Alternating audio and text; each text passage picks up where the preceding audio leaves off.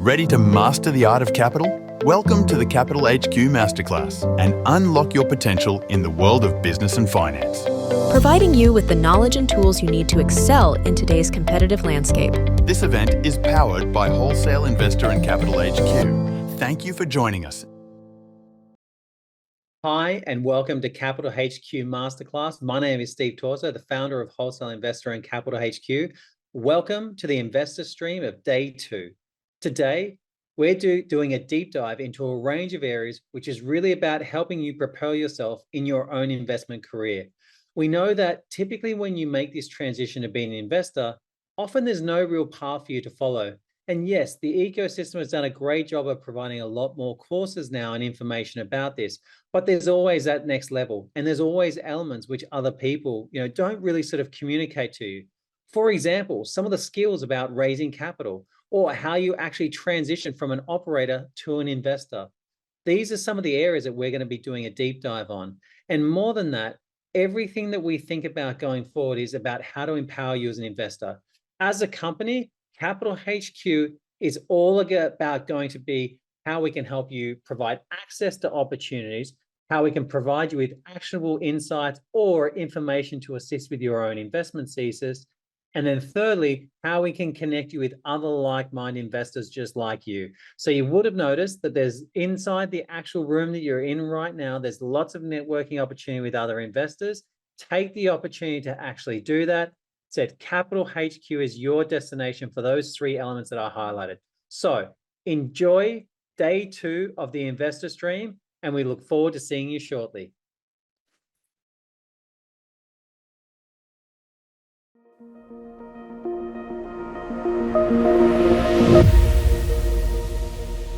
Hi, my name is William Wee. I am the CFO and the company secretary for Canaponics Limited. In terms of our industry, medicinal cannabis, it's an industry, but the demand for it has been growing exponentially with the number of patients within Australia. The issues that we have with the current industry, that most of our product is imported, about 80% of it. There's obviously not a great opportunity to provide Australian product to replace that. We're avoiding the additional cost of freight, as well as a weakening Australian dollar over the years. There's also, in terms of domestic production, issues with either facilities being too big and difficult to run. And there's also issues with environmental, like flooding, and people trying to get their production to work. But certainly there is an opportunity for a large-scale producer. We're looking at the industry to be about $3 billion in 2028, and there's a huge demand for different variety of products. What we have is 165 acres of land within Collie, Western Australia, which is suitable for growing cannabis. It's got good sun exposure. It is relatively low in humidity, which is good for growing the plant. We can produce up to 10 tonnes in a 4,000 square metre greenhouse. We've also got machines that reduce labour. It's more automation with our N-wave dryer that produces a better product. A DevX 100 machine. We've also got the Mobius trimmer. We have the ability to expand up to 15 tonnes of outdoor grow as well. And here's a picture of the actual greenhouse that we built at our site. We've got a drainage. We've got an ability to harvest water in terms of 15 million litre dam that we're producing. We're currently on standalone solar batteries and power.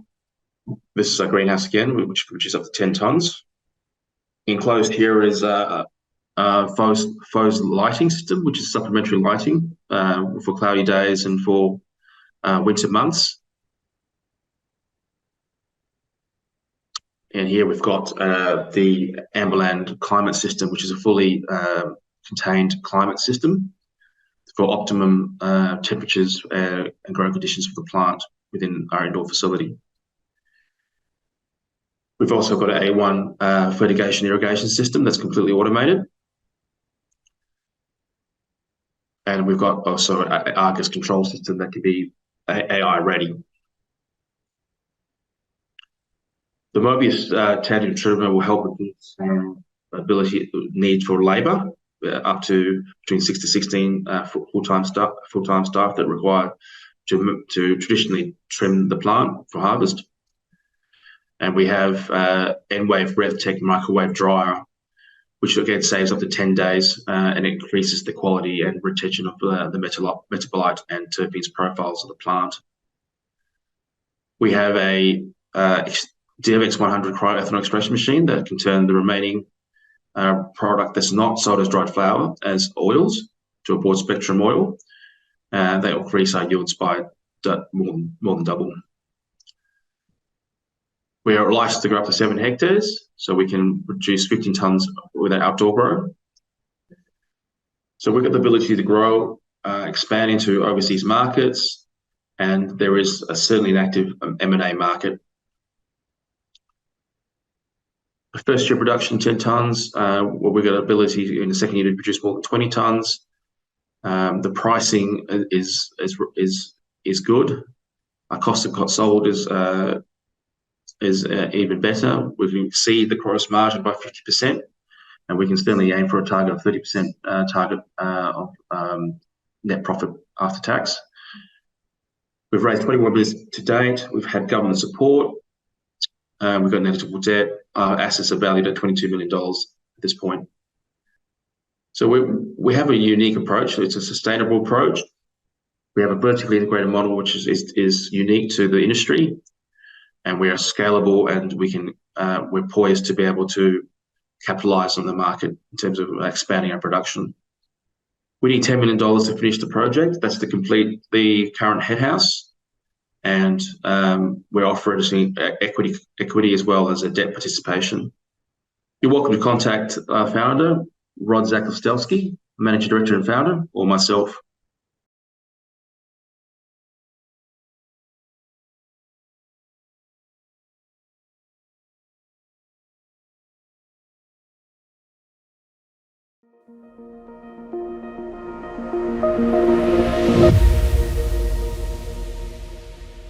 Hi everyone, my name is Tony Amin. I'm the co-founder and CEO of BetterX. BetterX empowers companies to build their own digital asset and tokenization platforms efficiently and securely by combining TradFi stability and Web3 technology to offer a seamless white label turnkey solution. BetterX allows businesses in the TradFi sector to trade and manage digital assets and tokenize real-world assets through our suite of infrastructure tools. We've successfully established partnerships with a range of large distribution partners in the TradFi sector and have built sophisticated in-house blockchain technology that sets us apart in the market. As a result, we're experiencing rapid scaling, and our commitment to excellence has garnered the support of reputable investors such as Aura Group. When you look at cryptocurrency, digital assets, and tokenization as a whole, it's currently going through rapid involvement in the industry and having institutional adoption from some large players such as Bank of America, BlackRock, Deutsche Bank, Goldman Sachs, and more. With over $120 trillion in assets under management, however, a lack of Web3 infrastructure that supports TradFi businesses to adapt and service their clients with the growing need of digital assets, the recent Bitcoin ETF, which was approved by the SEC, marks a pivotal moment for the digital asset industry, and at BetterX, we're poised to capitalize on this development. As you can see, there's over $1.75 trillion as total cryptocurrency market cap as of June 21, with over 500,000 users worldwide, and well over $24 trillion in tokenized assets expected by 2027. The reason BetterX is poised for success is because of our team. If you see our team ranging from myself as the CEO to our CTO, Chief Operating Officer, and our co-founders and senior advisors, we all have deep embedded experience in the TradFi sector, ranging from wealth management, investment banking, trading, M&A, and more. One of the key problems that businesses are currently facing in the sector, which is where BetterX comes into play, is in the context of B2B digital asset management and tokenization, there's a lack of transparency and accessibility first and foremost. Traditionally, financial assets are often held in siloed systems, making it very difficult for businesses to efficiently manage and trade their assets. Also, on top of that, the process of tokenization, which involves converting real-world assets into digital tokens, can be complex and costly within traditional financial infrastructure. BetterX's Web3 infrastructure, on the other hand, offers decentralized solutions that can address these challenges. By leveraging blockchain technology, a B2B digital asset management and tokenization software solution, we can provide end-to-end transparency and accessibility. Blockchain enables immutable record keeping, allowing all transactions and asset ownership to be securely recorded on a distributed ledger, and the transparency enhances trust among stakeholders and simplifies auditing processes. With our end-to-end B2B digital asset software solution, we can streamline asset management in a sense where, for example, wealth management firms and brokerage firms who often struggle with managing a diverse range of assets across various platforms and systems can now use our software to centralize this process. This allows them to both manage and trade digital assets in a single platform.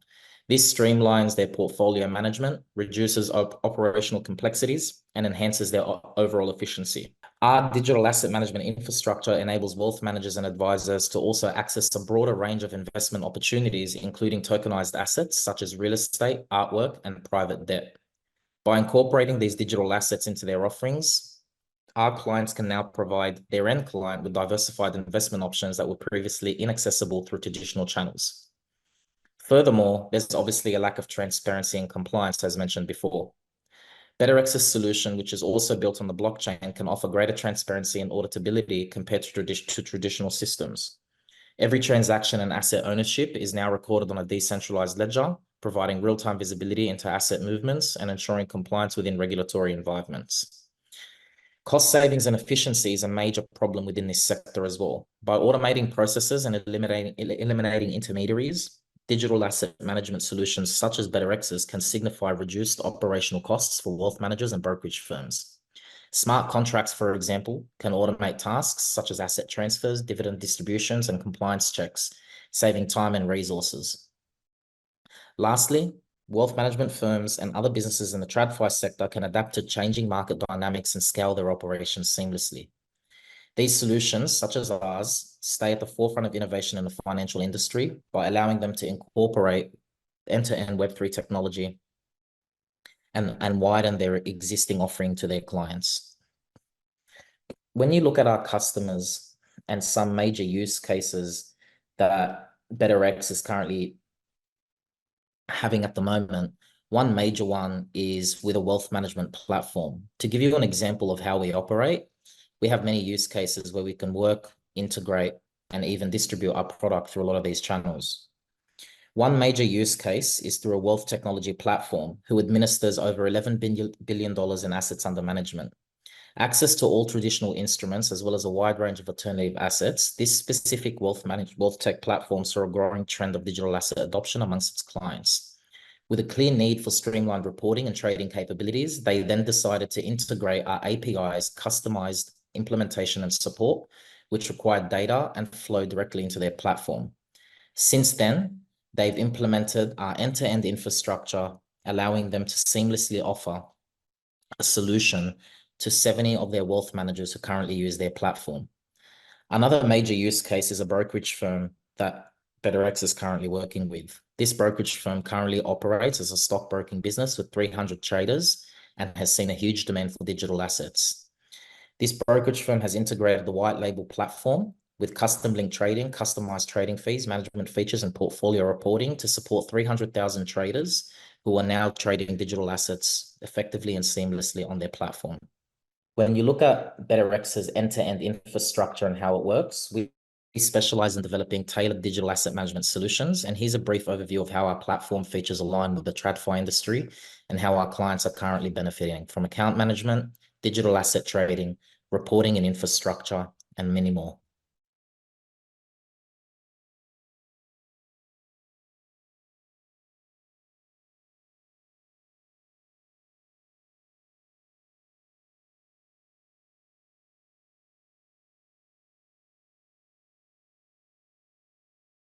Good day, everyone. My name is Jeremy. I'm the co-founder and CEO of Missio.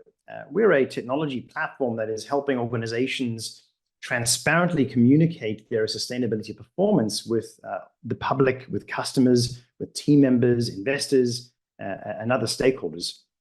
We're a unique organization that is in a phase of innovative growth.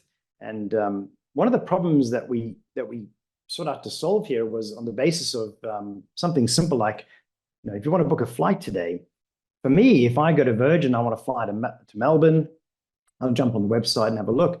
But a lot of businesses battle to communicate exactly the impact of the amazing work that they're doing to operate their organization more sustainably. So I jump on the Virgin website, and you can have a look yourself. It's very difficult to find any credentials or information about what is this company doing that would make me understand that they're actually doing some amazing things in the world. So based on my research, 99.9% of organizations have got this exact same problem. A lot of the time, all this information exists, but it's hidden and locked behind closed doors. It's stuck in a microsite somewhere buried in the website, or it might be in the annual sustainability report, which nobody is going to get access to and nobody's going to read in the first place.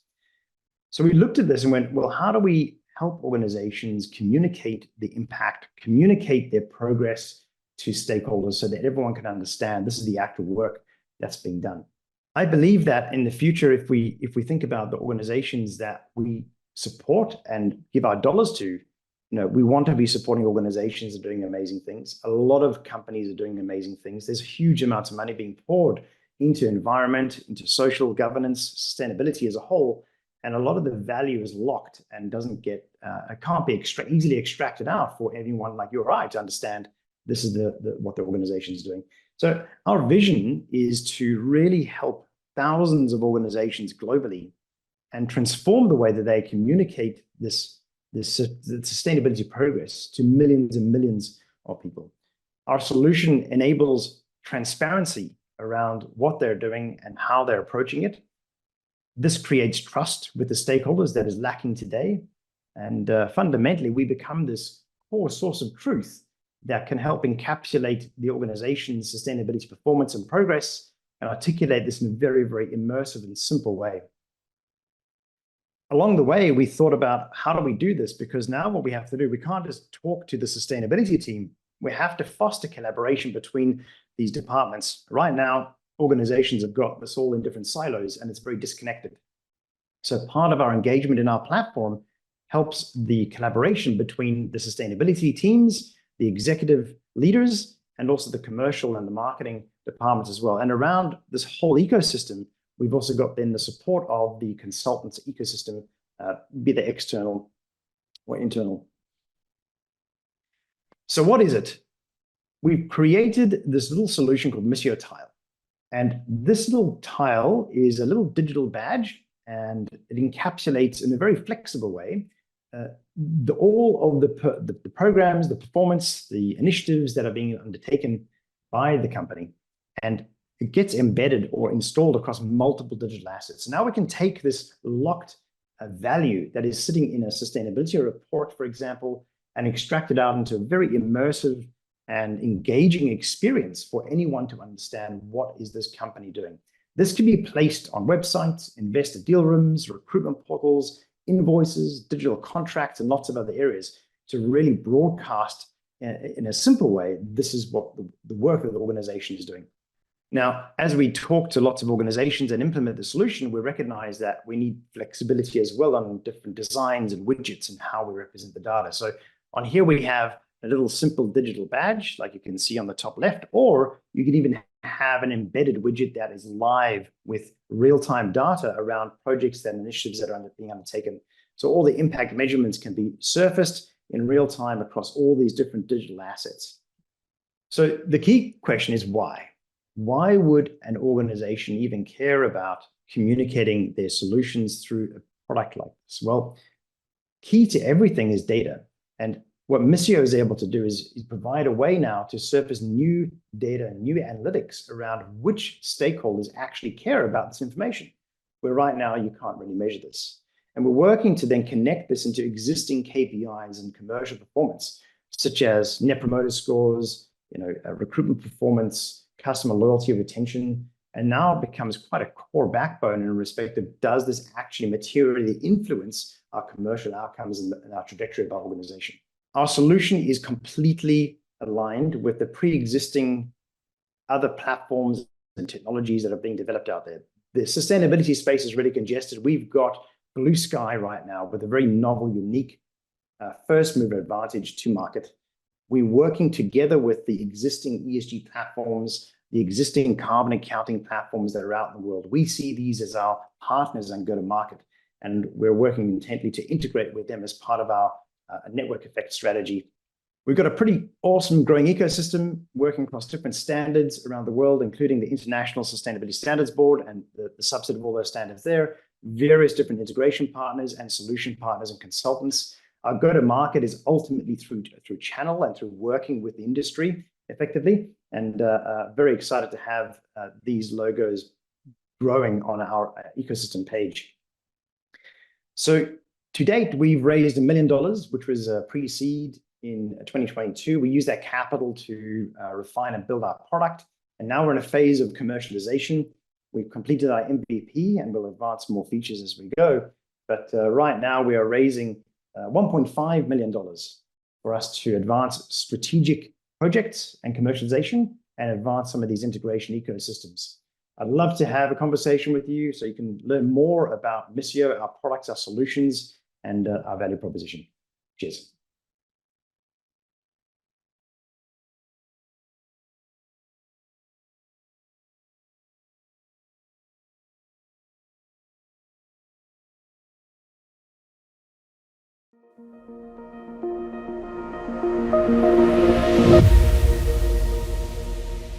Hi, my name's Alexander McDonald.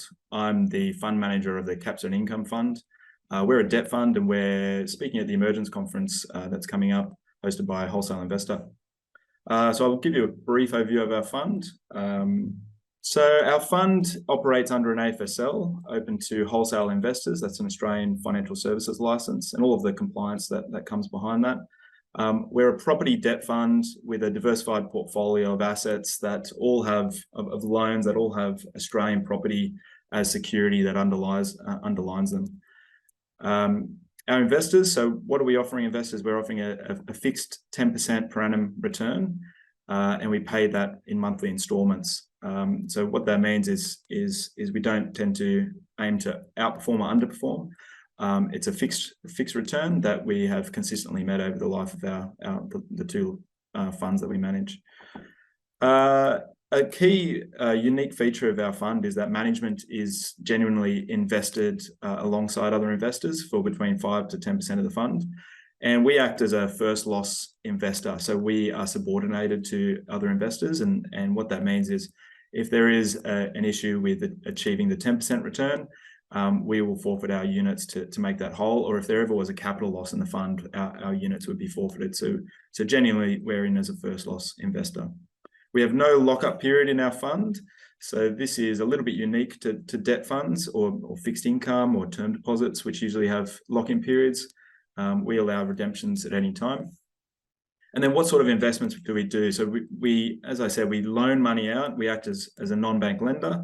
We loan money out to establish residential properties, some small land developments or construction, some bridging loans when someone has sold a property but purchased another property and need to bridge the financing between those two, as well as residual stock of completed builds. And I'll go into an example of that in a second. We offer strong protection of capital. So unique to debt funds is that we genuinely have security against our assets, and that comes in the form of Australian property assets. And we've also got the management units that are additional protection for investors. So the LVR of the fund, in debt funds, LVR is very important. Our LVR is relatively conservative at 60% or under 60%. And that means that for every $60 of loans that we've got out there, we have $100 valued of property that we have security over. We primarily have first mortgages. Currently in the fund, it's 90%. Nearly all of our loans are first mortgages. And over the period that both of our funds have been operating, we've done over 75 loans, and we've never had an instance of a capital loss over any of those loans, which is quite impressive. This slide just gives a little bit of an overview of our returns and what it looks like compared to other asset classes. So in the dark green is the Capstone Income Fund. We offer a 10% return. And that's compared to lower returns that you might experience in other fixed income assets, such as term deposits. And on the other side is equities or venture capital, which have, this is the All Ordinaries, which is the Australian index of equities. it has achieved 4.5% over the last 5 years, which clearly we've outperformed. And then on this graph, it shows the volatility, which we're not only trying to provide a valuable, high-yielding debt asset to investors, but we're also minimizing volatility. So you might see that the All Ordinaries obviously goes up and down as equities do. Fixed income, like term deposits, doesn't, and we aim as a debt fund to be relatively boring in that respect, to offer a fixed and consistent return to investors through the rate cycle and through economic conditions. Now, this is just an example of a type of loan that we do that we call a residual stock loan. We did this loan last year. So this was a development that completed, and there was a lot of pre-sold apartments or apartments that sold. And there was 4 left over that were unencumbered. They had no debt on them. And we came in and registered, we lent money to the borrower. We registered a first mortgage over those 4 units. So we lent $2.6 million to this loan, and the security was worth nearly $4 million. So our loan to value ratio was 66%.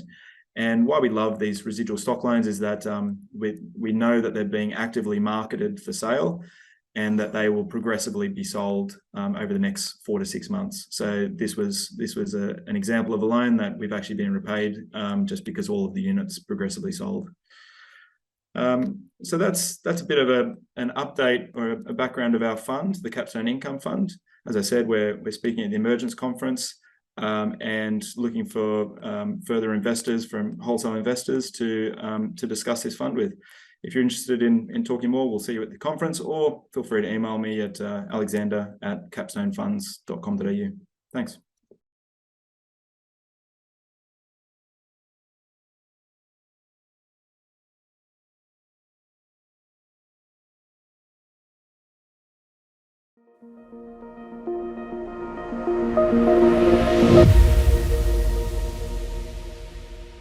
Hi, I'm Stephen Comerford. I'm a project manager working on several of the R&D activities into sustainable materials.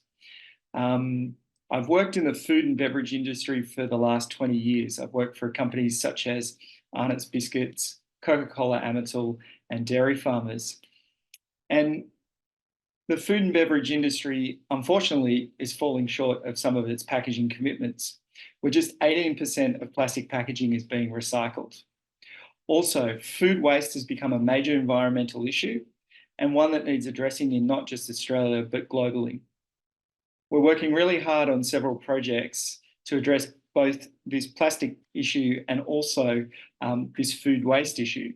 I'd like to share some of those projects with you today, and then at the end, present an investment opportunity for you.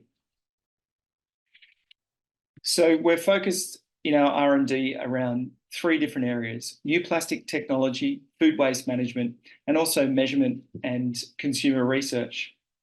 The R&D program is set to transform fossil-based fuels plastic in the food and beverage industry, not just here, but globally.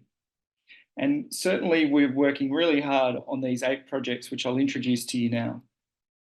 The first of which is around organic recycling technology. This technology looks at a better way of recycling. We're looking at synthesis of biomass materials, and that combines biomass materials with new plastics. We're also looking at carbon utilization, and carbon utilization takes CO2 gas and converts that into plastic. We also have 3 exciting projects around food waste management. One includes a nanowire sensor, which is used for tracing of food and food packaging. We're also looking at a colorimetric sensor, of which indicates when food goes off or spoils. This could potentially replace a best before date and give consumers a better opportunity to see when their food's going off. We're also using blockchain technology to trace food and source as well. The other technology that we're looking at is also a life cycle analysis of all of these programs, and also some consumer research. The consumer research is quite unique because it looks at all of the technologies, and we will know that we have some projects that are really user-friendly for consumers. So all these projects are being conducted at the University of New South Wales, and I'd like to give you a short update of one of those projects. The organic recycling project looks at taking solid waste and feedstock that isn't normally being taken in the marketplace, such as contaminated waste. It uses a technology, or solvent technology, to look at making it into nanoparticles, and we get an aqueous dispersion. From that, we can make new plastic and then preform into different materials.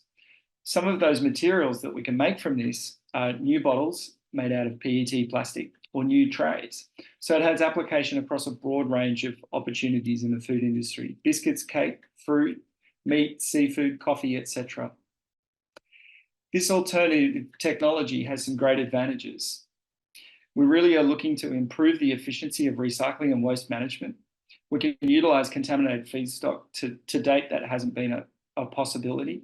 And we're also looking at how we can transform the reliance on petroleum-based plastics by utilizing this green chemistry. And we're also looking for a cost reduction by using these technologies. As mentioned, the opportunity is large. The Australian market right now is worth $4 billion, and it's expected to grow at about 2%. But what's emerging right now is recycled plastic and the demand for that, and that's growing at about 11.8%, and it's worth almost $200 million today. We really do see this coming ahead in leaps and bounds in the coming future.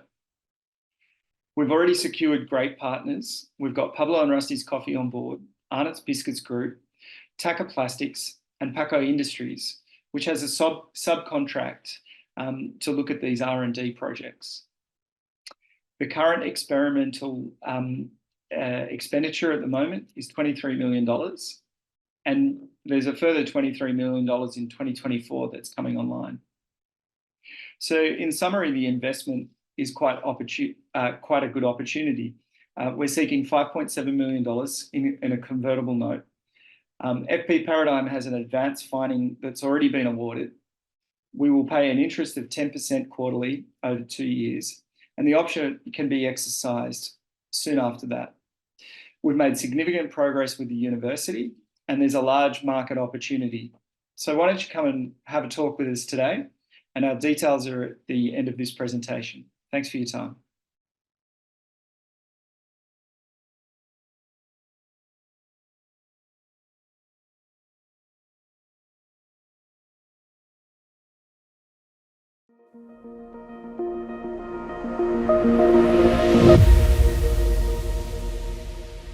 Hello, my name is Shane Muller. I am the founder and CEO of a company called SafeWatch. SafeWatch is a mental wellness companion app. And in this presentation, I'm going to walk you through the investment opportunity that exists right now in front of you with reference to SafeWatch.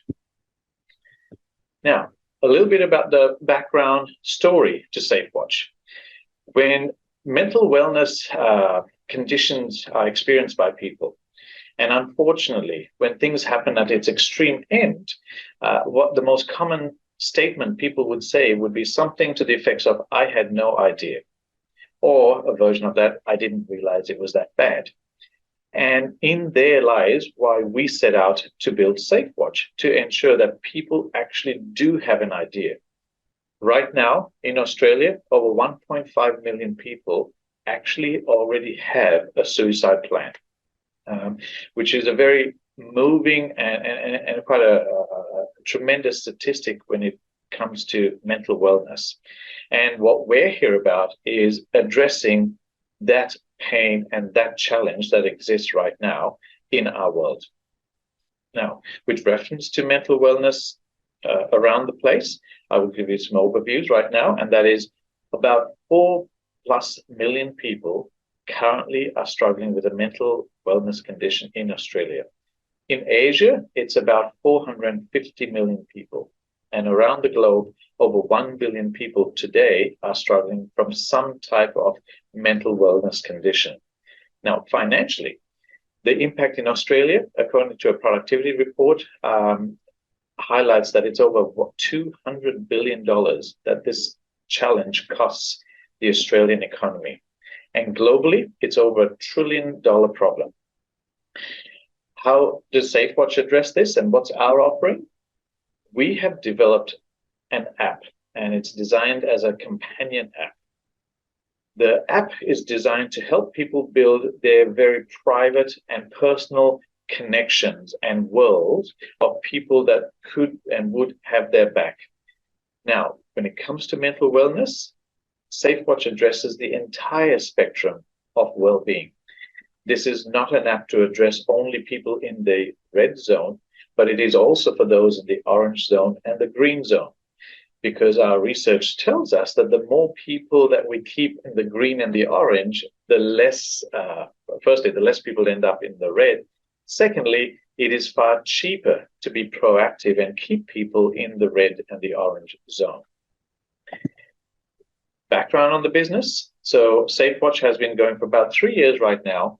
And after achieving quite a few milestones around forming our advisory councils and launching the app, which we did just late 2023, the business is now at the stage whereby we're revenue ready. We've de-risked a significant amount of risk within the business, and we're now revenue ready and launching into the commercialization phase of SafeWatch.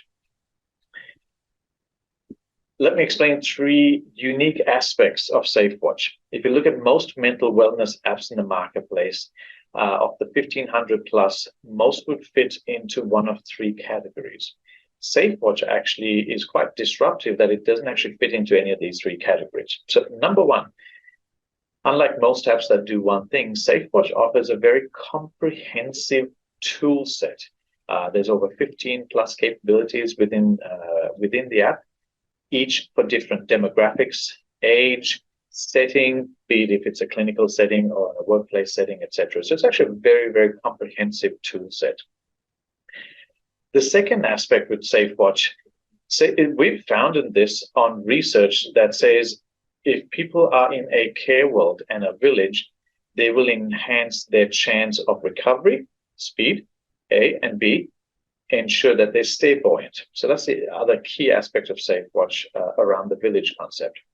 And the third point, we've built this on some very disruptive technology whereby today, not even our senior administrators or developers have access to the data. No one within SafeWatch even has access to the data, nor can we get in through a back door.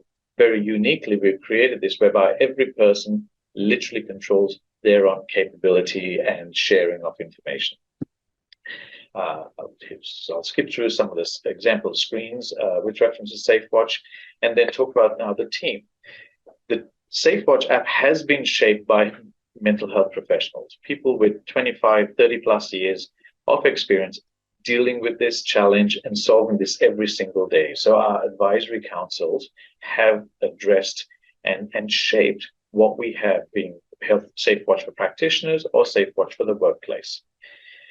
We have an amazing board, 2 very distinguished gentlemen with 35 plus years of experience in dealing with funds management businesses, and they bring a significant amount of skill to the table for SafeWatch. Now, the business model, our target audience includes users, practitioners, workplace, and care providers.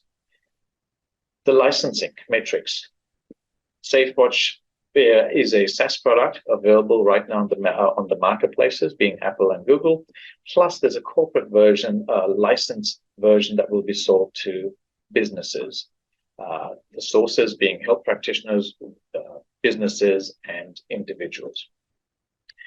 With reference to the business right now, we're, as I mentioned, at the stage of starting our revenue generation journey. And based on our forecasts, we're looking at building approximately a $10 to $15 million recurring revenue business, valuing it at around that $60 to $100 million enterprise value. The investment proposal, right now, we're looking for a 2 million Australian dollar investment, which would represent 20% of the SafeWatch business, with a minimum participation size of $250,000. The overwhelming majority of funds will be deployed and used to grow sales and actually commercialize and get the product out into the marketplace.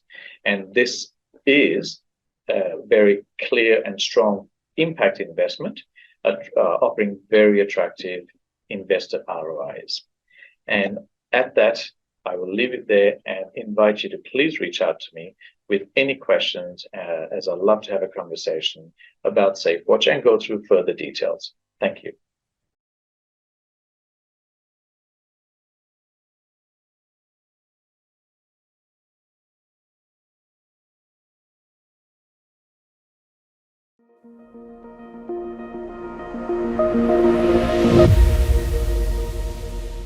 Hello, my name is Leslie Chong, and I'm the CEO, Managing Director of Imaging. It is a pleasure and an honor to present to you the company. My disclaimer. So in an investment snapshot, we are currently at market cap of 805 million. We have cash as of December, 139 million, and we have 4 incredibly unique platform technologies. We also have a manufacturing facility, and also we're addressing the scourge of the earth, which is blood cancers and solid tumors. We have 5 ongoing clinical studies, and I'm happy to report for the most of our studies, we have complete response, or folks in remission for going on 3 or 4 years now. So this product is quite active. Long life patent portfolio.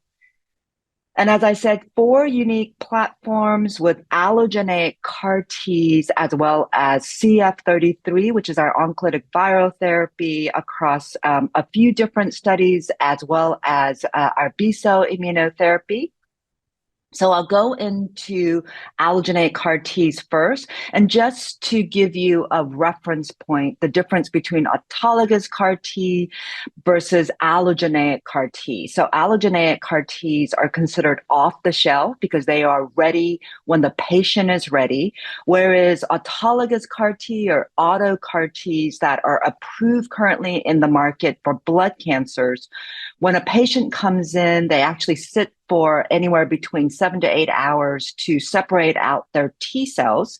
This gets sent to a lab, and it takes anywhere between 19 to 42 days to re-engineer. And during that time, the patients may progress. They need further chemo, or their T cells weren't able to be engineered. So there's a high manufacturing cost affiliated with that. Some of these therapies could cost upwards of $500,000. And because of the patient variability, there's also a variability in potency of these types.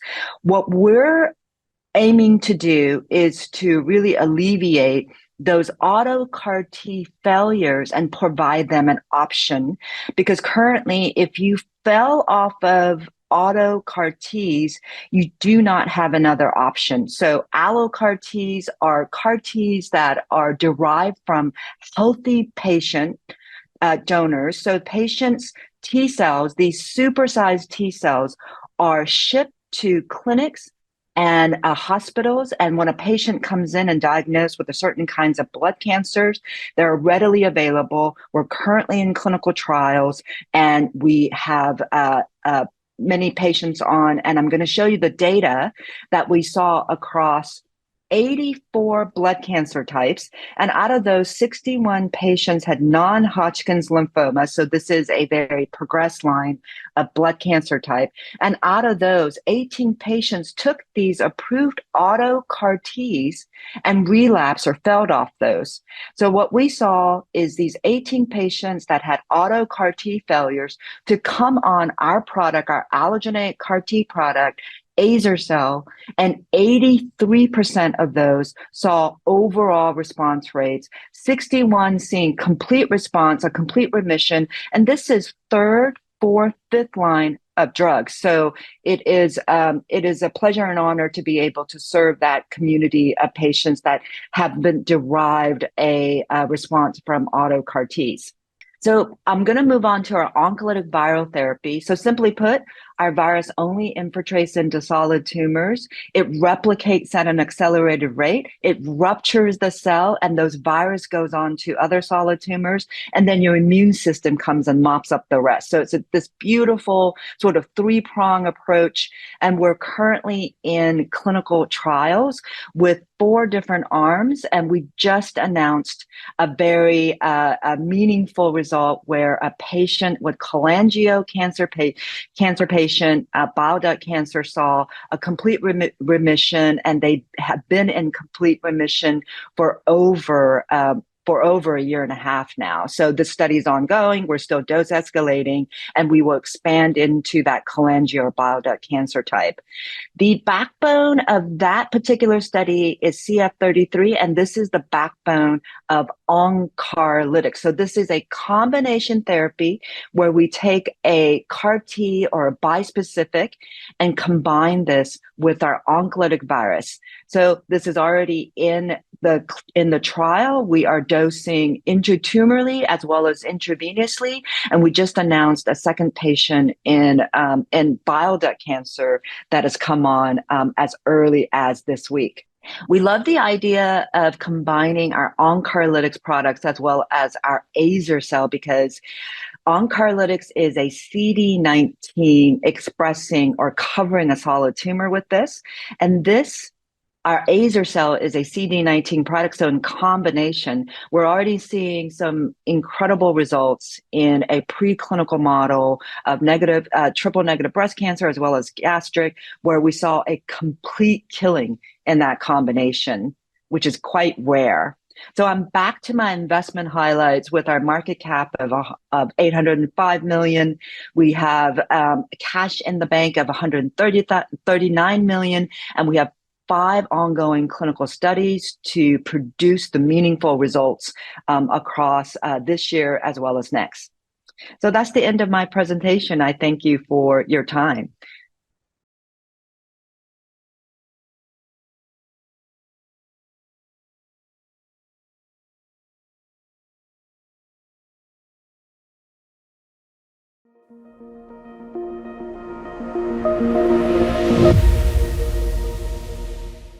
Hi, I'm Chris Broad from Left Field Capital Partners. I'm just going to tell you a little bit about where we operate and a bit about us and where we've got to with the fund to date. Just in brief, we operate in the fixed income asset class. We're a non-bank lender, and we basically provide mortgage debt to developers and raise capital from private investors. It's a segment of the market that's growing rapidly as the traditional banks tend to focus less in this area. As an asset manager, the key point about us is we're very well credentialed. We're chaired and co-owned by a gentleman by the name of Greg Paramore. He's a veteran of the property funds management industry in Australia, and currently sits on the board of Charter Hall, which is a ASX-listed property fund manager with over $80 billion worth of funds under management. He has many other board positions, but that's probably the one for which he will be most well known. A little bit about us. We're a very highly experienced team. Even before the foundation of Left Field Capital, the team had actually worked together for nearly 5 years, and we'd written over $250 million worth of loans. In the iteration of Left Field Capital, which kicked off just under 2 years ago, we have now built a loan book, written over $100 million worth of loans. And coming into this quarter, we've got a very significant pipeline of new projects. So really to date, the opportunity for investors has been to participate on a loan-by-loan basis. So investors are choosing which particular loan they want to come into. That's a contributory loan basis. But also in Q1 2024, we will be launching a pooled fund, which will then give investors an option of coming into a diversified range of loans. We focus on lending for active development, by which I mean we will settle land that's going to move into construction or civils work and then into the completed asset. So we're typically looking at the exit stage of every loan that we write. We have an independent credit committee, and the business also has deployed an industry-leading loan management system. So that's a bit about the capabilities of our business and where we are today. What makes us different from everybody else in this space? I think there's a couple of key factors. A lot of it comes down to what I describe as the stable of businesses that we operate within. So within this family office that we are part of, there are a number of related businesses that operate in the property sector. We all concentrate on our own specific verticals, but one of the companies that sits alongside us is really involved in property development equity. And this provides us with some great sort of anecdotal partnerships. One, as a debt provider, it gives us a developer's view of the project from a credit perspective. We don't mix debt and equity together in the same deal. We don't, we don't want to get in a position where there's any conflicts of interest, but it is good to be able to look at the project with the lens of a developer as well as us from a debt provider's point of view. We also have a very hands-on approach to the management of construction projects. So a lot of time we're out on site, as you'd say, putting the canary down the mine, making sure everything's running to plan and remediating any issues that need to be addressed. And that's something that we feel is really important in construction. Also with this relationship we have with the developer within the family office, whilst we haven't had to step in and take over any projects, we've always got them as a key partner if ever we needed to deal with a situation where we had to step in and take over the project. I think also from a more personal point of view, the business is very relationship driven. That always is a sort of well overused phrase, but what does that mean? We know all of our investors personally. We have very strong direct relationships with borrowers and a core group of loan introducers. Also for investors, the value proposition is we don't set a particularly high bar as an entry level for participating with us. You need to be a wholesale investor, but we do allow people to come in and sort of almost try before they buy and come in their first loan and then grow how much they put with us over time. The other thing is we provide variable pricing on both the borrower and investor side of the business, but also from the investor's point of view, we set a floor rate on day one, which means whatever you commence as your investor rate, you still have that as your minimum return throughout the course of the loan, just to give you certainty throughout. So a bit of a snapshot on us, where we've come from, what we've done to date, and hopefully a few features that explain why we feel that we've got a strong story. Thank you.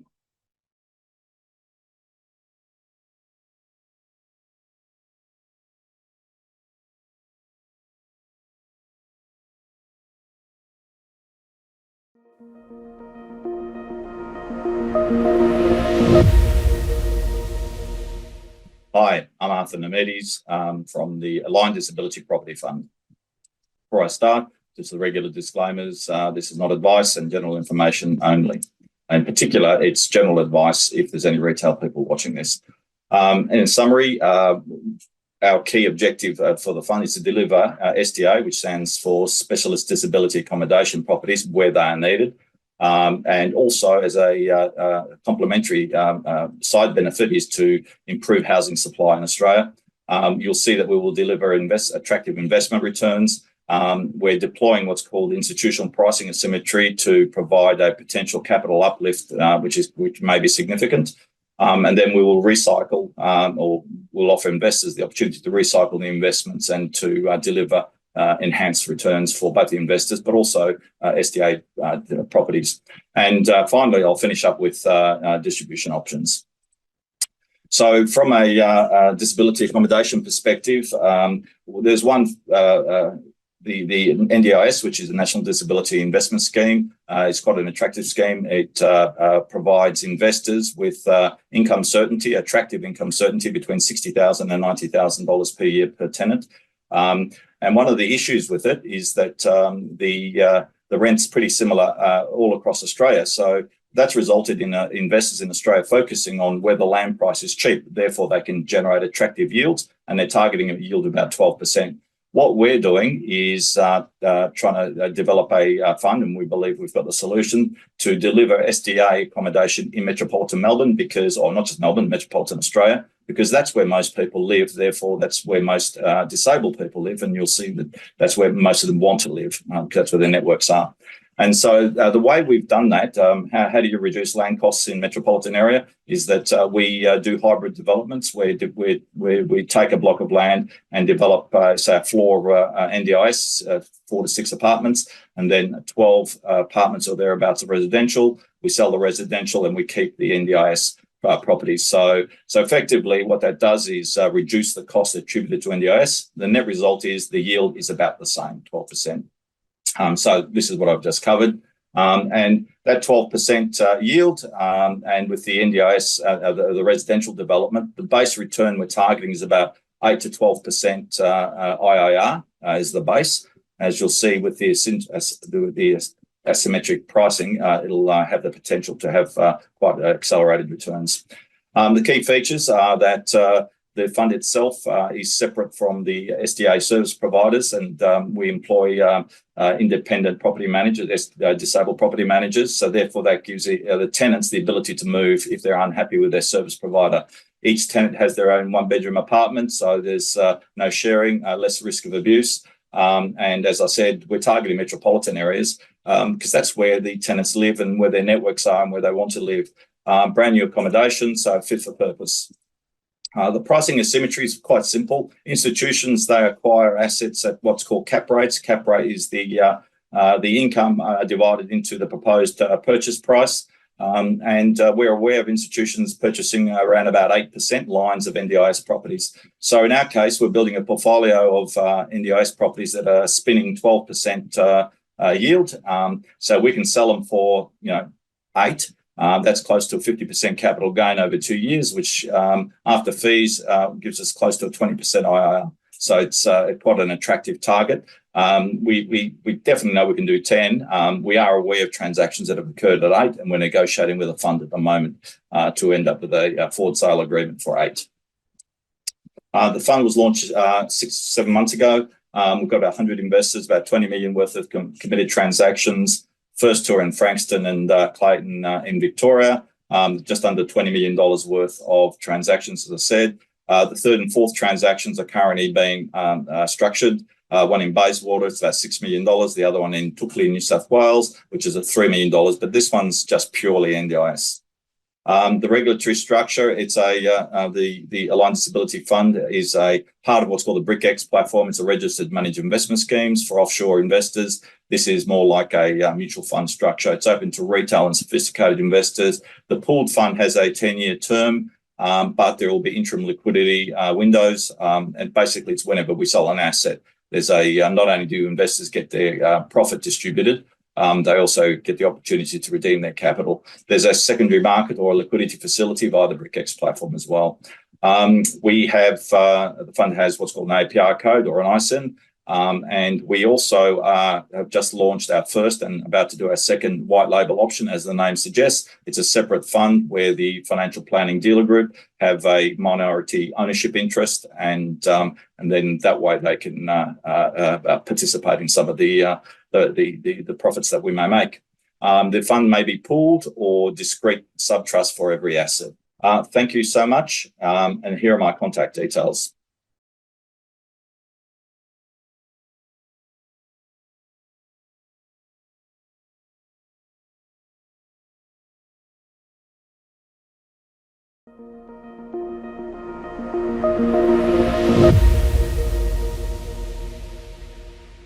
My name is Nicholas Mumford, Managing Director and co-founder of Greenhill Energy. We are an integrated solution-based manufacturer focused on upcycling sustainable biomass and landfill waste into low-cost clean hydrogen energy and high-value industrial products for use in existing supply chains. The modern world in which we live is faced with 3 overlapping global problems that challenge our very existence. Environmental pollution from waste is at its limits, especially plastics, which are now presenting themselves at all levels, including microplastics in our food chains. Energy is increasingly unaffordable, especially for the global communities that need it most. Greenhouse gas emissions need to reduce much faster if we're to avoid uncontrollable human-induced global warming. Greenhill Energy's waste-to-hydrogen process provides an innovative integrated solution to each of these global issues. Our vision is for a global circular-based economy where zero waste goes to landfill and local communities have secure access to affordable, sustainable, zero-emission energy. How do we do this? Using waste as a feedstock in a process that diverts it from landfill and generates clean hydrogen for use in energy and supply chains. The low-cost clean hydrogen can be used as an emission-free alternative to fossil fuels in clean transport fuel, blended into gas networks, or to generate firm clean power. The diversion of waste from landfill avoids the generation of potent methane gas emissions, resulting in true emission reduction, with the on-site use of carbon dioxide further reducing the emission footprint, resulting in net negative carbon emissions. The waste-to-hydrogen process can be broken down into 5 simple steps. The first is pre-processing on the left-hand side, where we take the feedstock and process it ready for delivery to site. There's site delivery and materials handling, and then we take it through a gasification process to generate a syngas.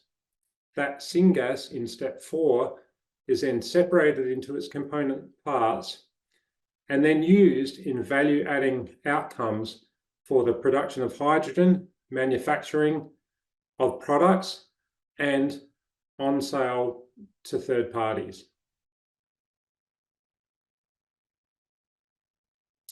The Greenhill Energy story commenced in 2019 with passion and dedication towards developing our innovative integrated waste-to-hydrogen solution.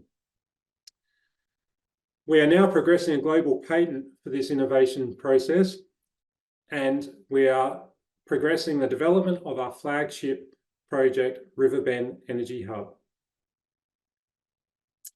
We have a clear growth strategy. We have completed growth phase 1 already, and we are embarking on growth phase 2, the development of Riverbend Energy Hub. We see Riverbend Energy Hub as a blueprint for national and international scale-up through replication and licensing. Growth phase 1 has delivered many milestones and has significantly de-risked investment.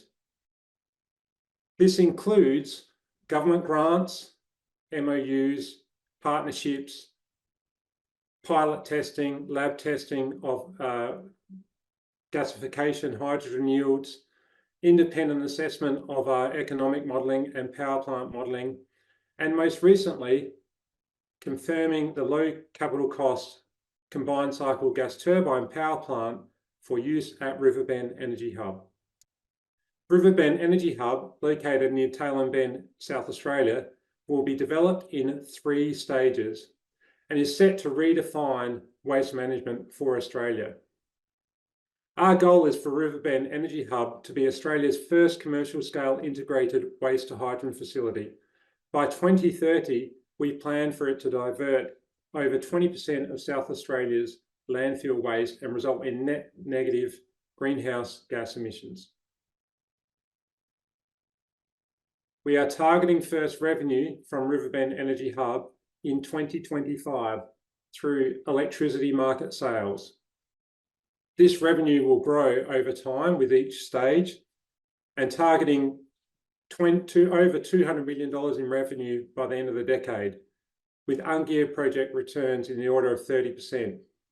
Revenue is generated primarily from using the low-cost hydrogen for the on-site manufacture of high-value hydrogen-based products such as urea and clean emission-free power generation to supply electricity to the national electricity market. Our Series A raise is to deliver growth phase 2 and targeting to reach FID for stage 1 in 2025. We are raising just over $8 million at a pre-money valuation of $25 million. Funds will be used to reach FID for stage 1 in 2025 and to further progress the global patent process. Primarily, this is about progressing Riverbend Energy Hub to a bankability state ready for FID. The board is well equipped, diverse, and experienced to deliver Greenhill Energy's growth strategy. The investment thesis is strong for long-term growth through scale-up and replication. A logical investor exit event is likely from 2026, around FID for stage 2 of Riverbend Energy Hub. This will be orchestrated through an IPO or trade sale. For longer-term investors, our growth plans extend beyond this point. This investment carries risk. This is not limited to fundraising risk, planning and permitting risk, government approval and authority risks, and of course, contractual risks. In summary, Greenhill Energy's innovative integrated waste-to-hydrogen process, for which we are progressing a global patent, produces low-cost clean hydrogen using sustainable biomass and landfill waste as feedstock, diverting waste from landfill and reducing greenhouse gas emissions. Riverbend Energy Hub is our flagship demonstration project located near Tailem Bend, South Australia, to be delivered in 3 stages. We have a clear growth strategy and have already delivered growth phase 1 of this strategy, significantly de-risking investment. We are targeting electricity market revenue in 2025 with stage 1 of Riverbend Energy Hub using conventional CCGT technology. We are seeking a Series A raise of approximately $8 million to deliver growth phase 2 and targeting to reach FID for stage 1 in 2025 with a logical investor exit event likely from 2026. Please reach out and contact me directly if you have interest to discuss further.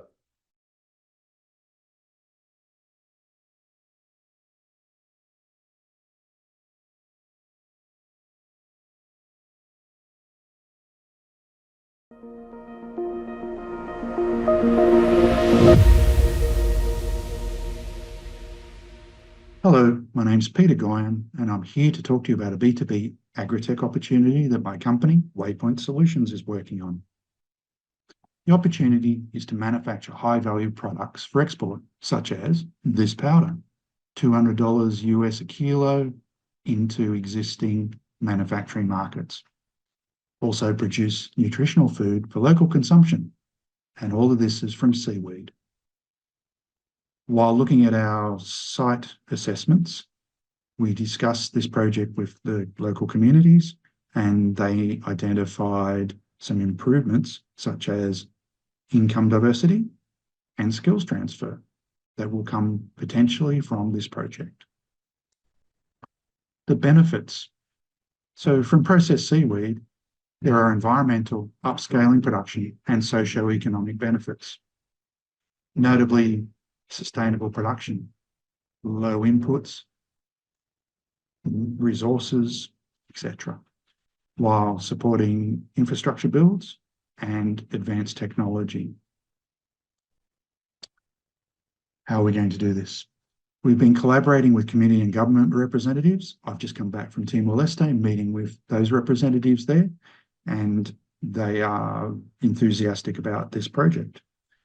I've engaged with 2 suppliers in Europe. The 2 companies already have this solution in place and are in growth mode at the moment, and that solution can be purchased and built on site in a new location.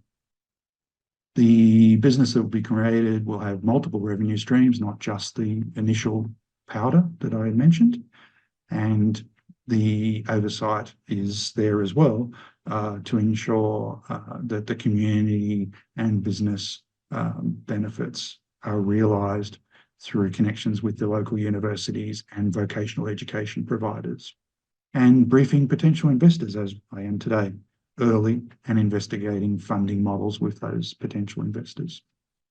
The teams, myself, John and Gary have a lot of experience in the community priorities area, and Florentino is in Timor-Leste, former government, and a very experienced consultant in that area.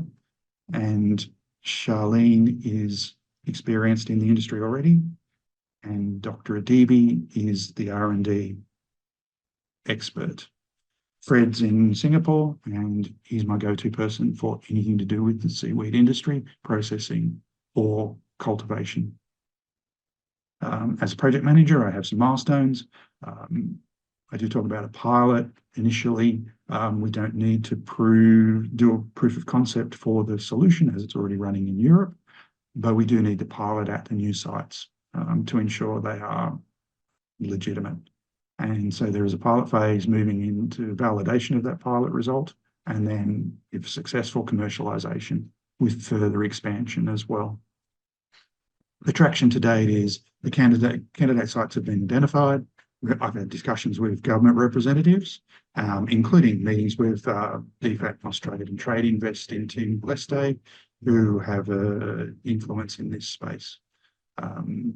The costs such as land lease, wages, etc., have been investigated, and I've been doing due diligence on 2 companies, Algae Plus and Secura, who can deliver this solution. And the research and design is ongoing. There are some estimates. Stage 1, the pilot, 1 hectare. There's some numbers there that come from the companies in Europe, based on their forecasts and existing production. And this is the overall business plan. Highlights 3 to 6 months, I believe, for stage 1 to set up the validation and pilot, and then by the end of 12 months to go into commercialization. The ask overall is $7 million. That is to do the whole project, including commercialization, to get through the initial stage of feasibility and to get into the pilot. $100K US for the feasibility approvals and commercial, and then an initial raise to do the build and operation of the pilot. Thank you very much.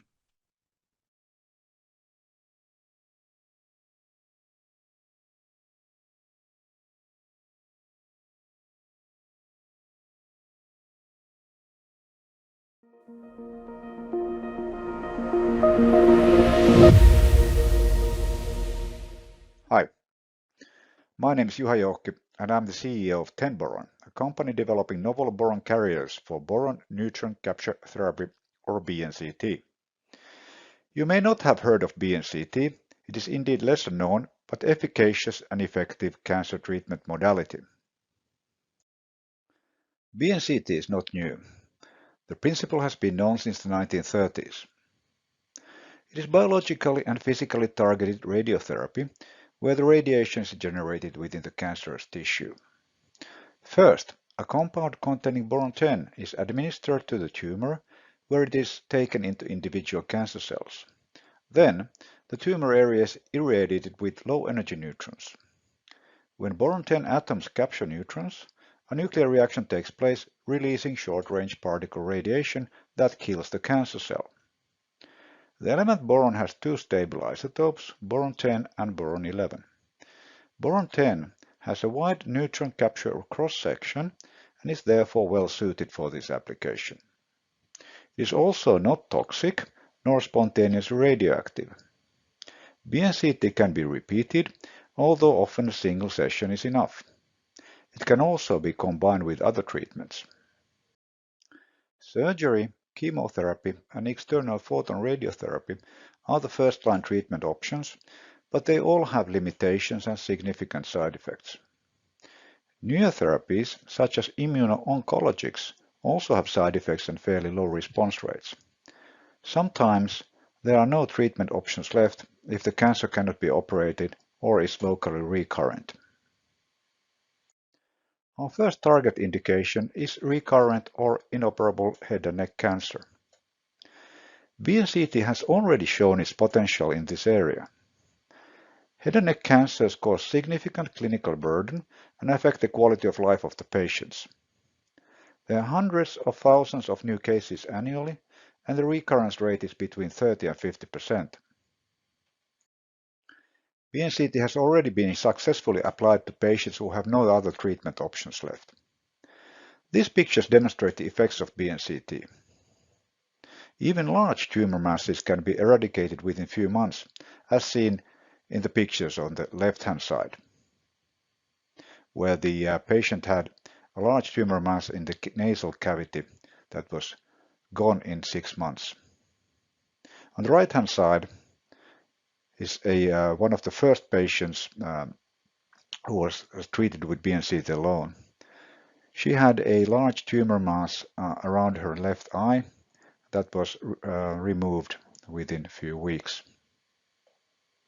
Altogether, 249 patients were treated at the reactor-based BNCT facility that was close to the Helsinki University Central Hospital. Sadly, the reactor was closed in 2012 and the treatments were no longer possible.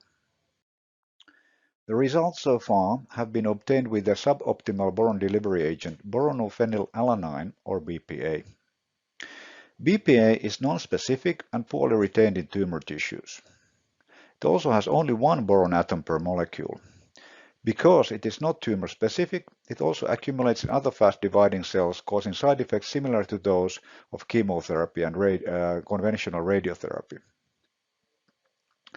Tenboron has developed a proprietary boron carrier that brings the specificity, boron loads, and concentration gradients to a completely new level. We call it TB0010, and it is an antibody-boron conjugate where the antibody moiety brings precision. The payload is a boronated polysaccharide carrying up to 2000 boron atoms per molecule.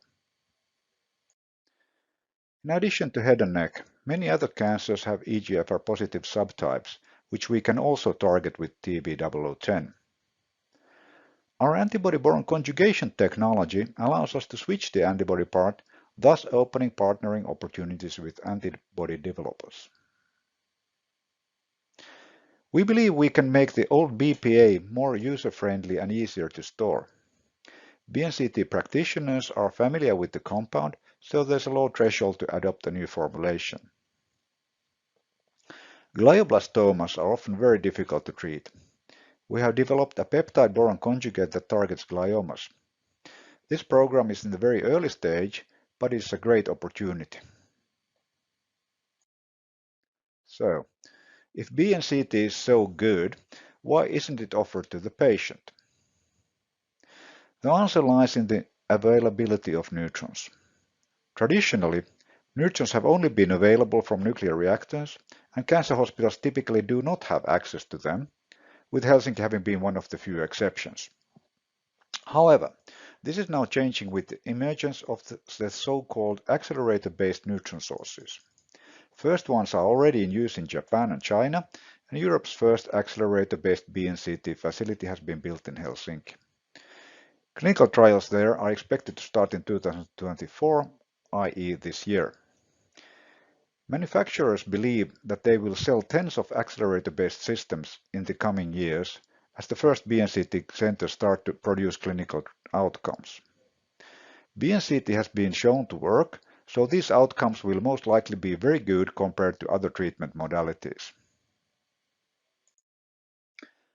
The market is still quite small. However, there is no shortage of eligible patients. The limiting factor is the number of neutron sources. But significant revenue can be generated from only a handful of sites because the price per patient dose is fairly high. Despite this, BNCT offers an attractive cost-benefit ratio because it is shorter in duration, effective, and enables fast recovery. It has clear benefits for the patients and is affordable for the healthcare systems. Our core team combines deep knowledge of BNCT, research and development, intellectual property management, quality assurance, business strategy, and entrepreneurship. We have worked together in this project for more than 10 years already and know the products and the market. Tenboron is a company of the future of cancer care. We are the first commercial developer of boron carriers in the world, and we are ready to take the market when it starts to open up. BNCT has already been shown to work in our initial target indication, so the treatment modality itself has been de-risked. We can reach a technical proof of concept for our lead molecule in the phase 1 study by demonstrating safe delivery of boron into tumors. Our follow-on programs offer additional upside potential. Because BNCT is short in duration and targets life-threatening diseases, the cost of clinical development is quite moderate. We will not need hundreds of millions to bring our products to the market. We believe that 10 boron offers a very attractive returns for investors in the medium term. Come join us in this journey.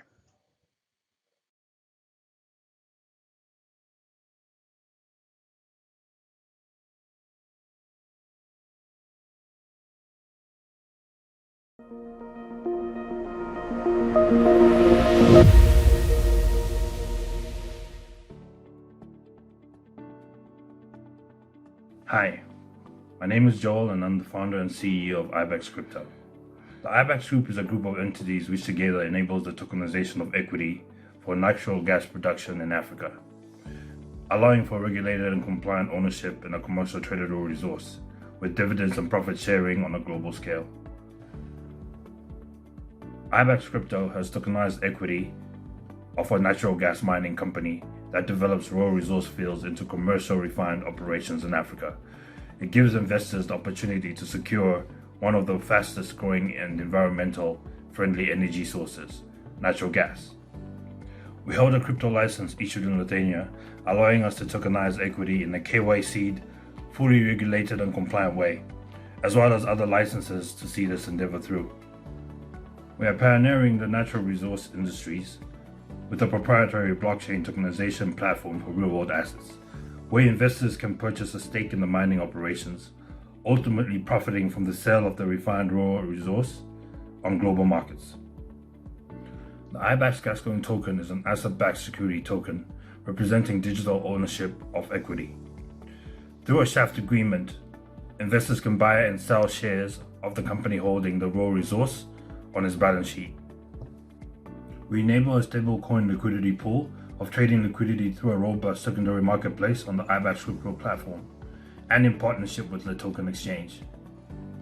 This innovation provides shareholders and investors with access to 24/7 liquid markets, where price feeds are supported through decentralized oracles, linking off-chain data to on-chain through smart contracts. The liquidity and yields can be amplified in decentralized finance applications and earn compound yield, be collateralized and fractionalized to increase profitability, something we're working on actively for our version 2.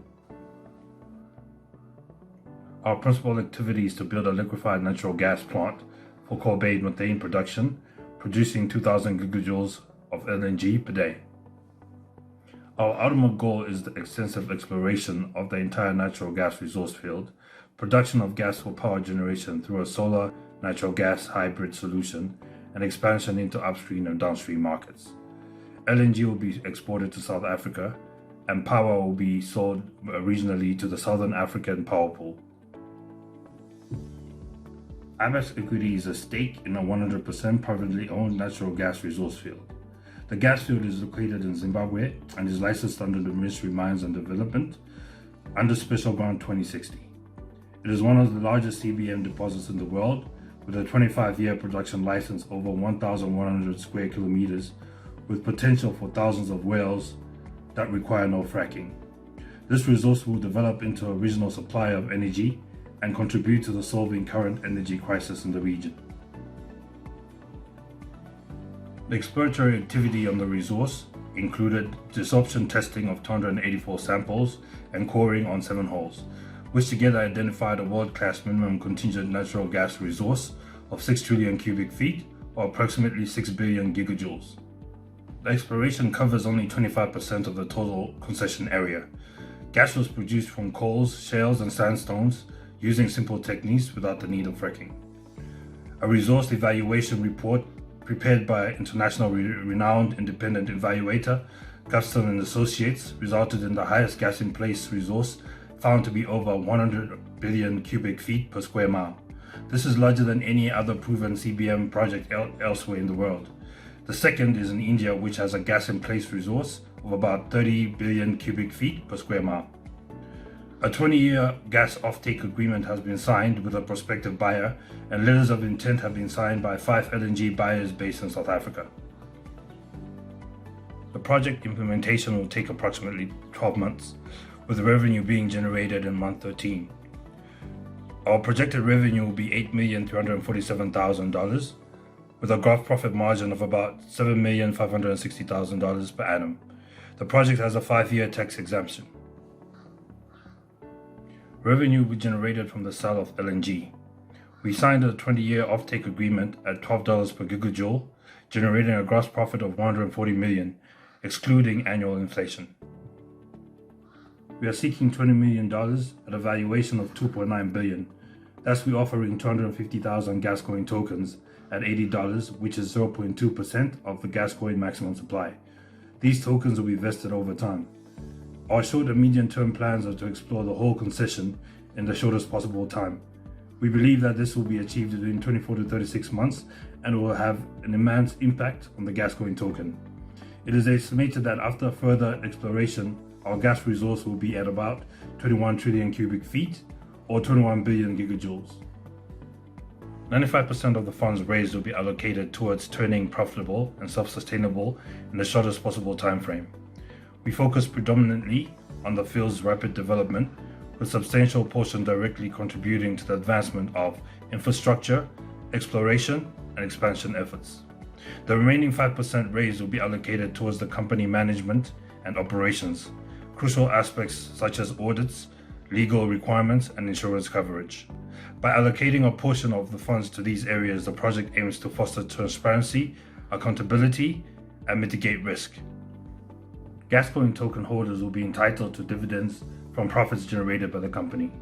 As the value of the underlying asset increases, the value of the Gascoigne token will also increase, thus ensuring a direct correlation between asset value and token value.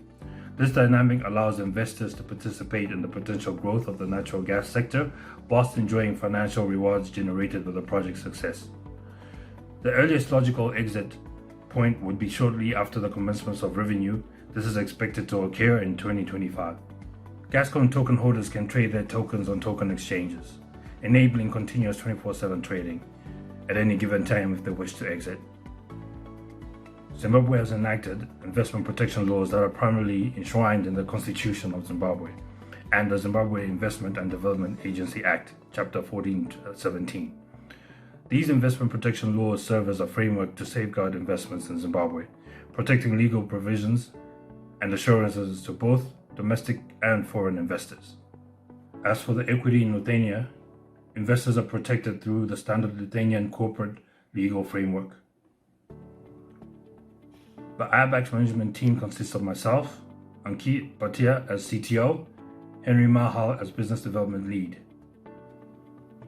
Specialized, well-experienced engineers and technicians have been contracted to implement drilling of gas production wells, LNG production, power generation plant, legal counsel, audit and advisory. These partners are Ravish Investments, Agreements, Enepro Energy, Drilling and Exploration, Greenfair, LNG Production, Vita Nova Africa, Water Treatment and Environment Protection Management, Winterton's Legal Practitioners, Legal Counsel, Beccatelli, Audit and Advisory, Antia Solutions, Blockchain Management. Risks associated with the investments are not limited to fundraising risk, market risk, collapse of gas market prices, cyber attacks, hacks or exploits, corruption and embezzlement. Please contact me for any further information. Looking forward to you being part of this rare investment opportunity. Thank you.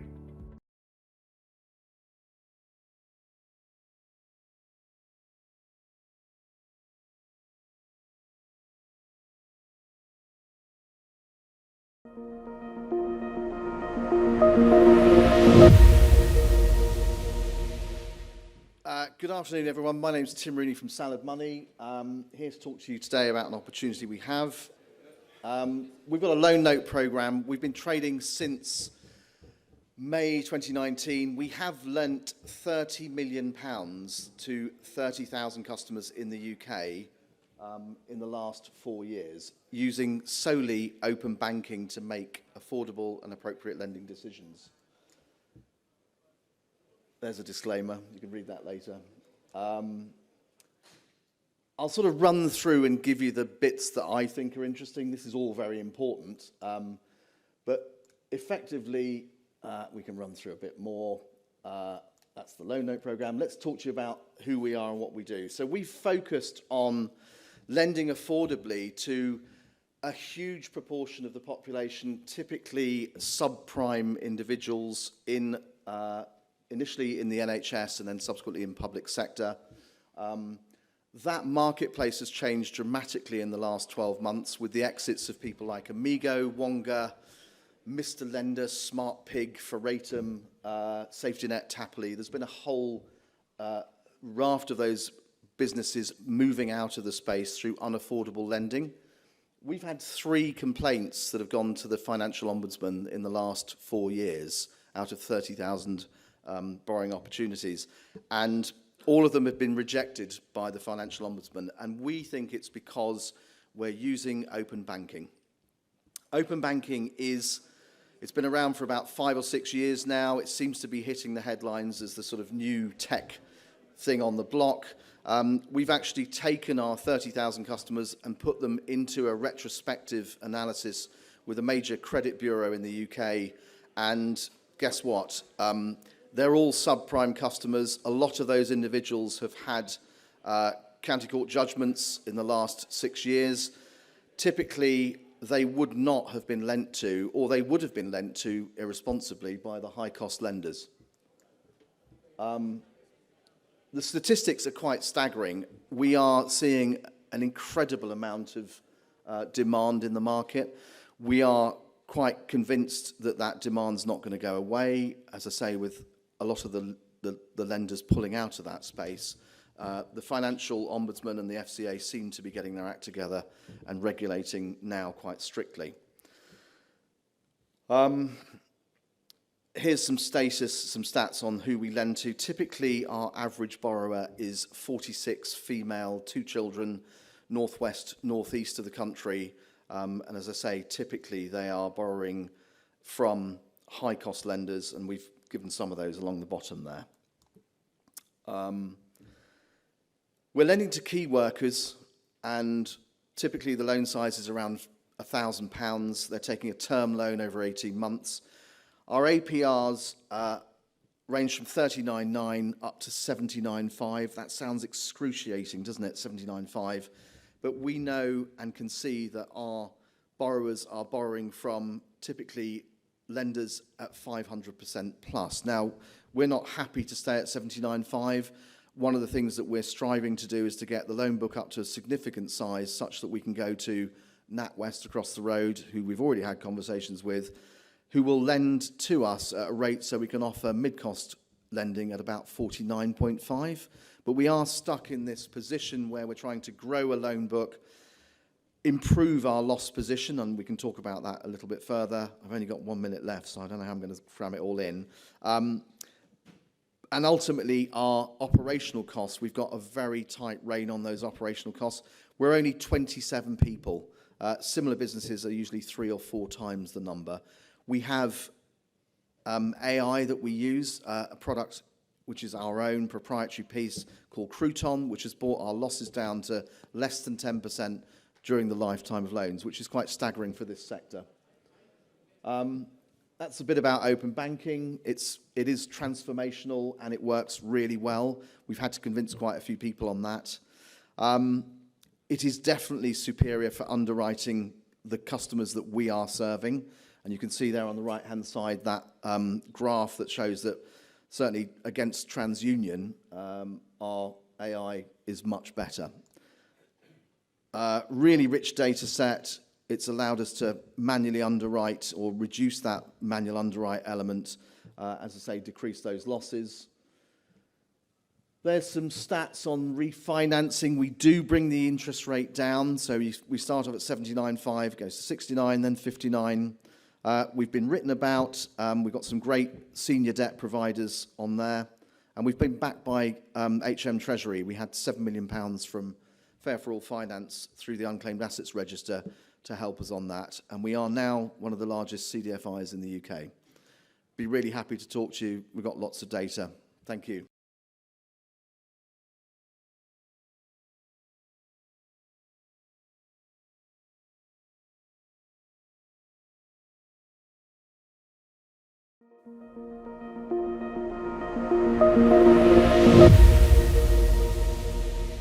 Okay, we're here to talk about Presto's platform. Presto's platform delivers SMEs unparalleled quality solutions by leveraging their accountants who hold a significant amount of the SME's information and data. This is critical for so many of their solutions and the solutions and their product providers' needs. Presto's goal and its vision is to fundamentally streamline the delivery of global SME solutions. Accountants are struggling with retaining staff, time, and their bottom line. They're flat out typically providing their clients with standard compliance solutions. They struggle to deliver clients the value-adding solutions they require and typically outsource the delivery of these solutions and/or products to solutions and products providers, for example, brokers, funders, and insurers. Where the problems arise, however, is when these outsourced parties require information and data, typically on a piecemeal reactive basis from the accountants. Given the sporadic nature of this information gathering, accountants typically don't bother to charge their clients for it and certainly don't charge the solutions and product providers who benefit from their information. The reality is accountants want to provide their clients with as many services as possible, as they intrinsically know the more services they can provide their client, the stickier the client, underpinning the accountant's bottom line. The issue has been they've not had a solution that can recognise and reward them for their information and data until now.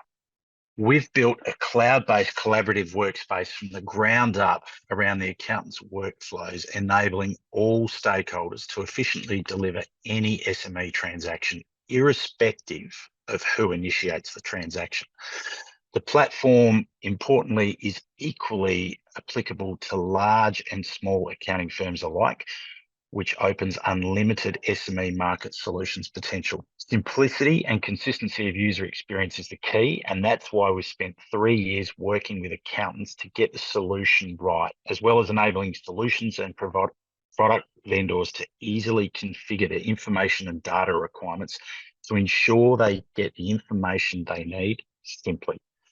We've beta tested the solution, determined our go-to-market strategy to deliver SME funding solutions, refined our revenue model, and have commenced generating revenue with cornerstone partners, including accounting firms, brokers, and an Australian bank.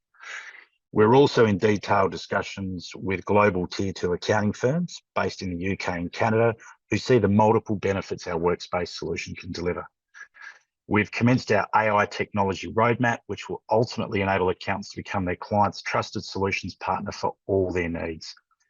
With between $500,000 and $1 million in capital, we are launch ready. This slide is just showing the multiple benefits that flow to all the parties via the platform. But what we have actually been able to achieve to date is 5 times faster funding outcomes, 33% client savings in funding transactional costs, accounting revenue delivery at 5 times their typical charge-out rates, a broker who's happy with the process and financial returns, and a funder who is delighted with the information and data, enabling them to settle within 4 days for a transaction that typically takes them over 20 days.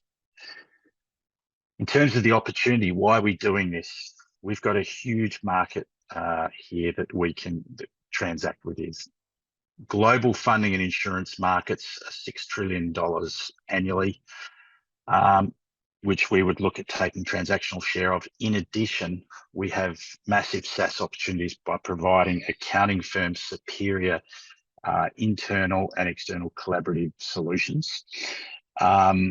that market's 1 trillion annually. So even if we were to say at a 1% platform revenue share, which we've got modeling on, that represents a $70 billion annual revenue opportunity for the company. In closing, why are we capable of delivering this? We've got a team that's second to none in understanding the complex needs of all the stakeholders. Our team includes a former banking head of corporate finance, M&A and strategy, C-level across multiple insurers and funders, successful fintech commercialisation operatives, both commercialise both domestic and global technology, including ComSec here in Australia, technology developers with global platform building experience who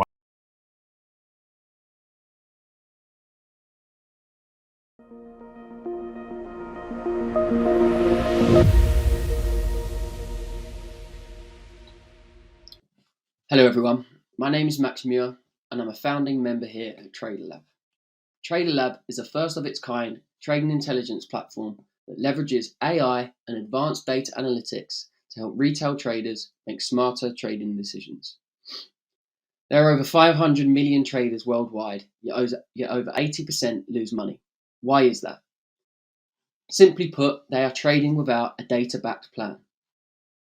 Now, retail traders understand the importance of data, but they lack the time, skills, and insights to fully utilize it to their advantage.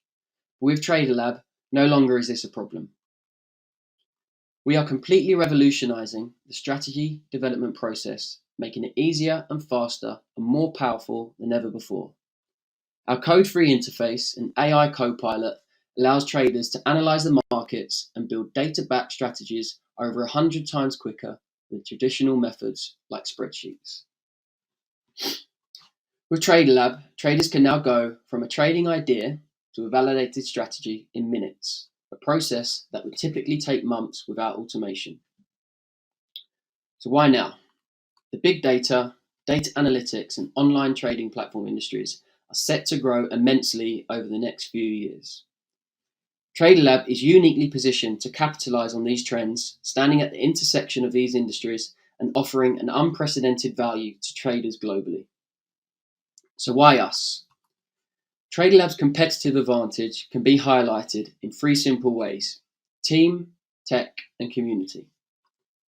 Our founding team and advisory board has over 80 years combined trading experience.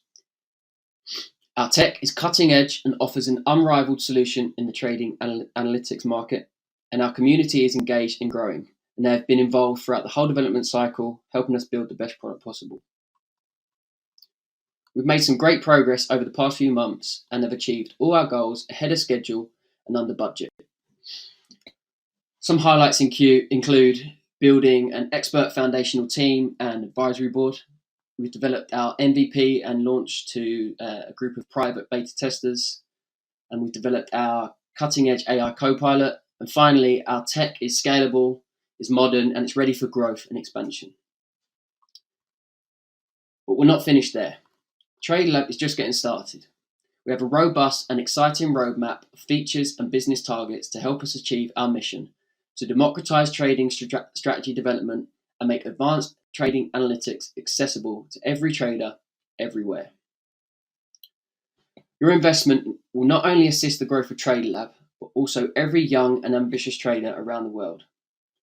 The use of funds for our next round will go towards continuous tech development, as well as putting a stronger focus on customer acquisition, leading us to a public launch and paying customers.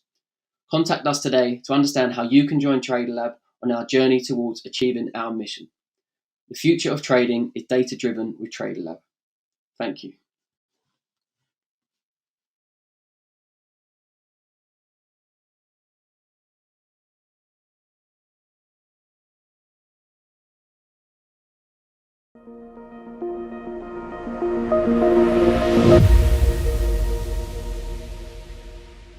Hello, I'm Paul Jaminet, founder and CEO of Emergence Incorporated, and I'm delighted to be able to tell you about our very exciting company and drug. So Emergence is a maker of antibody drug conjugate therapies for solid cancers. And we're taking our lead drug into the clinic. We'll start enrolling patients in April. We'll be treating them this year, and we'll be getting through the major value inflection point this year. So what's special about us, we have 2 sites of action in the tumor, not only the tumor cells, but we attack the angiogenic tumor blood vessels. And that gives us potential for transformative efficacy, with potential to work in 100% of cancer patients, because all patients need a growing tumor vasculature, and potential for no resistance mechanisms.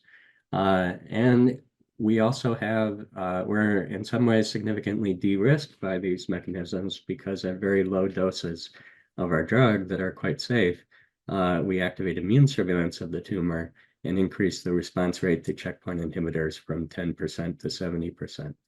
Moreover, the normal vasculature is not sensitive to our drug, and as a result, we have the largest therapeutic margin yet seen by an oncology drug.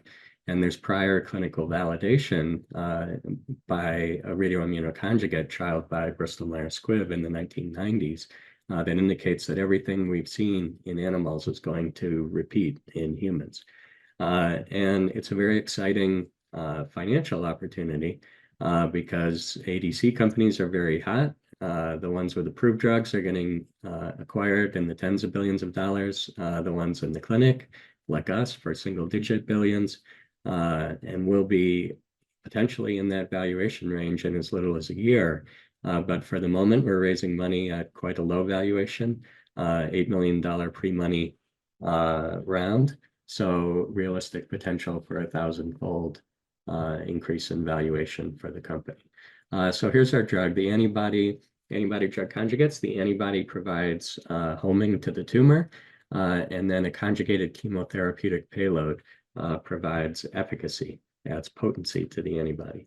We have 20 years of experience in studying the biology here, and 11 years of experience making drugs, starting with a 3-year collaboration by our founders with Pfizer. Angiex has made a drug far better than the one Pfizer made. We've increased both potency and safety, and the therapeutic margin is increased by a factor of 10. So a lot of work has gone into this, and it's well protected by patents. So what gives us this great opportunity is the very selective tumor homing of the drug. So here you can see stainings, tumor cells, tumor endothelial cells stain brightly. In normal, you hardly see anything. The endothelial cells stain very weakly. And that gives us tumors in radioimaging. These are clinical radioimaging studies by BMS in the 1990s and by modern PET imaging. And you see that the tumor stands out much better for TM4SF1 than for other targets. So we may have the opportunity for the first time to really fulfill Paul Ehrlich's vision of a magic bullet that goes to the tumor and nowhere else. And so in regard to safety, this blue curve is the blood concentration that is safe. This black curve is the blood concentration that is effective, and we need a lot less drug to achieve efficacy in the tumor. Then we can go much higher and still be safe to normal.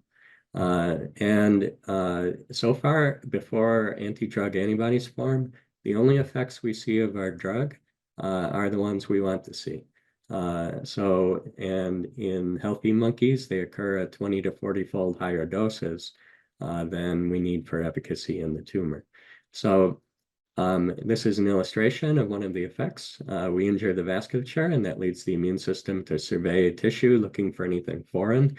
That has no negative effects that we know of on normal tissue, but in the tumor, it may recognize the tumor cells as foreign and regress them. So here's an illustration of the mechanism. If you create a fresh wound, the immune system goes in and surveys for anything foreign. And tumors like to pose as this healing wound that is immune suppressed.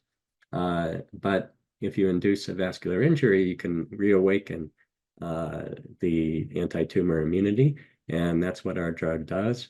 And as a result, we increased the response rate to checkpoint inhibitors from 10% to 70% in this model, 20% to 80% in this model.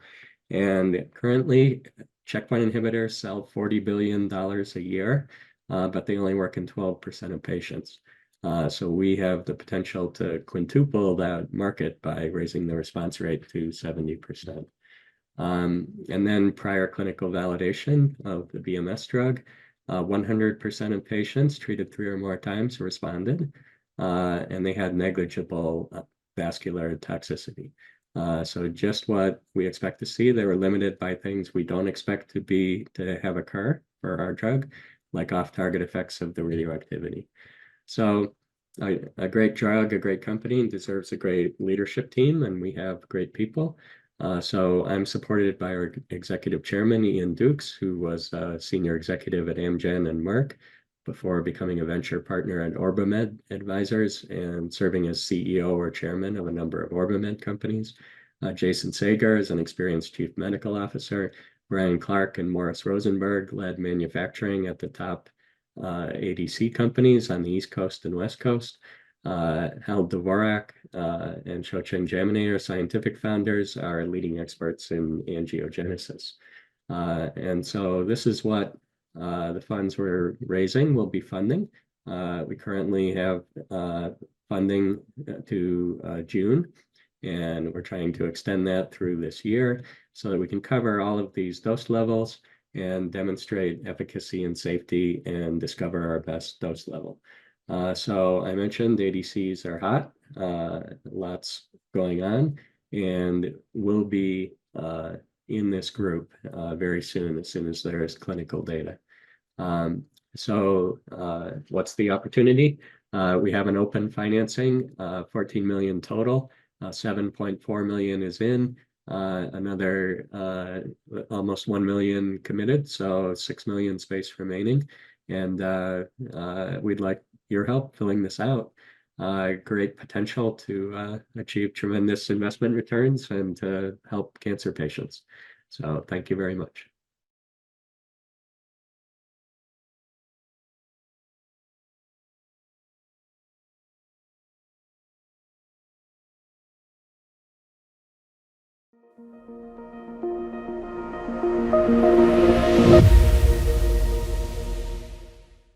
Hi, I'm Marcus Rouse, founder and CEO of BizGen. BizGen's mission is to deploy secure ledger and blockchain solutions to drive digital trust, addressing the data regulation, compliance, and sovereignty challenges facing all industries today and tomorrow. We're raising 2.5 million to further deepen our position as market leaders and capitalizing fully on our recent release of our latest secure ledger product, LogLocker.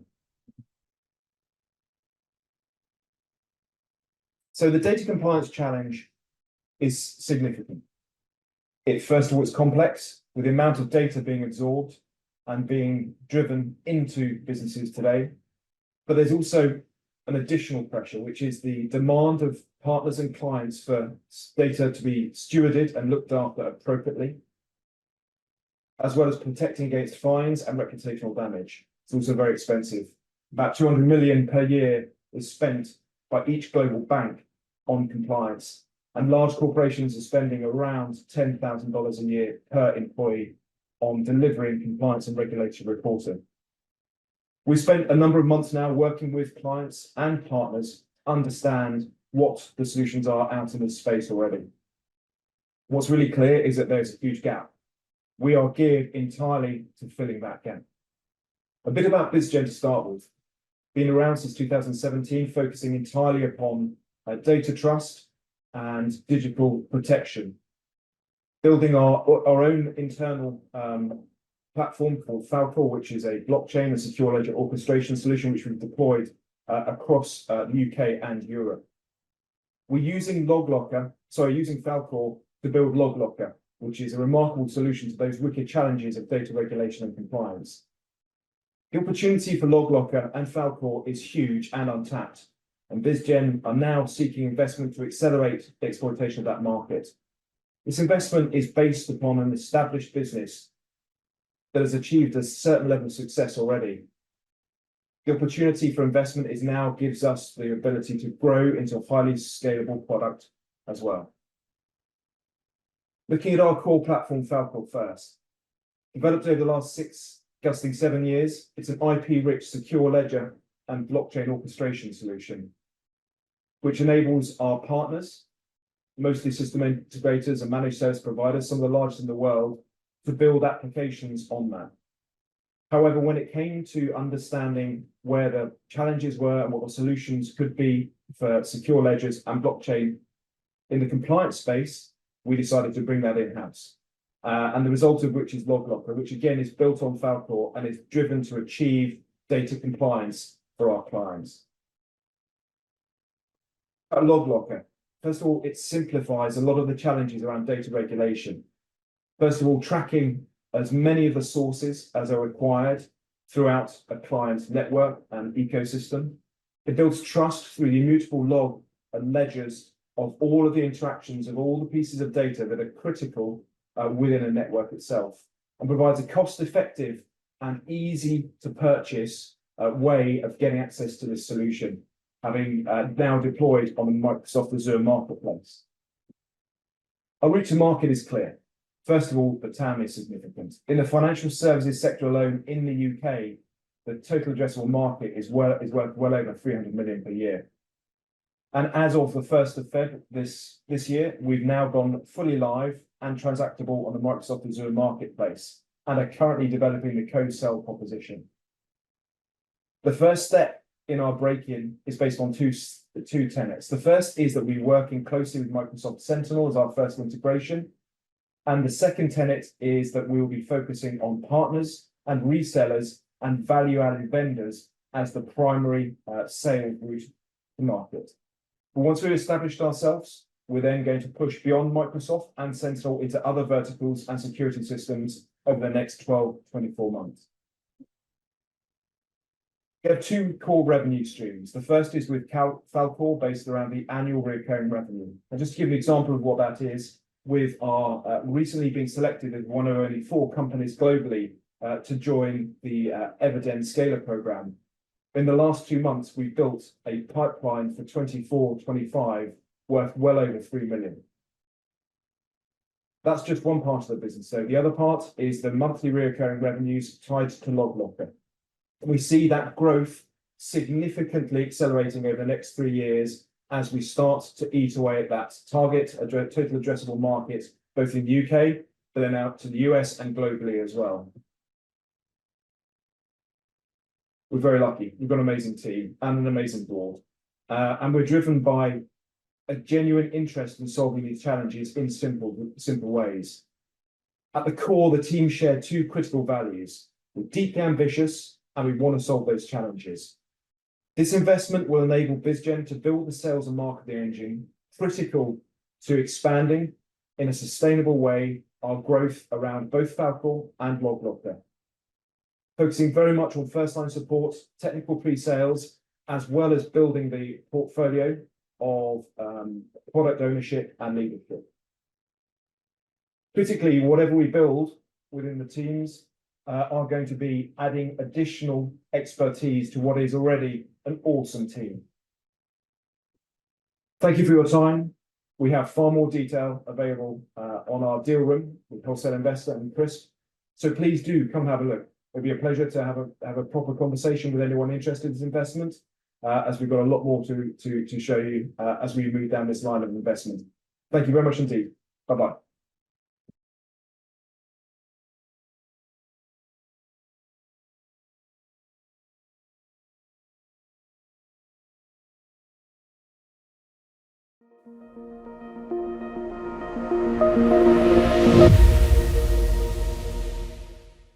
Hello, everyone. Thank you for listening in. My name is John Barraclough. I am the co-founder and executive chairman of UAG Bionutrients. 9 years ago, we were looking at ways to improve soil, to improve yield on farms, and started looking at the ways to produce natural fertilizer to deliver that outcome. Wind 9 years forward, we're building our first project. We have a very strong team of engineers and scientists, and we are working to deliver our vision, which is to feed the world from waste to plate healthily, profitably, and sustainably. There are a number of macroeconomic drivers for this, but what our business does and is, we are the most innovative, modular and scalable integrated anaerobic digestion and vermiculture system, and we transform any organic waste to clean energy and biofertilizer. In 2015, the United Nations declared it's the year of the soil and noted that if we don't change farming practice, most of the world's soils will be non-productive by the 2060s. We now have government climate change goals, and at business level, we have executives with ESG measures on their KPIs. We have huge growth prospects, and we're just going into feasibility studies on our next projects, and we have global interest. Our technology patent has passed international examination, and we're currently going through rollout. What we do is take any organic waste, put it through our modular scalable facility, and produce a number of outputs, all of which are sources of income. We have no waste, no noise, no odor in the process. We've proven the technology in our test and demonstration site up in the northern rivers of New South Wales, where the engineers and scientists are based. And we've also commenced our process to build smaller scale units against very large demand. Input, as I said, is any organic waste. It is essential that we have long-term security of supply of waste, and as such, our future holy grail is sewerage. And we are just negotiating to do more trials on treating sewerage. Our sales go to farmers from protected cropping and horticulture, where it's intense use of fertilizer and carbon dioxide, through to large-scale broadacre farms.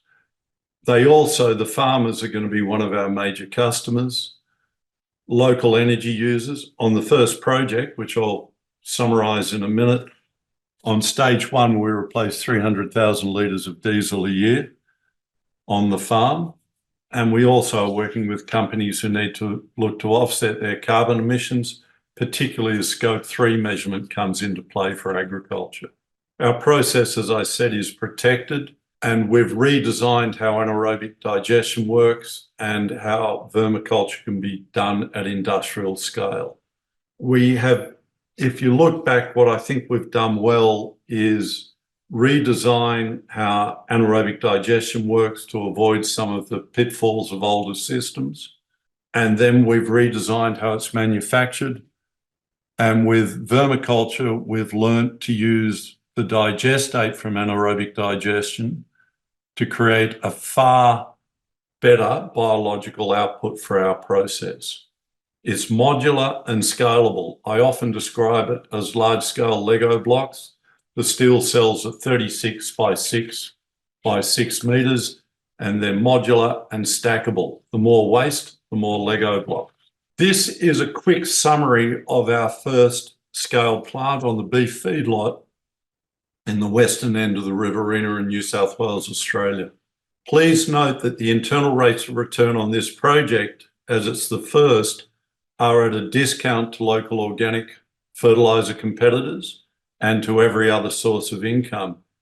We are aware that as we scale, we will be competing with large volume fertiliser producers, and we have to bring that down.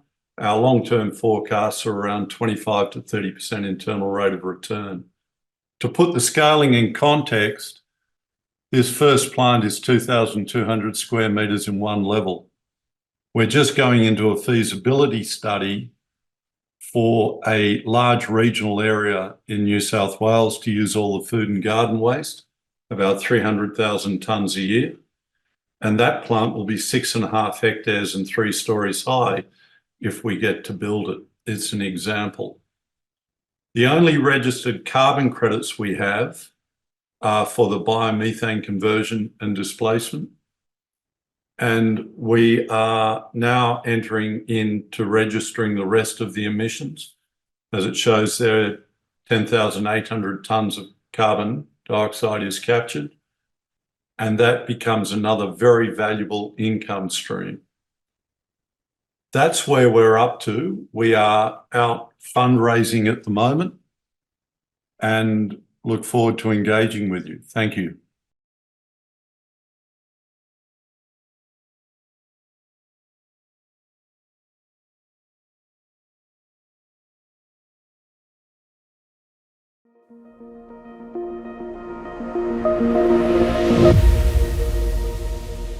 All right, thanks for the opportunity to present today. Let me tell you a little bit about our company.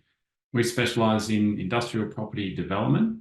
We've got extensive experience in large-scale engineering projects. That's our background.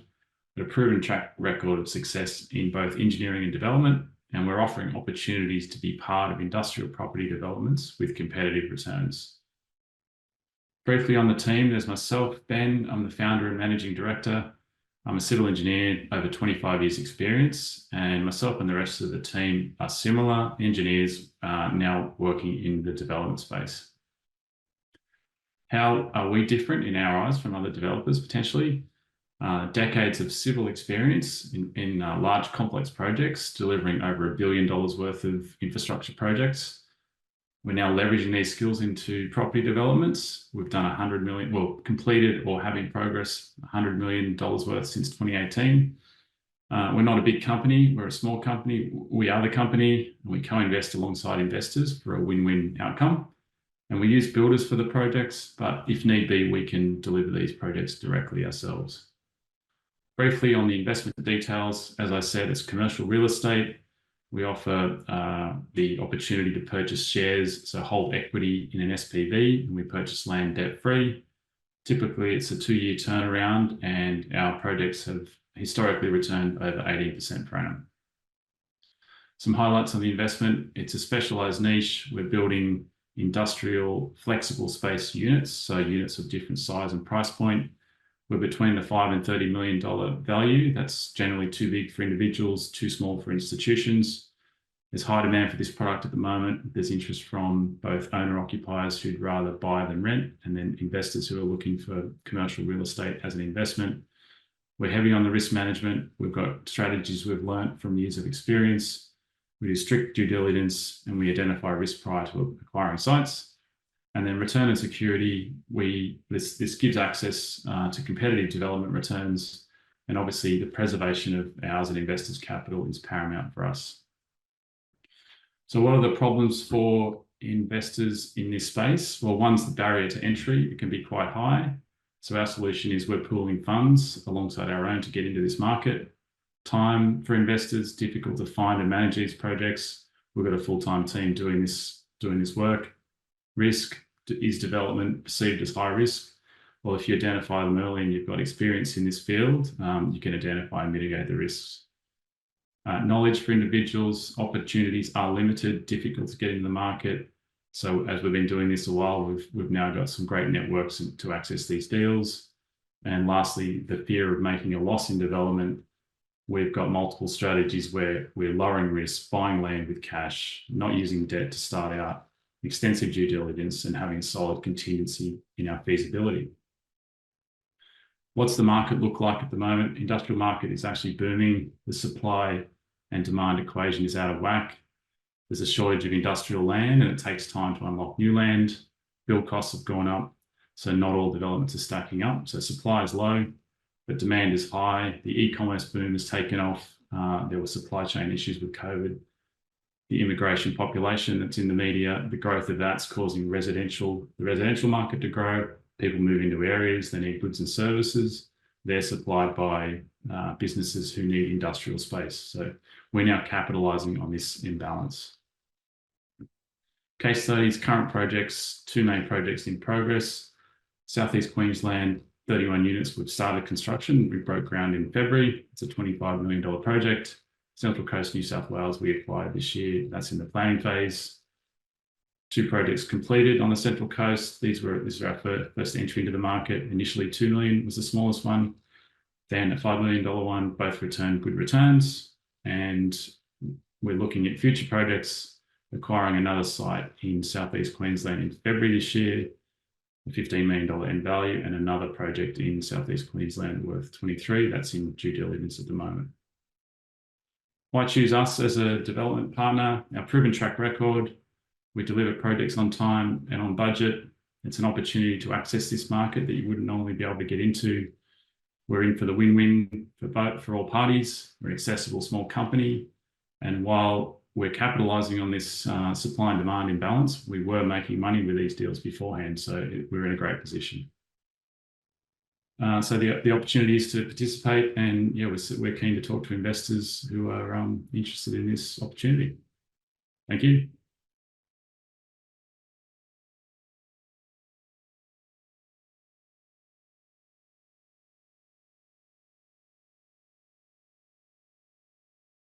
Welcome to CapitalHQ, where exclusive access to the private market and curated deal flows await you. Dive into a world of possibilities, from innovative startups and scale-ups to lucrative IPOs and high-yield credit opportunities, all at your fingertips. Gain unparalleled investment insights from some of the leading minds in the industry. Stay ahead with our expert perspectives from around the globe. Connect and network with fellow investors of similar caliber. Join our exclusive in-person and online functions to share, learn, and grow together. And the best part? Joining CapitalHQ is completely free for investors. Become part of our proprietary network of over 33,000 investors today. Discover, invest, and network with CapitalHQ, your gateway to the future of investment.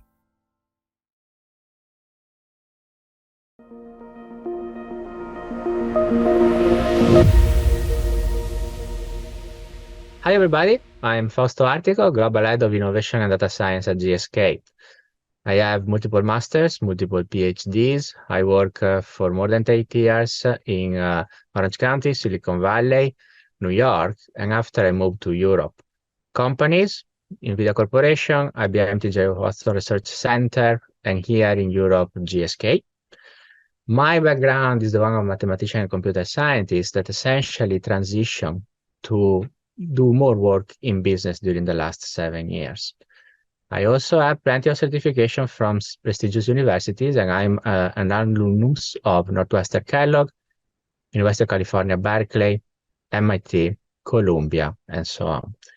How can I help you today is essentially explain what I see is happening in the market, and therefore, how can I help you to better make your investments to grow?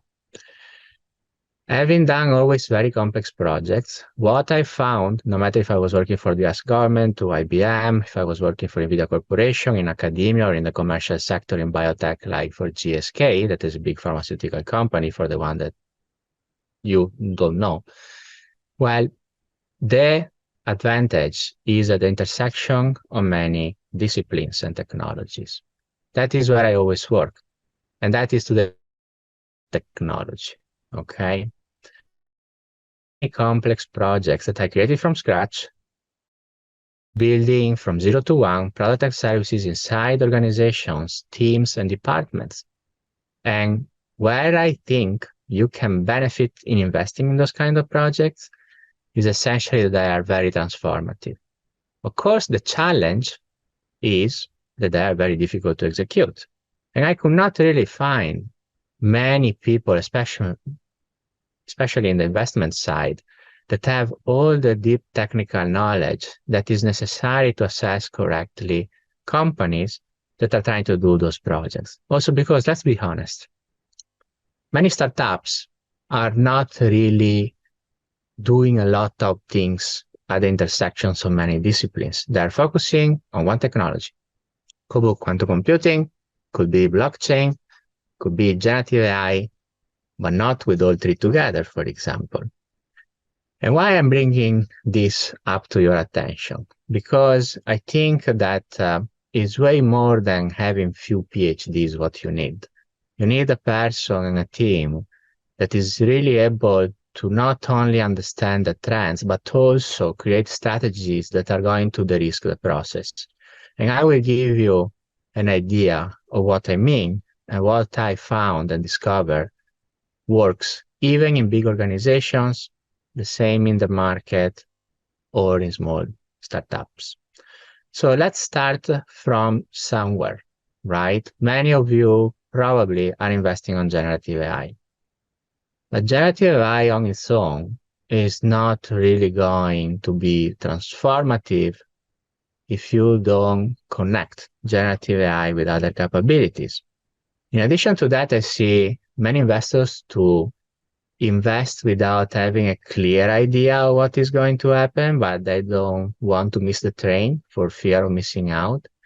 And here, already an advice that I can provide to you that I think is useful and valuable. Today, even inside big companies, it's not difficult to get funding for creating generative AI initiatives. So that is a first problem, because when you invest on an early stage startup, if you want to have the early stage startup to create a product that has a good fit with the market and sell to big companies, there are some frictions with internal teams that are trying to do the same. Okay, so the way that you need to position and invest on the startup is way different than let's just to create a new product and service, especially if you want to go big with big clients like GSK. I can tell you what is the solution there another time. But even more important, okay, today, what is happening in generative AI is what was happening for advertisements 20 years ago, or for the platform market 25 years ago. What I mean with that is that the price to generate tokens and use out-of-the-box capabilities from big providers like Microsoft, Google, etc. is very low. And therefore, a lot of people are trying to build at the top of those capabilities some kind of personalization product and services. But as the market will get captured by these companies, I will not exclude that overnight, like it happened with Google advertisements, they will start to bid for the use of those services because simply the infrastructure is not there. There is not enough infrastructure to run all those models, and therefore, at a given point, they will make some choices and simply rent the infrastructure to who can pay more. And what will happen at that point is that you will see a big consolidation period where essentially a lot of small players are going to disappear simply due to the fact that their margins are going to become negative, like it happened for Google advertisements, Facebook advertisements, and so on many years ago. So this was just a way for me to tell you, be careful where you invest. And you definitely need people that have a deep tech expertise, correct, but that have also a big holistic view on how whole ecosystems of solutions are working together. Because otherwise, you are going probably to lose your money for the reason that no matter how great the product looks like and feels, big companies do not want to acquire it because they are developing something similar for them internally, or those companies are going to disappear simply because the margins are going to become negative, and a lot of other different reasons. How I help other companies, because outside GSK I have several fractional roles. I do consultancy work. I interface with a lot of VCs that want to know what are the trends, is essentially the following. Do you know aerospace engineering? In aerospace engineering, essentially what you do is to create a circuit that have multiple paths to achieve the same kind of result. So to go from point A to point B, you have 10 different paths in that circuit, so that if for any reason some paths fails, you have other paths that are allowing you to achieve a result from A to B in that circuit in some specific time, so that the whole system is very resilient to failure. And this brings us back to the fact that you cannot just invest in generative AI for the sake of doing it. You need to start to have help from people like me, for example, or from somebody else, where you create portfolios of solutions that you are going to the risk in many different ways. Let me try to explain. If you are investing only on generative AI, that is not equivalent to invest on companies that instead are creating products and services in which generative AI is only one of the possible components. Or, for example, it's not the same like to invest in a portfolio of startups that tomorrow can become together an ecosystem that has synergetic effects and that is very difficult to penetrate and break from big players. At GSK, for example, I was doing the following. I cannot speak as much about IBM because I was doing sensitive things for the US government, but at GSK, essentially, and I want to give you an analogy, think something on the following line just to get a grasp of what I was explaining and try to convey a few minutes ago with the portfolio of solutions instead of single startups that are living alone in an ecosystem that you maybe do not understand. There are a lot of sensors. Tomorrow you have smart sensors that are doing very intelligent things. And because you add a lot of sensors, you have a lot of data that classical computing cannot really process in any kind of feasible amount of time, but quantum computing could be. And in addition to that, you want to harvest and figure out patterns and insights in a way that today for any kind of human being is not possible, leveraging artificial intelligence and machine learning. So as you can see, I'm going through an idea of having different trends to converge and reinforce each other in a way that would not be possible if they are taking in different ways from different people, different companies on their own. And therefore, I can think to create 3 proof of concepts for the sensor, 3 proof of concepts for quantum computing, 3 proof of concepts for AI. Now, those proof of concepts in each one of these 3 categories are the same. As simply having 3 different companies to compete to solve the sensor problem. And most importantly, I want to invest on each one of these 3 companies in a way that is completely uncorrelated. That means that essentially the 3 companies are not trying to solve the sensor problem in the same way. They're trying to solve that problem in completely different, uncorrelated ways. Because otherwise, you are not really diversifying and you are not going to the risk in the right way. So same proof of concept for the sensor problem given through 3 different companies in which I invest, because maybe they are early stage startups and I need to give them some seed money to do some work, making sure that they are trying to solve the problem in completely different ways. Same proof of concept for quantum computing, give money to 3 different companies, make sure that they're trying to solve that kind of problem in completely different ways. And finally, same problem for AI/ML, give some money to 3 different companies, make sure they're trying to solve that problem in completely different ways. This is a way to essentially create a portfolio, and you need some help there, so that you have a high-level strategy that is going to create synergetic effect if at least one of those 9 companies in each one of the domains is able to solve the problem, so that you have at least 1 winner for the sensors, 1 winner for quantum computing, and 1 winner for AI/ML.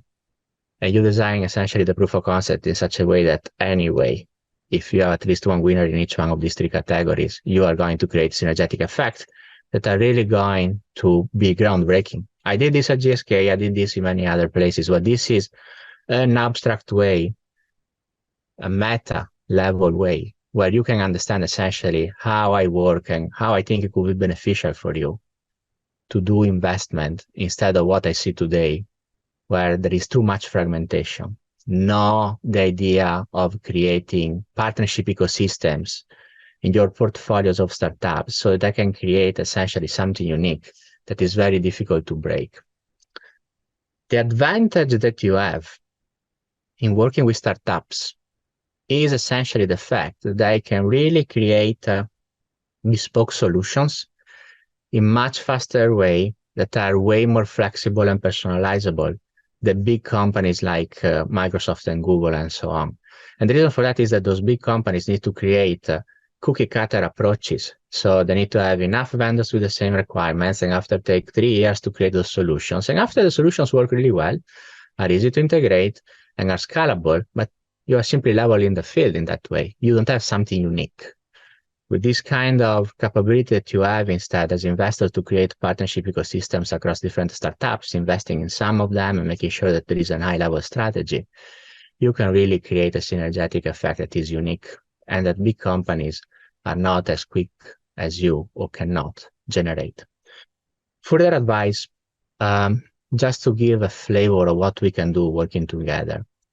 I see many startups wanting to go and have deals with big players. I don't think that can happen very easily. The cycle times are very long in some sectors. The kind of trust that you need to create required years. The network of supporters that you need to create inside these big organizations has to be enormous. So why I'm telling you this? Because as investors, I don't know how many of you really work on complex ecosystems that are really the ecosystems of the future. Think to NEOM and smart cities in Saudi Arabia, how complex they are.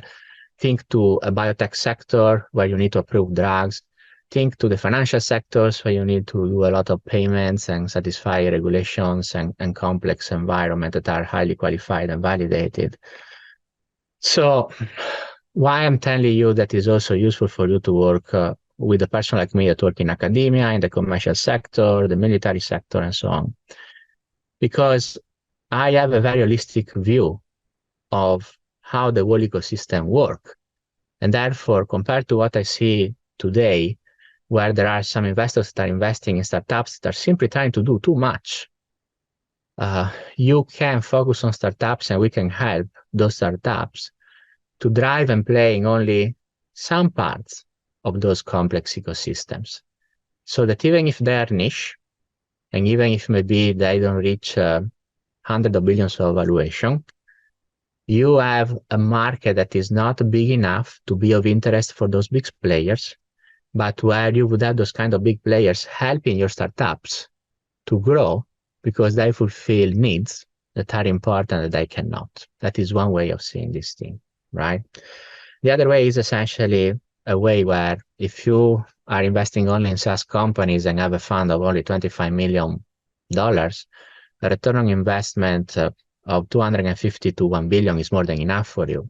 Again, there are ways to position those companies that you're investing into in complex ecosystem in such a way you can achieve those results without worrying too much about, how I create barriers to entry. What if Google is coming in? And that kind of knowledge and capability in positioning those startups in those kind of ecosystems can only really come if you talk with people that work in those kind of ecosystems and understand those ecosystems. So that instead of trying to create a product and service end-to-end, you work only on a small part of the pipeline that is beneficial and it is acceptable for big companies and is of interest, for example, for companies like GSK, because let's be honest, if you try to create a drug discovery company, I don't think you can make it. It's completely absurd. It's way better if you give away the IP. It's way better how you structure the deal in such a way that you partner with some big companies, but there is always the possibility for them to acquire you, especially if after phase 3 clinical trial, the things are successful. And so again, to de-risk the process in a way that is allowing you to have an exit in a reasonable amount of time, where essentially the ecosystem works in your favor and not against you, okay? And that doesn't mean that you will become the next Google, but that means that maybe Google is not interested in what you do, but that is more than enough for what you need to get a return on investment, or Google acquires you because doesn't have the time and capabilities to build the things that you are building, but is somehow appealing because even if the market is small, it's useful for some kind of clients that are important for Google. Just some examples. I want to give you this kind of set of ideas that can be already useful for you as you do investments in those kind of companies. What I think you start to perceive is that my way of seeing things can be very different than the way of many other people that are investing money in just few companies doing some things and all maybe in the same way.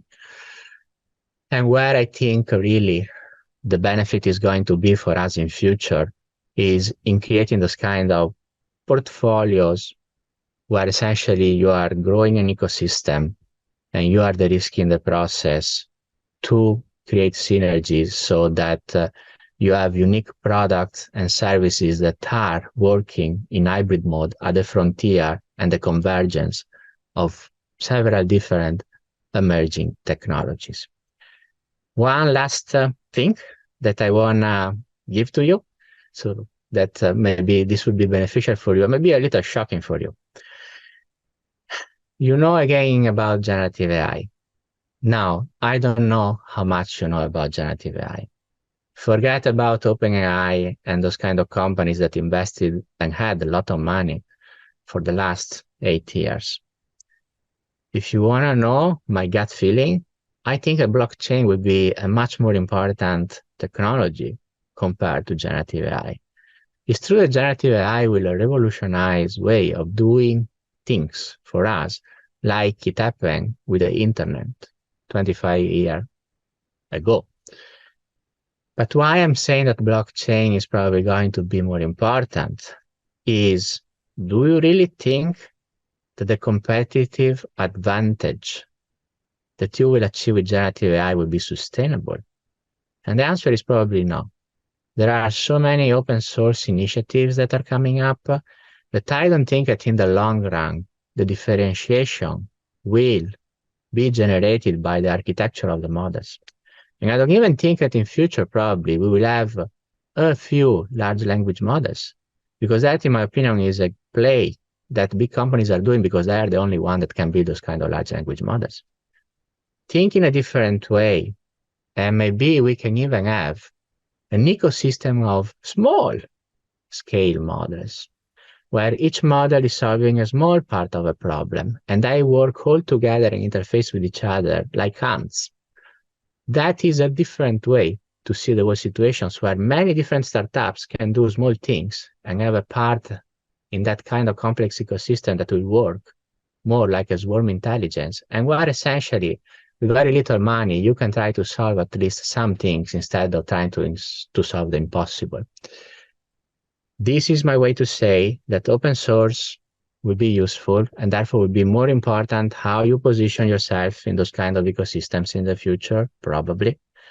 And even more, essentially, that the differentiation will not come from the models, but will continue to remain with the data. Okay? So that gives us some idea where to invest. And in addition to that, because blockchain is very transparent, cannot be controlled by governments or other people, and allows to track things in a very easy way that can be verified, will be an important technology to give back power to people in a way that today is not possible with Web2. And therefore, keep your eyes open. I think there are some great opportunities there for investment. Thank you very much. Thank you very much, Fausto. Look, I have a couple of questions for you. That was very insightful. I think definitely some good insights, but also some takes that people might not be very familiar with, especially when you mentioned that blockchain you think might be bigger than generative AI. So yeah, I'd like to dive a bit more into that, but maybe further down the line. Right now, considering AI's market projection to expand from what it was in 2017, that was 16 billion, and they're estimating it to be about 200 billion by 2024, so next year. Mm-hmm. How do you foresee its integration into different industries? Oh, it would be everywhere for sure. I mean, I have already more than 300 use cases just in GSK, and this without including external opportunities that I'm exploring. So it will be ubiquitous for sure. What I like about generative AI is that will not only revolutionize and simplify and increase our kind of productivity as human beings, and will be generative, not creative, number one. So you really need to use it in a way that enables to people who do not anything about coding to do new things much faster and better and explore opportunities. That is one trend, in my opinion.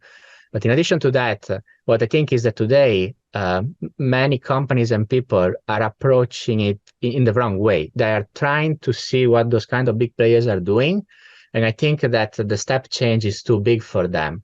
They should try instead to focus more on going through Horizon 1, Horizon 2, and Horizon 3, and the three horizons are requiring different strategies. The large language models is only the last one, is Horizon 3, if they start from scratch. To survive and go and scale up from product market fit to essentially hyperscaling and after go to create large language models, they need to use different strategies. I was talking about early stage startups in the generative AI space because my gut feeling is that probably there are several angel investors that do not have tens of millions of pounds and therefore want to invest less money and spread the risk in early stage startups. Yeah. But definitely there are also opportunity in the scale up. And that requires a different strategy before going to maturity phase with the large language model. But hey, we'll be ubiquitous. So it is a very interesting space and rich space also because in highly regulated environments, you need to create something that you can explain and is replicable and give consistent results if regulators and other bodies are asking for why the model did that. Yeah. But in other sectors, like creating a user experience for a vacation, you don't really know how the model is working. You just need to find a way, to generate a system that gives consistency enough to make Hugo happy 8 on a scale of 10 today, 10 on a scale of 10 tomorrow, 9 on a scale of 10 the day after. And that is all what you need. You don't need to explain how you're able to do that. You just want to make Hugo happy so that he spends a lot of money in this kind of amazing vacation in Africa, if that is what he wants. So very different ways of approaching the problem, but super interesting. And as you can see, we are going from highly regulated environment to how to read a paper or create a vacation. So we'll be ubiquitous. Yeah, absolutely. I think you mentioned it there, and I'd like to hear your take on this.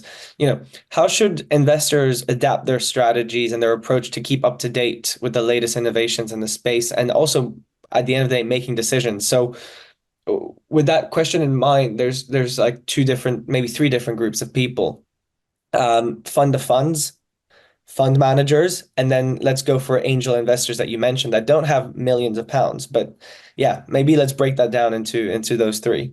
Right. So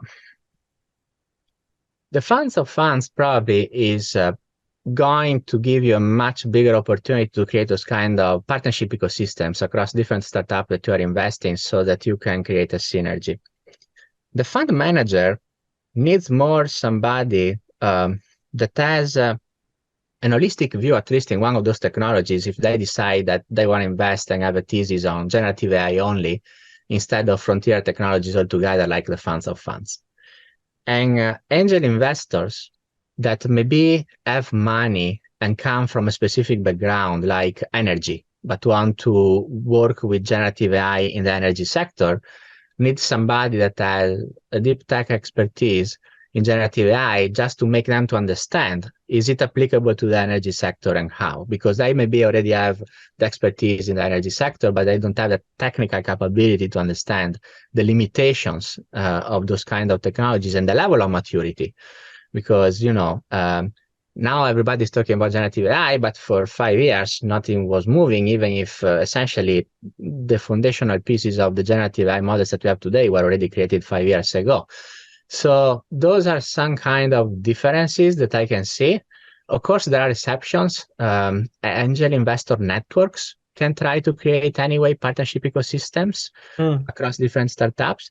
What I think is always missing is this kind of capability from people like me, where you can be a kind of glue, a nexus to make different parts of the market understand each other and tell them how they can the risk processes in a way that is understandable in their language, right? Yeah.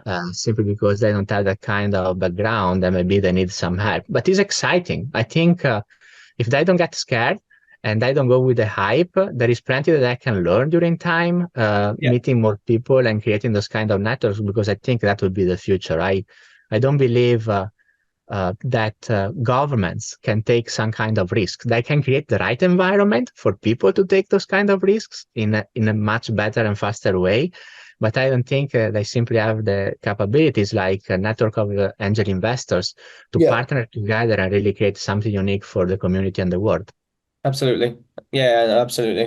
And I think, considering your history and your background in information technology, computer science, and your work in high performance computing and data science, how would you apply this experience to identify and evaluate potential disruptive technologies for investment firms, for angel investors, for angel investment networks, for fund of funds? Okay, so that for me is easy for the simple fact that I check the team, I check the idea that I have, I check the market, I check the business model that those people have. So it's way more than just the tech.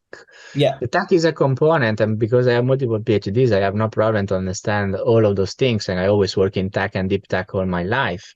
What I see is extremely useful for the investors is for me to get also this kind of holistic view after working on those kind of complex ecosystems, because let's be honest, many things cannot be found in books. The only way to discover them if you have big, huge networks of partners, suppliers, you work for big organizations, you go to a lot of events, and that takes time, but is an additional advantage that I can bring. This kind of capability to abstract in a way that is easy for those investors to understand what are the challenges in those kind of ecosystem, so that essentially, no matter how much money you have, you can try to custom made a strategy for their needs in such a way that they can position themselves with investment thesis in some parts of this ecosystem that is going to increase their probability of success in 3 to 5 to 7 years time to have an exit that is positive, even if maybe it's not Mars, but is the moon. Yeah, absolutely. And coming to this question you mentioned, to your answer, you mentioned team in there. You look at the team. So in a lot of early stage due diligence, when they look at companies, investors, they look at the team, they look at the founding team, they look at the executive team, and they say that a lot of the investors I've been speaking to say that a big part of investing into early stage companies across the board is the value of the team, and that's probably the most important factor for a lot of them. Would you say that this is also the case for frontier technologies, or is there a much bigger emphasis on the technology itself, or is it still very much the team that is at the forefront? For me, it remains the team. Now, that is the easiest answer. Let's try to say why. The team is important because essentially, we always know it's practically impossible to create a business plan that is not going to be modified considering the fast world in which we are moving. The problem that I see today, anyway, in focusing too much with the team, even if that is the right answer, is the fact that people do not really know how to build the right team. I see too many times people starting a startup in tech just because they come from the service payment industry and they have all more or less an homogeneous background.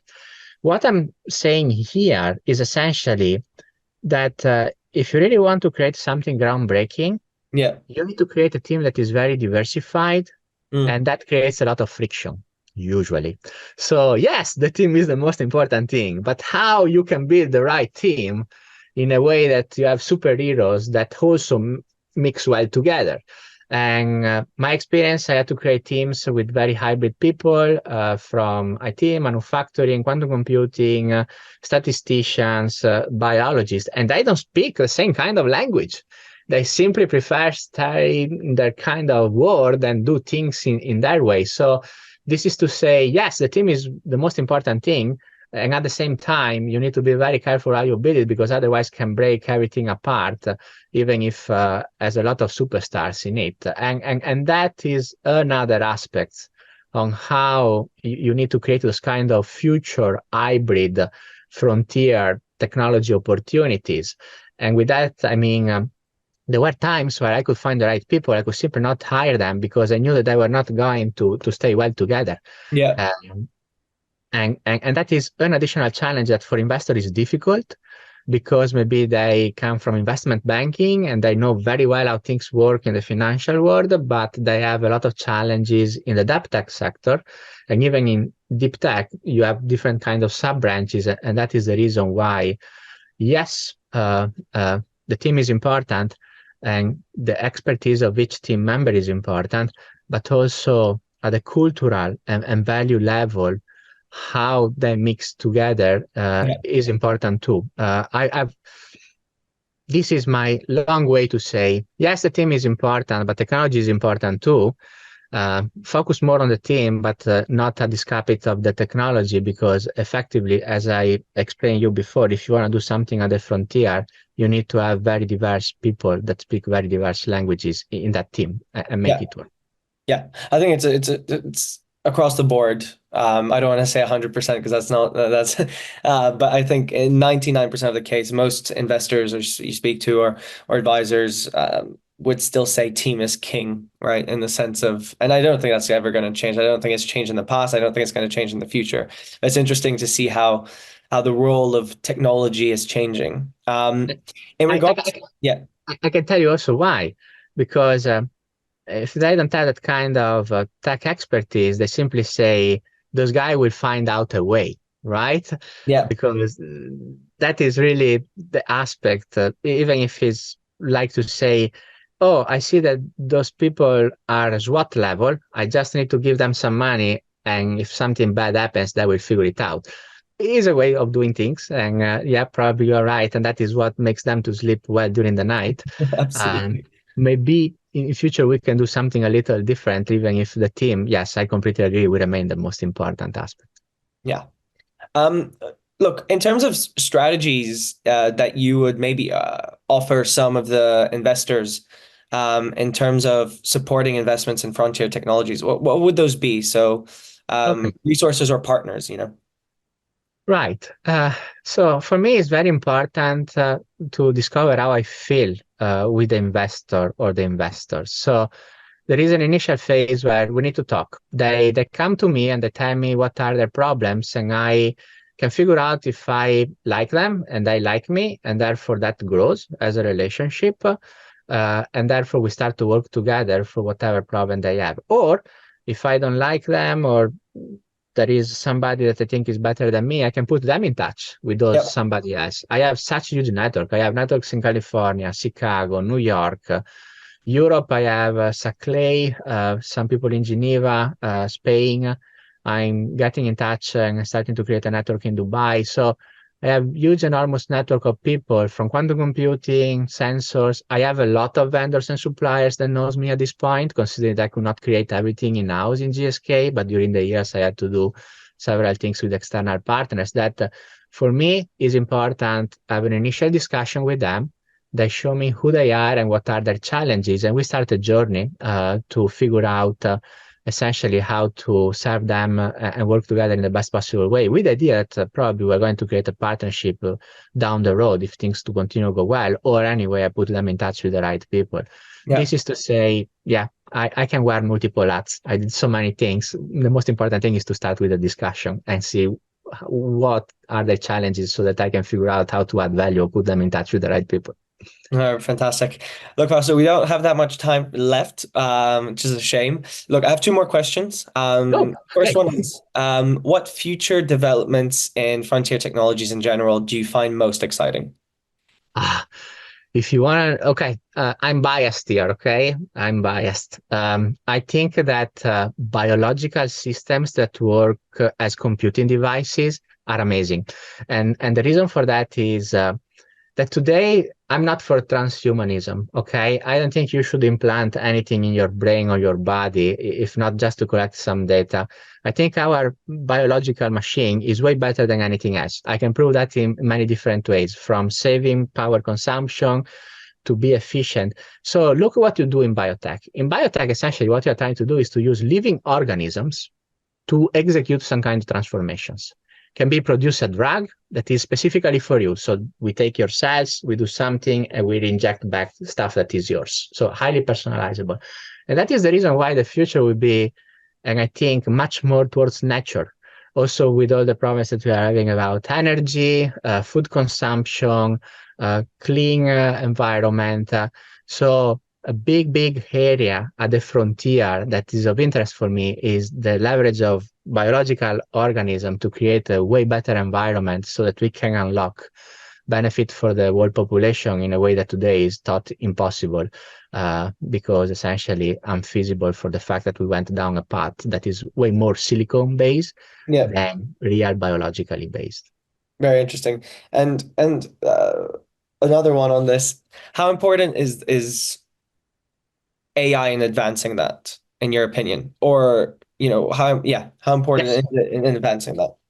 Look, AI does not think and is not intuitive or creative. AI doesn't explain you why some things happen. The utility of AI is in finding correlation and find important patterns in a multitude of data in a way that you cannot do from the conscious point of view, because simply it will take too much time.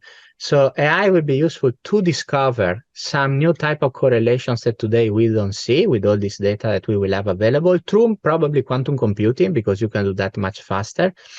And after there will be a feedback loop to say, oh, I never saw that. But if we move those kind of levers in this way, this is what is going to happen. We don't know why, but from the correlative point of view, this is what we observe 9 times every time. So with this new insight, let's give back this insight to science, so science can try to explain why. That is where I think the utility of AI will be, in finding those hows and those kind of interesting patterns that later will have some kind of explanation from science. And in the meantime, we can try to leverage to achieve some kind of results. Fantastic. So the convergence of technologies here, the biological technology, the rise of biological biotech, the rise of AI, and the rise of quantum computing, just for this example, but there's a lot more. Look, the last question I have for you is, what one piece of advice, I know you have 100, what advice would you give to investors looking to venture into frontier technologies? Ooh. You need to have a big network of networks of networks. And that means that you cannot stay in your space. If you're an expert in energy, you cannot stay in energy. I know that is going to take time. You can find people like me that can help you, or you can do it on your own. But really, you need to branch out, and at least at high level, to have a feeling for getting the hype. And that implies that you really need to speak with experts and ask a lot of questions. What are the limitations of generative AI? And if 3 experts answer more or less in the same way, thumbs up. But if they are all opposite, be careful what you do, right? And you need to repeat this for quantum computing and smart sensors and so on. And that implies that you will have to travel a lot. That for me is a lot of fun. I love to go around and ask questions and talk with professors at the university and talk with vendors and see where the truth is. But essentially, if you're genuine and curious about people and technologies, I think that will come naturally to you during time as you continue to branch out across different geographical zones and see the differences. And more importantly, if the domain experts are going to agree or not. Fantastic. Thank you very much, Fausto, for your time today. It's been an absolute pleasure. And for anyone wanting to get in touch with Fausto, it'll be in his email, his website, wherever his LinkedIn will be in the description. So you can find him there. Thank you very much, Fausto.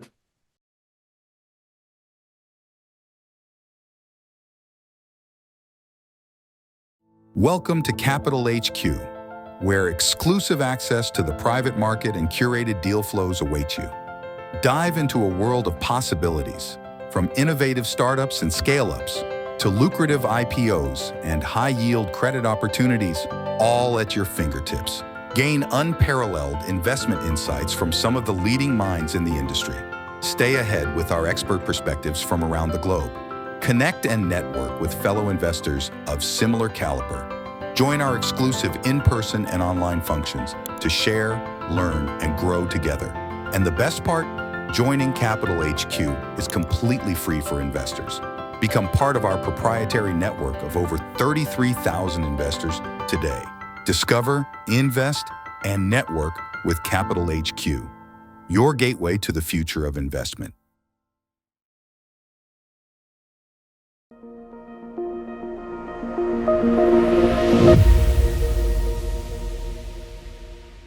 Hi, I'm Gareth Hawkins. I'm the investment director at Block Dojo. We are a global venture builder on the blockchain, based initially out of London, and now recently expanded into Manila in the Philippines and moving into Bangalore in India in 2024. So I'm here to talk about tokenization, how that's going to change the future of commerce, and how that's going to change also investment, fundraising, and asset ownership in the future economy. So I guess we should first start by addressing the elephant in the room, which is that many people conflate blockchain and crypto, and frankly, they're not equivalent. Crypto has acquired a lot of stigma. Whilst it's hugely powerful, it has also been not always used as a force for good.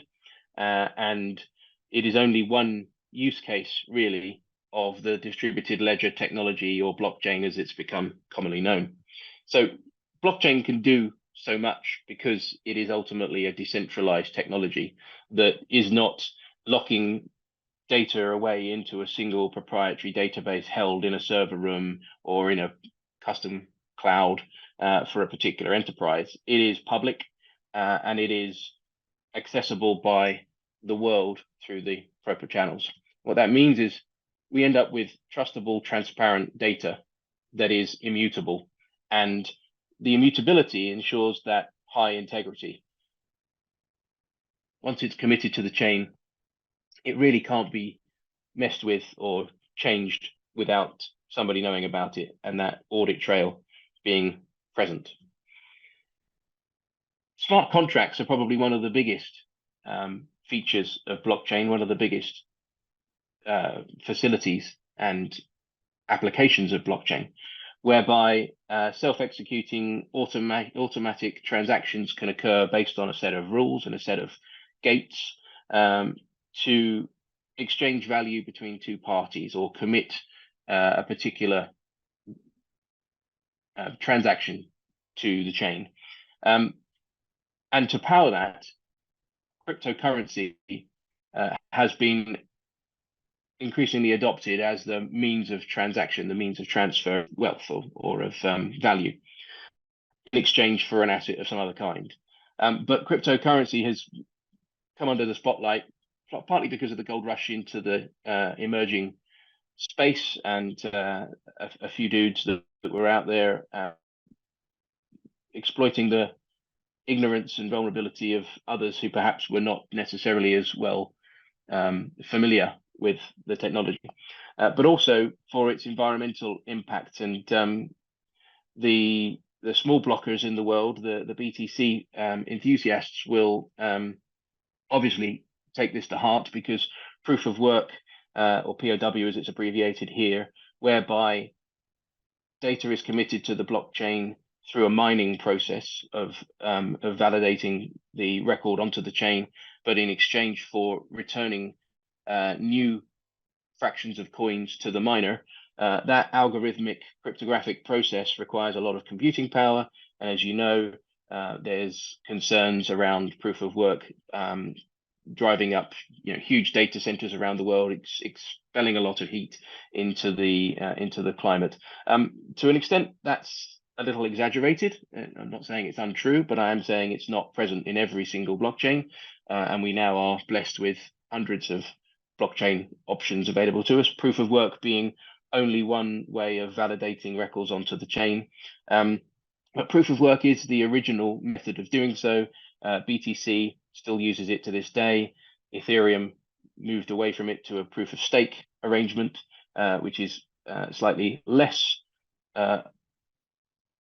environmentally unfriendly by received wisdom, but has led to some centralization of control, which is arguably to the detriment of the decentralization theme of blockchain. But you can achieve proof of work mining with a dynamic block size, as is done in the BSV protocol, for example, in a lot more energy efficient way. So it's important that if this is to become the new vanguard of empowering international trade and global economics, then it should be done in an environmentally responsible way, and it can be. What we know about is that volatility is a factor, and during various crypto summers and winters and changes of confidence towards the asset class, fluctuations in price have been quite extreme.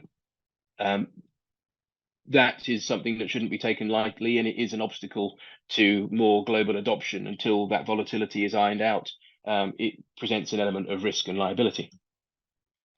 But also, one of the fundamental risks and liabilities to any company that's making use of cryptocurrencies in transactions is the uncertainty around regulatory oversight and regulatory compliance, particularly in Western markets like the USA and the UK. There are other jurisdictions around the world that have rushed to become crypto friendly, and some that have become very crypto unfriendly. And there isn't yet a global accord as to how these emerging technologies should be used within a sort of safe confines of a regular economy. Scalability. Various different chains and various different cryptocurrencies scale at various different levels. There is, in some cryptocurrencies, intentionally limited supply, and in some blockchains, technologically limited scale as a consequence of the time it takes to commit records or transactions to the blockchain. So scalability is an area that crypto is desperately trying to overcome, and certain blockchains are doing that better than others, with different levels of transactions per second and sizes of blocks that get committed to the chain. So it's important to know that cryptocurrencies are only one use case for the blockchain technology, and whilst it's an asset that can be used in exchange for other assets, it is not blockchain in its entirety, and there are many, many more reasons to use blockchain than purely for cryptocurrency exchange.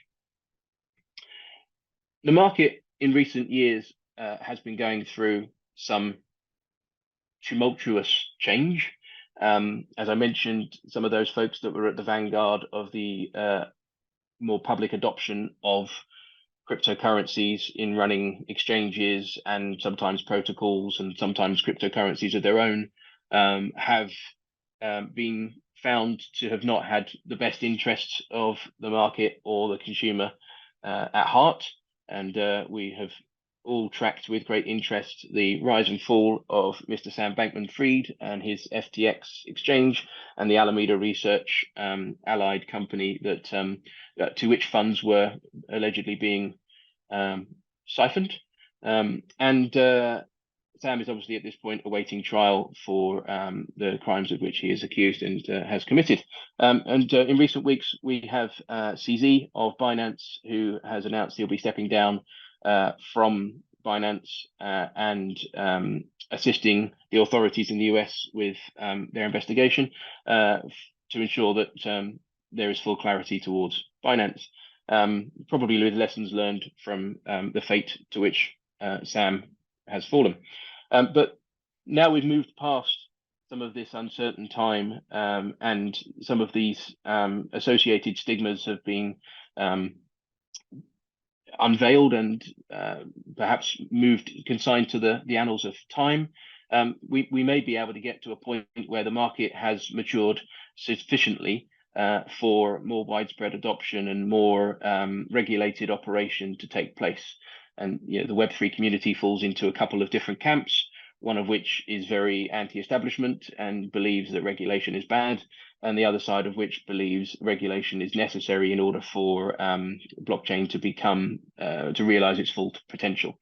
And so now, as we move into an era where perhaps those players are going to be wishing to be more compliant, and wishing to ensure that there is full transparency and clarity in the way that business is conducted, it should usher in a time in which we're able to embrace cryptocurrency in its various different formats, and certainly the underlying blockchain technology that powers it, and receive from that the utility of speeding up business or trade, and certainly speeding up investment and commerce.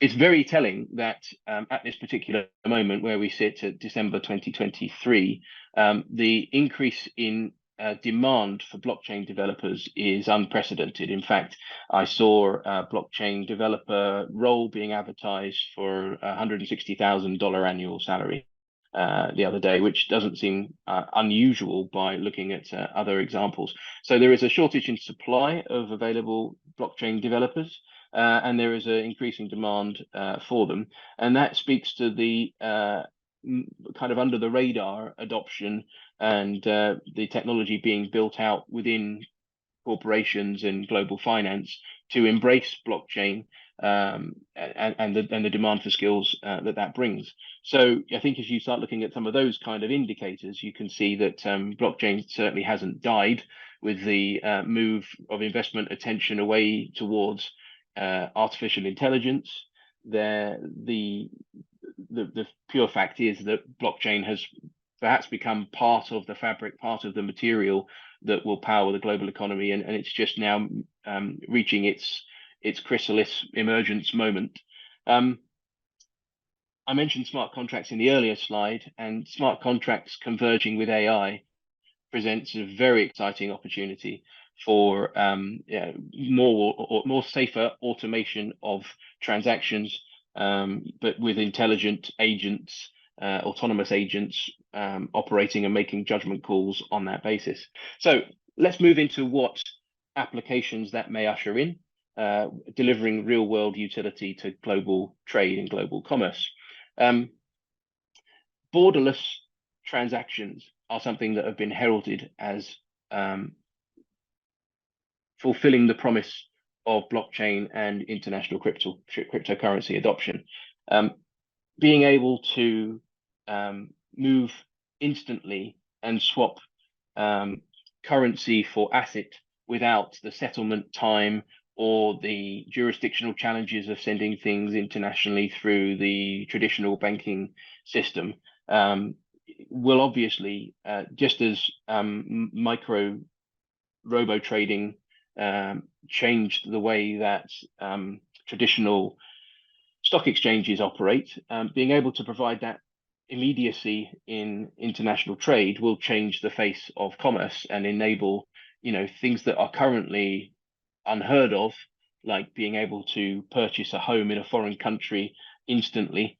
You couldn't imagine that today, but we're probably only at the precipice of within the next few years being able to achieve that from the comfort of our own desks or mobile phones potentially. So digital transactions will enable faster and more seamless international transactions with that instant settlement. Something called an atomic swap is present in blockchain vernacular, and that effectively means immediately swapping one tokenized asset for another. And imagine that tokenized asset on the one hand is a cryptocurrency that's or a stable coin, let's say USDC or GBPT, being exchanged for a car or equity share in a company. That's what the tokenization delivered by blockchain can achieve for us. DeFi is obviously met with a warm embrace by some of society and skepticism and concern by part of the finance sector. It has the power to disrupt and change and undermine a lot of the established lending and borrowing and banking services through that kind of peer-to-peer or community-based decentralized approach. Yet that's not without its risks. And there is a world potentially ahead of us whereby that decentralization of finance is given institutional support and adoption and actually serves to improve transparency and improve fairness and make for a slightly better functioning lending and borrowing system than we have today. What this talk is predominantly about is the power of tokenization, which in a nutshell is creating a digital identifier for a physical or unitary item that wouldn't otherwise be digitized. So I've mentioned some examples there about equity ownership in businesses and cars and properties. And let's imagine a container of electric vehicles sailing from Hamburg to Dublin Imagine a world whereby you could have dialed into the token of that particular one of the cars on that particular freighter, and you can see its entire build history. You can see its future owner destination. You can see its mileage. You can see its fast forward in time. You can see its service history, its insurance, its road traffic accidents. Imagine an identity with a full life history for a particular asset. That's what tokenization can power, and that transfer of ownership of that asset can be almost instant as a consequence of that digital identifier. You'll hear phrases such as phygital, which is not a phrase that I find easy to say, but the bridging of the physical and digital is where tokenization can play a very important role. But once you've tokenized an asset, the opportunity to fractionalize it and divide that into parts for distributed ownership becomes hugely possible. So we're in the Western European world, we're finding the property ownership kind of challenges of the successive generations, the difficulties of getting onto the housing ladder and owning a property rather than renting it. Fractionalization provides a real opportunity to help change and disrupt that trend and enable people to own, smaller parts of that asset at first in like the shared ownership system that we see in some Western society, actually being able to fractionalize that and make it more liquid, make it more tradable, and reduce the administration and the burden that goes with that, should help to empower future generations of asset ownership. Or think we've seen it today with shared interest in watches or shared interest in expensive bottles or kegs of whiskey. Imagine taking a keg that's tokenized and selling that in the fractions that are then held as subtokens on the blockchain. Huge potentials for trade and huge potential for derivatives as a consequence of this technology.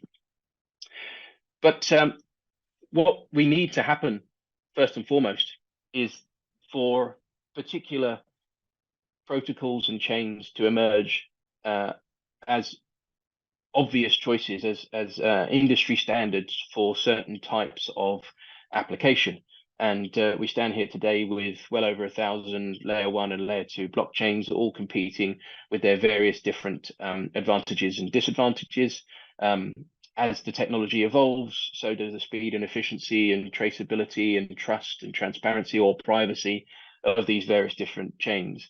And there is yet to emerge a winner, but we are getting closer to certain government adoption of various different chains and certain banking system adoption of different protocols. So again, as this clarity comes forth in the picture of the sort of smorgasbord of different chains that are available today, this will lead to more consolidation and more public adoption, widespread adoption of tokenization and digital asset ownership, digital asset transfer as we move forward. So what's Block Dojo's role in that? Block Dojo is, as I mentioned, a global blockchain venture builder. We incubate companies from idea stage that marry with applications and patents and use cases that we and our stakeholders feel will power the future. And here's a brief introduction video from my team on that.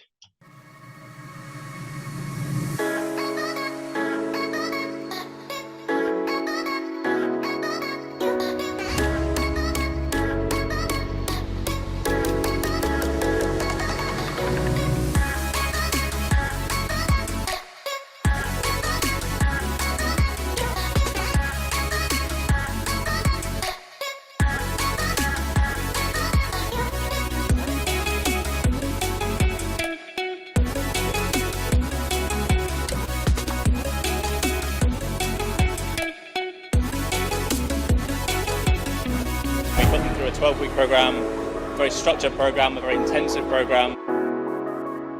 So it's kind of like taking the first year of a business and condensing it down into 3 months, and therefore we propel these businesses much quicker.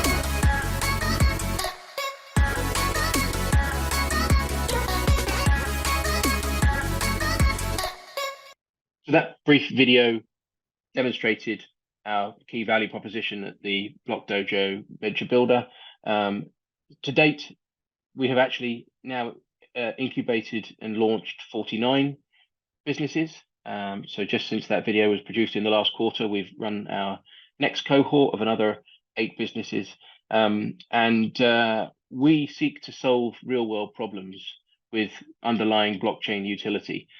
So we don't really back cryptocurrency projects for obvious reasons, but we do back those tokenizing projects that can help to make international trade and international asset ownership seamless. So far, we've delivered quite a lot of company value into the ecosystem, and that takes the form of a 12-week intensive program. So we take about 250 applications per region per cohort, and from that select 10 worthy ideas to be brought into the world as newly incorporated companies with strong founders serving large and scaling markets with some sort of unique value proposition that aligns perfectly with the mission of blockchain and you know, our objectives. So we provide a lot of education. We provide hands-on building and support in creating those blockchain-powered MVPs. We work on the QA, customer sourcing, idea validation, market sizing, and as a consequence of that, the companies leave into the investment scene ready to raise their pre-seed and subsequently their seed rounds and go on to bring their products into the world. And we have now, having been established for over 2 years, we have 8 of those 49 companies that are at that seed stage, having achieved 1 million plus in revenues and really nailed their value proposition, nailed their product market fit, and now look ready to scale. What do some of those companies look like? I'm going to talk through a few examples here, and I've picked a number of them that have come from our cohorts that are tackling specific tokenization challenges. So I'll start with Librero, which is probably our biggest success story to date. They raised a 2 million pre-seed, and they have been tokenizing books. So they're at the forefront of trying to take emerging literature and help to track audience engagement with that literature and make it easier for publishers to be able to spot a future bestseller. And involve the audience community in molding the titles, molding the series, and supporting the initial launch of literature into the world. So Librero is led by a fantastic founder who is now already having launched a product at the seed stage. Revested was from our most recent cohort, and that is a real estate tokenization platform. So as I mentioned earlier about powering that international ownership of homes and that immediate atomic swap of a title deed, that is what Revested seeks to do, serving real estate investment trusts and that shared ownership marketplace. Carby is from cohort 5 in London and is a marketplace and tokenization platform for carbon credits, to particularly the voluntary carbon credits, to help solve some of the world's big environmental challenges and improve liquidity and speed of access to these projects. CarStash from our cohort 4 is a platform that tokenizes vehicles.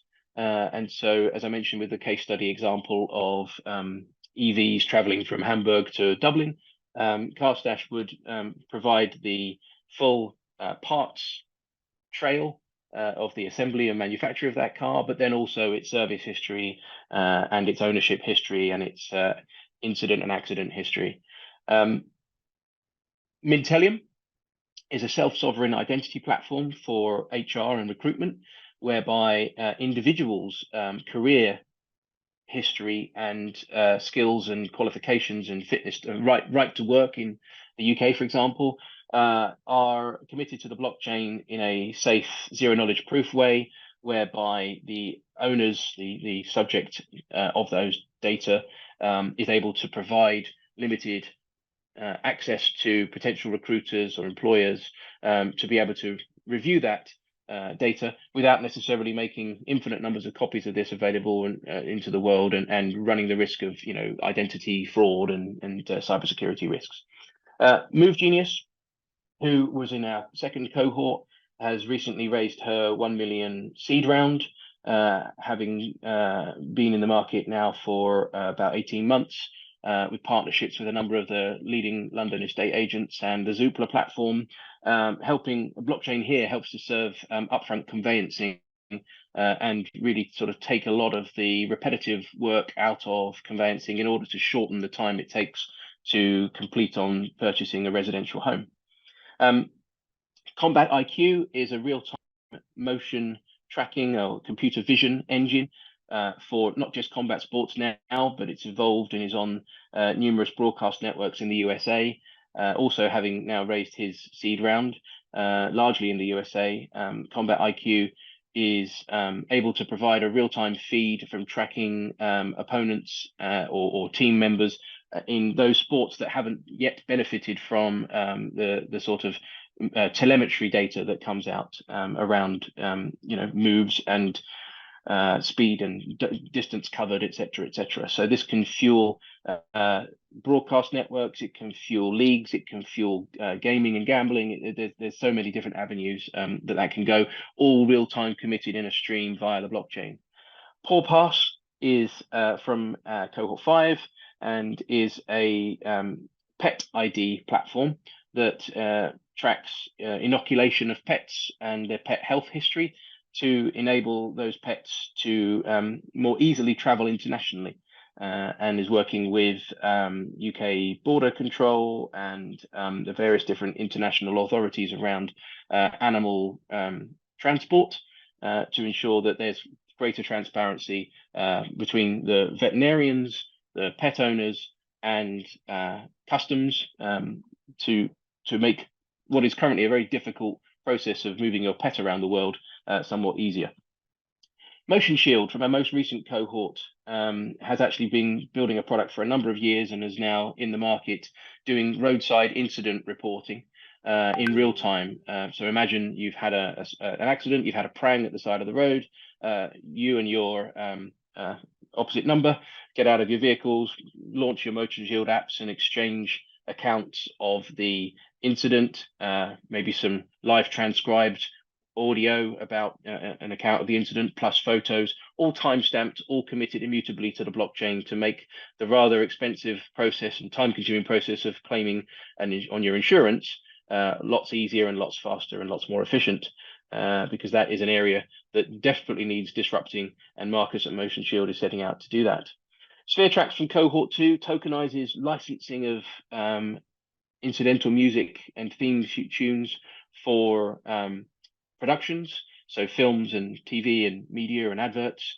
SphereTracks is a very well-tuned and very intuitive platform that you can type an AI natural language query and ask it for a certain type of music, and it will provide you with options which you can slide up and slide down to refine your required choice, and then that will license and track the license usage for the recipient, and also for the benefit of the original creator. So a very fair and transparent and easy to use process that's already disrupting that media segment. Intrasettle from cohort 3 is providing CBDC consulting and sandbox services to governments and banking institutions around the world. And one of the massive things you're going to need for adoption of tokenization and all of what I've laid out in this discussion so far is for greater use of CBDCs by global finance and global jurisdictions, global countries. So Intrasettle lives to serve that and already has some very prestigious companies in its stable. And then finally, for these examples, Journey On from cohort 3, a company called BlockRank, powering its product called Journey On, has tokenized the two verticals of property access and mobility, and two case studies from Journey On. They're working with Tricon, a US listed residential property company, and Yale Locks to provide time limited access to, for example, short-term rentals or hotel rooms or residential rented properties. Imagine not having to go to a lock key box hanging off of the side of a in some countries the side of a bridge or the fence at the end of the pathway. Imagine being able to do that with NFC and a QR or NFT on your phone that has been set up for you by the landlord or by Airbnb perhaps in the future for that brief moment that you're occupying that property. Huge disruptive technology. So that's the access control for property. And then secondly, they're also working with the Welsh Railway and others to provide digital rail cards, digital season passes. And you can imagine, of course, how disruptive that technology could be. So just here within a few limited examples, 12 examples of the 49 companies that have come through Block Dojo, you can see all the many different applications of tokenization and how blockchain can solve some real world challenges, which is what we set out to do here at Block Dojo. So let's just get a little bit into tokenization of real world assets. It's not unheard of. It's not a massive leap from where we are currently. But imagine we have a world that's powered by bonds and commodities and currencies and real estate and companies where those are currently custodied by financial institutions. Tokenizing them onto the blockchain and providing that verification so that there isn't duplication or risk of fraud provides that greater liquidity, greater transferability, using DeFi principles to enable faster settlement of those real world assets by trading the identifiers of those assets. But this is a complicated space. Not all tokens are created equal. You'll see here as the third bullet point, non-fungible tokens, and we'll probably all wring our hands and shake our heads at the days of cyberpunks and Bored Apes changing hands for tens of millions of dollars. Again, at the vanguard of an emerging space, it was an interesting use case for tokenized asset ownership, but perhaps we'll look back on it and think that it was a bit of an oddity, a bit of a curiosity, and not really indicative of the true power of tokenization and digital asset ownership. But underpinning the tokens that are pointing to real world assets, the non-fungible token principle actually has considerable merit, just maybe not in JPEG form. Utility tokens are widespread and fall outside of a lot of regulatory capture. These are things like proof of attendance, proof of ownership type tokens within a community or within a company, but not to be confused with security tokens, where we've actually tokenized securities around ownership of equities, for example, in order for true international asset ownership to be widespread adopted and to be regulatory compliant. The use of security tokens has to be done carefully and considered, such that financial institutions and governments and treasuries have a line of sight, and that these very important fundamentals that power our economy and power true asset ownership aren't abused or subject to fraud or running the risk of disenfranchising people who have paid good money to own those physical assets to which those security tokens point. So that's where the fundamental scrutiny has come from governments and from the likes of the FCA in the UK and the SEC in the States, to really focus on making sure that security tokens are policed and defined, and the rules for transacting them are clear to all. And of course, we all know of currency tokens with regards to cryptocurrencies, of which there are many, and have also been probably an equal number of rug pulls through the process of people spinning up cryptocurrencies overnight. That's starting to stabilize, and of course now we've seen government adoption, not least in the People's Republic of China with the digital yuan. We will, the UK is already looking at a digital pound, and it will not be very long before we are all talking in digital currencies, which of course, if they are native to us and they are the tender that we use by default, it will make digital transactions even more seamless without having to on-ramp and off-ramp from traditional fiat into this space. So a quick example that fractionalization of assets isn't new, but has previously been done by investment banks.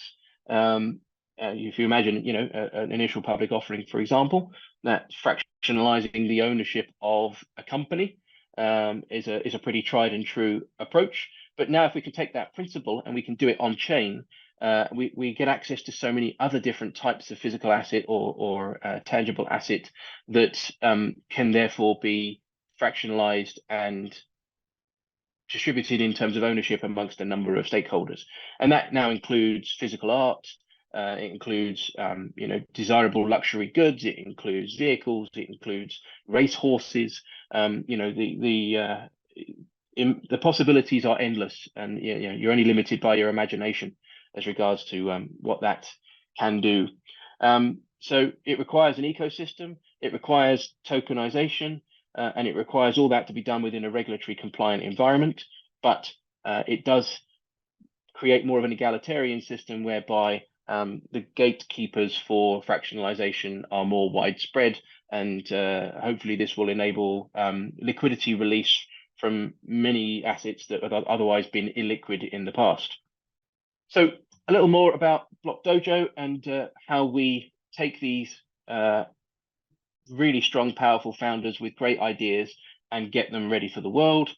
We divide our 12-week program into 3 with an initial orientation and validation, and really focus down on what will best serve customers, what will best serve society with these products.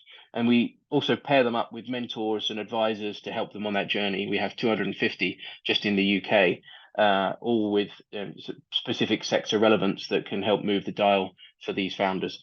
In the second third of the program, we do a lot of work on the underlying unit economics, the financial viability of the proposition, but also get into building out, prototypes, Figma renders initially, and then moving into actual build of the product, both back end and front end. And of course, the primary milestone, if you like it, that the founders have got their eyes on in graduation is being able to articulate their idea to stakeholders, particularly investors, and being able to encourage investors to join them on the journey and to provide that sort of necessary initial liquidity to get their product into the world. So the last third of the program is spent preparing for almost like topping out ceremonies where they come to do investor dinners and lunches and a big showcase in front of one of the biggest screens in Europe, which is a fundamental moment for all of them. And what we love is when they graduate the program and they carry on with that momentum and that determination and that tenacity, and we see their products come to fruition and start to gain their first customers and really start to hit the growth engine. So we're currently accepting applications for the May 2024 cohort, so please do visit blockdojo.io if you or direct any of your network that might be interested in starting a blockchain business to do so. I'm available at gareth@blockdojo.io, and I strongly and passionately believe that tokenization is the future, and it's only a short reach away. Thank you very much. Thank you very much for the presentation, Gareth. I just have a couple of questions from my end, which I think could round off your presentation quite well and give us a bit of a deeper insight into tokenization in general. So, we know that tokenization is kind of revolutionizing asset management by representing traditional and non-traditional assets on a blockchain. How do you see this impacting the future of investments, especially in terms of accessibility and liquidity? Yeah, those are two things that investors are typically looking for, right? We'd like better access to our funds, and this whole industry is very much about patient capital, and I think tokenization speeds that up and enables potentially faster returns, for better or for worse, as we'll get into, because obviously improved access for liquidity for LPs actually maybe to the detriment of the funds, but we'll talk about that in a short while. But yeah, I mean, I see an increase in tokenized fundraising, both at the company level and at the fund level. I think that's an inevitability as regulatory framework gets clarified. I also see that driving perhaps a greater adoption of DAOs, and certainly there are some activities, some projects that have come out of the US predominantly and Singapore, where DAOs, as a means by which to create a borderless company and sell the equivalents of equity as tokens, has created a bit of a vanguard for the new way in which stakeholders could be involved in the management or direction of a business, as well as just owning a slice of the pie. So I think it creates some exciting opportunities. I'm certainly looking forward to seeing where it goes as adoption becomes more widespread. Yeah, absolutely. And I think, there's a couple of companies, but there's one in the kind of in the UK that works on buying houses, changing them, maybe putting a bit of money into renovation, and then selling them on as NFTs on the blockchain, so that people such as me, who might not have enough to buy a house yet, can actually have access to property, which is really cool to allow a lot of people to get access to that. And I think that's only going to become more and more prevalent. Or there's other platforms that allow, for example, buying art, right? Luxury art that most people, I would say 99.999% of people might not have the means to beforehand or access to, and now they can actually buy £200 of a Monet, which is really cool. You're speaking to fractionalization there, I think, which is something I touched on in the presentation. It's a big advantage to, or a byproduct of, the tokenization revolution. Lots of these luxury goods, like you mentioned, art and watches and vehicles, etc., and real estate. We are at risk as a global society of a kind of polarization of those with wealth and those without, and largely because of access to assets. And I think sort of, without getting too egalitarian about the whole thing, I think that this ushers in a new opportunity for people to have assets, albeit fractions of them, and ride those value upsides that they didn't otherwise have in traditional sense. So yeah, I'm super excited. Absolutely. And before we get into the tokenized funds, which I know it's going to be a big discussion point today, I just have one more question. So with increasing interest in blockchain and tokenization, how do you perceive the growth of tokenized assets and investment portfolios in the coming years? I think there'll be slow adoption. I think, like anything, it's going to be slow and then everything all at once. Once it reaches that tipping point, obviously we've got a new generation of investors coming through, digitally native investors who, will perhaps have Web3 wallets and will have, already maybe cryptocurrency that they've speculated on in the sort of precursor era.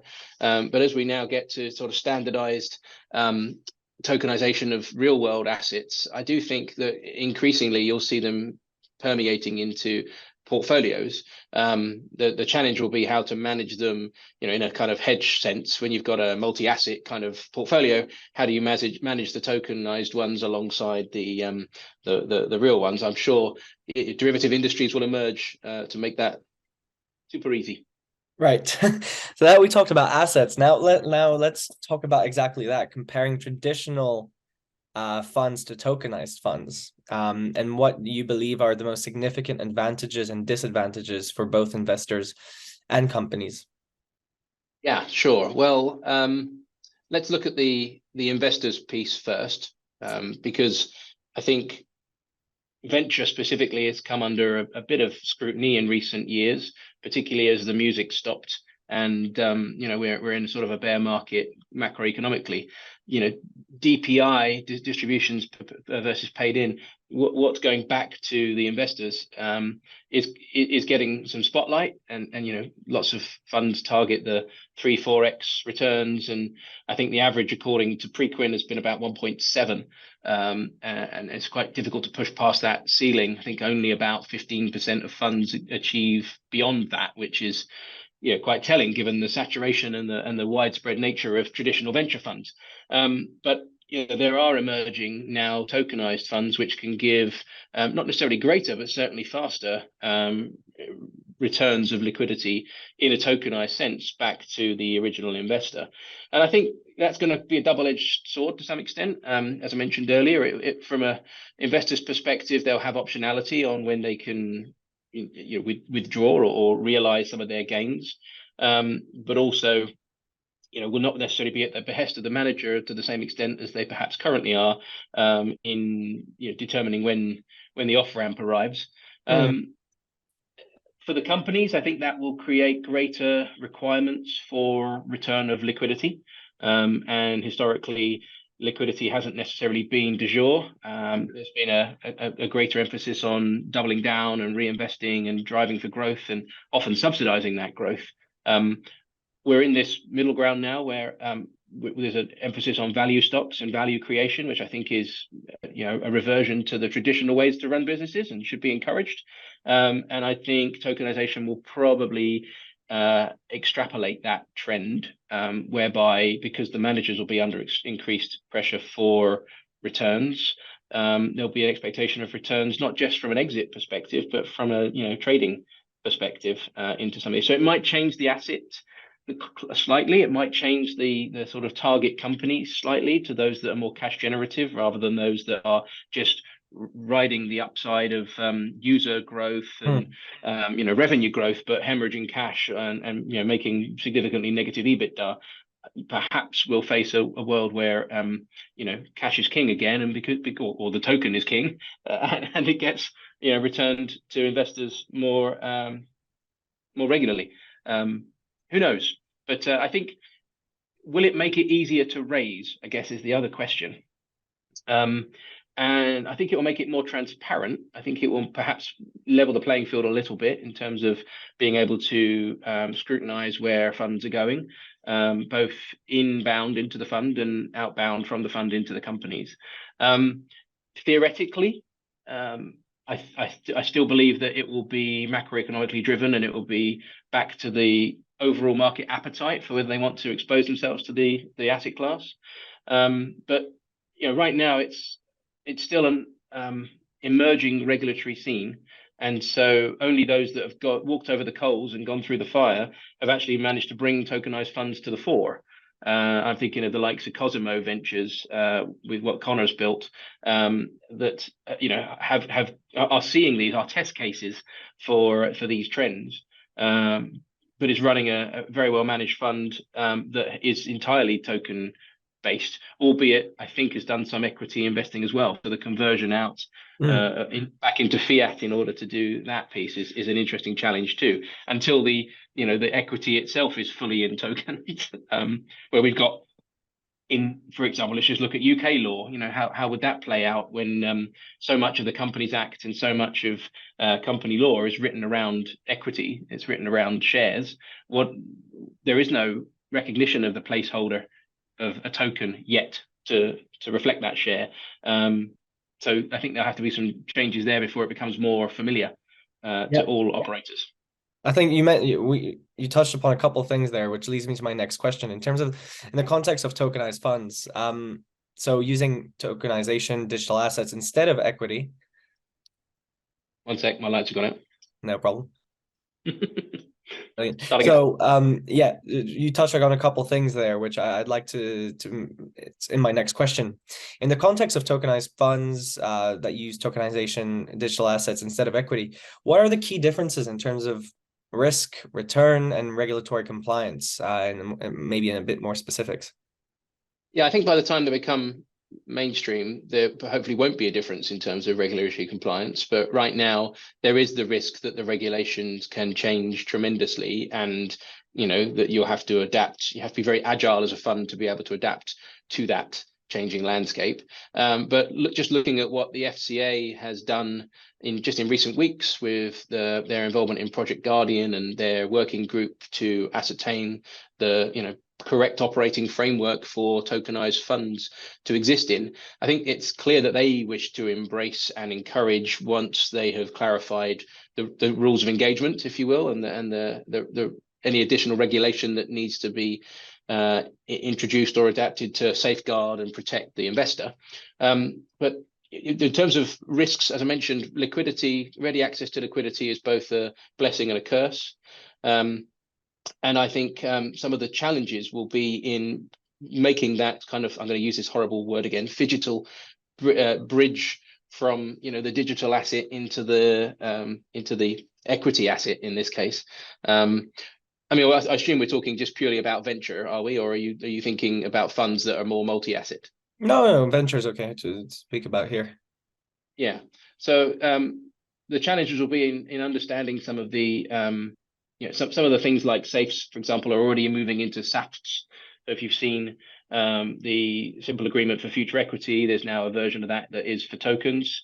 That's got its own esoteric kind of approach and its risks for investor and investee, and I think those will have to be ironed out and standardized. So with the regulatory kind of certainty will come some standardization of the playbook, some standard operating procedures.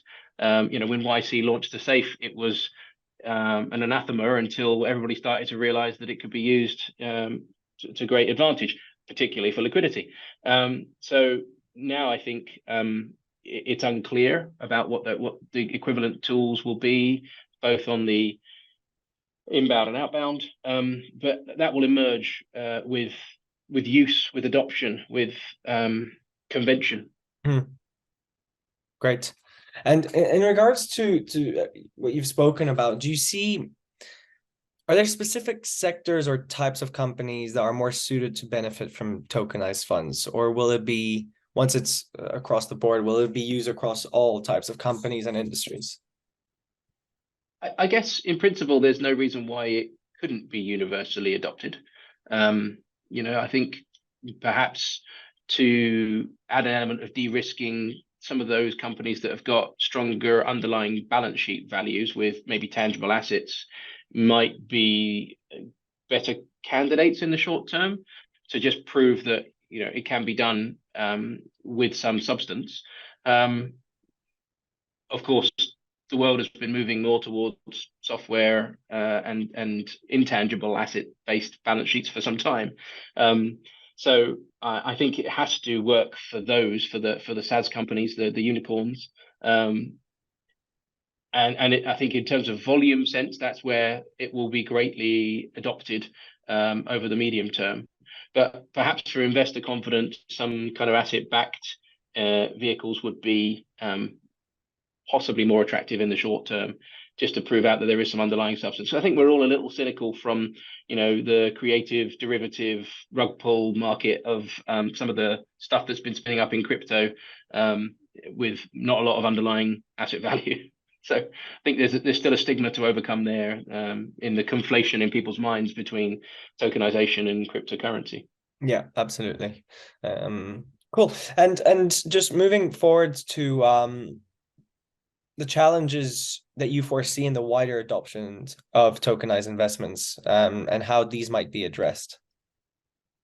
Sure. Well, we've touched a little bit on regulation.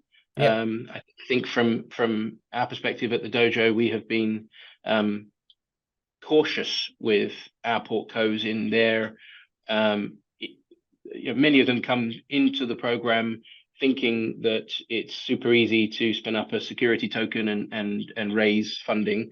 And I know there are the likes of Outlier Ventures, etc. out there that do a great job of guiding founders on that path, but oftentimes outside of the UK jurisdiction, and that's typically been our go-to as well, as we've been connecting them with the likes of Tokenize and Upside.gg and some of these advisory companies that can identify first and foremost whether there is a difference between a security or a utility and which one is applicable in each case, my gut feeling is anytime you're raising money and offering some upside on performance, i.e., even if it's a revenue share or profit share or equity equivalent, it's a security, probably the base test.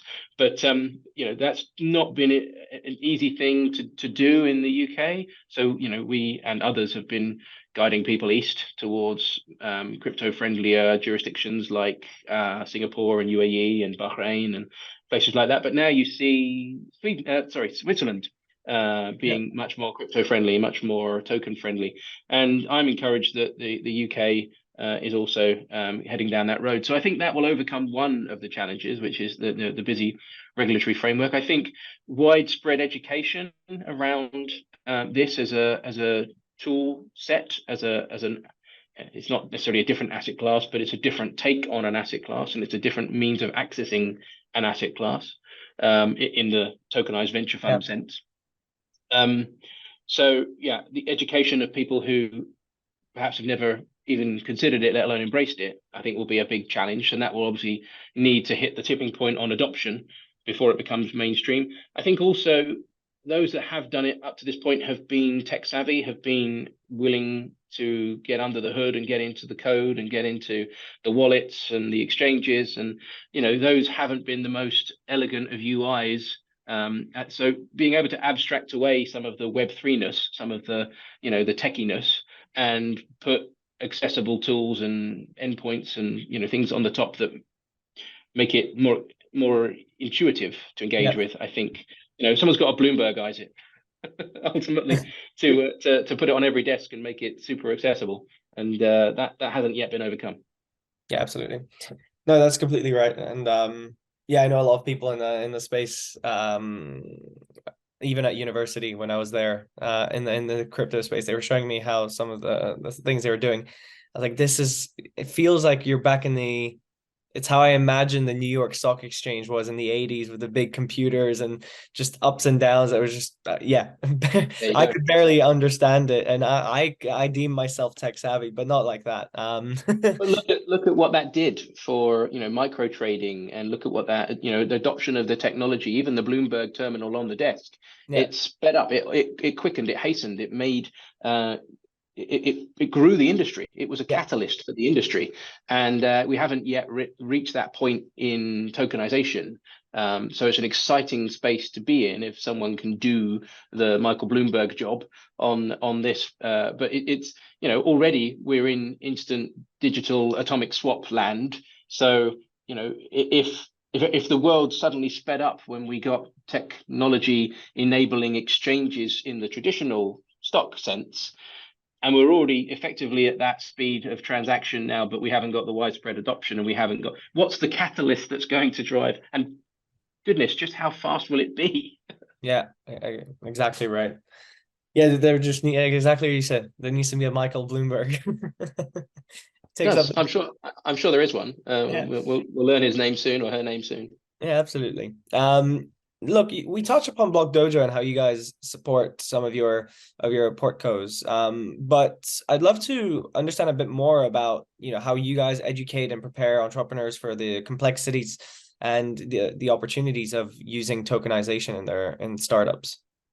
I'll be very frank. We've erred on the side of caution and have only encouraged utility token, so proof of access, proof of community, those kind of tokens where there isn't necessarily a equivalent currency value, or it's not a slice of equity, or it doesn't fall under the test to become a security.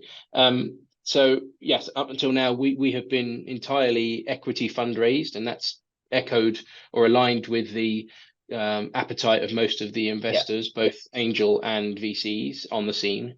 So when they come through our 12-week program, the sort of topping out final week involves investor lunches and investor dinners and a showcase, and we socialize them. They pitch, but then we socialize them with a whole bunch of ready and willing pre-seed investors, and that's great. But that's all a conversation around traditional equity investment. We use utility to help get them galvanize their community, and maybe it works almost as equivalent to kind of like a GoFundMe to some extent, or if you imagine almost like a Kickstarter, where you're pre-buying maybe the product, or you're pre-buying a subscription into the community, rather than buying a share of the ownership. So more Kickstarter than Crowdcube, I guess, is the approach. But I do see, once the regulatory framework is in place, I think our portfolio will be quick to want to adopt, and certainly the emerging companies coming into the incubator program will be fully expectant that they can emerge from the program with a security token. So, whoever or however that is powered is still up for grabs. And I'm keeping one watchful eye on it. But I should think certainly by 2025 we'll have an offer in place there. And you mentioned it. You mentioned investors, Block Dojo. In regards to the different strategies that you guys employ to interact with investor partners for funding startups, what strategies do you guys use for that? So we have a network of well over 3,000 investors that have either interacted with us, attended our events, or on our newsletter. And then I would say they're all institutions, or they are principals of angel groups. We shy away from financial promotion to individuals for obvious reasons. We leave that to the founders, and we leave that to the principals of the angel groups. Within our network, we do have, obviously, individual investor friends and colleagues, but the majority of those that we put them in the room with are either principals of angel funds, or our SEIS funds, or pre-seed fund associates, or more senior.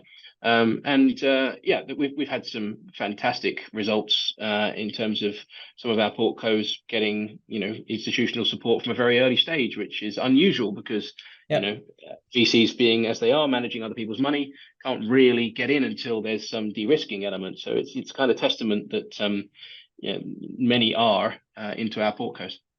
Okay, great. And two more questions. One is more of the long-term outlook, more macroeconomic outlook on the role of tokenization. So, in your opinion, what is the long-term vision for the role of tokenization in corporate ownership and investment? Yeah, I think the only way is up. Without a doubt, there will be more of it. Can I put a timeline on it? Every time I put a timeline on something in tech, I'm off by a factor of 2, I think, because things happen faster than I give them credit for. Maybe it's just a sign of my age, maybe. Give it a time divided by 2, and there you go. Yeah, perhaps. Yeah, but I'm loath to put a time on it, because whatever I say will be off by a factor. But I do think, in all fairness, both tokenization and fractionalization, it's on a curve, and the curve is heading up and to the right. And I think it's probably good for society that it does, within the right kind of rails and framework, so that nobody gets scammed along the way. There is obviously that risk, so it needs to be clear, and we need to sort the bad actors out, as has been the case with crypto. I do think corporate adoption will probably follow some of the emerging Vanguard funds. And I don't mean Vanguard, the ETFs. I mean those that are at the forefront. Yeah, at the vanguard. Vanguard, yes. I'm not trying to compel those guys into launching an ETF on tokenized, although it'll probably come. I think the corporates will look to adopt at a certain point, because it's an easier instrument for them to get daily line of sight on. Arguably, because everything is supposedly transparent and committed to the chain. So you'll need the underlying framework to be there. But I do see it going up and to the right. Okay, I'm going to put a time on it. 5 years, the world will be a very different place. Fantastic. And do you see a time where tokenization, fractionalization replaces equity fully? The UK and the US have, to an extent, written the rule book on equity investing and equity trading and the ownership economy around that. Just in the UK, we've got whatever it is, 5.7 million active companies, all of which are on the Companies House with their share records, their member records. Converting those into tokenized equivalents will either need some kind of legislative mandate, whereby that's what the government expects us all to have, and our hands are held and we walk down the aisle into a new world, or it'll need the multi-generational shift, and that's probably 25 years at least before companies have moved off and on to that approach. So do I see a world? It won't be in my lifetime, might be in my son's lifetime, but not without a regulatory or a statutory mandate, which if we all move into digital twins, digital equivalents, and everything is tokenized, it may come sooner than you expect. Yeah, and it's quite, I know it's quite different, but when you think about the role of cash, what cash had to play for a very long time. I personally never ever carry cash. I've never carried cash anymore in the UK. It's all card. You go into more and more stores and they don't have cash. They don't accept cash. And who thought 20 years ago that this would be the case? So yes, very quickly. And I think the equivalent can be said in numerous digital assets. Although maybe because I'm probably about 15 odd years older than you, I still feel the comfort of carrying, 20, 30 quid in my pocket just in case, even though you're probably right. There's less people that would take it than those that would actually deliver you value for it. So maybe the equivalent there is that, the framework exists for equities. Everybody understands, what a shareholding means and what it represents, et cetera, et cetera. And in the sort of private off market, there really isn't a lot of derivative around that, right? It's not like gold where there's more futures than there are actually gold. With equities, there's equities. It's pretty simple. And, tokenizing that may create some uncertainty in certain demographics. And but I think with generations, there will be a natural shift. And it may even drive the more progressive globalized economy, because that's one way of unifying, but not necessarily just legislation, but economic connectors. We talk about CBDCs and how that's going to power global trade. Along that path, probably needs to be lots more tokenized assets, including equities, for that to really flourish. But it won't be without statutory legislative compulsion. Absolutely, I see that. Last question is, what advice would you offer to entrepreneurs looking to explore tokenizations in their ventures? Don't rush in. Make sure that you are belt and braces and that you've done your research, that you've got good professional advice. There is an increasing number of good lawyers that understand this space and that advise very constructively on this space, both around, in this jurisdiction of the UK and beyond. So get good representation, be very clear on your tokenomics. Don't do it opportunistically, because these things are, there are real people parting with real money somewhere in this value chain. And so it needs to be right. So don't rush it and make sure you get good professional advice.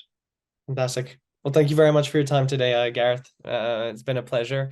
And for anyone who wants to get in touch with Gareth, the details will be on the platform. But thank you very much, Gareth.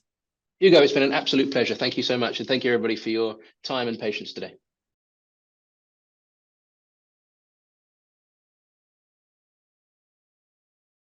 Welcome to CapitalHQ, where exclusive access to the private market and curated deal flows await you. Dive into a world of possibilities, from innovative startups and scale-ups to lucrative IPOs and high-yield credit opportunities, all at your fingertips. Gain unparalleled investment insights from some of the leading minds in the industry. Stay ahead with our expert perspectives from around the globe. Connect and network with fellow investors of similar caliber. Join our exclusive in-person and online functions to share, learn, and grow together. And the best part? Joining CapitalHQ is completely free for investors. Become part of our proprietary network of over 33,000 investors today. Discover, invest, and network with CapitalHQ, your gateway to the future of investment.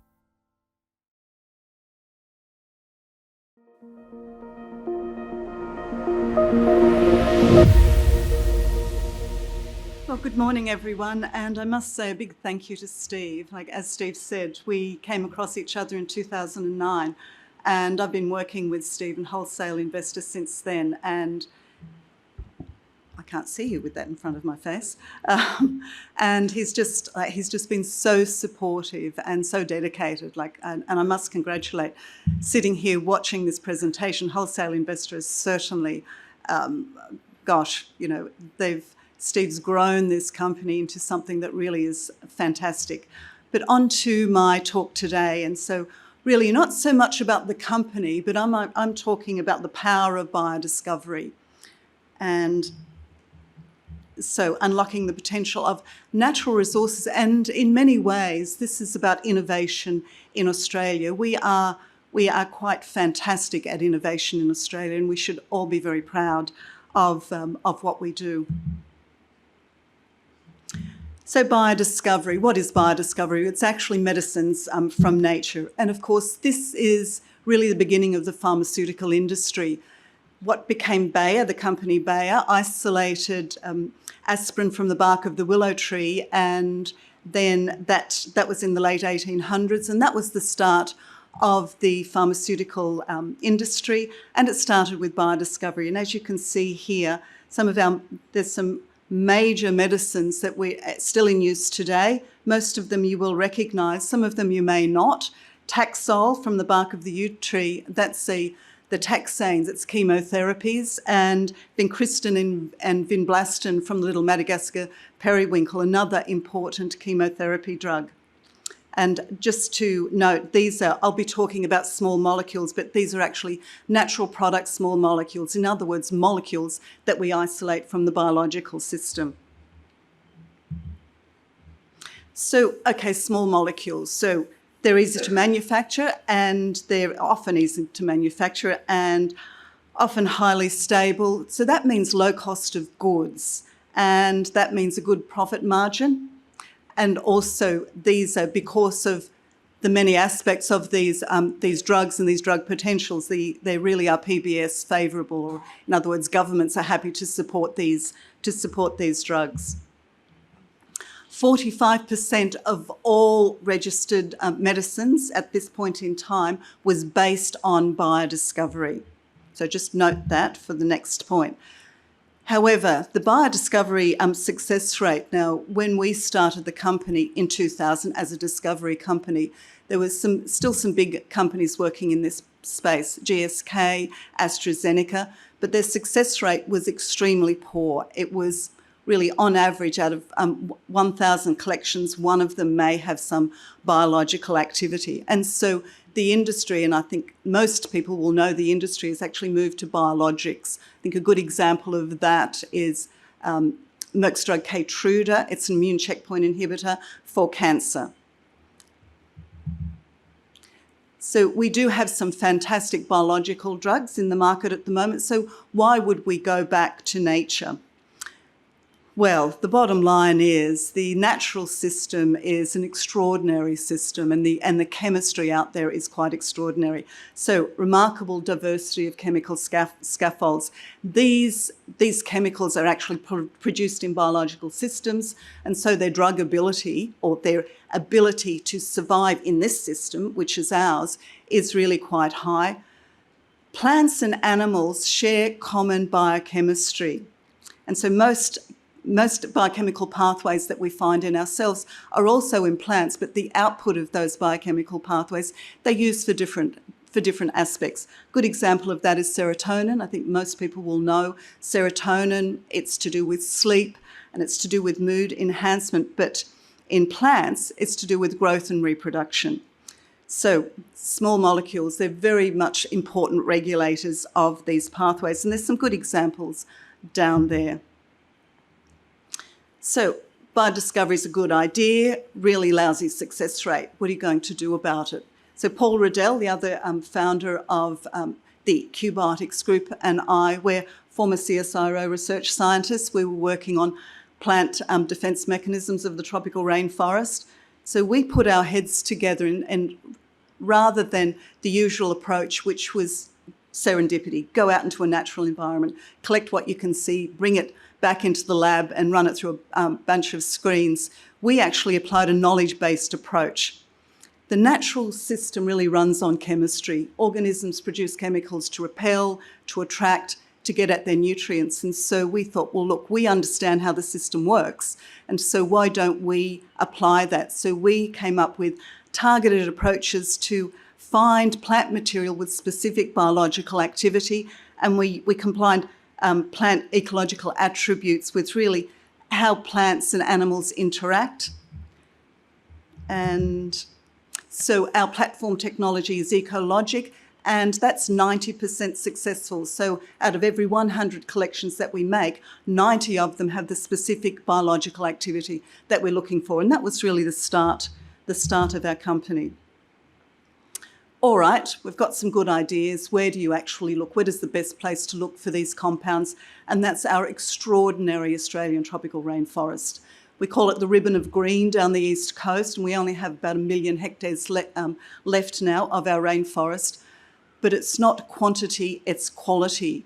We actually have 13 of the 15 rainforest types worldwide.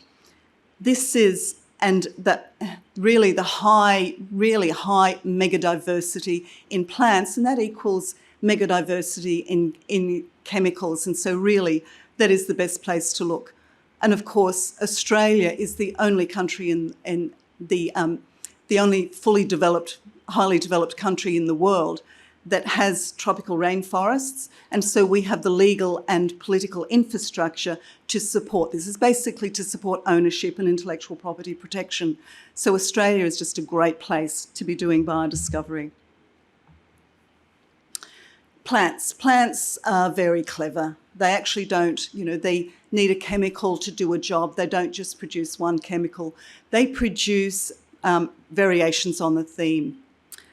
And this is an example of what it looks like. Steve mentioned our anti-cancer drug, originally called EBC46. It's now called tigilanol tiglate.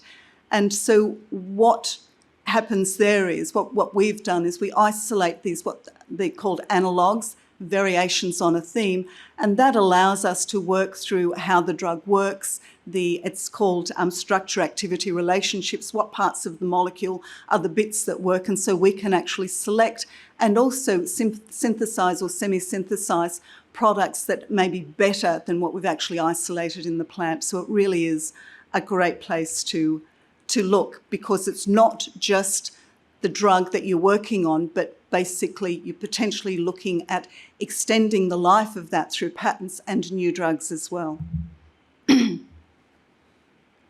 So we've got high biodiscovery, and this is a bit of a plug for the company as to what we do in our company. Because we've got all of this great pool of innovation, we do a very hard cull early on and push our drugs, really try to make our drugs fail early. And the best place to do that is not in the lab with mice, but out in the real world. Now I'm losing my voice. With real world diseases. And so we actually work in the veterinary space to inform us as we move into the human clinical development. But of course, these are potentially very valuable drugs that we're producing for the veterinary space. And so within the company, we basically have repeatable revenue because they're quicker to get out into the market. So small molecules solving major health problems. Let's have a look at cancer and tigilanol tiglate. And I'm going to actually run through some examples of what we've been doing in the company. So tigilanol tiglate is a small molecule. It's an intratumoral product. You actually inject it into the tumour. And I won't go into the specifics, but basically this is not a chemotherapy. This is a signalling molecule. Part of the action of this drug is what's called a protein kinase activator. I won't go into the specifics, but the bottom line is this drug works very quickly. Within 5 to 7 days, we see full tumour destruction. And then, of course, with tumours on the outside, you will be left with a wound or a pocket. The drug also stimulates healing of that site, and very rapid healing. And so that's the local tumour that's injected. This drug also stimulates a systemic effect, and so it does run through the body and actually deal with metastasized tumours. It's very early in our development there, but we are seeing signs of that with our drug. So let's have a look at the canine world, or dogs. and dogs with mast cell tumours. We actually have developed this anti-cancer drug for the veterinary space. What you're looking at there is the FDA Centre for Veterinary Medicine registration trial. It's a phase 3 type trial. If you're not used to waterfall plots, the blue bits down the bottom underneath are the good bits. And so this is really quite extraordinary. With a single injection, we had 75% complete response or complete destruction of the tumour. Where there was a partial bit of the tumour left, we went in with a second injection that took that out to 88%. And this was durable, so no tumour recurrence with 89% of those dogs at 12 months. Keytruda, I mentioned, great biologic, great anti-cancer drug, but across the board, it has a 20% success rate. So this is really quite an extraordinary success rate. And this is basically what it looks like. This is one of the dogs from the trial. Pre-treatment, inject the tumour. Day 1, you're seeing the tumour vasculature break down, the tumour cells themselves breaking down very rapidly. Day 7, full tumour destruction. That was quite a deep tumour there, great deep pocket. Day 28, site's healed up, excellent cosmetic outcome. And so really that is our drug. Just some other more tumour types. This is a drug that's effective against a range of solid tumours. So just a few other tumour types there. Soft tissue sarcoma in the leg of that poodle, oral melanoma on the puppy's face, and down to myxosarcoma. And that is the dog that Steve was talking about in 2009. It's Steve's brother's dog. And as you can see, it's a CT scan. The tumour was fully filling the sinus area. 15 weeks later, not only is the tumour gone, but that sensitive sinus area was left untouched. And Stelfonta is tigelinol tiglate. It's registered and marketed as for canine mast cell tumours. We're also working on other tumour types in dogs and in horses as well. And so nice potential for income there. So what about humans? We've in our safety study, we had some great results. The drug was safe. It basically well tolerated. We didn't declare what's called a maximum tolerated dose before we got a treatment dose. And this is an example here. This is metastatic melanoma, single injection into the first 3 top tumours, not into the 4th. And as you can see, what you saw in the dog, you're actually seeing in the human out to day 35, complete response. Still a little bit of healing to do there, but a really nice response in this very nasty disease type. But with this patient, not only were the tumours that we injected the drug into showed a complete response, but that little 4th tumour did as well. That could be a bystander effect. Also, a tumour in the lung and on the sternum also regressed as well, and that's the systemic or what's called an abscopal effect. So, this is an isolated chemical from the tropical rainforest doing really well. We are in phase 2 clinical trials, and we're working with global key opinion leaders and major hospitals worldwide. We've got a soft tissue sarcoma phase 2 running with Memorial Sloan Kettering in New York, and a head and neck cancer study running with some major hospitals, the Royal Marsden and Guy's and St Thomas in London. Certainly here, Kinghorn Cancer Centre. We're over in Wales. We're up in Brisbane at the Princess Alexandra. And Gustave Roussy in Paris is the largest cancer institute in Europe. And yes, great potential for the market for this drug. We hear about, investment, and we've had some fantastic investment in this company over the years that we've been running. And what we're pushing for is a great return on investment for those incredibly dedicated and wonderfully generous and supportive people. So we've done cancer. Now let's look at wound healing. So wound healing.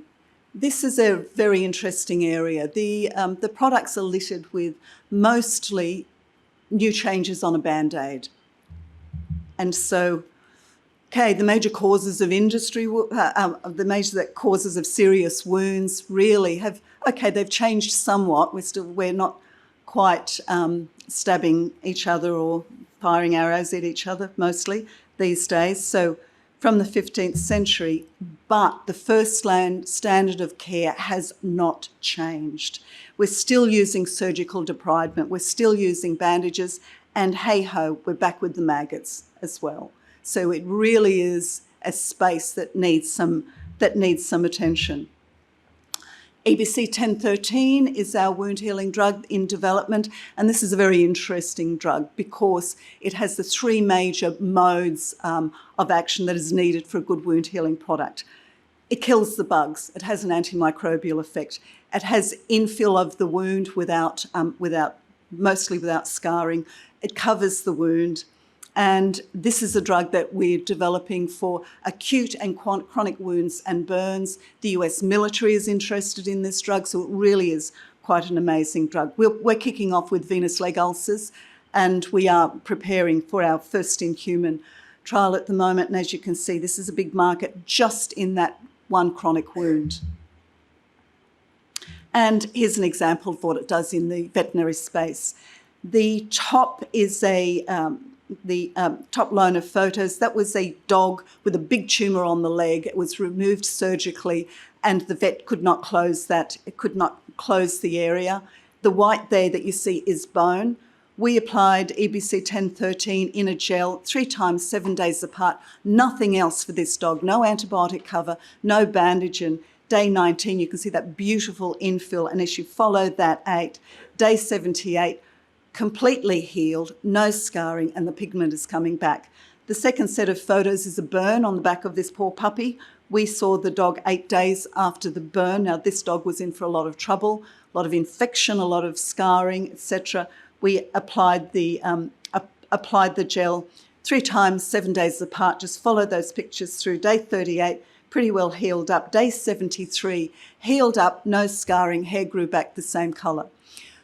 We've been working on this drug with the Cardiff Institute for Tissue Engineering and Repair for about the last 8 years to understand what is going on here. They believe it's not just wound healing, it's site regeneration. We are also interested in this drug for the cosmetic application. So again, these marvellous little molecules from the tropical rainforest doing some pretty fantastic things. Okay. Cancer, wound healing, what's next? We're actually looking at antibiotic resistance. Just a quote here from Dr. Robert Redfield, the director of the US Centre for Disease and Control. Stop referring to a coming post-antibiotic era. It's already here. And we really are in trouble. There's 16 bacteria now on a drug-resistant list. And in 2019, according to The Lancet, there were 5 million deaths associated with drug resistance. Scary times. Traditional approach to antibiotic discovery is to kill the bug, kill the bacteria. And unfortunately, widespread use, this is resulting in resistance. So what do plants do, particularly plants in wet, warm environments where bugs love to grow? They target virulence, don't kill the bug, but basically reduce its pathogenicity. And so this minimises the pressure for resistance. This is the approach that we're actually taking in the company. Unlike current antibiotics, the virulence-related approach reduces the potential for resistance. And so there's a greater opportunity for commercial life. New antibiotics that are being developed, they're basically being put on the shelf because just for the resistant organisms. And so we have some really interesting small molecules that we're working with at the moment. They're active against both types of bacteria, gram-negative, gram-positive. You may be familiar with the golden staph, MRSA, but also the gram-negative Pseudomonas aeruginosa is a real problem. And our little molecules are actually having great fun there. So that's us. I will say, a plug for Australia and our amazing natural resources. We just need to understand how to unlock them. So thank you everyone for your attention.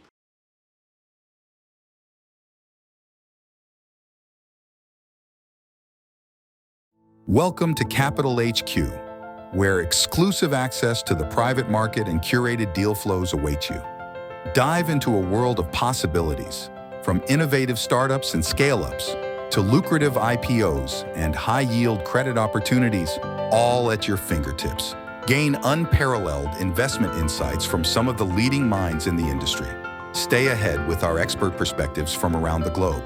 Connect and network with fellow investors of similar caliber. Join our exclusive in-person and online functions to share, learn, and grow together. And the best part?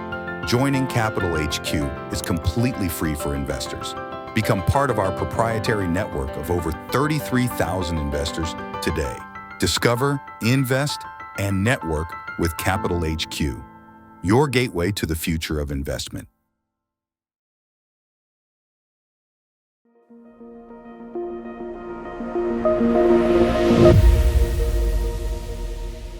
Thank you, everyone. And thank you, Steve and Wholesale Investor, for allowing me to make some remarks on Australia, India.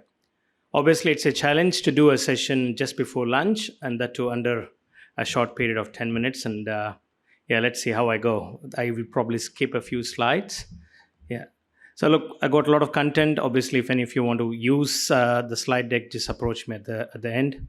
I'm trying to talk only about the broader economy and specifically about the venture capital and private markets industry. So I will be avoiding a lot of listed market data in here.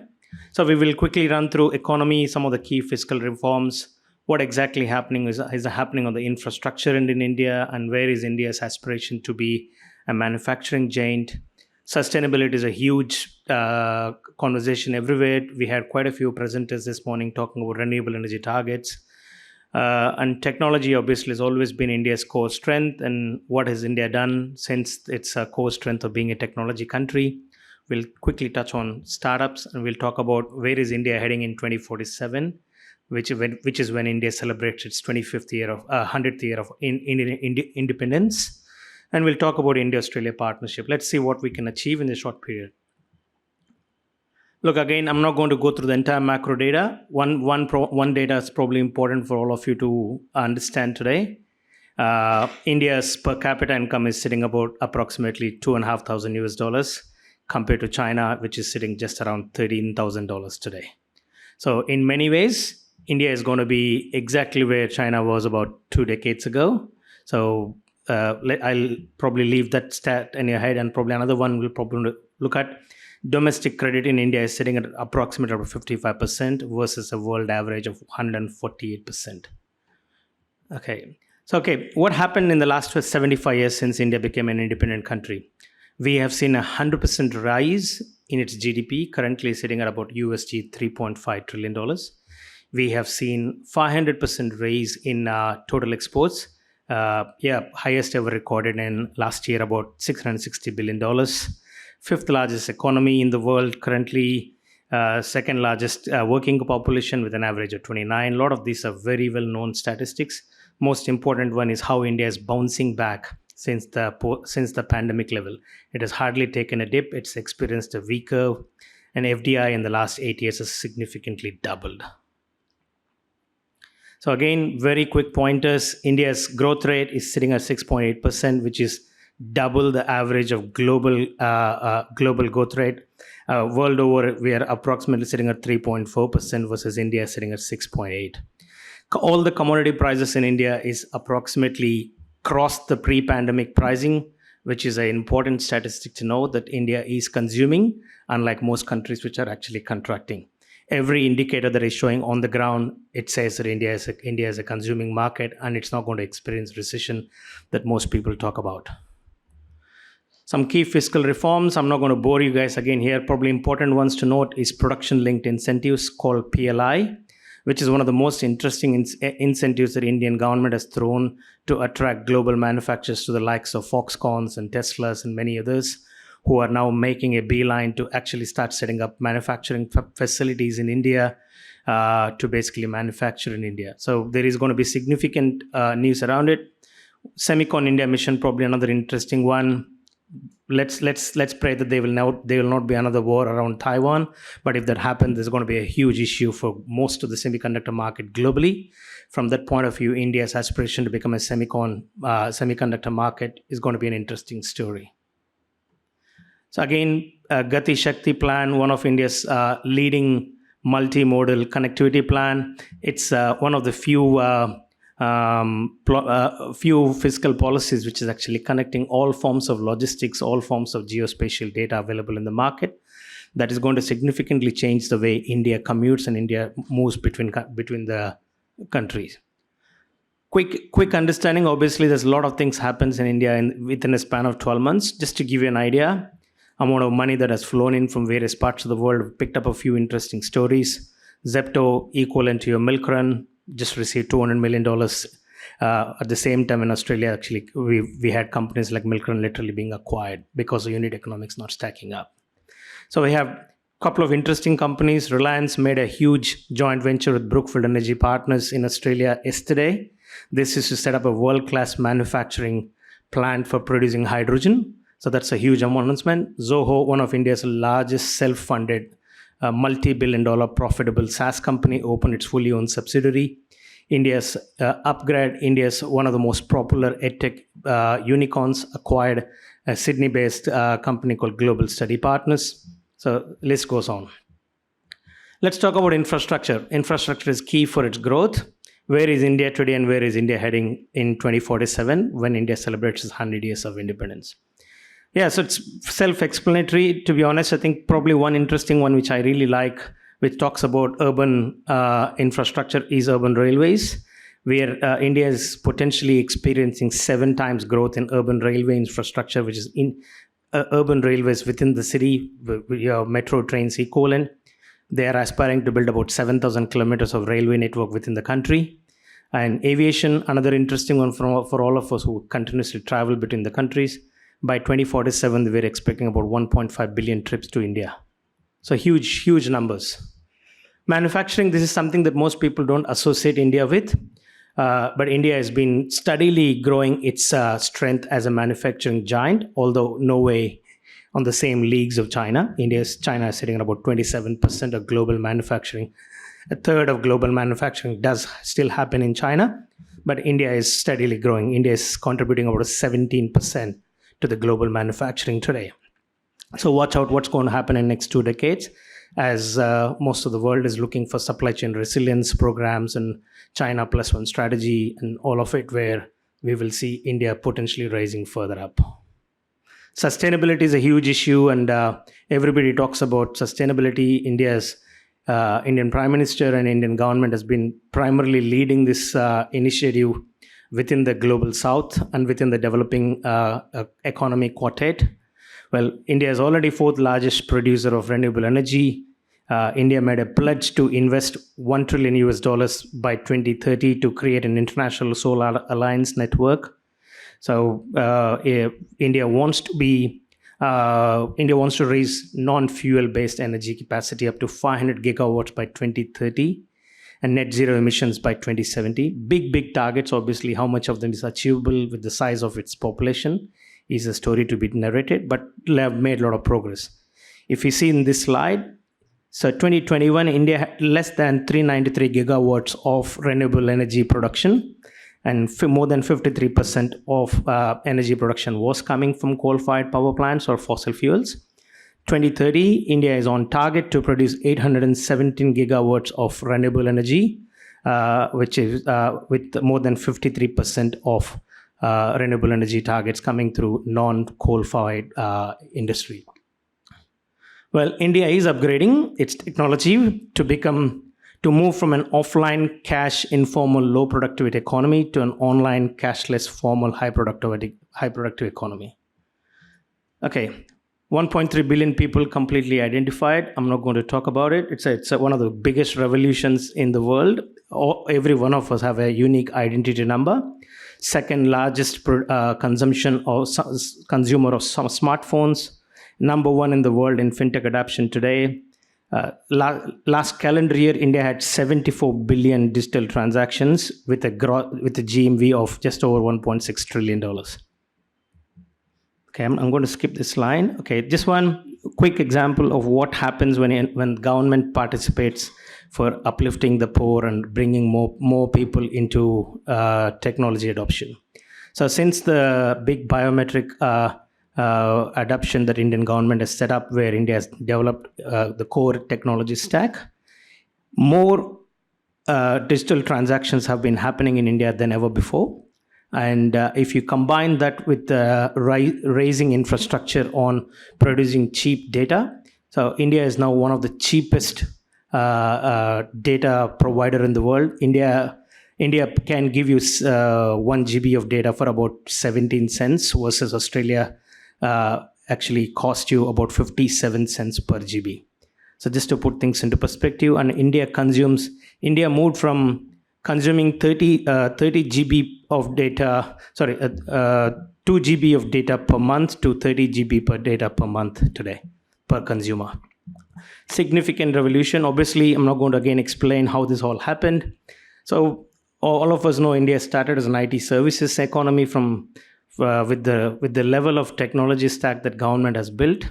It has moved from an IT services provider to a significant digital identity stack it has built for himself, and with the combination of available cheap smartphones and cheap data, India has built a strong startup economy that led to formalization of many jobs and many and organizing many workforce across the market. That led to significant visibility for the government to collect taxes, both in formal and informal way at a personal tax level, and GST implementation. That led for financial inclusion, and that led for significant access for higher credit instruments for SME sector in the market. And that's how India is going to achieve its 10 trillion aspiration. 180 companies out of the Fortune 500 companies does have their global R&D centers in India already. So it's a known statistic. Again, 86,000 startups registered, 108 unicorns, 900,000 jobs, combined valuation of 350 billion. Pretty self-explanatory. Well, big numbers, isn't it? So AgTech, 684% growth in the last 8 years. EdTech, 143% growth. FinTech, 47 times. Enterprise Tech, 20 times. Health Tech, 15 times. Doesn't matter where you invest, you will make money. Doesn't matter which sector you go after, you will make money. That's what it says. India is no different to the rest of the market. India has contracted 0.7%. The venture capital industry in India has contracted about 0.7% in correlation with the global contraction. If you see globally, venture capital sector is approximately contracted about 0.7%. Well, again, rest of them is pretty self-explanatory. So high growth sectors in 2023 to watch out is been EdTech, FinTech, mobility, autonomy, and healthcare. And few other sectors to watch out is around human resources, supply chain, and food tech. If these are some of the sectors that, if any of you are interested, you must be looking at India quite seriously. Again, I'm going to skip some of these. What is India trying to achieve by 2047? India wants to be $32 trillion economy and be the second largest economy in the next by 2047. India will get to a 10 times per capita income from wherever it is today. An average Indian will make about $20,000 US by 2047. It's an interesting stat for me. Foreign direct investments will potentially grow by 12 times to approximately about 1 trillion US. So where is Indian startup sector going to head in the next 7 to 8 years? Approximately, we believe India there will be an additional $300 billion that will flow into India in the next 8 years. By 2030, some of the statistics are quite interesting. For example, India is potentially going to see approximately 750 family offices being created, more than 15,000 angel investors, and say 100 plus government entities which will play an active role as an investor. More than 1,000 corporate VCs will play up in India, and more than 450 accelerators and incubators are going to be coming up in the next 8 years. Well, where is Australia, India? Always an interesting story. We got to bring the story back to where we are. So, look, quick introduction to what we did. We run a combination of products, foreign exchange, corporate, and working capital. In the last 10 years that we've been around, we moved about $1.5 billion worth of money across 37,000 suppliers, representing 1,100 of our customers in the last 10 years. We were involved in more than $200 million worth of corporate finance / corporate strategy work across these markets. We have we built over $25 million of working capital instruments for our clients. We did make some proprietary investment in a few interesting companies, and most interesting ones that we made in this year as our joint venture partners, Olympia and SimplyBiz. Olympia is a listed company in India, which is one of the largest listed company which distributes consumer brands from various parts of the world into India. The likes of Sunrise, Capilano Honey, Body Shop, and many other Australian products are being distributed to India through Olympia. And we have made a joint venture with them to help Australian brands to access Indian markets. Some Australian startups which you may be familiar. So Australia is probably still fairly new compared to where the rest of the world is as far as embracing India, but it's definitely catching up. There is a wide representation of all major tech-enabled startups from Australia starting to take India quite seriously, although it may not have been seen in the market, but it's definitely an undercurrent that we are observing. So quick statistics, trade contributes to 40% of Australia's GDP. More importantly, in this slide that I want to make an observation is how the trade dynamics changing between Australia, China, and Australia and India.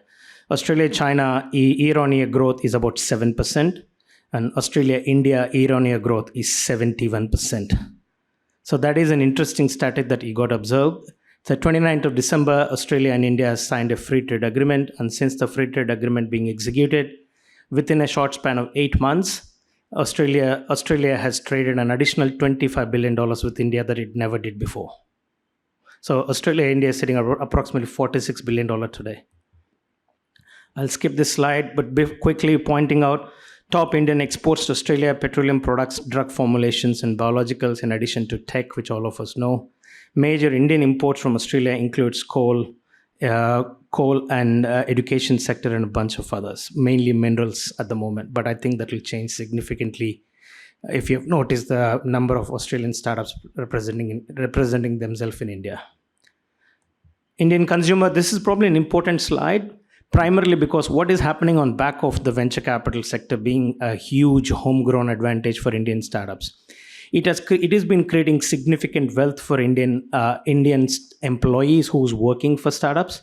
So if you look at example, in 2022, we saw about $2.25 billion worth of value being transferred from the employee that's being created for the employees with these startups exiting either through IPOs or trade sales, or potentially these startups being profitable and potentially offering them employee share option buybacks. So I think I'm being called to step down, so I'll probably skip some of these slides. Look, I think this is probably one slide, quick attention. India is moving from women empowerment to women-led development. It's got highest number of women commercial pilots in the world. 55% growth in women CEOs and MDs in the corporate sectors in the last 5 years. Most important one, it's about bringing gender parity into equation. Look, I had a little song to give you guys a little bit of set the mood as you get to the lunch. If the organizers allow us to play that, we will play, otherwise we'll skip it. Well, when we talk about India, it's all about celebration. So we've got to have song and dance.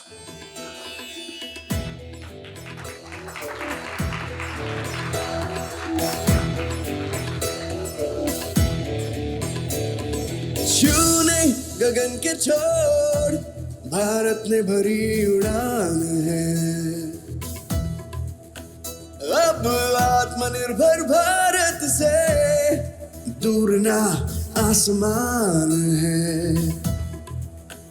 प्रगति और विकास का आनंदोत्सव है, आजादी का अमृत महोत्सव है, ये महोत्सव है।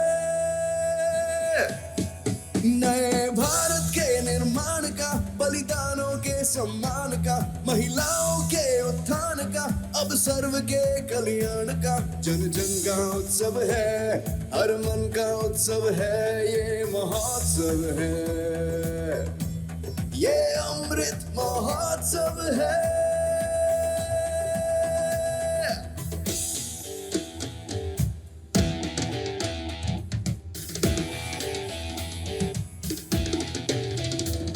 हर कदम आगे बढ़ाना सूरज उगाना है, हमने मन में ठाना है, स्वर्ग धरती पर ही बनाना है, नए संकल्पों का अवसर है, भारत माँ को नमन 100 है।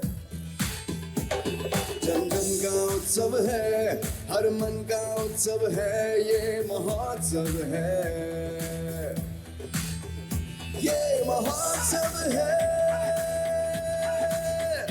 ये महोत्सव है, ये महोत्सव है, ये अमृत महोत्सव है, ये महोत्सव है।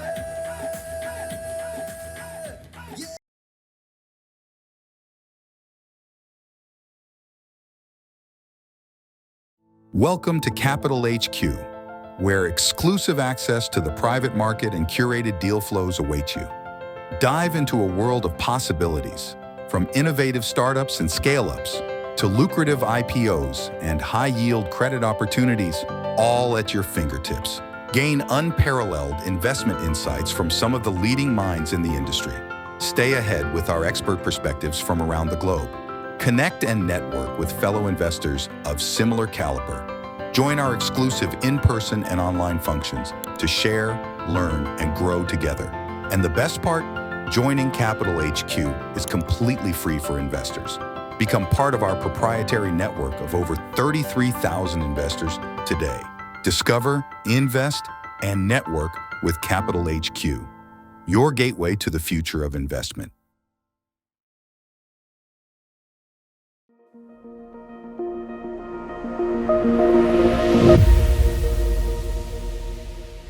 So Arcana Capital will be presenting later on this afternoon, just after 4. So I'm not really talking about my firm at the moment, but I'll be talking about, again, the trends and the environment in Australia right now in property.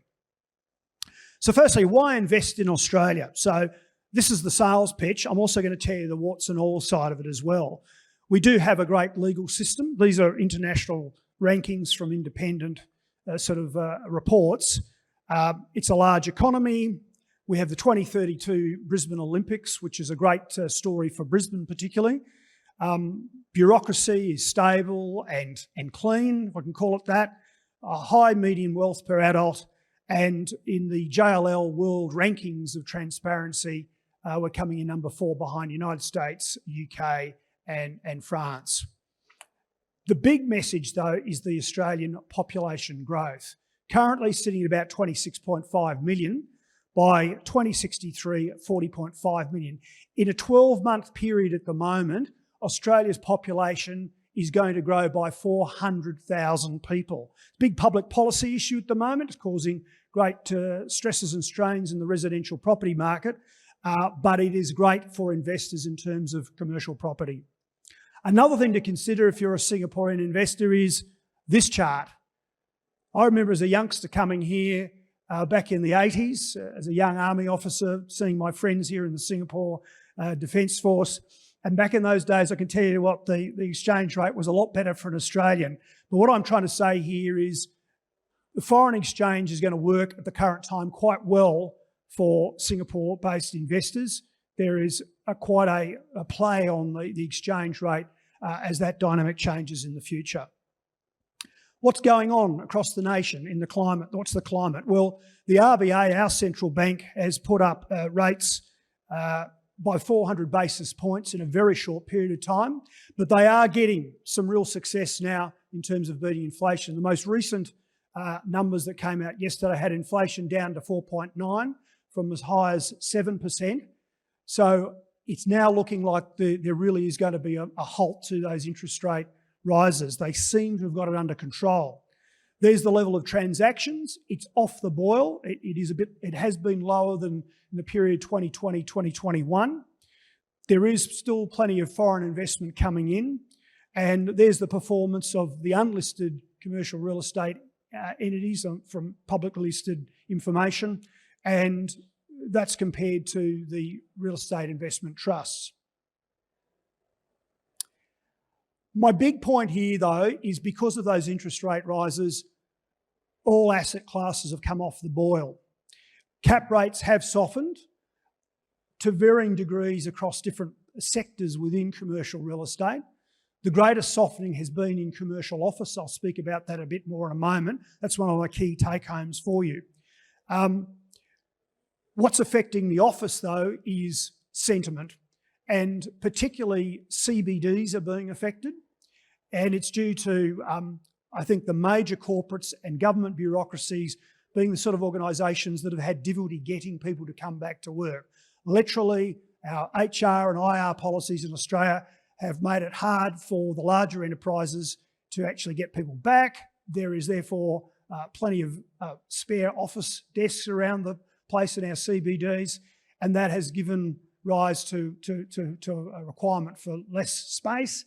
But that sentiment is right across the sector. Going back to what Bruce was just telling you from Stronghold before, that's where there will be opportunities. I'll come back to it. Industrial logistics, some softening of cap rates, but high rental growth expected.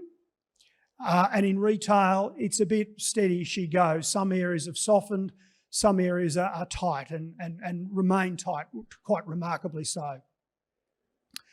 So what I wanted to do here very quickly is give you my take on the biggest opportunities for investors in commercial property in Australia at the current time.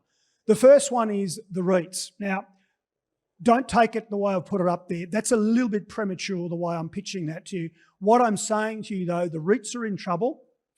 They are having to market assets at the moment, and there is probably more downside, but there is a time coming soon where the REITs will present great buying opportunities compared to where they were 2 or 3 years ago. So the patient investor, the discerning investor will monitor what's going on across the REITs in Australia, and when the timing is right, that's one to go for. Another way is to go in and look at the unlisted property trust. So this is where we are in Arcana Capital, or Stronghold, you've heard from Bruce before. And particularly that space has done quite well. And if I may say so humbly and respectfully, we've outperformed the big guys. We have attention to detail, we have focus. I'm talking across the offerings of various competing firms, but collectively we have that focus. We have that attention to detail that actually gets better value for investors. And if there is a qualifying entity being a managed investment trust, then Singapore investors, through the tax treaty and the like, are hit with a one-time 15% withholding tax on distributions being repatriated back to Singapore. And so that's the most beneficial place to be. But that really does depend on the product that the operator is developing. So you've got to look in and look at that. I'd also say, just amplifying what I've already mentioned about suburban office, this is a really big opportunity. Because of the negative sentiment, it's affected the whole, I suppose, of the office sector. The cap rates have softened by about 200, 250 basis points, and there now are fantastic buying opportunities. We, this year, have bought 3 suburban office buildings. The first 2 are fully occupied with a great mix of government and private sector tenants and strong firms, and no sign at all that those enterprises or organisations wish to downsize or vacate. As Bruce just told you, Bruce from Stronghold, it's about having great connectivity with the suburban road network, the motorway network. It's about having access to public transport, but particularly it's due to the amenity and car parking ratios. In the Brisbane CBD, the council will only let you build 1 car park per 200 square metres of lettable area, whereas out in places like 8 Mile Plains that he referred to, car park ratios of 1 to 35 square metres, 1 is to 50 square metres, and so forth. So the fact that you can provide great car parking options for staff really is attractive to those SMEs. Another point that I'd like to make, though, before I close, is in relation to, I suppose, the philosophy of investors. I said Australia was a great investment environment. Yes, it is relative to other jurisdictions, but let me speak frankly with you this afternoon. Sadly, in the last 5 years, many Australian jurisdictions have seen offshore investors as a cash cow. And depending on the jurisdiction, there have been increases in taxes and charges, land tax, stamp duty on offshore investors. And it is quite varied. So you do need local expertise and great advice from lawyers or real estate firms when you're making investment decisions. But I'd also pitch to you, and it is a bit self-serving, it's better to come in to invest alongside Australian investors. If the deal is structured the right way, with the level of interest, you can actually sidestep these higher imposts of land tax or stamp duty. You can also ensure that you get better outcomes in terms of foreign capital gains tax, withholding tax, which can be levied on individual overseas investors. So I'd really urge people, as a final strategy thing to think about, it is actually, whilst you don't have that control, if you seek the right partner, if I can put it that way, it's great to invest alongside Australians in the way that I've said. So thank you very much. I'll look forward to your attendance after 4 this afternoon when you'll hear about the Arcana Capital story. Thank you for having me.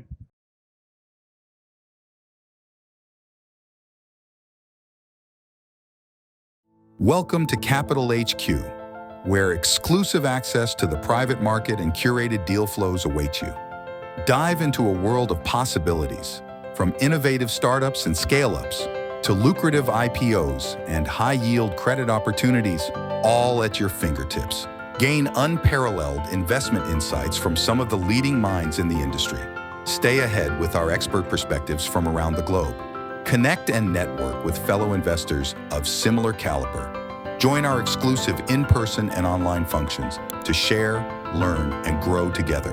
And the best part? Joining CapitalHQ is completely free for investors. Become part of our proprietary network of over 33,000 investors today. Discover, invest, and network with CapitalHQ, your gateway to the future of investment.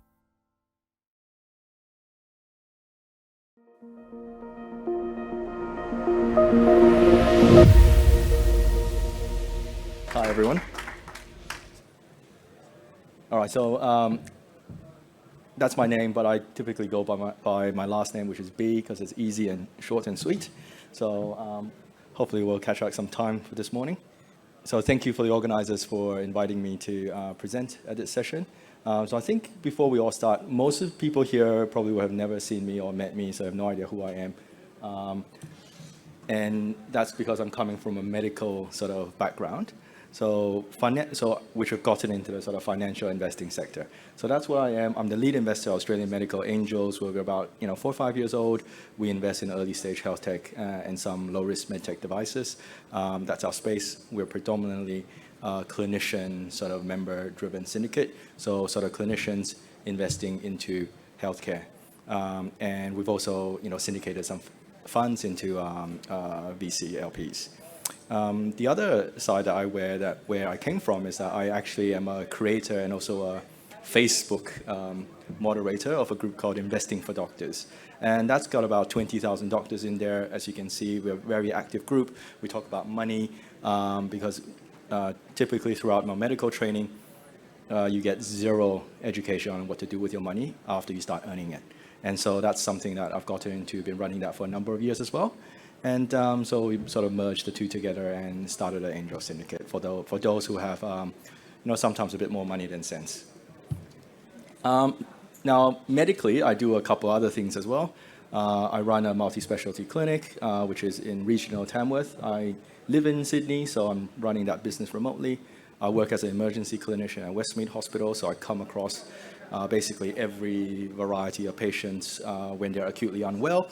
And in my clinic role, I see the people who are coming through as an outpatient perspective. So I get a very wide experience in terms of the whole clinical picture. And lastly, I also decided to do a PhD at some point in my life, and I've got a PhD in neuroscience, and I'm a research fellow at Macquarie Uni. And that's a very basic science, I'm not talking about clinical science where you're doing clinical trials. It's about mice, cell culture. So, the stuff that you probably heard about just now. That's the stuff I do from a research perspective. And being a part-time researcher, I'm reasonably well published with over 3,000 citations. All right, so now, the title of this presentation is what biotech, health tech, missed one, and medtech.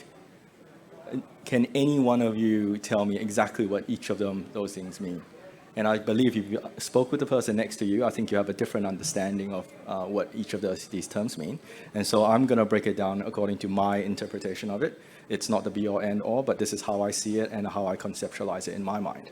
So the breakdown is health, med, and biotech into three sort of verticals in healthcare, I guess. And obviously underneath each of these, there's tiny little bits. Digital health, there's digital therapeutics, there's devices, there's pharmaceuticals, there's biological, lots and lots of things. But how I like to think about them is calling them the soft, the hard, and the deep. All right, and I'll explain a bit more what I mean by that.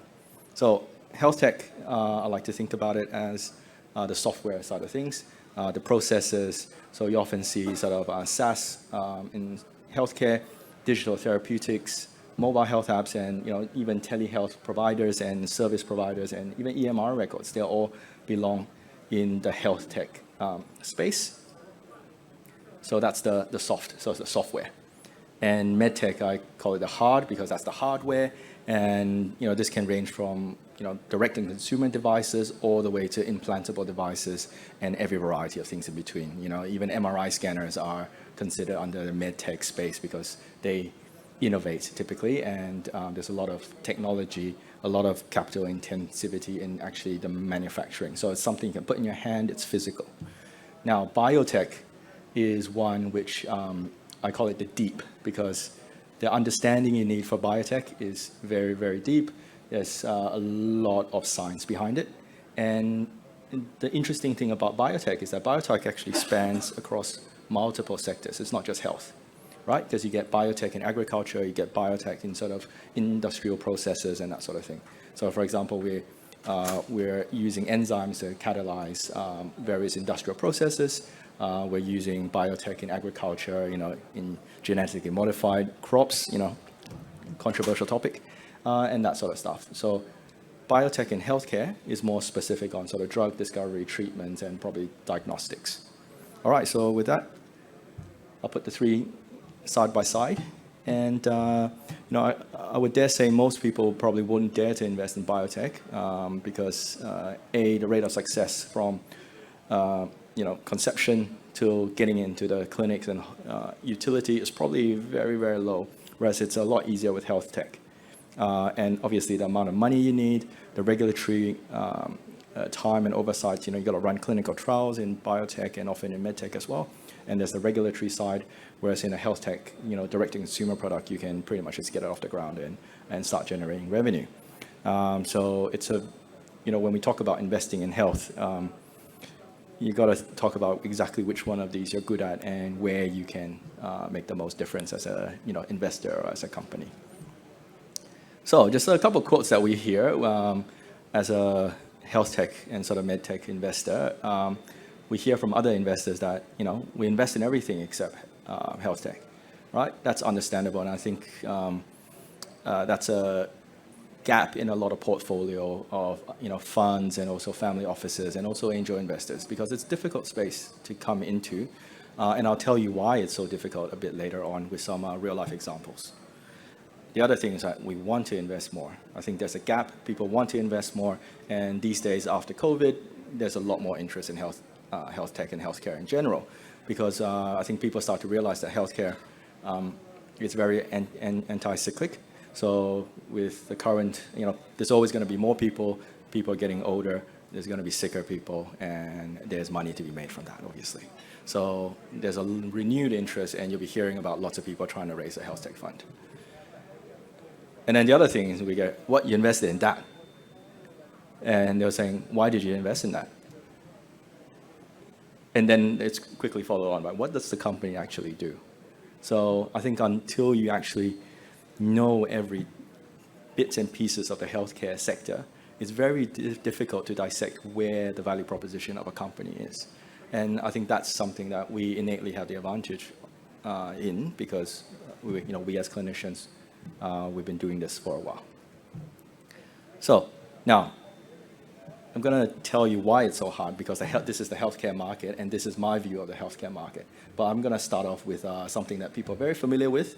It's called the two-sided market. All right? I think most people know these three companies. Very simple. There's a payer, and there's a service provider, and there's an exchange of services for money. All right? And so now we get a little bit more complicated in Uber Eats. Now that's a three-sided market, because there's a diner who has money and he wants food, and someone needs to bring the food to them. So in this case, the diner gives the money to the kitchen and the driver, and Uber Eats gets a cut, and the kitchen sends it to the diner. And if you're like me, ordering food at like 2 a.m. When I'm on shift, sometimes the driver takes the food and runs off with it. So now we come to healthcare, and I call healthcare the five-sided market, and I'll tell you exactly what the five sides are. I think the most easy one to think about is the patient, right? And I put the patient at the top because that's what we're here to serve. And the next one is the clinician, because they're the ones that's providing something to the patient.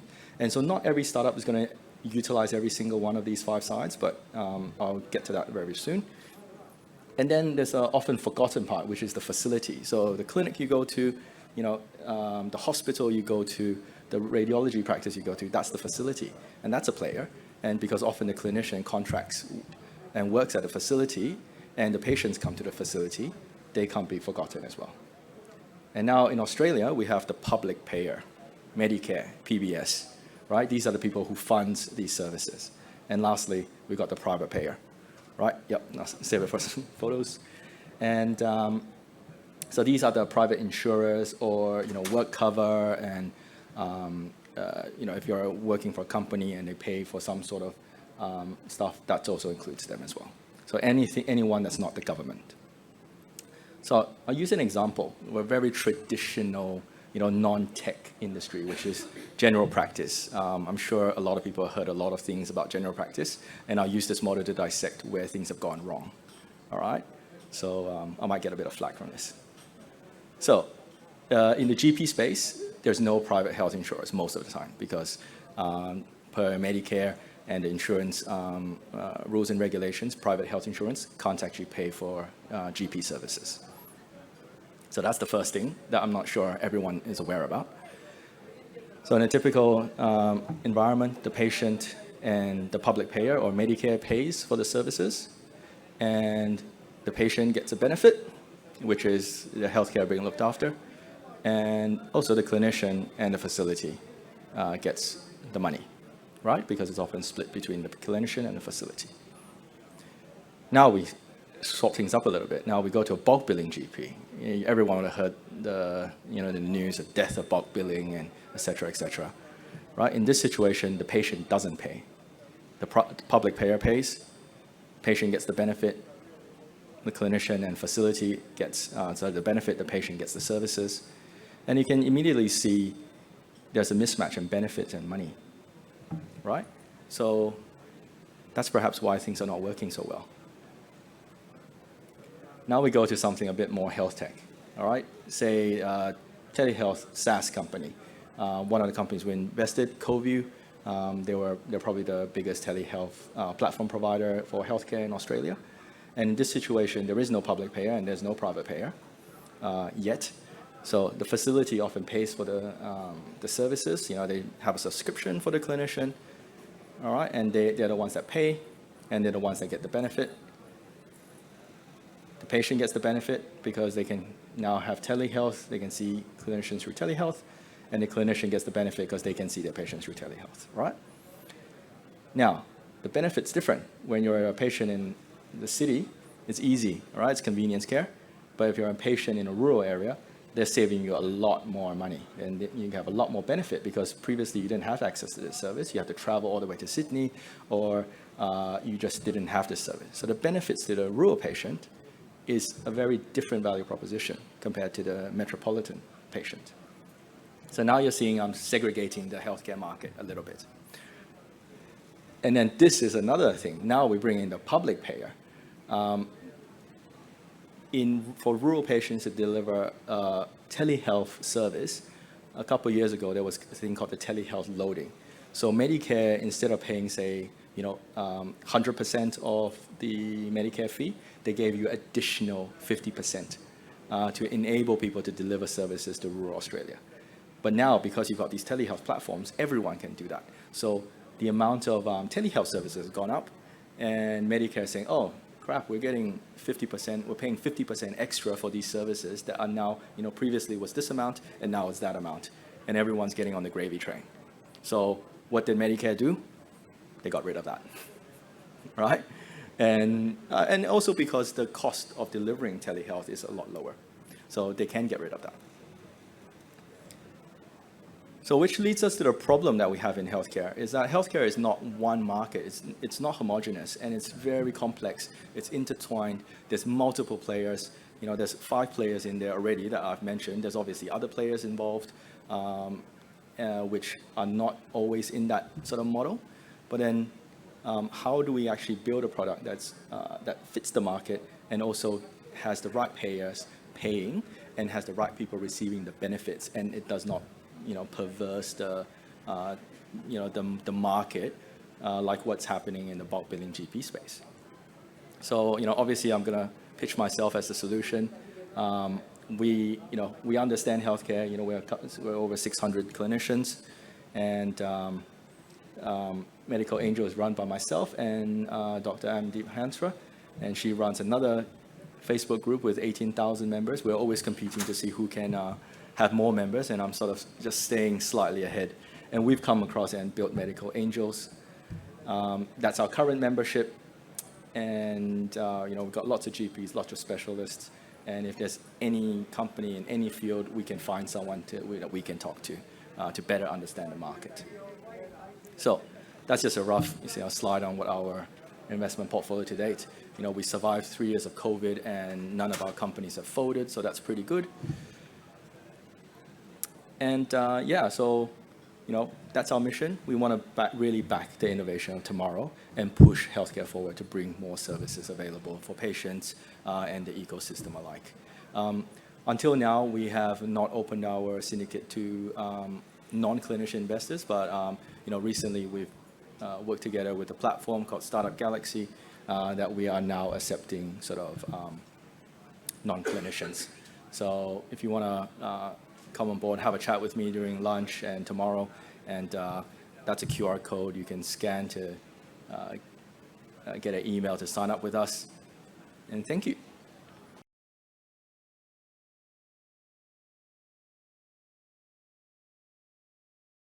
Welcome to CapitalHQ, where exclusive access to the private market and curated deal flows await you.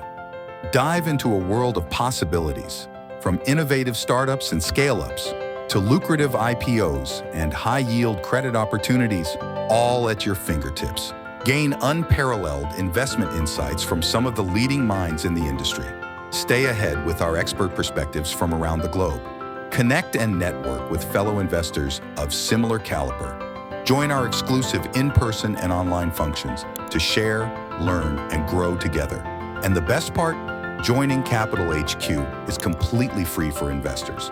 Become part of our proprietary network of over 33,000 investors today.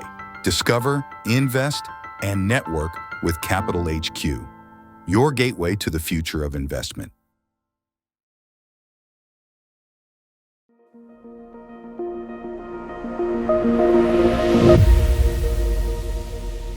Hi everyone, like said, I'm Amit Verma. I'm with the ASX. Have a long history in the private markets. So we work primarily with private companies and educating the market about what is entailed to be a listed company, what are the pros and cons of potentially being a listed company, and I'm going to talk a little bit about that today. So before I start, are there any founders in the room? Or yeah, okay, and okay, that's pretty good. So today's I'm going to talk initially about a little bit about the concept of why you should list or why you shouldn't. Then I'm going to talk a little bit about the ASX itself as a market, and then finally more about the mechanics of listing. And I'm going to make sure that I finish in time. Right, here we go. So the first thing I think when we meet companies is we talk about the concept of, is listing the right thing for you to do? Because as a founder or as a CEO, you got to make sure that the company is in the right stage, the right state, and has the right characteristics to be a public company, because it's not for everyone. And contrary to popular belief, we don't tell every single company we meet that you should list. In fact, we do tell companies that we come across that perhaps listing is not right for you, and maybe not at this time. And these are the steps you need to follow to potentially be a listed company. So these are some of the things you can potentially think about when you are looking at whether listing is an option for you or not. So the first important thing is that what's sort of your growth strategy? Do you want to be raising? Do you want to list to raise fresh capital? Are future acquisitions in your sort of roadmap? Because you can use shares to acquire companies as opposed to cash only. Do you want to use the public markets as a mechanism to sort of lift your company profile? Because that can help a lot. Institutional investments, some of the most blue chip and tier one institutional investors, they often invest only in listed equities. So if you want to access some of that capital, then being a listed company does help. It's easier to reward employees when you're a listed company through shares. And finally, what listing also means for your customers and suppliers. We come across companies often that are doing business in Southeast Asia, whereby in order to win certain government contracts or certain key customers, it helps if they're a listed company versus being a private company. And we hear that quite often from those markets.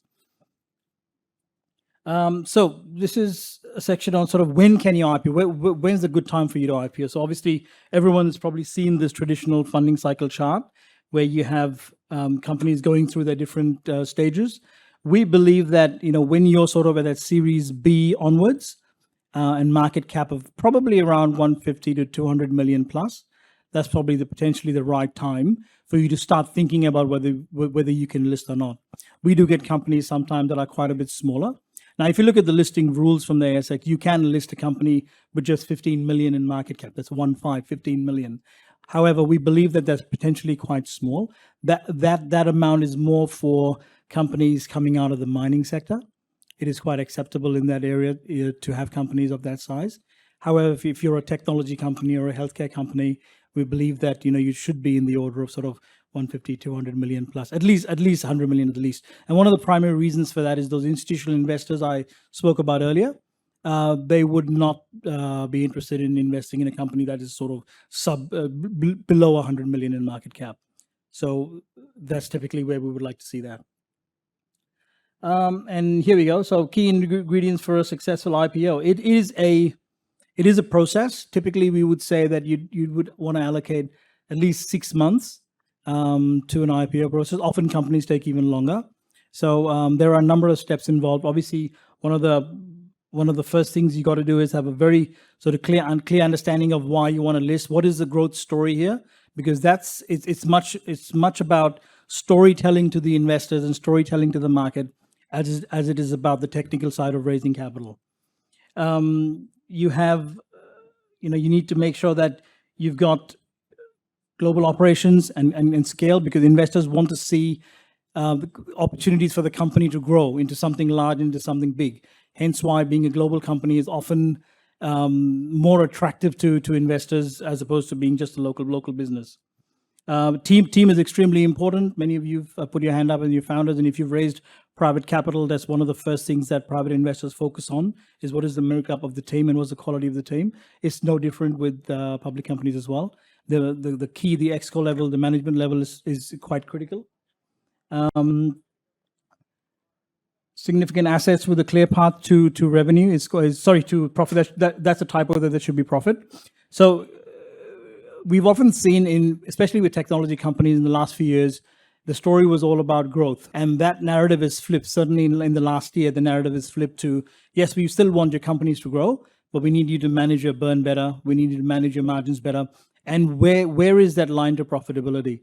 In fact, technology is one of the only sectors where you can actually list a non-profitable company and still have a pretty good outcome. However, investors now do want to see, is the company profitable, or if it's not, when potentially might it become profitable? So that's the key shift we've seen in the market in the last year. Advisors are quite critical to the whole listing process. So we often tell companies that, of course, we can be your first port of call to have a quick chat with you about what the journey might entail. However, you need to then make sure you're speaking to the right people. So your right ECM lead managers, and some examples of them could be Macquarie, or you've got the UBS, or these are the bulge bracket ones. And then at another level, you've got the likes of Bell Potter and Ord Minnett, which are more sort of Australian-based advisors. They often would help you. You need to have a strong ECM legal team with you as well.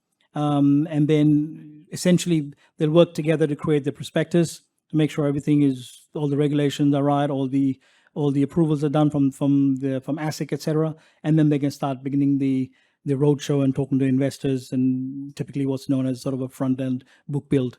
That sort of explains a little bit about potentially what listing looks like. I'm going to talk a little bit about the ASX now, and potentially why the ASX is a good place to list. As everyone knows, most folks are familiar with the ASX, and we sit at the heart of the Aussie financial markets. We do on average sort of 135 listings a year. And over the last sort of 6 years, we've raised about 7 billion every year. Companies have raised 7 billion every year in primary capital, and then about 51 billion in follow-on capital. What's interesting to note is that whilst 2022 was quite we had very low listings globally, the ASX still had 107 listings in 2022. And a lot of them, of course, came from the mining sector, where the demand for battery metals and other sort of precious metals is quite high. Hence why we saw a lot of companies list from that sector. We didn't see too many listings in the technology space. We did have a few, but obviously everyone's sort of gearing up for the second half of this year. That's where the pipeline is shifting to. It's a very active market. As you can see, we probably trade about 9 billion of capital every day. We do have the 5th largest pool of pension funds globally. I'm going to talk about that shortly. We have about 2,000 companies listed on the exchange for a total market cap of about $2.5 trillion. And it's a 150-year-old exchange in different formats that has now come together as the ASX. I think it was in 1987. Right, so coming back to super, this is something that does surprise people. Everyone knows what superannuation is, but often they don't know how big the industry is. We have the 5th largest pool of money in the world, like I mentioned before. It is, sitting at about 3.3 trillion right now, going to 9 trillion by 2041. And a lot of this money is invested into listed equities. This is what sort of drives our public markets and provides liquidity to these markets. If you look at the sort of comparison with the other global exchanges, even though last year was quite quiet for everyone, we were second in the world in terms of new listings. We did 107. The gray charts that you see above, for example, the NASDAQ, those are SPACs. Obviously, as you know, the ASX doesn't do SPACs, and as it's turned out, with good reason. And then, as you can see, the NASDAQ did about 85, and we did 107. And very proud to say that whilst we were ranked second for new listings, we were ranked number 1 globally for follow-on capital raises. So we did over 1,000 follow-on raises. This is when a listed company goes back to the market to raise more money. And whilst the other 2 exchanges were higher in volume, we were very high in terms of number of follow-on raises. And that's another important point for founders to understand when thinking about whether we should list or not, is that it's not just your first IPO, your first time you list, it's what do you do after that? Because if you want to raise money again, it is quite seamless when you're on the ASX to go back to the market. Often it could be, within sort of 48 to 72 hours, if everything is done properly, you can have the money in the bank. This is once again, quite an unknown thing with the ASX, especially when we're talking to foreign companies. Everyone here may or may not have heard what the indexes are, but if you're an ASX company, you get access to the indexes a lot earlier. So you can get into the S&P 200, which is the Australian flagship index, with a valuation of about 867 million. In comparison, you have to be about $12.7 billion to make it into the S&P 500 in the US. And this is one of our major pitches to US companies when we speak to them, is that you can access the indexes a lot earlier. I don't have that slide right now, but the valuation multiples are about 4 times higher than the NASDAQ for that sub $5 billion band of companies. So the main message there is, in the US, unless you're a really, really large company, you're probably better off on the ASX in terms of valuation multiples and access to indexes. Just a very quick market update, as I only have sort of 3.5 minutes left.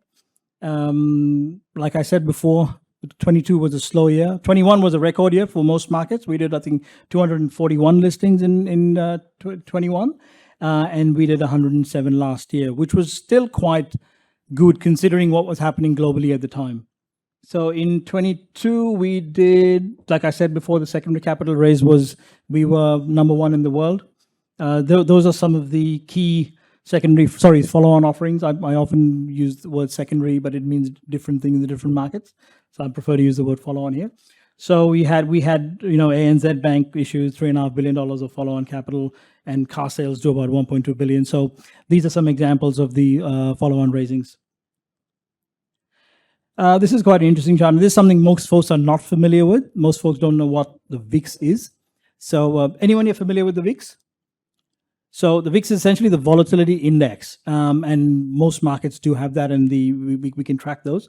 So what we've seen is that when the volatility index is sitting in between the 10 and 15 range, if you can see that sort of orangey band at the bottom, that's when we see spikes in IPOs. As you can see, we have come off recently off a slightly higher volatile time, and we are sitting in the zone now, albeit in the last sort of couple of weeks, the VIX has started creeping up again. And I think that was to do with essentially with what, as everyone knows, what happened with Silicon Valley Bank and with Credit Suisse. We have seen the VIX creep up a little bit, but it's still sort of at that, sitting around that, between that 15 to 20 mark.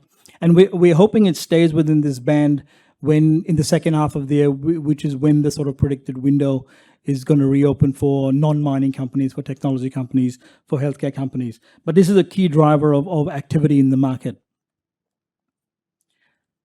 Right. So these are some of the key listing criteria, and this is freely available on our website as well. You need to have sort of a minimum 300 shareholders at the time of listing. Now, remember, this is post-money. You don't need to have 300 shareholders as a private company right now if you want to list. Just ensure that at the time of listing, and your advisors will work together with you for that to make sure post-money there are 300 shareholders. The free float is a minimum of 20%, and then you can be a listed company whether you come in via the profits test or via the assets test. I won't go into the details of that now, but that's available on our website as well. Essentially, it just determines, once you list, what are the escrow requirements on any sell downs. I'm happy to chat with anyone later if you want more detail on that. And finally, this is essentially the listing process itself. As I mentioned before, we are often the very first port of call for companies like yourselves to come and have a chat with. But then we would quickly bring in the right folks from the markets, the right professionals. And the first group of people we will bring in is your ECM bankers and your ECM lawyers. Those are the first group of people we sort of suggest you talk to, because they're essentially going to do all the prep work, all the prospectuses, lodging all the applications, both with the ASX and with ASIC. And then finally, if you look at step 3, 4, 5, you've got the marketing process, which can often run in conjunction with whilst your application has been lodged with ASIC. So you don't have to wait for one thing to finish. You can actually start marketing before as well. And then at the end, the advisors would help with the book build process. And at the end of that, basically, this is what happens then. You go and ring the bell. All right, so I can see that I have 9 seconds left, and I'm bang on time. So that's our team there. We're just based around the corner. We have 5 in Sydney and then 1 sitting in Auckland, Blair Harrison, and the rest of us are all just down the road in Sydney. So happy to have a chat with anyone after this at any time if you have any further questions. Thanks, guys.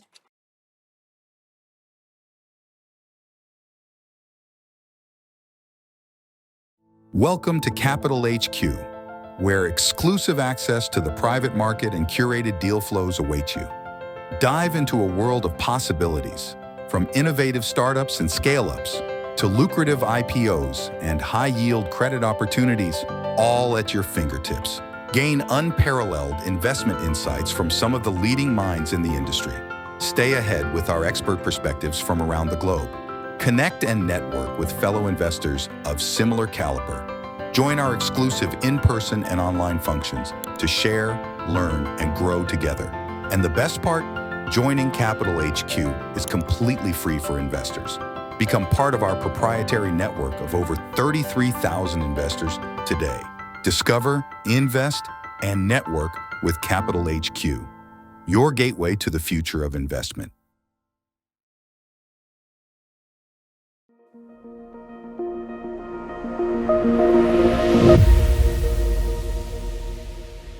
Yeah, today I'm going to talk about raising capital and sustainability and ESG and that process. And the goal today is really to help investors and companies that are on that journey simplify it and maximise the benefits.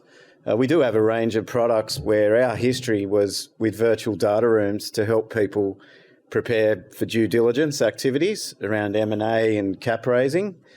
But over the years, we realised that due diligence process exposes a lot of gaps companies have and opportunities, and that's the lens that an investor has when they're doing due diligence. So we added to our product suite a lot of tools that help companies pre-cap raise and throughout their journey improve how they operate with governance, risk, compliance, board management, and increasingly sustainability. Because you all hear the great founders up here passionate about their product and service, as they should be, but any business as it grows, it needs to perform soundly from a legal perspective, financial, risk, and these are things that can take up a lot of time and be very confusing for a company owner who may not have experience there. So how can software support them? That's what we focus on. We've done over 35,000 deals around the world, from cap raise to M&A, small stuff, big stuff. We work with all the top law firms, banks, funds managers, startups, companies that do targeted investments. So we've learned a lot. That's Anserata's growth over the years with different customers, customer growth in the chart and the different solutions we've brought on board. But the key quote today, what I want to talk about, you can't change your destination overnight, but you can change your direction. And it's direction that determines destination. So in a capital raise, in regards to sustainability and ESG, an investor is really looking at what direction is this company going in with that stuff. Like, what does management know? How are they running their business today in regards to sustainability? What do they have planned to do? Because they're not expecting the company to sort out the chaos of ESG and sustainability, but they are expecting them to sort of have a good plan. And it's actually even more important in capital raising than when someone's exiting their business.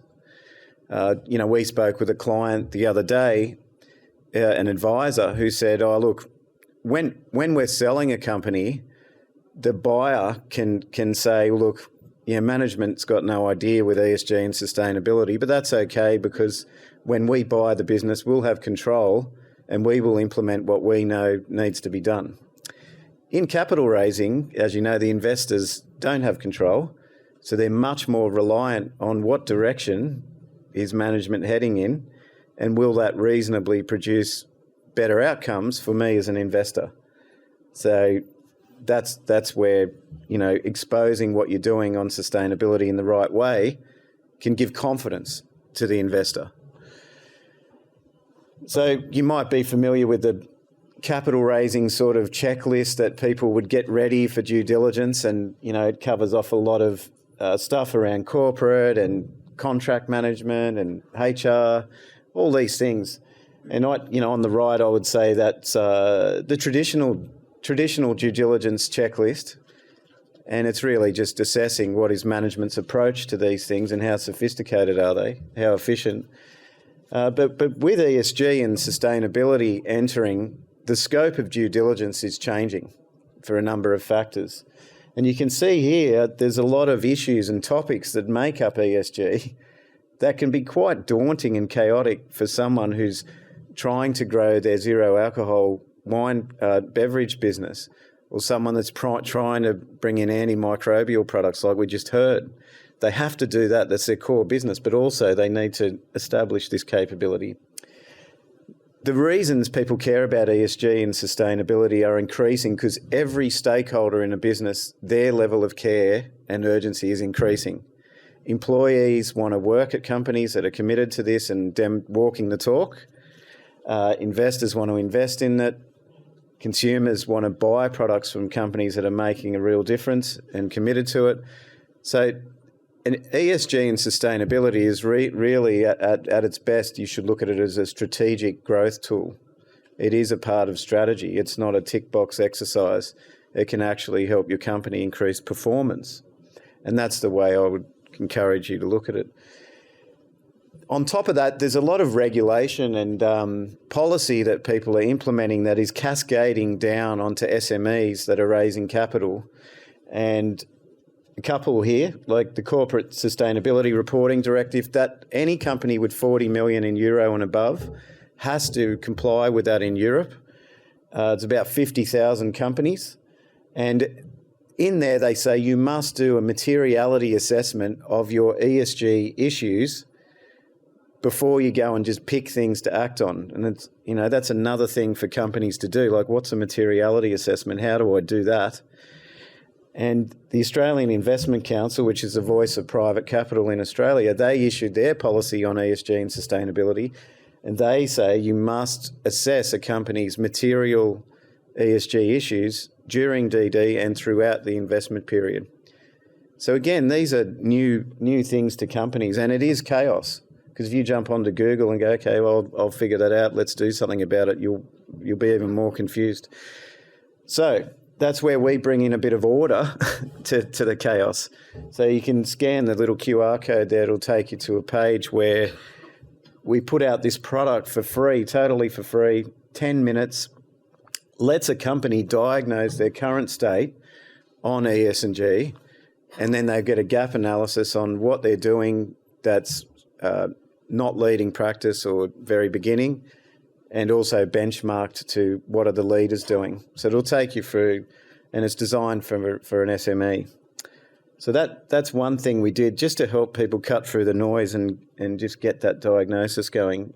And that outputs a beautiful report, and the company can then take some action on some of those things. But really that's step one in sustainability and deal making or even growing your company. The next thing I'm going to speak about is materiality and how that is critical and fundamental to doing sustainability really well.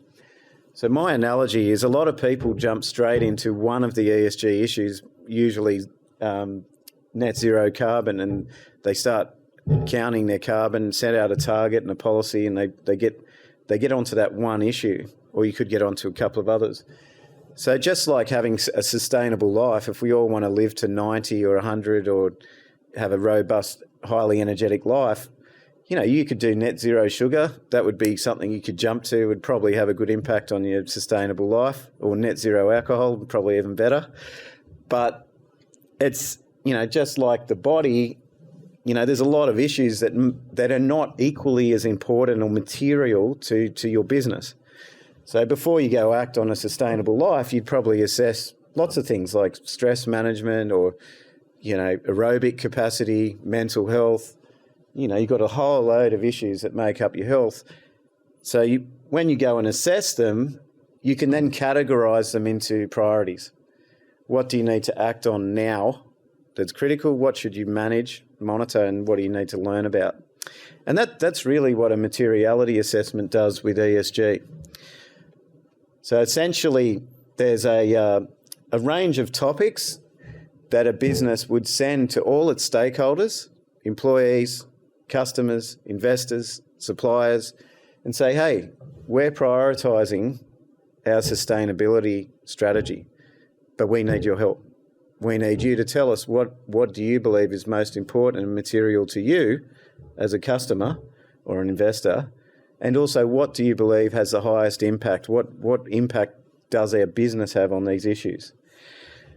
And It's a really simple survey that they rank those issues lower or higher, and it all gets produced back in automatically into a beautiful materiality report, which will highlight the engagement that was had with each stakeholder and their response rate.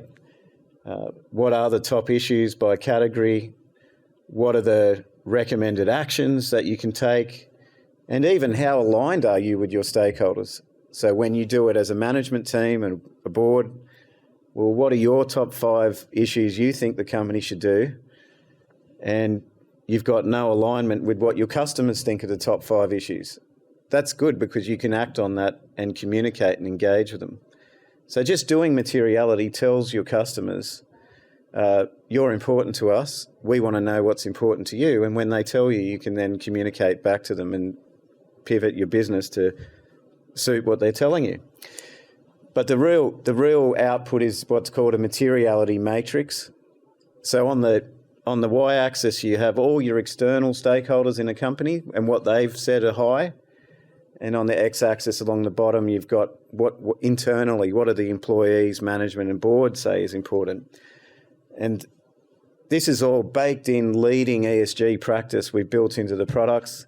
We don't overload people with 800 acronyms and ESG frameworks. It's about putting people on the path to that, getting them headed in that direction. So as they go on the journey, they're going to end up at a great destination. So that's where you pull out the act now issues. Now this would then become part of the company's strategy. Well, these are our top 5, 6, 7 things that everyone said is the most material. In our strategic plan, how are we going to strengthen them? How are we going to communicate on them? And that leads to good outcomes. So that's really what it's about. And when I say ESG is a strategic tool, there is the wrong approach with sustainability to look at it as a risk that needs to be managed and get someone in the corner or a consultant to the amount of times people say to us, "Oh, tick the box." Even deal advisors, the leading banks in this country, investment banks, will say, "Oh yeah, we've got to tick the box on ESG." Like one of the leading banks said to me the other day, I said, "Well, are you guys incorporated sustainability into your client onboarding and preparation process?" And they said, "Oh, well, the other day we produced an information memorandum, and at the end of it we said, oh, hang on, should we have something in there on sustainability?" And they said, "Yeah, we should." So they retrospectively did put something in. He goes, "But years ago we wouldn't have even said that, so at least that's progress." I said, "Yeah, that's some progress." But it is, the best use is to look at it as a way of growing revenue, reducing expenses, getting better financing options, increasing the value of your organisation. Like a common myth is ESG is more expensive. Well, maybe, but if your stakeholders all say, look, energy efficiency, waste management, these are critical issues to us, and you turn that into a strategy and you take it to your employees and say, hey, we got to become more efficient around here, they will find efficiencies. They will reuse products. They will cut out steps. They will find better processes, and that will reduce your operational expenditure. That's how this should be looked at.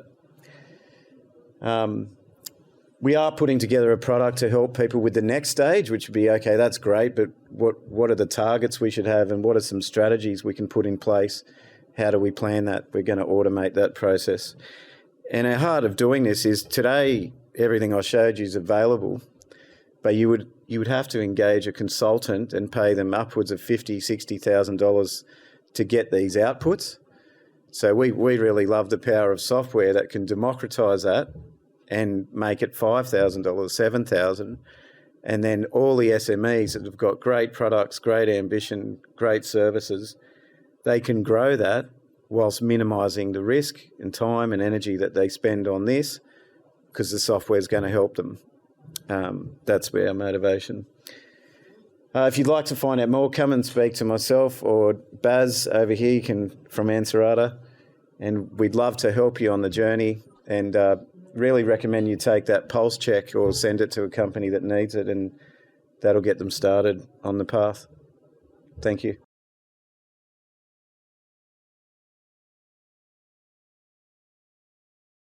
Welcome to Capital HQ, where exclusive access to the private market and curated deal flows await you.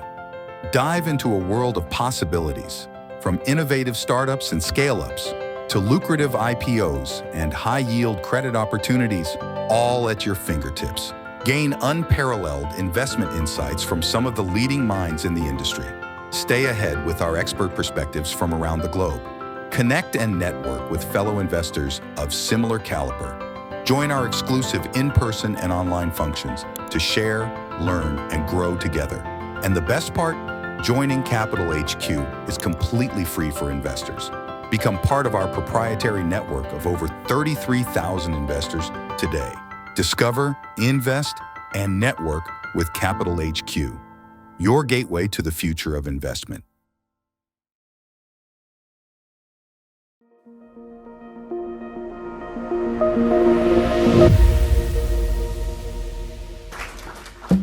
Hi, everyone. It's a real pleasure to be here. And Steve, thank you very much for that, that terrific introduction. I thought it'd be interesting to take a look at what the Royal College of Surgeons stands for and to talk about that with relevance to what I'm going to talk about today. It's 222 years ago that they established this institution, and they did so for the very specific reason of drawing a line between who was allowed to do surgery and who wasn't allowed to do surgery. And previous to 1800, when this place was started, you could go to a barber and you could choose to, the barber could do the surgery for you, or you could go to a surgeon and maybe it was more expensive, but they were roughly equivalent. And so the Royal College of Surgeons was created so that you could basically choose to go with science and process and a more modern approach versus someone that's maybe going to be a little cheaper and not so scientific.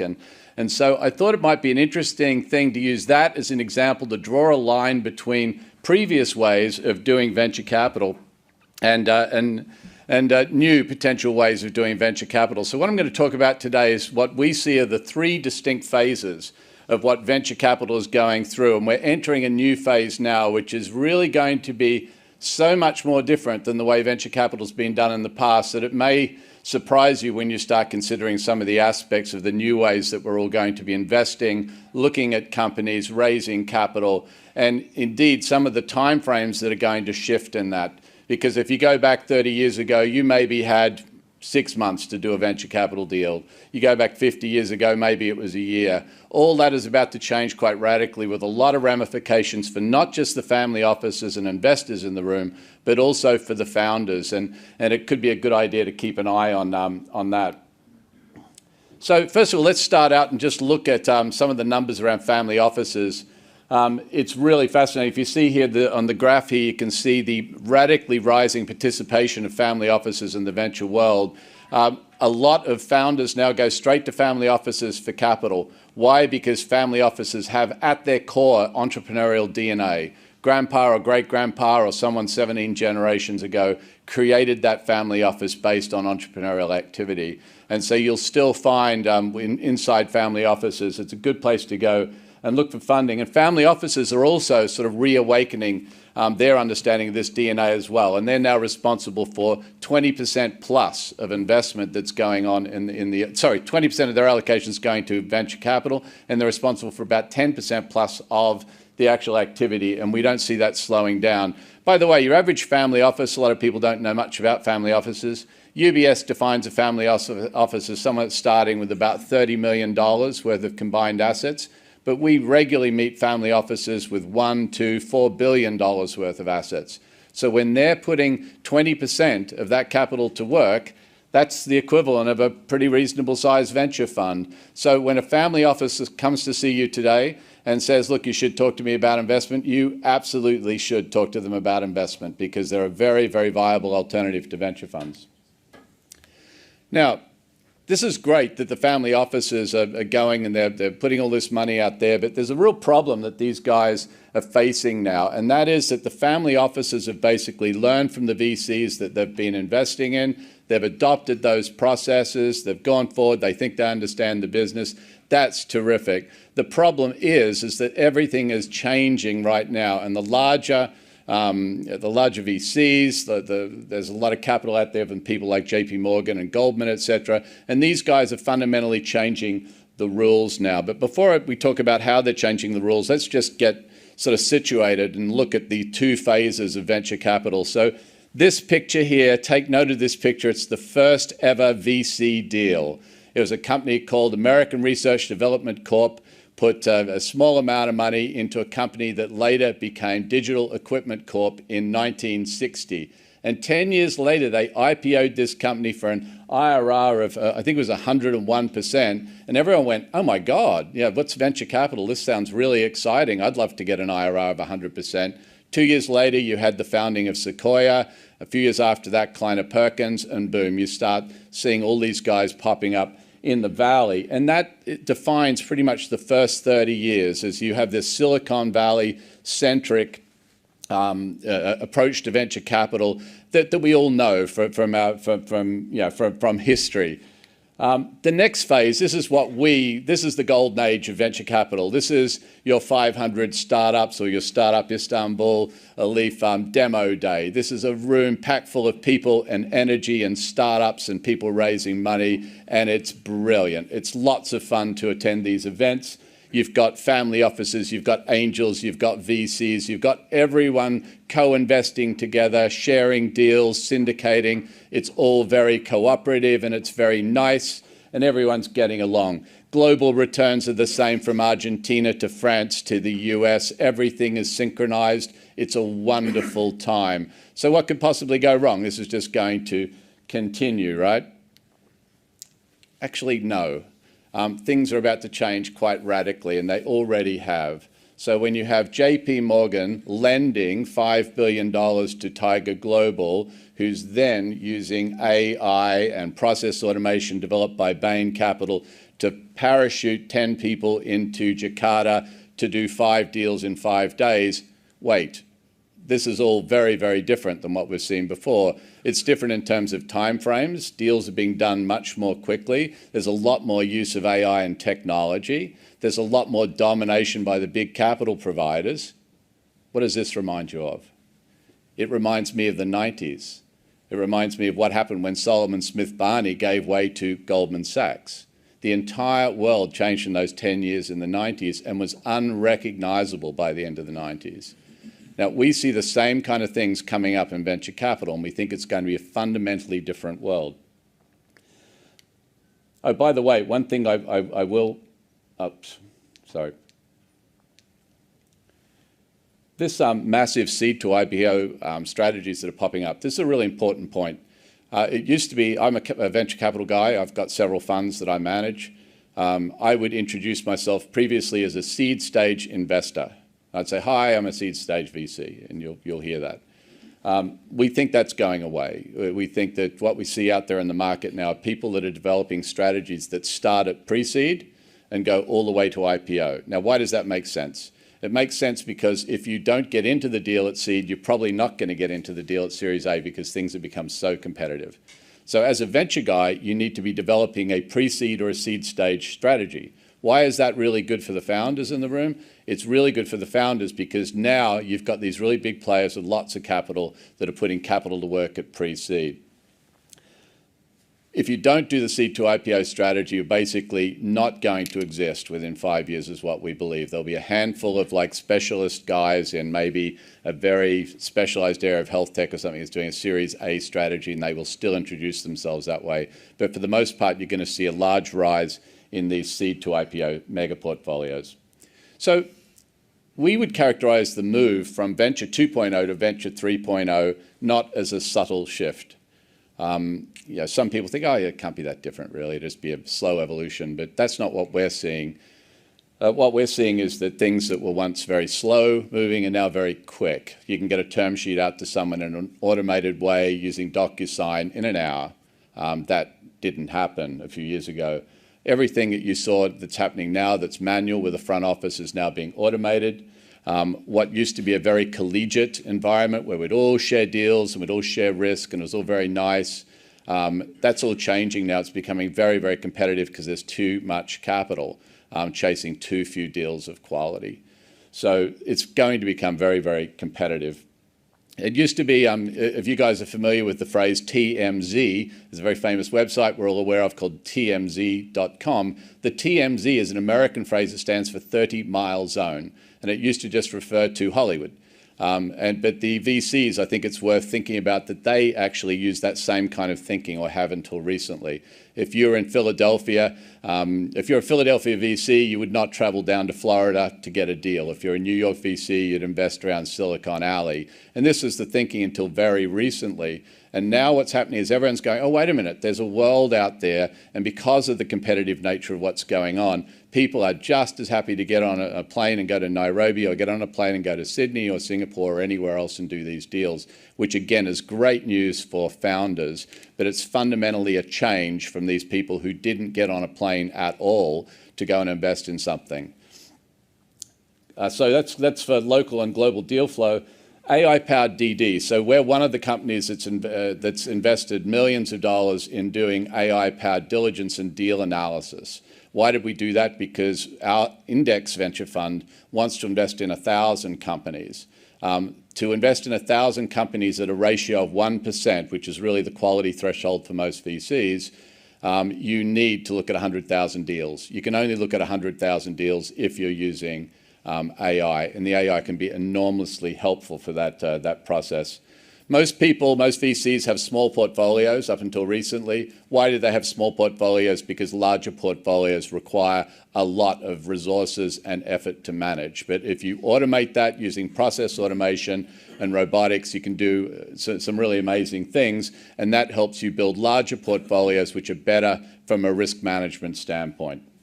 And anyone here familiar with modern portfolio theory knows that if you take that and you apply that to venture capital, you end up in a much better place. So impact and ESG used to be something that people go, yeah, it's really nice that you guys are doing that stuff, but now it's absolutely critical. There's no VC on the planet now that's going to invest in something bad. In fact, very few investors of any stripe are going to invest in bad stuff going forward. So now we're all looking, we're saying, is this truly impact? Is it greenwashing, or is it really going to make a difference? Is it real ESG?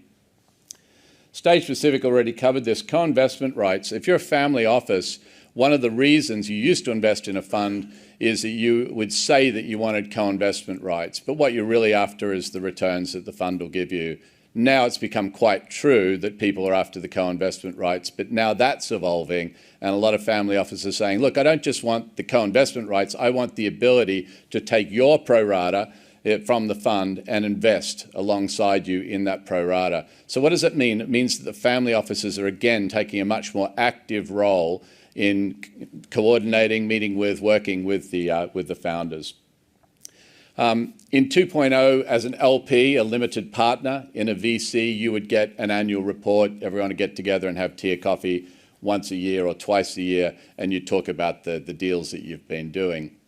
Now, people want real time. They want to say, what's my NAV? What's going on right now today? Can I download a really pretty report? This is a pretty interesting fact. So in this hyper-competitive world where we are moving to using technology, what Gardner's saying is that by 2025, 75% of VCs are going to be using AI and process automation, some combination of those tools. Only roughly 20% are using anything like that at the moment. The big guys, Sequoia, EQT, they've developed some really interesting technology, but most of the rest of the funds in the world are sitting there saying, well, we don't really have anything. But they'll get there, and they'll go to people like us and like Steve and other people that are developing technology, and they'll say, we can use your technology to make our systems more competitive. For the family offices in the room, you are really going to need your own tool sets in this way, because the VCs already have the resources and the systems and the processes in place. So for them to add AI and automation, they come to someone like us, they do a licensing deal, and they can quickly get up to speed on that. But a lot of the family offices don't have a full front office, don't have a full back office. So for them, there's a two-edged sword here. They have to invest in both. You've got to invest in people, but you've also got to invest in the technology. The technology means you invest in less people, as we all know. So now I want to talk, just in a few minutes that I have remaining here, I want to talk about what we're doing in this area. VAS stands for Venture as a Service Technology Platform. So I'm going to show you some of the stuff behind the scenes of what we're doing. But first, I'm going to say a big thank you to the pandemic, because during the pandemic, we actually, we were a fund manager. We were doing stuff in technology that was cool and interesting.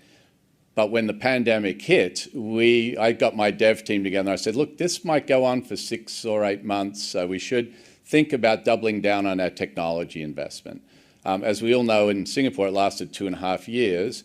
We raised a bunch of money and we went out and we locked a fund manager, a lawyer, a data scientist, and a process automation guy in a room, actually a whole team of them, and we said, build stuff that could be useful. And that's how we ended up with the world's greatest investment management platform. We came second last year out of 476 fintechs in Switzerland at the Future of Finance competition run by UBS. There are 20 other venture tech companies in there. As one of the judges said, we had the only holistic end-to-end solution for family offices and investors. And I'd be happy for any of you to come and meet with me while we're here today. And we'd be very, very happy to set up a demo and show you how everything works. But let me give you a quick overview of it now. You'll recall that there's a lot of things that are changing between Venture 2.0 and Venture 3.0. So a lot of those changes are things that we started thinking about 5 years ago and building into this platform. So just as one example of this long list of things that are on the platform here, we're using blockchain to log all of the entries and all of the data on the platform. Why is that important? Because you as an LP, if you've made a $5 million investment and some guy goes into the database and changes that to a $500,000 investment, a couple of things. You won't know who made that change. You'll have to go back and figure out when the change was made. It's very, very messy and difficult when data gets corrupted or when there's someone copying from one screen to another, which is very, very common in the fund admin world. So what we decided to do is put everything on the blockchain and automate all of the data distribution internally within our organization. And that means that we end up with a very error-free solution that I can go back 3 years and I can look at every single transaction across 14,000 validating computers on Ethereum, and I can figure out exactly what's going on with all of our data. This is super important when you're managing large amounts of money. So why did we build this? We built this because we're investors. Our first fund was a $20 million fund. Our second fund is a $125 million fund. Our third, not our third fund, but one of our 9 funds that we do now is a carbon fund, Carbon Nation. And we just closed an anchor investor on that for $250 million, which we're super excited about. And our goal there is to go and find carbon-related or carbon capture projects around the world and invest. But in building up these things, it's great that you build up these other funds and you get more and more investment, but the perennial problem for investors is how do I scale up and keep costs down? Because people are expensive, they're very, very hard to find in the context of a VC or a family office. So what we do is we automate everything. So what you can do on our platform, which is revolutionary, is you can create a venture fund in 5 minutes. What does that mean? It means you go onto hatcher.com, you say, I want to create a fund, and you click a few buttons, and we plug in all the service providers. We fill out all the legals for you based on the customized information that you've provided. And at the end of 5 minutes, you have a venture fund. I was just in Luxembourg, by the way. We're doing it in Singapore right now, but Luxembourg is the next stop for those of you that like Luxembourg. The second thing that we're doing here is we're giving access to deal flow. We have 1 million companies in our database. You can, for $10,000 a year, sign up and get access to those 1 million companies, and we'll use AI to help you grow your portfolio. What does that mean? It means that if you're interested in looking at cancer treatments, for example, you can go in there and say, this is my area of interest as a family office or an investor, and the AI will work with you to figure out what should be in there. Automating the back office. Most people's back offices are pretty rough and ready. They're pretty manual. It's not the greatest look when you go and you spend time in someone's back office. What we've done is automate that process and put a lot of technology to work there, again, to reduce errors and to give you the ability to push a button and create a report. So this is our fund builder product. You can go in there. As I said, you can build a fund in 5 minutes. We think the Singapore fund structure is fantastic. If you're already using a Cayman structure, for example, and you send money from the UK to Cayman as part of that fund, UK will withhold 30% of that. If you send that same cash to a Singapore fund, they'll only withhold 10%. So Singapore has a really amazing fund structure that they've put together. Luxembourg is also killing it right now in the UK. In the EU, that's where we think is the future. We just set up a fund for a family office in Dubai. It's an $80 million fund. There's actually 3 funds in total. And what we're able to do is save them roughly $1 million on their annual costs of running this fund.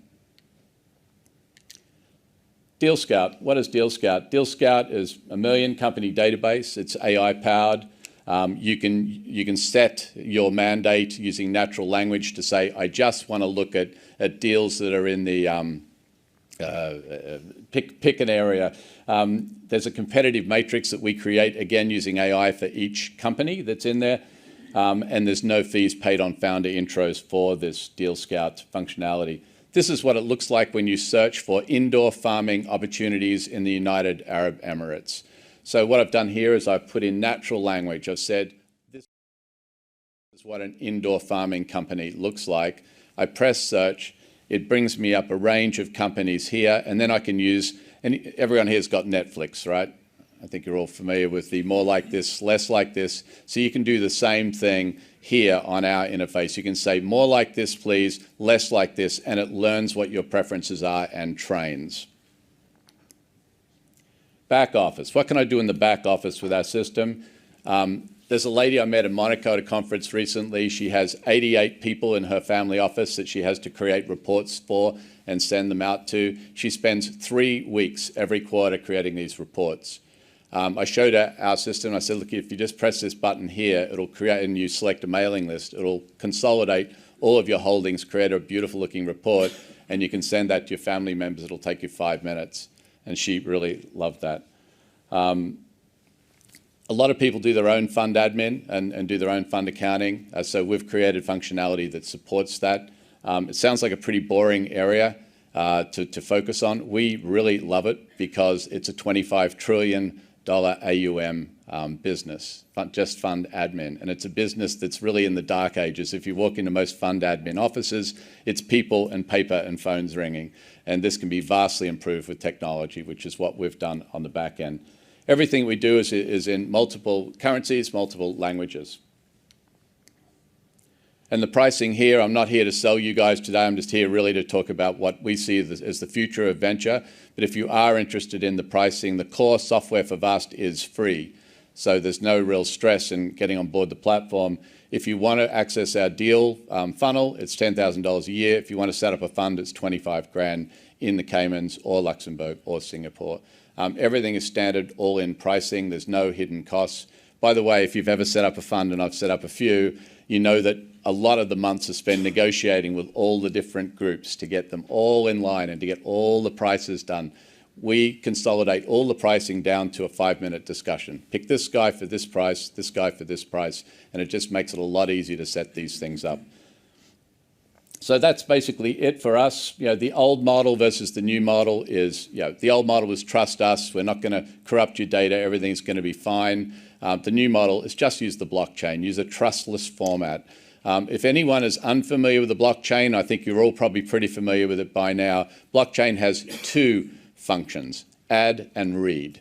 It doesn't have an update. It doesn't have a delete function. Anything that you add to the blockchain is there forever. Why is that good? And it references the previous transaction on the chain. Why is that good? Because the data is uncorruptible. It's not possible to create forgeries on the blockchain that are going to be verifiable. We use encryption throughout our network. Why is that important? Because data hacks happen all the time. So that's one of the things that we do. Everything we do here, as you can see, is really related to making sure that the systems are less corruptible, less error-prone, less in need of manual intervention. The last thing I'd say is that, for years we've been in the fund management and fund admin and venture world, we've been very used to all of our functionality being at a relatively low quality. It's been manual, it's been gut feel, there's been all this sort of stuff that really goes back maybe 100 years even. And it comes at a high price. All the people that work there are costly people and the functions are very costly. What we see as part of the Venture 3.0 paradigm is that that's going to change, and you're going to be able to get high quality at a much lower price, which means you'll be able to do much more investing, much more monitoring of your investments, and do it in a much more efficient way. Why is that great news for the founders in the room? It means that people can go from doing 5 investments in a year to doing 50 investments in a year. And with quantitative easing and all the rest of it that I won't go into here, there's a lot of cash out there. So the constraints really come down to resources, access to deals. These are the problems that we're trying to solve with VAST.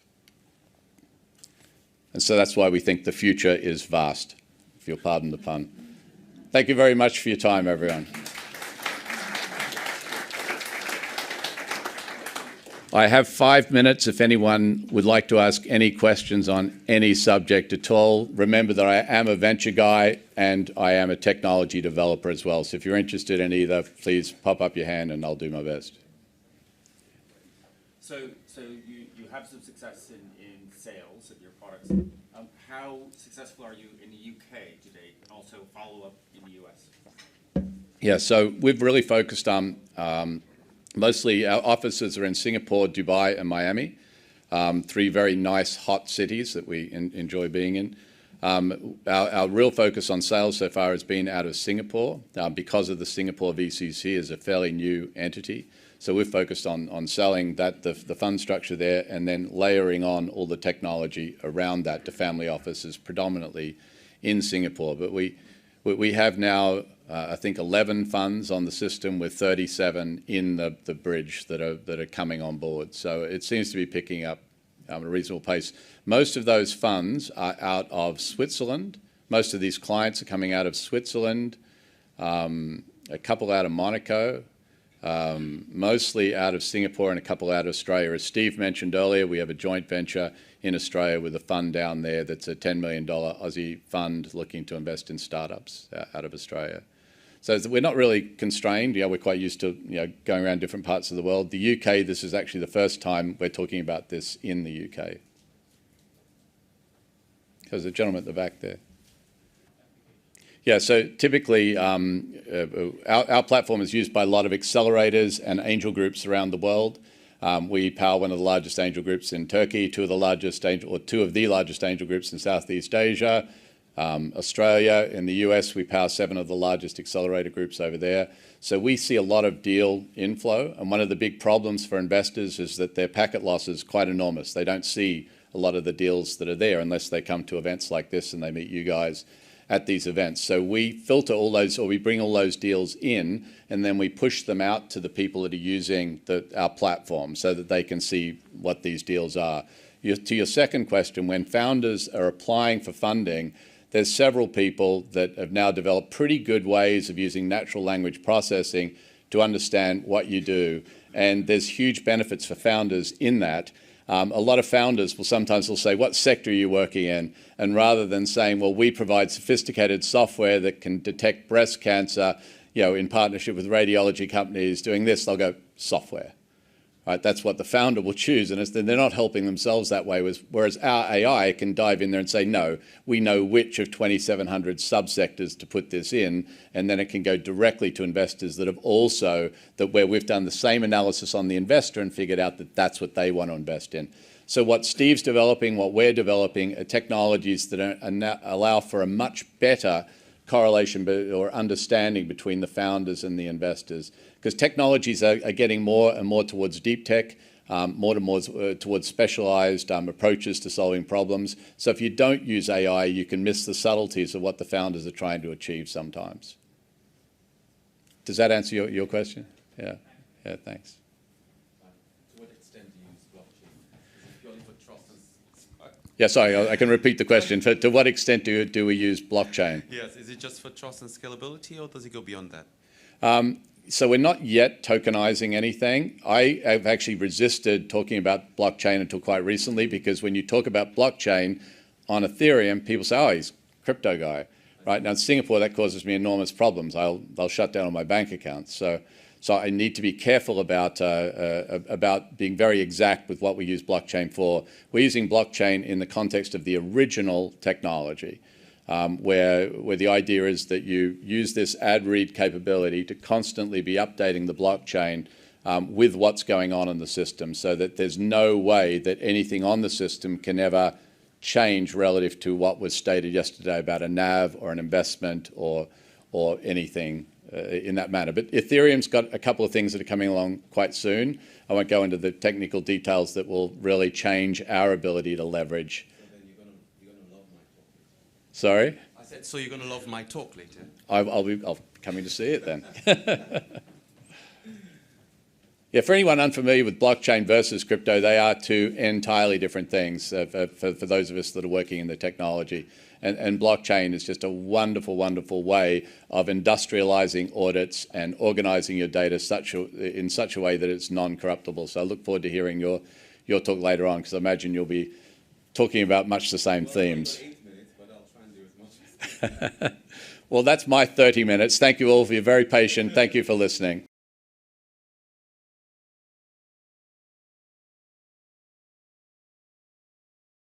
Welcome to CapitalHQ, where exclusive access to the private market and curated deal flows await you. Dive into a world of possibilities, from innovative startups and scale-ups to lucrative IPOs and high-yield credit opportunities, all at your fingertips. Gain unparalleled investment insights from some of the leading minds in the industry. Stay ahead with our expert perspectives from around the globe. Connect and network with fellow investors of similar caliber. Join our exclusive in-person and online functions to share, learn, and grow together. And the best part?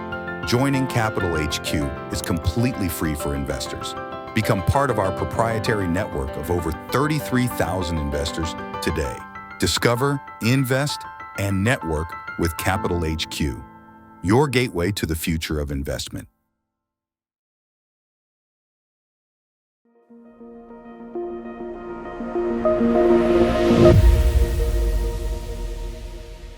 It's great to be here with you today. I really appreciate the opportunity to be able to give this keynote here today. I really want to talk today about AI and why that's the next major platform shift. And it's a real honor to be here with everyone. And no matter where you are, I hope you enjoy today. So look, my name's Yash Varma. I'm the founder and general partner at Empress Capital. Now, Empress Capital is a venture firm. We invest in early stage AI companies, primarily in Australia and New Zealand. And it's a real pleasure to be able to give you this keynote today. And I believe we're really at a pivotal point in the world.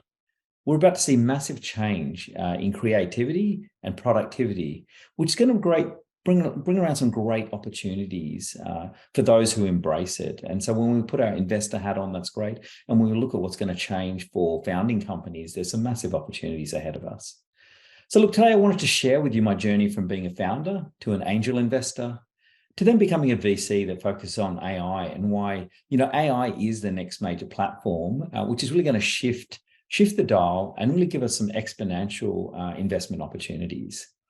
So I've spent the last 25 years living between Australia, London, and Switzerland.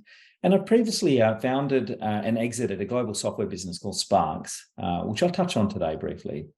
I'm also a high-performance coach, and I work with founders and their teams to improve the way their productivity, their purpose around why they do what they do, along with helping them with their health, and to bring that all along to help them succeed with the challenges of running an organization.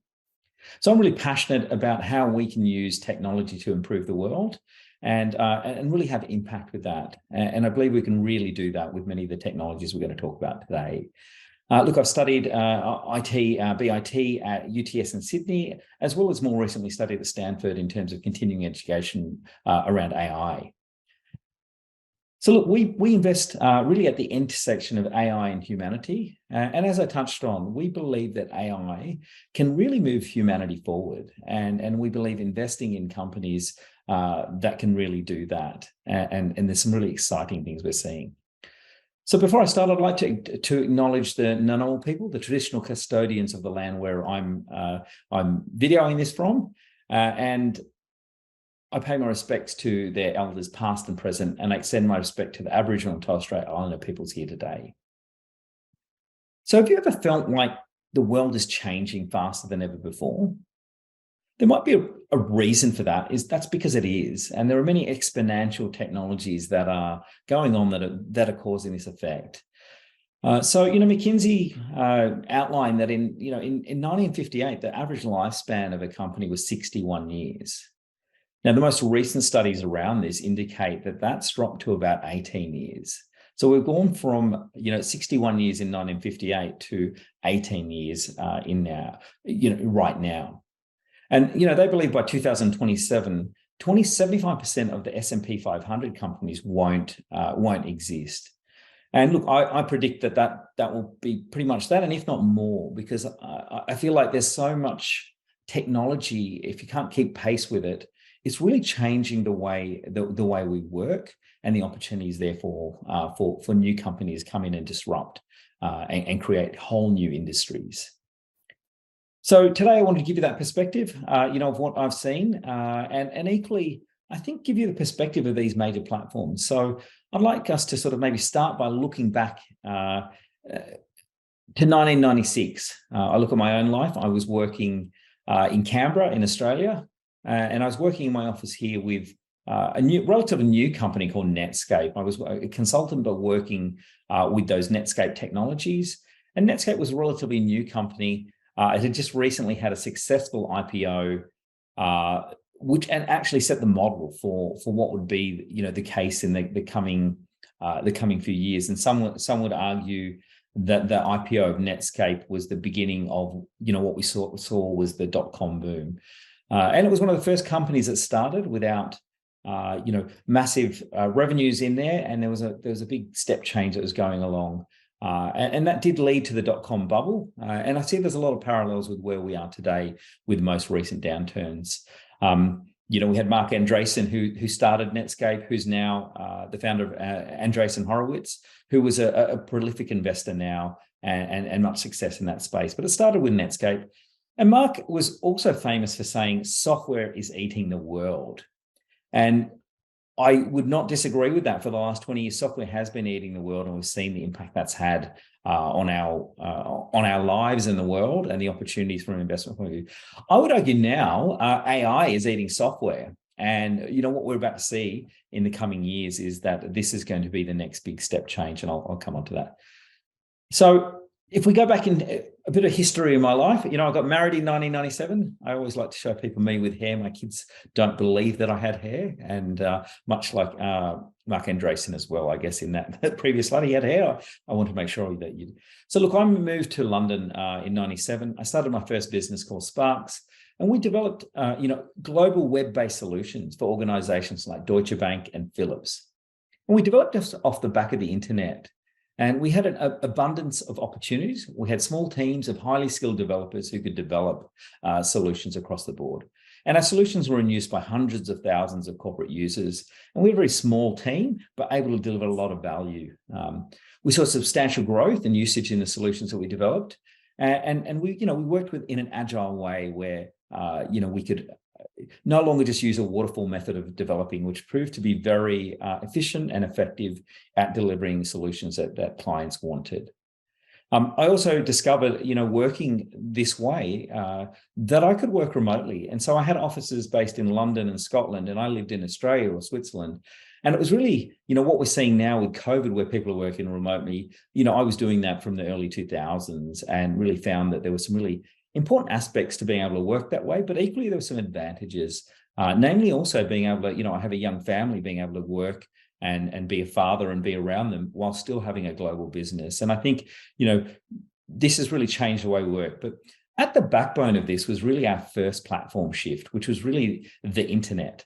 And, this allowed us to really be connected globally for the first time. It gave us information that was accessible, and we really could run applications in the browser, so we could deploy solutions quickly. And it was a really big step change. It also spawned the big thing around e-commerce. And we had some downsides. We talked about privacy, viruses, and so forth. And so these also created sub-industries to deal with those problems as well. Now, there's some really significant startups that came out of that phase, and equally some incumbents. And so, people like Google, Amazon, PayPal, these organizations were born out of that first platform shift of the internet.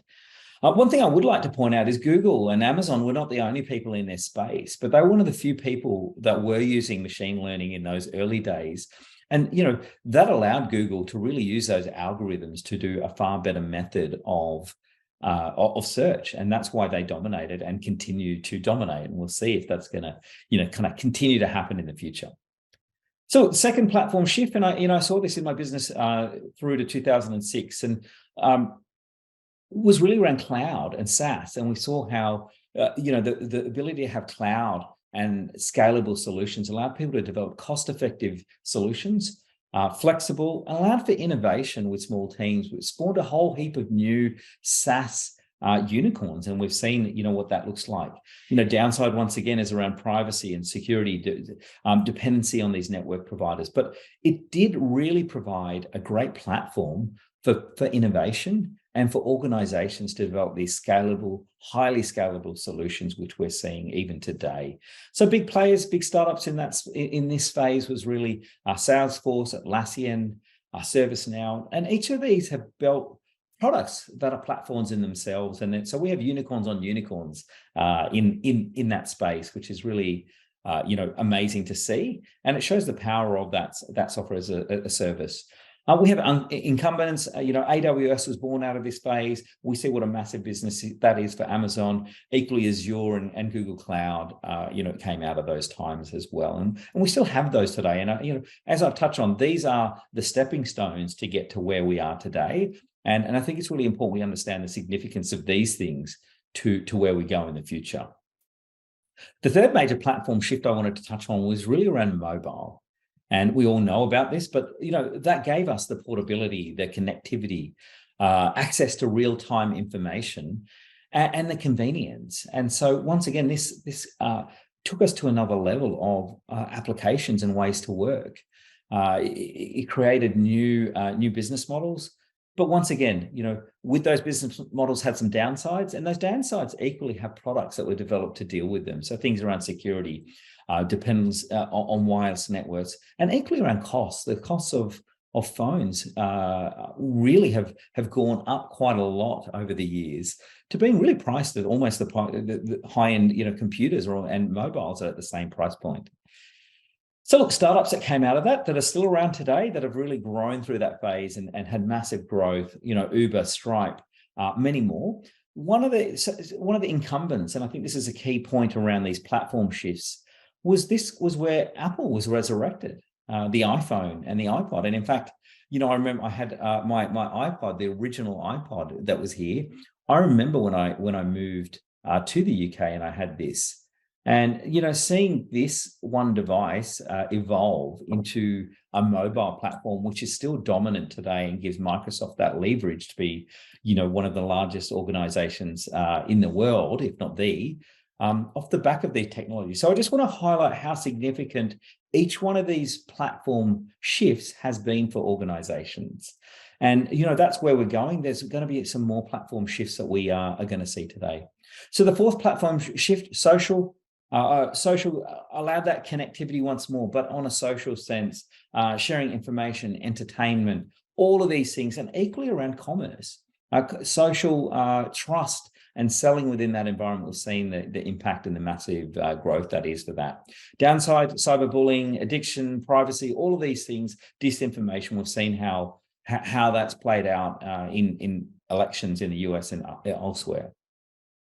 Obviously, the big startups that have significant growth: Facebook, Snap, TikTok, LinkedIn, Twitter, and each one of the startups in these space had significant growth. And we did have some incumbents, but those incumbents really had to acquire. And so when we look at what's happened in these periods for those startups, there's some real big opportunities. And so that brings us on to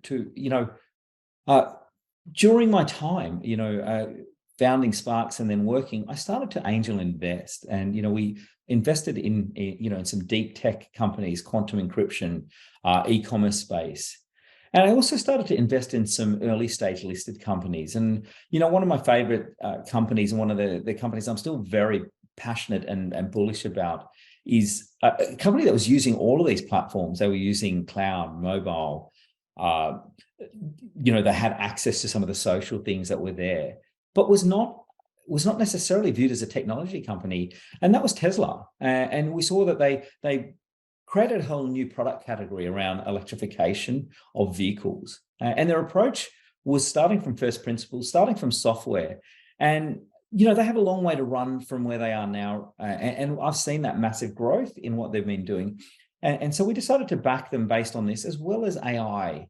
And they have a significant investment in AI, and that's where they're going in terms of the way they have these algorithms. I've seen how this changes in terms of their driving algorithms and the way that's evolved over the last 5 or 6 years, particularly when I came back to Australia. So been a big supporter. We've also seen how this is about energy around software, and the opportunity I see going forward is to have companies that can really innovate and create new product categories, and that's where we see the future. So 2022, I feel is really deja vu, and we've had similar to when I started my first business, the dot-com bubble. We've had a bit of a bubble right now, but there's some great technologies that were being developed in the early 2000s, and we have much of that right now. And so, I returned to Australia. I started studying in terms of finance and starting a venture capital firm, and equally around AI. And I could see when I was studying at Stanford as well, the massive implications that this is going to have, not just now and the future. So I decided to start Empress Capital, our venture firm, and we have some really great opportunities that we've seen in the AI space. So why AI? Why is that the next platform shift? All of our research shows that AI is really going to be evolving over the next even now, but in the next 5 to 8 years is going to be really significant, creating new business models. We have a lot of research that shows this is going to grow at over 40% a year. So why is that? This is going to be as significant as the Industrial Revolution and the Agricultural Revolution in terms of moving humanity forward. And why is that?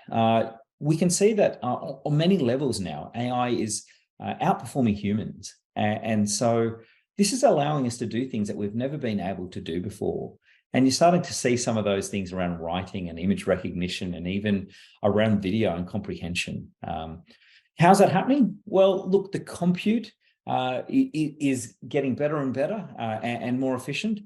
Using Moore's law, we can see that this is doubling quite frequently, as well as this is creating larger models or language models, which I'll touch on, which are growing every year. What does that mean also? It means that the cost to train is going down, and as that decline in cost happens, more and more people can afford to get involved and train more niche models, as well as get involved in this space. So the market size for this, as we see really globally, is going to be in the trillions. And some of the things that were previously never possible are now coming into fruition now because of those advances that we've seen. And you're starting to see that with some of the models. Namely, there's a lot of hype around ChatGPT, which I'll touch on as well. But this is clearly showing that this is starting to happen, and people are really being blown away by this. So what are those models? We've got a lot of models that are in place, and whilst many of you will have heard of the OpenAI models, there are many more models that aren't even listed in here that are going to have significant impact. And so, GPT-3 was in 2020, and there are many other models from Meta and Google, and some of the bigger companies are really generating these models. And we're really just at the very beginning of where we're going with this. So generative AI, obviously this has been a talk of the town. And, in fact, I talked about this late last year around the implications of where this was headed. And, there's been a lot of hype, and it feels like, there was a lot of hype around Web3 and crypto previously, and, everyone added that to their investment thesis, and they got an uplift. And we feel AI is different. Sure, there is hype, but if you look at the uptake of, even for example, some of the things that are going on now, we've had millions of users take up these technologies in a very short period of time. And these transformer models are progressing very quickly. And so, we're really looking forward to seeing what the next incarnations of GPT-4 and some of the other models are going to be like.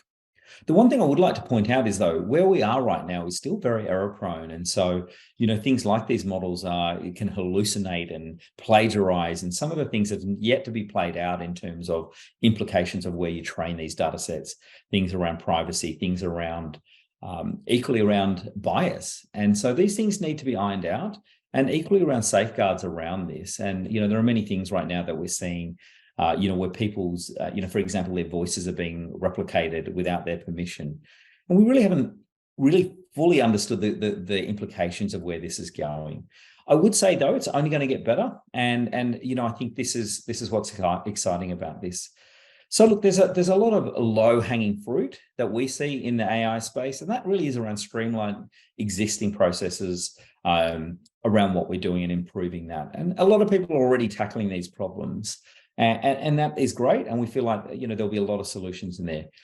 We actually believe that the biggest opportunity is in the other areas by creating new business models and starting from first principles. And when we look at what we're able to do with data and sensors, and we look at genomics and drug discovery, we look at what can happen in education. And there's really some opportunities to disrupt the whole way we've worked, because for many of these industries have been operating the same way for many decades, and even in some cases for hundreds of years.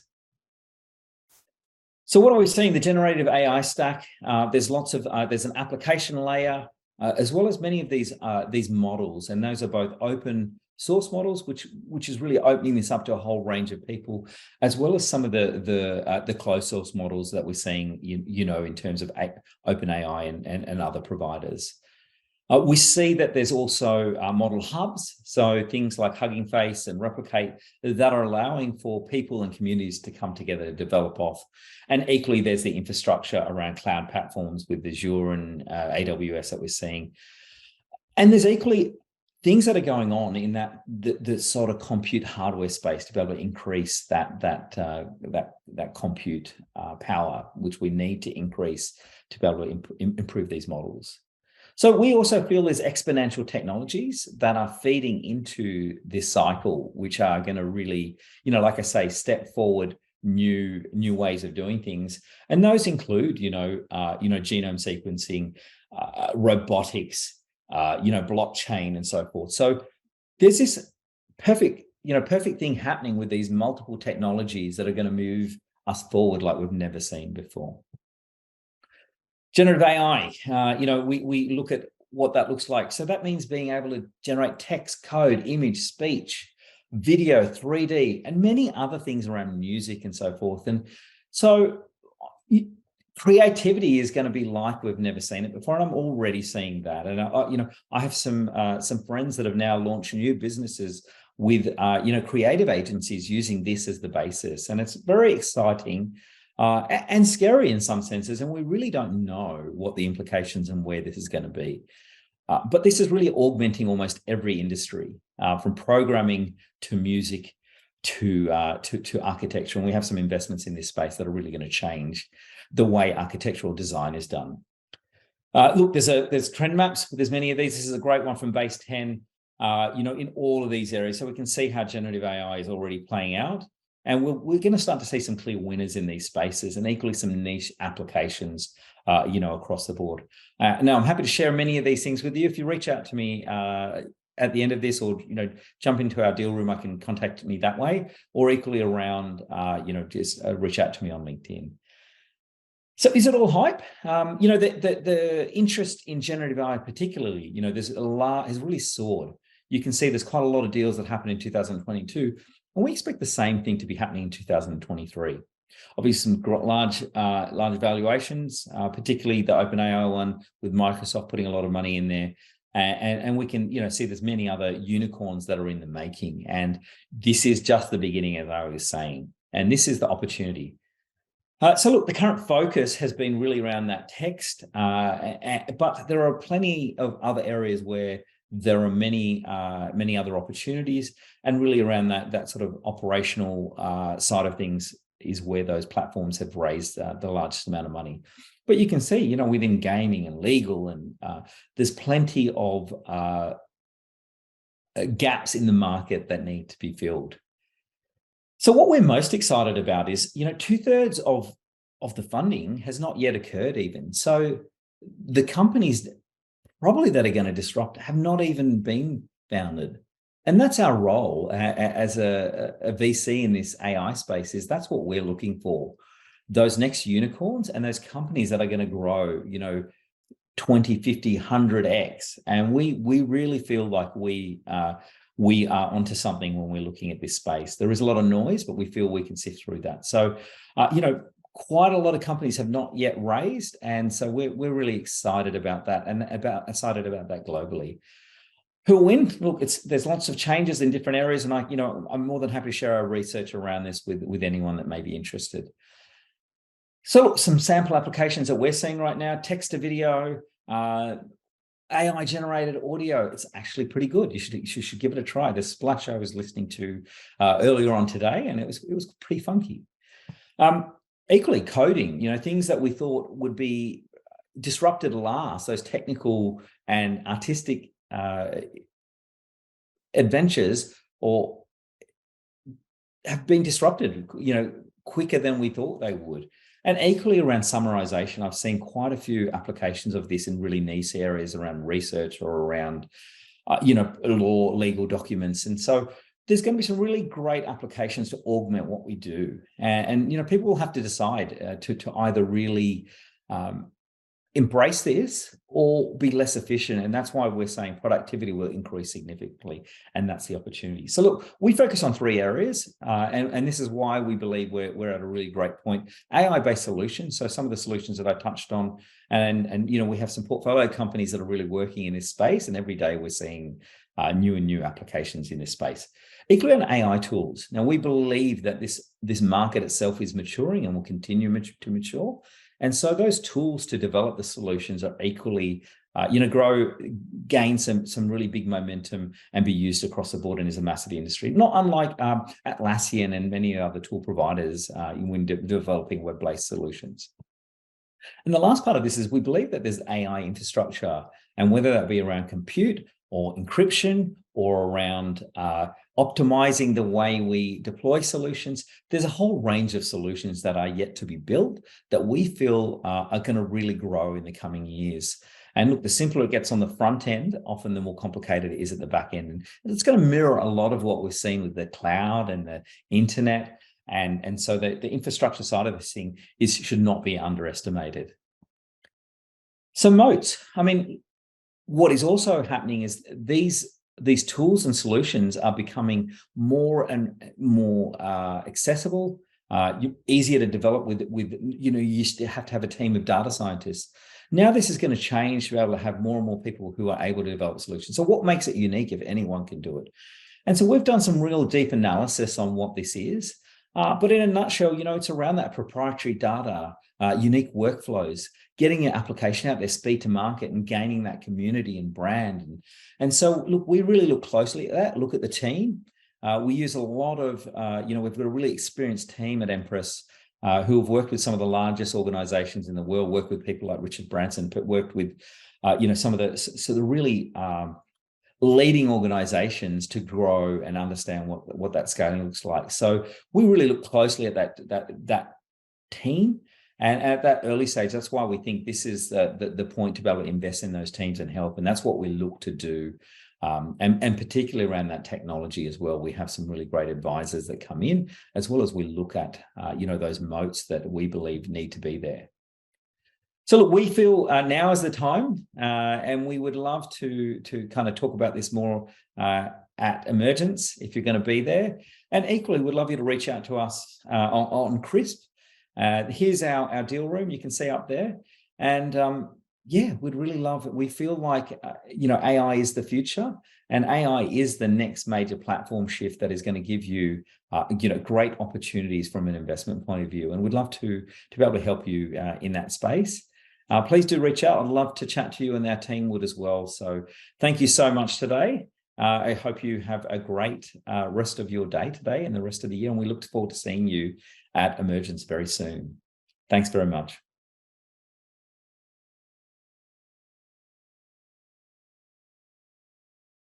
Welcome to CapitalHQ, where exclusive access to the private market and curated deal flows await you. Dive into a world of possibilities, from innovative startups and scale-ups to lucrative IPOs and high-yield credit opportunities, all at your fingertips. Gain unparalleled investment insights from some of the leading minds in the industry. Stay ahead with our expert perspectives from around the globe. Connect and network with fellow investors of similar caliber.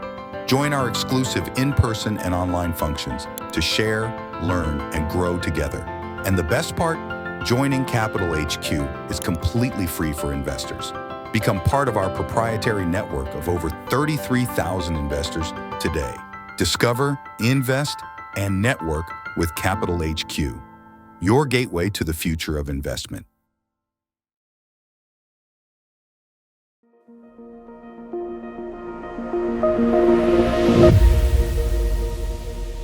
Good morning, everyone. Firstly, a huge shout out to Wholesale Investor for putting on this amazing event. There's a lot of high caliber speakers over the next 2 days, and I encourage you all to participate as much as possible. If you know, the fun fact is that in Australia, VC investment per capita is about 20% of that in the US and about 10% of that in Singapore, which is world leading. We can and we should be doing more in the VC and early stage investment space. As mentioned, my name's Daniel Vatesplit. I'm the founding partner of Backbone Partners. And Backbone Partners has been set up to invest in, empower, and actively support immigrant founders. Why? Because we believe immigrants have the hustle, resilience, and persistence to solve globally meaningful problems and scale ventures globally. Did you know that 55% of unicorns in the US are started by a first-generation immigrant founder? In the UK, that stat is 65%. A little bit about me. As mentioned, I've been investing in the early stage space now for the last 7 years. Prior to that, with a background in investment banking, funds management, and as a co-founder of a fintech. I've reviewed over 7,000 opportunities in that time and invested in over 50 companies across 20 sectors and 9 countries. Which brings me to the topic of today, effectively lessons learned over those 50 investments.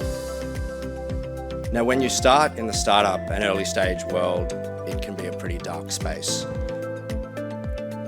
And you go in and you ask for advice, and the advice you'll often get is invest in founders. Invest in an A-grade founding team and maybe a B-grade business versus a B-grade founding team versus with an A-grade business. Why? Because founders are critical.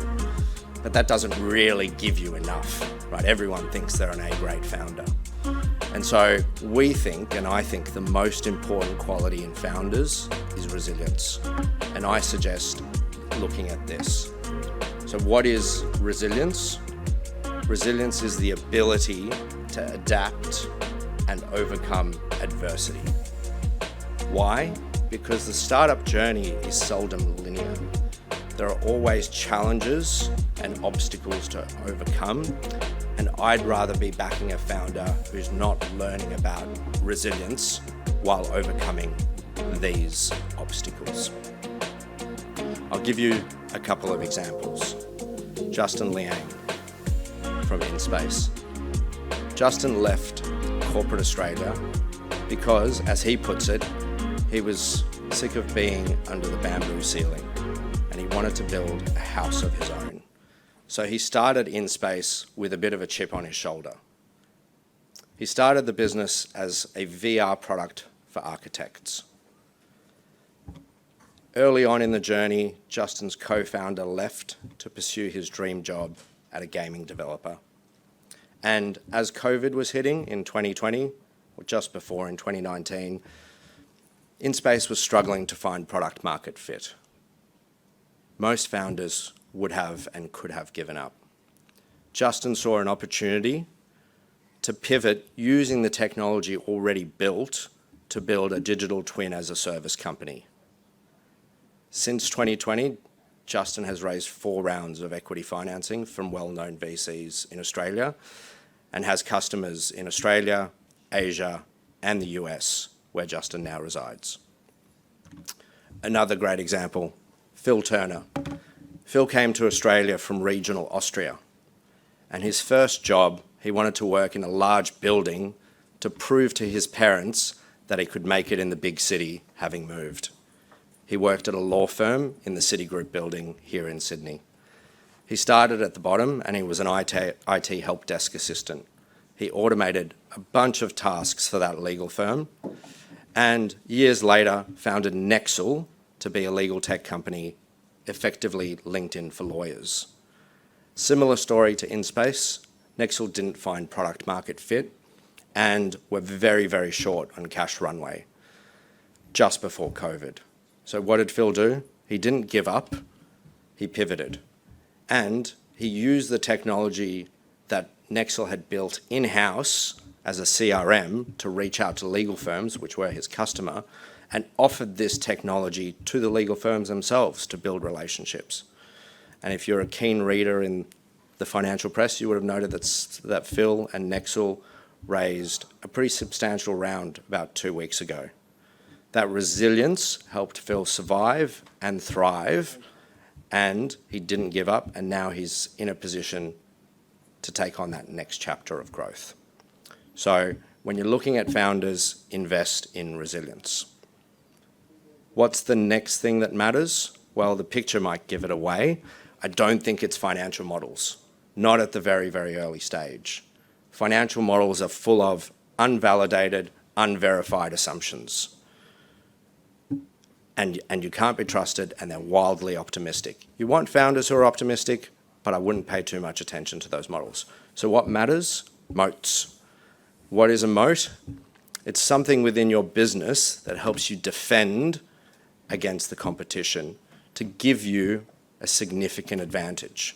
Now, moats can come in all different shapes and sizes. I don't believe marketing is no longer is a moat anymore. You can now buy marketing expertise. Equally, technology is not a moat in many cases. You can now buy technology, whether that's underlying platforms or whether that's the people to build all sorts of technology. So you need to look elsewhere for moats. One particular advantage I've seen multiple times is a founder knowing the customer base so well that they can get an early advantage. Great example, Monetis Seafood Market. Peter Monetis and the Monetis family have been in the seafood space for multiple generations. Their name is well known in that market. It's a niche, but it's a massive niche globally. And Peter built SureTrade, a platform that connects the fisherman to the wholesaler digitally versus an auction clearinghouse that happens physically in the morning. The moat that Peter had was he was able to get over 100 suppliers and over 1,000 buyers on the platform day one.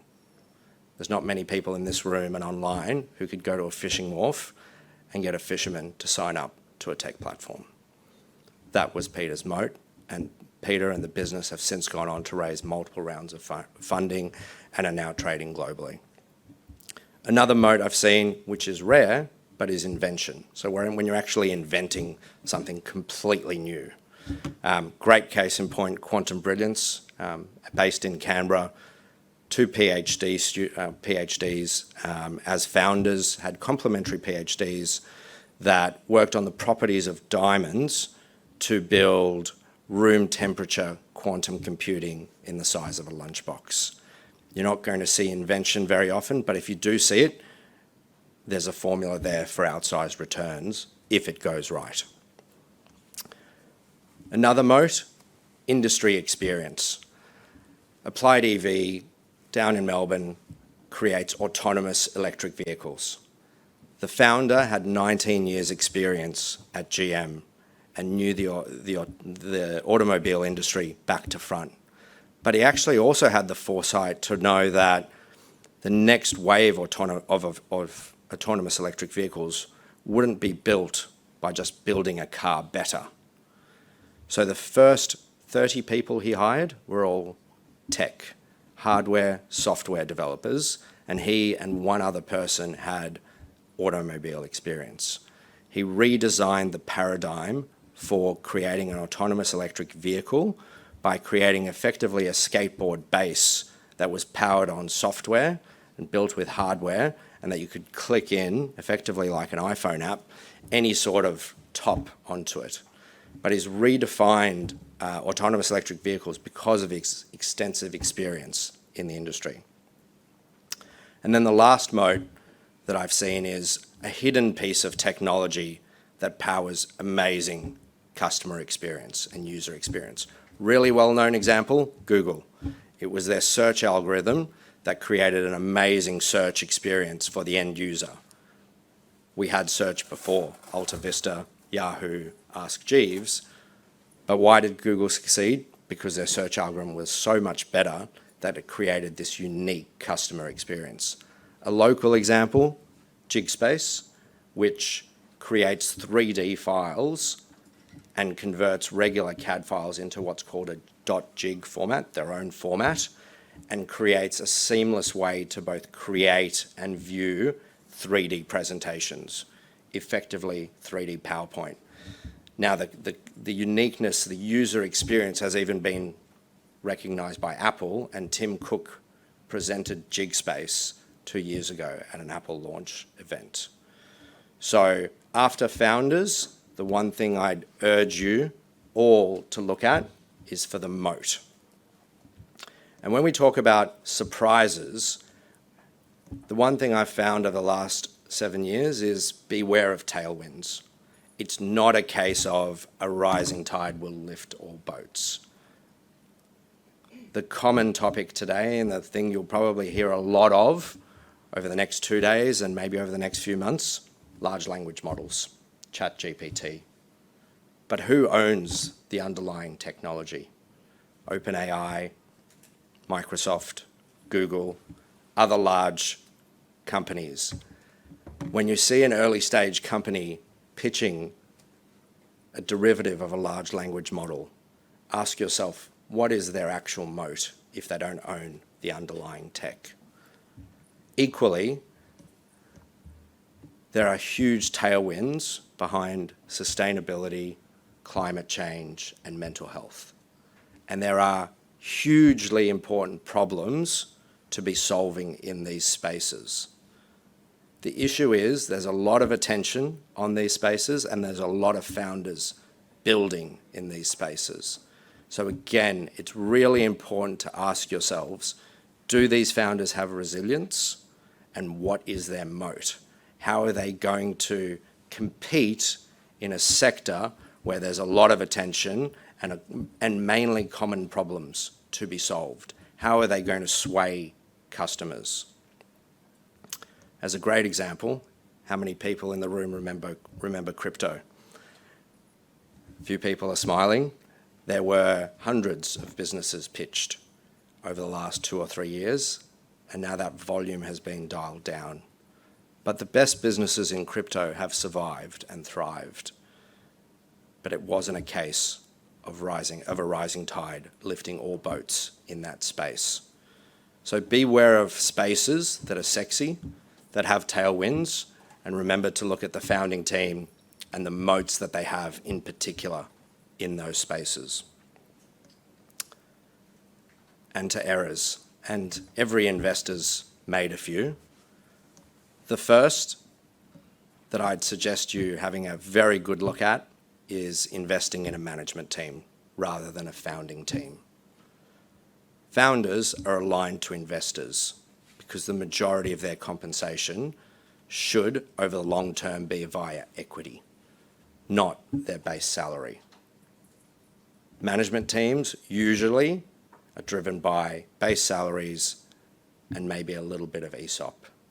Really question whether the founding teams or the team that you're investing in is aligned to your objectives, which generally is increasing equity value. Secondly, understand the end buyer of the technology. Not all end buyers are tech savvy. They're not all early adopters of technology. A great case in point, and this is a generalization, are doctors. Doctors are generally very wary of adopting new technology.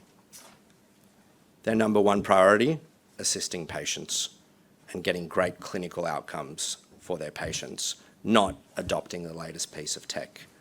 There are some small businesses as well that really like to adopt technology. In Australia, the great example is Xero and MYOB, getting tech out to accountants. But there are other fields of small businesses that really shy away from technology. So really understand that end buyer and whether they're going to be receptive to buying a new technology. Lastly, the direct-to-consumer business model requires a lot of capital. Anecdotally speaking, it takes $15 to $20 million to build a brand and to build customer awareness. Now, some of the biggest tech companies globally are direct-to-consumer companies. So I'm not saying don't invest in D2C.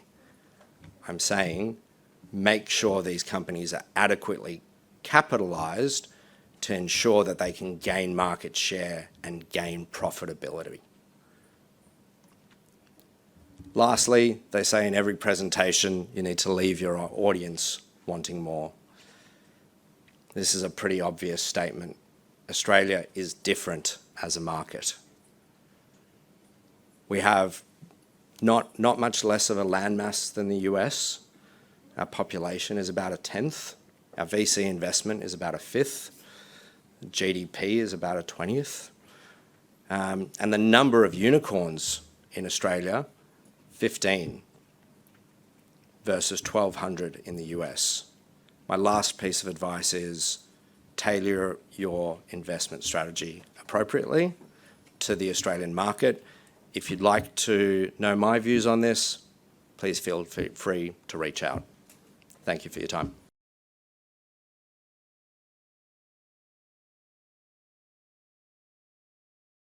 Welcome to CapitalHQ, where exclusive access to the private market and curated deal flows await you.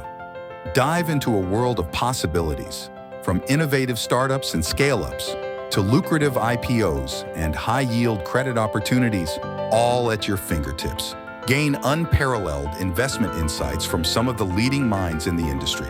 Stay ahead with our expert perspectives from around the globe. Connect and network with fellow investors of similar caliber. Join our exclusive in-person and online functions to share, learn, and grow together. And the best part? Joining CapitalHQ is completely free for investors.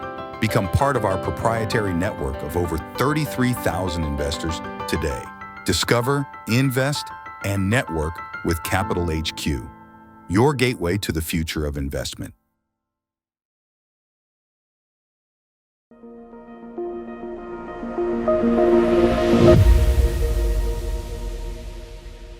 Hi, I'm Laura. I work with startups on their brand and marketing strategies. And before that, I spent 20 years working in ad agencies with some of the world's biggest brands on their advertising campaigns.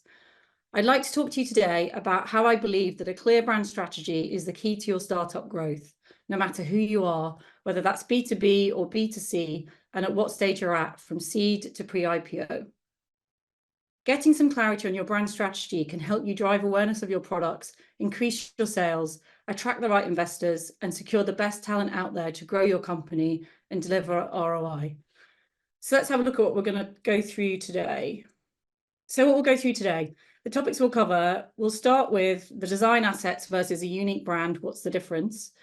Then we'll look at why a brand strategy is the key to growth, the framework of what a brand strategy is, what we can learn from the unicorns, and applications for raising capital. Let's start with how we define what a brand is.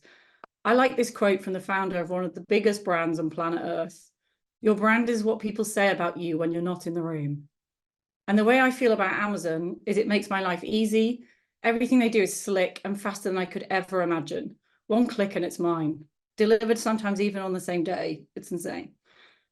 A brand ethos is a feeling. It can be hard to achieve, but when done effectively, it can be hugely powerful.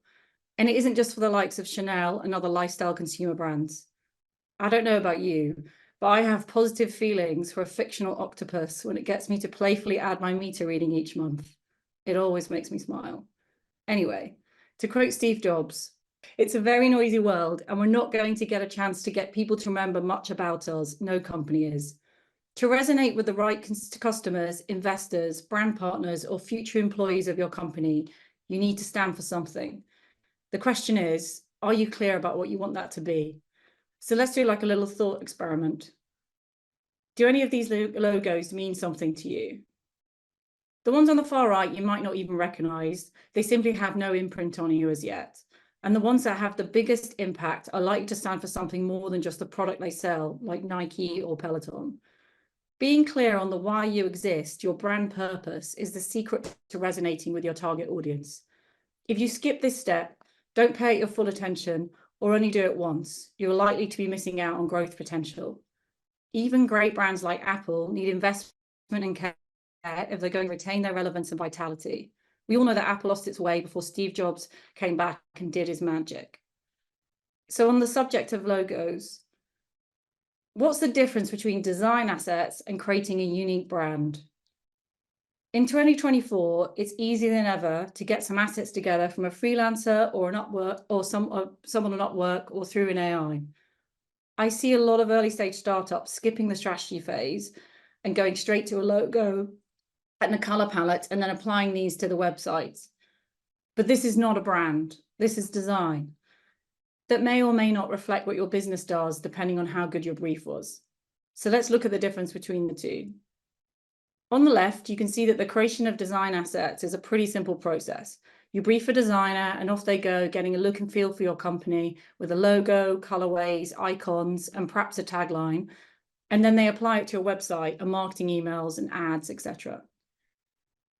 This may well be some quality design and a beautiful piece of work, but the question is it born from a brand proposition? When you start with a brand strategy, however, as you can see on the right-hand side, you have a more informed design immersion before you work up the brand identity and then apply it. And you can create a brand expression and evolve the messaging stemming from the brand purpose and the audience insight. This can perfect your product market fit. And this can lead to game-changing creative advertising campaigns and help you to grow faster than your competition. So why is taking the time to create a brand strategy the key to growth? Well, firstly, it crystallizes your purpose. Why do you do what you do? What do you stand for? Who do you do it for? And how do you fit into this world? This may seem like the simplest set of questions ever, but I promise you there won't be. It's the most overlooked area of creating a brand. Sometimes it's outsourced, sometimes left in the hand of a junior marketing assistant, but it's crucial. And believe me, Nike and Apple take this very seriously. If you're a founder, a CEO, a chairman, or director of a startup, then this is a conversation that you absolutely need to be in. It will single-handedly change your business. A brand strategy also gives you a clear positioning, carving out your place in the market and providing defensibility as you grow. It also raises questions about if you want to move and what it would take to get there. It's a bit like a game of chess. As you start, you can start to move and when you spot opportunities in the market or block out competitors by becoming known for something. For example, in the travel sector, Ryanair owns cheap flights and EasyJet has moved up a quadrant as a cheaper end of experience-led travel, moving more into kind of Virgin's quadrant. It also streamlines your process and gives you a consistent look and messaging. Whether you're looking to impress investors or acquire new customers, a consistent brand makes you look professional. Less than 10% of B2B businesses say they have consistent branding. So you can get one step ahead of the competition by sorting out your brand comms. And one of the most useful outputs of a brand strategy for me is the messaging matrix. This is a simple grid outlining who your audience is and why they should care about your brand and products. And it can be used for your sales and marketing teams across every single acquisition and retention campaign that they create. We use these all the time. It's your North Star for decision making. It stops you from doing stuff that isn't right for your business, helping to shape your growth in line with your vision and your values. As Steve Jobs puts it, deciding what not to do is as important as deciding what to do. It can help steer the business forward and navigate tricky waters. Every decision should be based on this. Is this in line with our brand? Should we hire this person? Should we diversify our product range? Is this the right investor for us? Are they aligned with our goals and our values? It can motivate and bring energy and focus to your teams, inspiring people to do their best work. When you're clear on your why and what your vision is, when there is simplicity and an elegance of thinking and design, energy flows. It's contagious and hugely powerful as you inspire people to join you on this mission. And that energy and focus will carry through. It helps you to attract the right investors and the best talent. We all know that people are your biggest asset. And what do we know about the best people out there?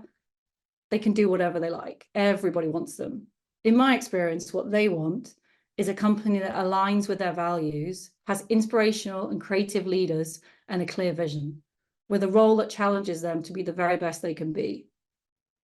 And now onto my favorite reason of them all, and something I'm really passionate about. It's the springboard for creative advertising campaigns. I'm such a believer in what creativity can do for a business. And with a startup with tight budgets, the stakes are even higher. It can be a game changer if you get it right. You can knock the competition out of the park. But you need to set the foundations. When you are clear on your brand values, tone of voice, audience, proposition, and specific message, you can now start to have some fun with a creative campaign idea to get your target audience's attention and drive a set call to action. So, what does a brand strategy look like? Creating an ownable brand strategy can be a big piece of work. So I'm just going to walk you through the key areas and then run through a couple of examples from Unicorn so you can see it in action. It consists of 6 key components: your DNA, your vision, values, personality, audience, and your mission. So starting with your DNA, the what, how, and the why. What do you do? Every company knows what they do. These are the products you sell or the services you offer. This gets you to your proposition and your positioning statement. How do you do it? Some companies know how they do it. It's the thing that makes you special, that sets you apart from the competition. This gets you to your reasons to believe that statement. Why do you do it? This is your brand purpose, and very few companies know why they do what they do. All this gets you to your brand tagline, which goes alongside your logo. Next is your company vision. Where do you want to go? This could be a 5-year positioning change or a new audience that you'd like to appeal to with a different product. So, for example, Airbnb wanted to carve out a new sub-brand for the luxury market, so they created Airbnb Luxe. Next, what are your core values? What are the beliefs that your company stands for? They shouldn't change dramatically, so you need to get this right from the get-go. Your business will evolve and your brand will evolve, but who you are and what you stand for shouldn't change with the wind, just because it's suddenly fashionable to do something. This is a trap that brands can fall into. You need to be authentic. Patagonia's path towards living up to its commitment to sustainability has involved decades of acknowledging flaws and solving problems. But staying true to this value has also driven product innovation and customer loyalty. The billionaire founder even gave the company away to tackle climate change, which is pretty extreme. Next up is your personality. In the 1940s, Swiss psychologist Carl Jung developed a set of common personality archetypes that brand strategists still use today. There are 12 to choose from, including the creator, the explorer, and the hero, and you can see where the different brands fit on this wheel. So where do you sit? Ideally, you want to ask your staff and your customers, because as in life, those who interact with you are the best fit to describe your personality. If you're looking to evolve and thinking about rebranding, then this is a useful exercise to see what fits with your new positioning and how you're looking to shift the existing perception people have of you, like the EasyJet moving away from the cheap air travel that we talked about. Next, we'll move on to defining your audience. So here's your target audience. Being clear on who they are and how they behave is critical to growth. What do you know about them? How do your products or your services make their lives better, easier, or more enjoyable? What's the best way of getting their attention? What values do they have and how do they live their lives? Customer-centric feedback and data insights can drive innovation to develop better products and services. This is something Amazon and Stripe are masters of. The final piece is your brand mission statement, where you put it all together. Can you get people's attention? Your mission statement communicates your brand's purpose and vision. It should resonate with your audience and give them an idea of who you are, what you do, and why. Let's do a quick thought experiment. Imagine you're called up by Will at Clear Channel. He offers you space on a 48 sheet across from one of the busiest high streets you operate in. He tells you, so it's text only and I need it in 24 hours. What copy would you send to him? Now you've got a clear brand strategy, you're ready to market like a brand leader and dominate your sector with some creative game-changing ad campaigns. Here is a chart plotting the route from brand strategy to advertising campaign. So we can go from creating a brand identity and an expression of the brand to the core messaging and then move through to a marketing strategy. For example, the objective might be to drive awareness of the brand or product with a developer audience and a defined message. We can then get through to some campaign ideas and then a campaign tagline. Let's see this in action with the B2B fintech startup Expensify and look at the story of how they went from a 2019 Super Bowl commercial to a full rebrand, creating a unique, surreal universe. Expensify's founder, David Barrett, started the company because he hated doing expense reports. He saw an opportunity to give people their time back so they could focus on higher order pursuits.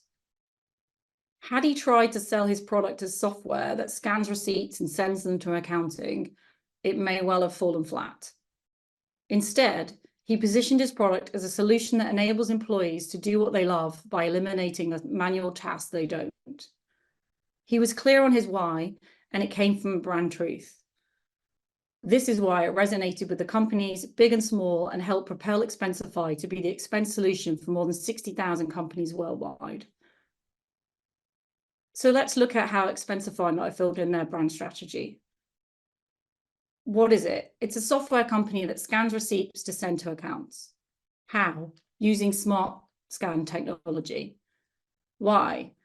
Because people hate doing expense reports. What's the vision? To be the market leader. What are their values? Solving real life problems, having fun, and getting stuff done. And what personality traits from the archetypes that did we see earlier? Creator, caregiver, and jester. Who's the audience? Business professionals. What's the mission? To live rich, have fun, and save the world. This then fell into the proposition, so receipt software that enables professionals to focus on other things, and then translating this in a more emotional way for the brand is the tagline, you weren't born to do expenses. This then created into the brand identity, which brings Expensify's vision and culture to life through consistency. It unifies all of the brand's digital, physical, and product applications, ensuring that they all share the same personality. And using different tiers of illustrations, some are more functional to be used as icons within their user interface, and some more expressive for specific actions, keywords, or messages. The result was a brand toolkit for all their marketing needs. The brand expression is a colorful and a surreal animated universe, a whole world where expense reports don't suck and receipt scanning can be done in outer space. This illustrated world represents the world they're trying to build through Expensify, a world where you can be weird, wacky, and totally yourself, but always with a purpose. A world where all creatures can collaborate to get stuff done while having a good time along the way. These illustrations are a way to make the brand feel unique and different from any other brand in the expense management world. The rebrand for Expensify was born out of the success of their 2019 Super Bowl commercial, bringing to life their brand proposition, "You weren't born to do expenses." In January 2019, rap mogul and big spender 2 Chainz released a new single, Expensify This. It was the most elaborate product demo in history, the world's first interactive music video where you could snap a photo and expense over $500,000 worth of receipts to win as cash prizes if you downloaded the app. Expensify This was a big, fun, well-crafted, innovative, and truly inspiring example of an integrated creative advertising campaign. The campaign created over $62 million in earned media and a 1,400 increase in customers. Here's a snippet of it. I think it's brilliant, and it shows how even when what could be discovered as a dull product can be transformed into something super creative, fun, and engaging. Whip too refined for the horsepower. Gotta running off a seafood tower. Know that I'm here for a reason. Car so cold that it's sneezing. Day in the life of a baller. Mr. James. Hi. Record label finance. Listen, I'm gonna need paper receipts for everything in this video if you want to get reimbursed. Nah, I have Expensify for that. What? Skirt. Cause I had to snap it with Expensify. My garage abracadabra. Ice whip 2 chicks that look like Cleopatra. For our second example, let's take a look at how Airbnb evolved its brand strategy to become the world's first community-driven super brand. As the brand grew and had more data and insights from their audience, their original proposition of a place to stay was not as relevant anymore. This is quite an old one, but I think it's a good demonstration of how startups can and need to evolve their brand strategy as they grow. Back in 2014, it became clear that Airbnb was all about people and not about the places at all. The passion of its founders and the love and generosity of people around the world were changing the culture of travel with places and personal experiences unlike any other. Belonging the world over was Airbnb's truth and its differentiator. This evolved their strategy and defined Airbnb's brand mission as belong anywhere. This higher purpose gave Airbnb a clear reason for everything they did throughout the business. Let's take a look at the strategy. So they had this audience insight of Airbnb is about places, people, not places. What is it? This never changed. It's an online platform app that connects people to unique homes and travel experiences. The how did change, enabling people to live like locals and feel at home anywhere in the world. And the why changed. We believe in a world where people belong anywhere. They changed their brand identity and they changed with the logo, the new tagline. So from a place to stay, it moved to belong anywhere. This started with a change of logo, one that we're actually still using today, creating a symbol that represents belonging. Here it is. The higher purpose of belonging shifted the brand's language and messaging from location and price to focus on the warmth and welcome of no longer feeling like a tourist in an unknown place. And here's their version of the Clearcast 48 sheet opportunity screaming out their brand vision. This shift in Airbnb's brand proposition also sparked a whole new advertising campaign. I would imagine that they took the brand territory of belong anywhere as a creative brief, and then a creative agency would have generated several different execution ideas. This would have then led them to a campaign tagline, live there even just for a night. And this was the one they would have chosen. And then this is the start of a new campaign for them. And here it is in the real world. You can see the campaign line and the new logo and the brand strap line underneath. Finally, let's have a quick look at how your brand strategy could be applied at raising capital. Are you clear on who your target investors are? What are you looking for them to bring outside of a capital injection? Do your brand values align? What do you know about them? How are you going to stand out? This isn't a one-sided game. Investors need startups as much as startups need investors. Don't underestimate your value and be willing to walk away if the fit's not right. Your job is to become as attractive as possible by being clear about who you are, why you exist, what your roadmap is, and presenting a consistent brand across all touch points. The Wholesale Investor Chris platform is a great way to do this. You can take this information from your brand strategy and apply it to the problem, solution, competitive advantage, etc. The secret is to attract, not to chase. You want to get on the front foot and attract the right investment. This can be through becoming a thought leader through personal and company content across LinkedIn, podcasts, industry platforms, and events to gain exposure, creating a halo effect. It's not about constantly promoting your company, rather giving insights about your industry, problems and challenges, storytelling about how you're solving customer pain points. Your message to investors switches from, we need funding to survive and grow, to, we're growing well, we're clear on our vision and what our challenges are. We could be a great investment for you. I'd love to know what your current business challenges and ambitions for growth are. Are you looking for investment or to embark on some advertising to drive customer acquisition? Is everyone on your business clear on what you stand for and your positioning in the market? I hope there's something in here that has sparked an idea for you. Thanks for listening. Thank you very much for that very insightful presentation, Laura.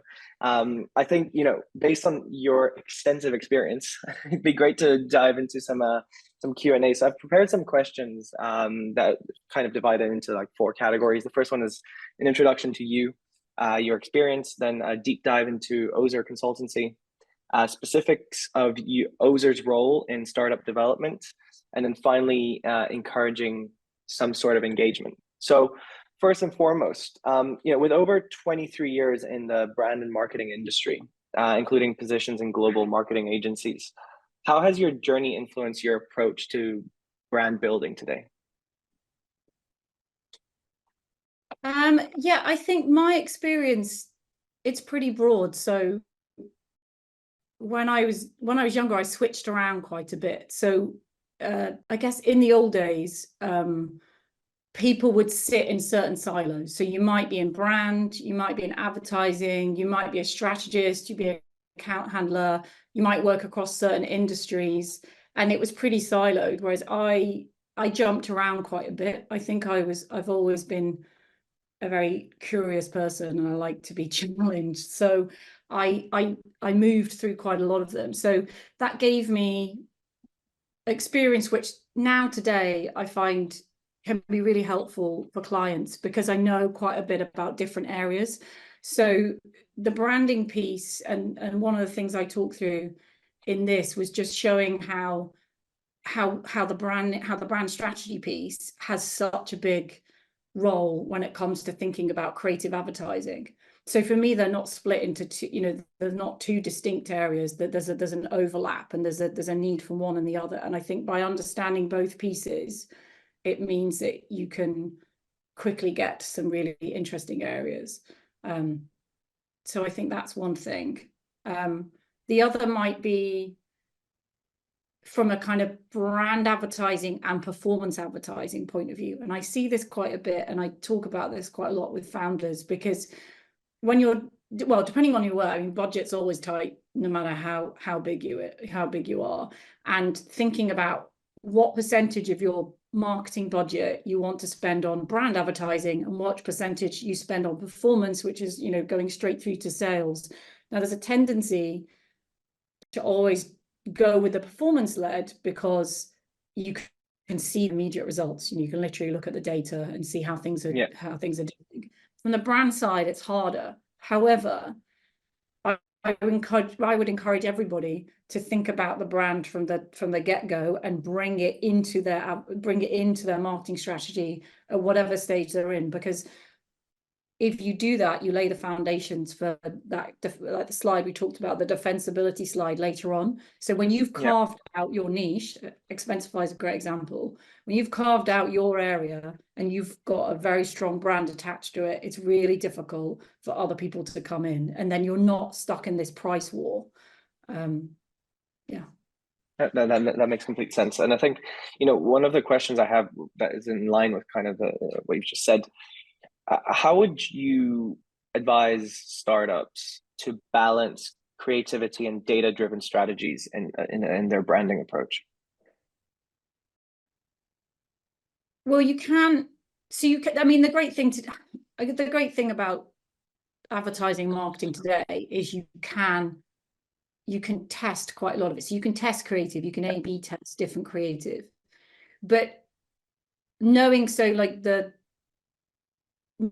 what space you occupy in someone's head is harder to measure. And you can do lots of massive brands. And I've done, obviously, when I was working in a bigger agency, there was a lot of money put in researching brand sentiment for huge clients, Coca-Cola, Samsung, etc. They spend a lot, excuse me, they spend a lot of money on that. But what somebody says and what somebody does can also be quite different. So I remember we had working on a couple of car brands, for example, and our strategist would always say in client meetings that why somebody says they buy a car and why they actually buy a car can be two completely different things. So if you're trying to measure that, they might give you the functional response. You know, they might say, I'm buying this car because it's got a catalytic converter and it's got X, Y, and Z. But actually they're buying it because they just love the brand. They just love, they want to, it's a lifestyle choice. They want to be seen in that Audi.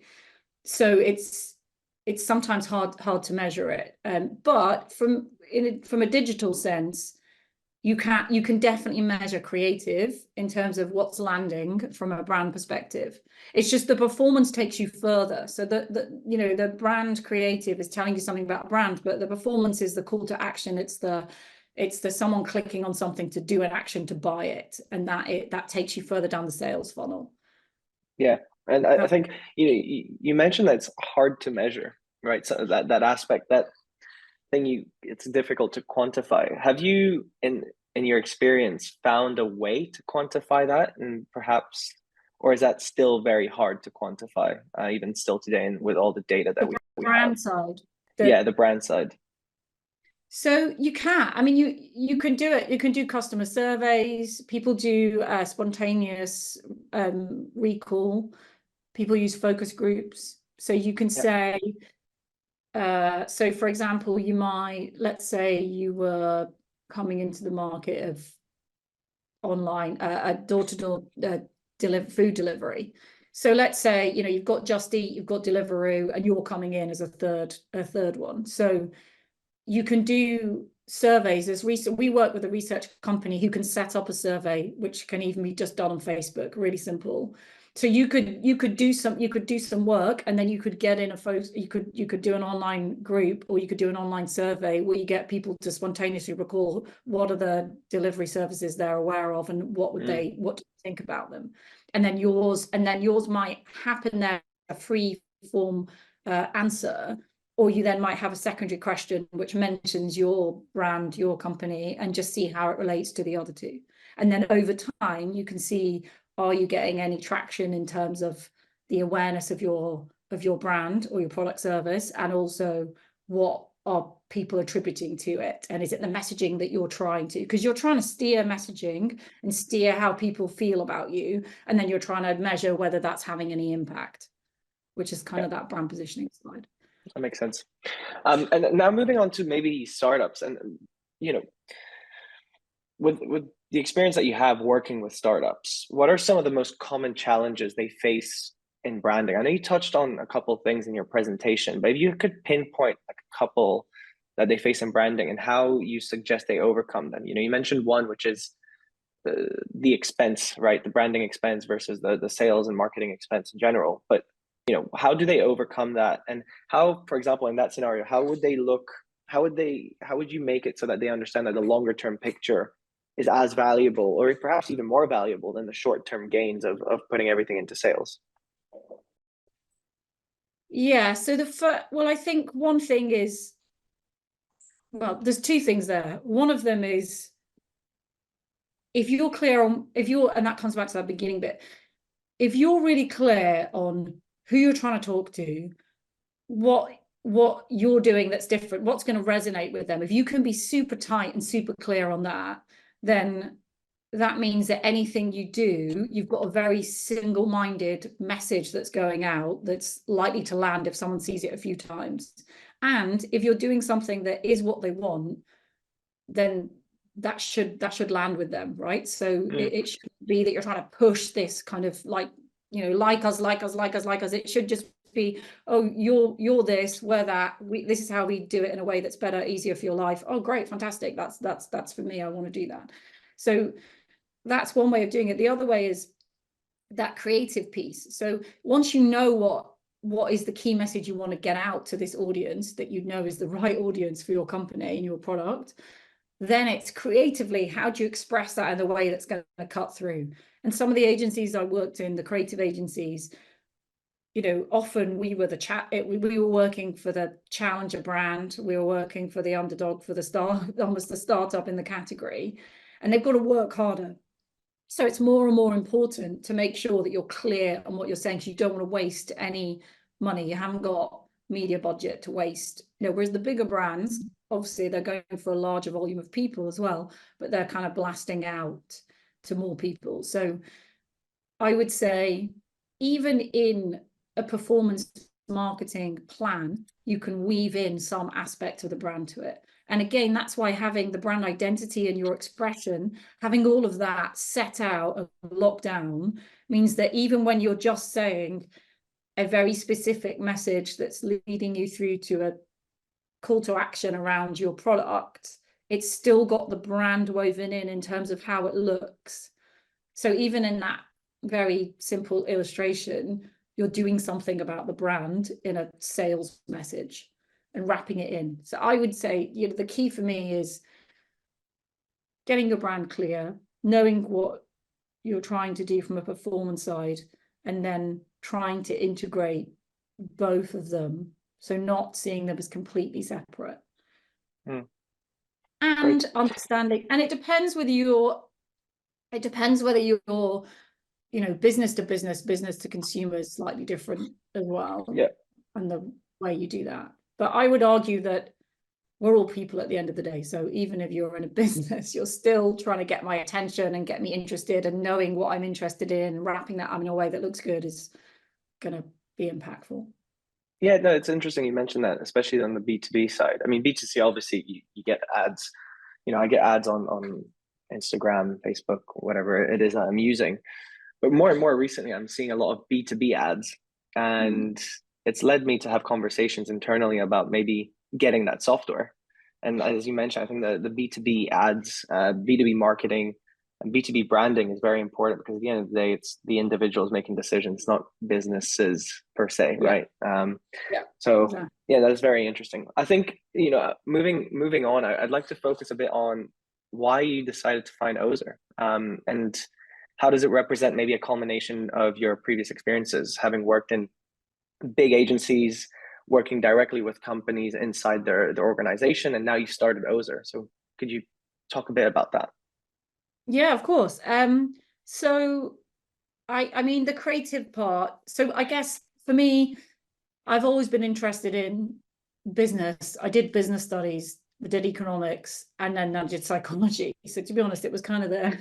I guess the answer was there pretty much from my A levels. So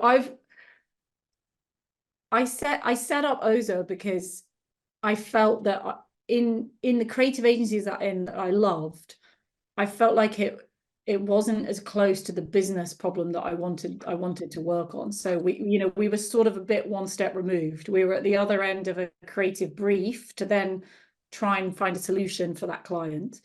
And as much as we would challenge them on the brief, we wouldn't be challenging them on the business as such.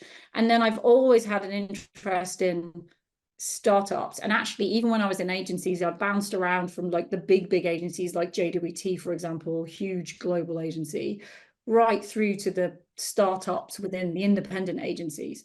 And so it just so happened that I worked, actually, I got brought in to work with a media agency, and they were actually part of a fund. And so I came in as the MD, and I had to report straight to the investors.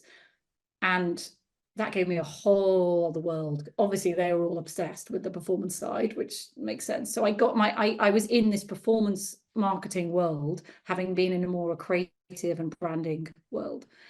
And I knew I wanted to set up on my own. I think that's when the stars aligned for me. And I just thought, okay, here's an opportunity, because I started going to all these startup events, and I I realized that quite a lot of people are siloed into brand, marketing, advertising, they're all in these different areas. And so what I wanted to do was bring in this sort of big agency thinking and the stuff that I'd learned, but also weave in kind of more business consultancy. So that's sort of and I wasn't 100% sure how it was going to land at the beginning, but what I did is I started just listening to, well, from my side, listening to my clients and understanding where the value was. And then I started moving and evolving the company. And now it's a strategic consultancy across a number of different areas. And so that's what I did. I love working with lots of different types of companies. I love working with founders, CEOs, and the growth side. This is it's a competitive and it's a hard landscape, but it's really interesting. So it works well. Yeah, competitive it is, but also, as you mentioned, it is definitely extremely interesting. But in terms of, could you maybe elaborate on how your philosophy, Ozer's philosophy of kind of what you were mentioning, combining clarity and creativity, is put into action when working with startups? So maybe this big idea thinking of big agencies combined with your experience and your love of startups and growth. Yeah, so I think for startups, and look, I did exactly the same thing as what I preach not to do. So the tendency is to just try and do everything, because you've got this vision and you've got this idea of what you want to do, and from a marketing perspective, there's a danger that you can spread yourself too thin and then not really learn anything and not really get anywhere fast. So it's this sort of more linear approach. So I think the one thing that we do that I really enjoy is helping bring that clarity to. So I often work straight with the founders, straight with the kind of, the CEO, the COO, whoever is the key sort of, key people running the business. And it helps. I find it helps that sometimes you're so close to it and you're so in it that it's hard to kind of take that more helicopter view and just have someone to just ask some questions that you all then have to kind of answer together. They're all in there, like everything's within the company. It's just a case of trying to pull it out. So there's that clarity piece. And then obviously spending a lot of time in creative agencies, I really understand the power of creativity. But for me, that creativity shouldn't just be locked into an advertising campaign. So I believe that creativity can change a business massively, but it doesn't just have to be at a creative stage of what you're doing. So look at Steve Jobs, Amazon, all these amazing companies and people, they bring creativity. So it's creative problem solving, essentially. Yeah. So it's understanding what you want, understanding where you are, being really clear and honest with where you are, knowing where you want to go, and then plotting out a plan. And then you can slot in the kind of the brand, the marketing, depending on what you need to do, what needs help. Yeah. I find it interesting that you say creativity shouldn't be locked in the advertising space. I think a lot of companies, when they think of creativity, a lot of it's instantly put onto marketing or advertising, as you mentioned. But the companies that I've worked with in my two years with Wholesale Investor, the ones that find solutions are the ones that think outside the box. And I think those two words, creativity and thinking outside the box, are very tied. So it's definitely interesting what you're saying. I think moving on. Yeah, sorry, go for it. Oh, no, I was just going to say, just sort of adding on to that, creativity can come from anywhere in your business. And like being in agencies, this was something that some of them were really good at. So they didn't just, a creative idea can come from anywhere.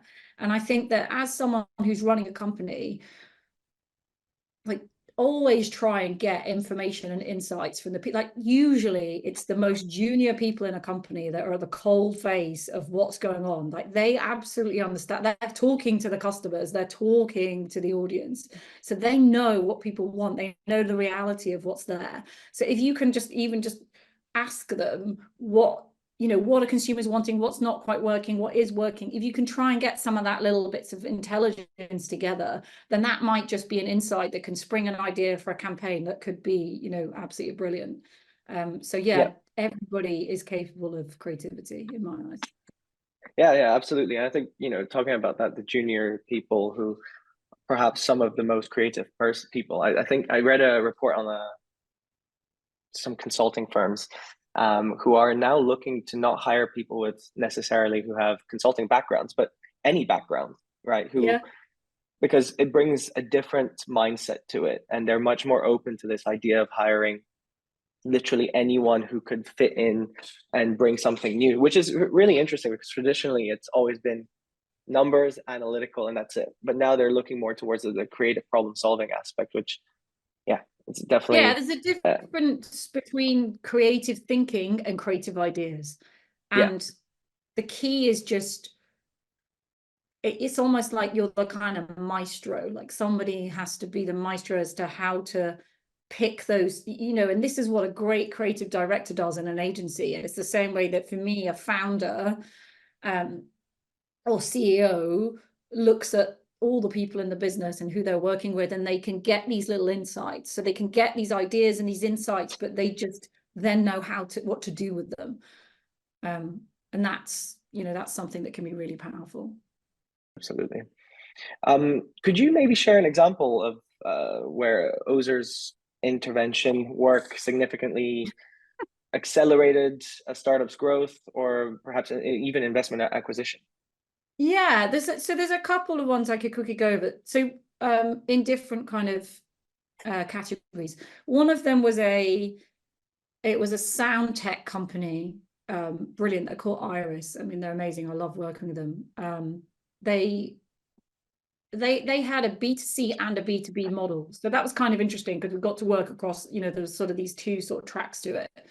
But they came to us because they actually had quite a few different, they were Series A, so they'd had some funding, and they were looking to launch a headphone product. But before they were going to launch these headphone product, they needed to just kind of get their brand in order a bit and then figure out the activation. And the bit that they needed was they had all these documents. So they had all these kind of bits of brand strategy documents, brand comms, identity, all of that stuff. But they were almost overwhelmed by the amount of stuff that they had. And they needed to find a way to try and distill it down into something. And then this crucial bit, so I see this quite a lot. And I've been involved personally on quite a few of these where there's a lot of information and there's a lot of theory. But then what they need is an activation plan. So like, how do we translate this? Like we've got all this stuff, and then we know what we're trying to do. We're trying to launch these headphones, and we've got some clear targets of what we want, you know, how many people, how many sets we want to have sold to get to our next stage and unlock the next part of investment. But what they needed was just an activation plan for how to get there. So what we did is we distilled all of these documents and made sure and just put it into something that was clear, created a brand book with them. So they had some design and resource in-house as well. And they also had this creative team who could do brilliant creative team. But what they were missing was this creative strategy. So this activation piece, like what are we going to do? And then what does it look like? They had an opportunity with Sky to do a TV ad, and they didn't have very long to do it. And so what we did is we distilled this information, got the plan together, working with a digital agency that they had as well. And then we helped create basically wrote the creative strategy that then sparked the ideas for all of their content and all of their and the ad and a load of other video content. They did a partnership with Red Bull. It was amazing. I mean, I really enjoyed working on it. It was great. So that was one example of kind of further down the line, but just needing a bit of strategy to help unite and get this launch into a really good place. They sold out with their headphones. I mean, they had to stop the campaign. They worked well, which was good. And they were brilliant. And then the second one was different as a fintech called Suits Me. So they had they were a B2B, and they were actually they were growing, and they were looking to go more into the B2C space, retaining the B2B, but they wanted to talk to this new customer, and it was more of a lifestyle. So they were essentially like a bank. So they needed to switch up their branding. Before, it was quite corporate looking. It was just blue. Yeah. And so this required a whole new, so we did a whole rebrand with them. So all of this stuff we've talked through, we did for them, and gave them more of a lifestyle look and feel. And also we worked on a bit of strategy for how to optimize their website as well. So we kind of helped them, and then on their kind of brand comms, and they saw an immediate increase in their conversions on the website, which was good because it was a direct, with both of those, there was direct results that came off the back of it, which is really good. And then we also did getting investors, we worked with a recruitment technology app. So I saw them pitch actually, and they had a brilliant product, but their pitch was a bit too long. And it didn't, for me, it just didn't, it was almost when they went to the pitch that they got lost. That sometimes I see this, that they went really in on the tech bit, and because that was great, but they went so hard on like 10 slides or whatever on the, well, it wasn't that bad, but like on the tech side. But they had a brilliant product, and the people behind it were fantastic. And so I worked with them on just optimizing that pitch deck, and I just approached them after it and said, let me get my hands on it. This was right at the beginning, to be fair. And luckily for me, and them, I guess, they were like, yeah, okay, let's have a go at it. And then I just did a bit of a session with them, and I was just asking and challenging, and it was really interesting to do. And then we distilled it down, and then they got 250 grand over the ask within, I think it was literally like 2-3 weeks. It was amazing. And then actually on the back of that, I ended up sitting on a panel from this investors to sort of help with understanding the brand and the marketing side of the companies that they were looking through their deal flow. So essentially, if you want to increase conversions quickly, stop a campaign because it's too effective, or raise capital, over a raise in a short period of time. They should all come to you. That makes sense. You mentioned how you also help companies not just grow, but also look to secure their next funding round, right? Is there a difference between the two and how you approach it? Or is it all part of the same thing? What do you mean? Sorry, explain that again. So how does, when you help companies, startups, you help them grow, and you also help them secure their next round of finance. Is there a different approach to doing one or the other, or is it all part of the same strategy? Oh, I see what you mean in terms. So actually, it's a really good question, because one of the things that I always say to people, and one of the things that we have in the back of our minds when we're doing these campaigns, is thinking about, well, getting very clear on why you're doing what you're doing, and then almost as a parallel to doing whatever the campaign is to grow, is to think about what's the investor story that you're building with this action that you're taking. So let's say, for example, one of the clients we work with, they were at the absolute beginning. So they had a product, they were looking, it was another finance was actually. So they were looking to, it was for retail investors. They had a website. We helped them on the strategy, and it was from the sales perspective. But what they needed to show some traction. So in order to unlock this, they were very much seed stage. So they were looking to unlock investment by proving that they had some traction in the product. So the main aim, it was very clear, the main aim was they needed to show that people wanted their product and were signing up to it and were booking the demos, and that they were then clicking through, and the click-through rates were going through to them, then using that product, and then really importantly that they could retain them, because otherwise it's just never ending bucket. so that was one thing we did. And then what we could do is we already knew what the investor story was at the end of that. So we were already sort of documenting that alongside. Another one might be where you've had the investment, but now what you want to be able to show is you need to be able to obviously show that you're growing as you said you were going to. And if you're not, and this is actually equally as important, because there's no investors looking for you to just gloss over and PR how everything's going, because there's a waste of your time, their time. It's like, doesn't make any sense. So let's say you're looking to acquire new customers. They've given you how much you're spending on the media and how much you're spending on doing that. You're tracking it all. And let's say it's not working.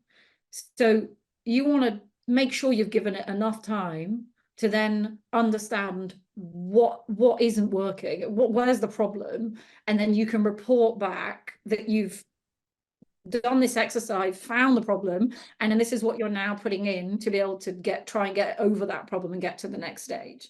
And so that's another kind of part of your updates for investors and reporting on what you're doing. So yeah, they absolutely run parallel, and you want to be thinking 5 steps ahead, because ideally from the investment side, you've always got that going on in the background, and that's part of your story as to what you're doing.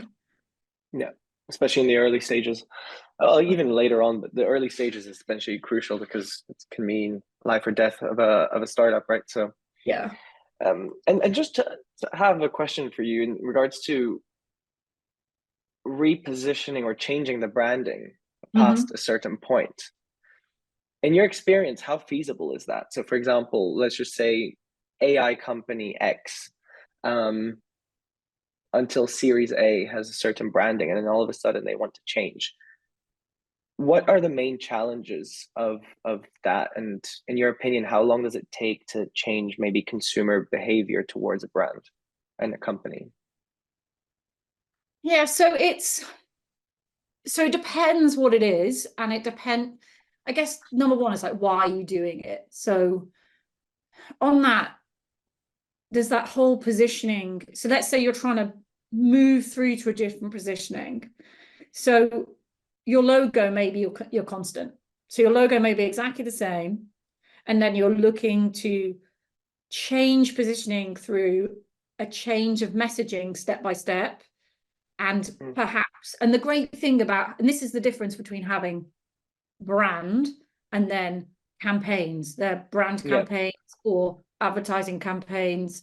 So you can navigate and you can use these different levers depending on what you're trying to do, but you just got to be clear on what you're trying to do. So if you were looking to change let's say the brand, for some reason, the brand identity just didn't look right, and there was a certain thing you needed to do to change it, you can also do that in steps. So actually one of the biggest companies I've worked for and was on the board for a while, Citywire, I came in, they've been going for 20 years, and they're all like opening across in all over the world.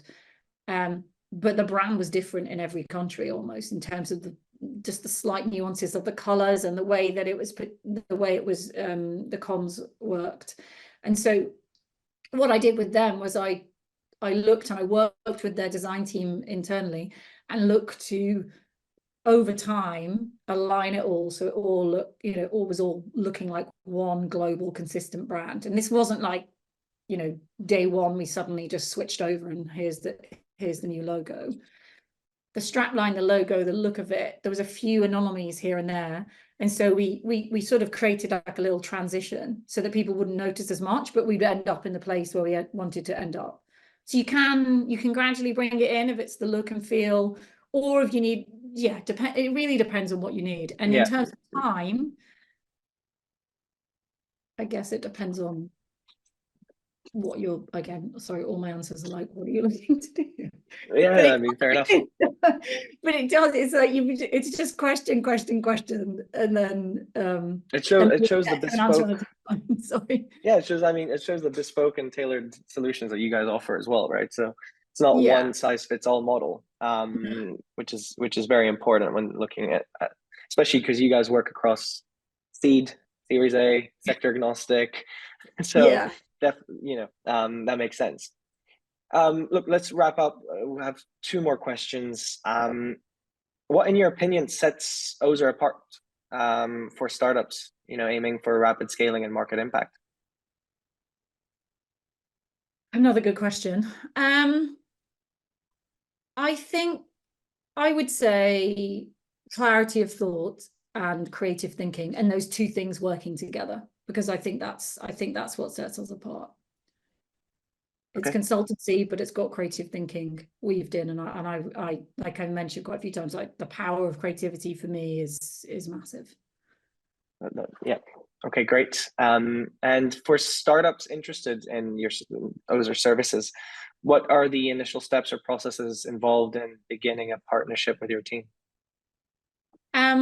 Yeah, really simple. One of the things I wanted to do, having worked in these big agencies, which obviously cost a lot of money for good reason, I wanted to offer startups that kind of big agency thinking. Some of the consultants that we work with have spent, way better than me, have spent longer than I have in the agencies they've been in, and I wanted to offer just a very you can literally have a couple of hours, or you could have a half-day workshop, or you could have just a piece of piece of strategy to sort of drive your business forward. So it starts with an intro call, and then depending on what you need, we usually start small. So we'll start with a particular brief and then go from there. And it's like anything, like once people get a feel for how you work, then they're like, oh, actually, could you have a look at this, and could you have a look at that? But yeah, it's for me, it's just about ascertaining what you're looking to do, which is usually this is the challenge, or this is an area, or even if they're not sure of what that is, they might just want a bit of a strategic call to just sort of peel that out. Yeah. So it's almost like we can tell them what we think they need to be doing next. Yeah. So you start small, and then all of a sudden you're running out of inventory, so you have to stop it. Yeah, that makes sense. Well, Citywire started with one initial helping them with what was their sort of startup in New York, and it ended up with me sat on the board. So yeah. There we go. And then last one, which I ask everyone in a slightly different context. What advice would you give startup founders who might be hesitant about investing in professional branding and marketing services? I would say the advice I would give is you might think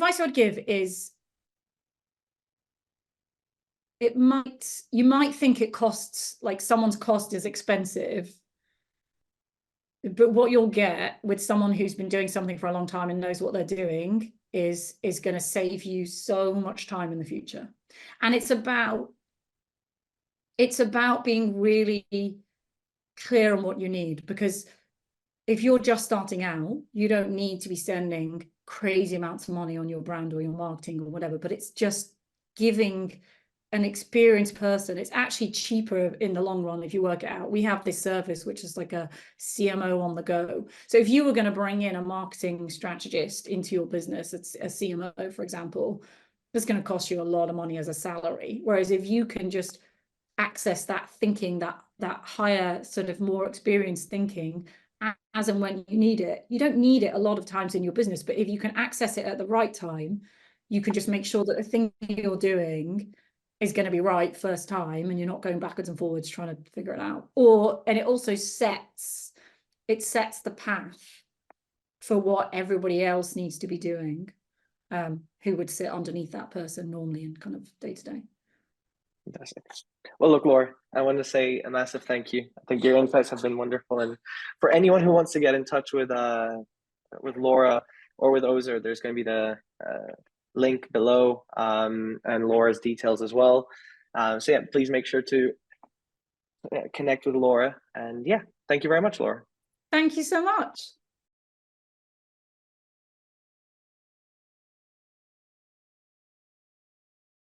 Welcome to CapitalHQ, where exclusive access to the private market and curated deal flows await you. Dive into a world of possibilities, from innovative startups and scale-ups to lucrative IPOs and high-yield credit opportunities, all at your fingertips. Gain unparalleled investment insights from some of the leading minds in the industry. Stay ahead with our expert perspectives from around the globe. Connect and network with fellow investors of similar caliber. Join our exclusive in-person and online functions to share, learn, and grow together. And the best part? Joining Capital HQ is completely free for investors. Become part of our proprietary network of over 33,000 investors today. Discover, invest, and network with Capital HQ, your gateway to the future of investment.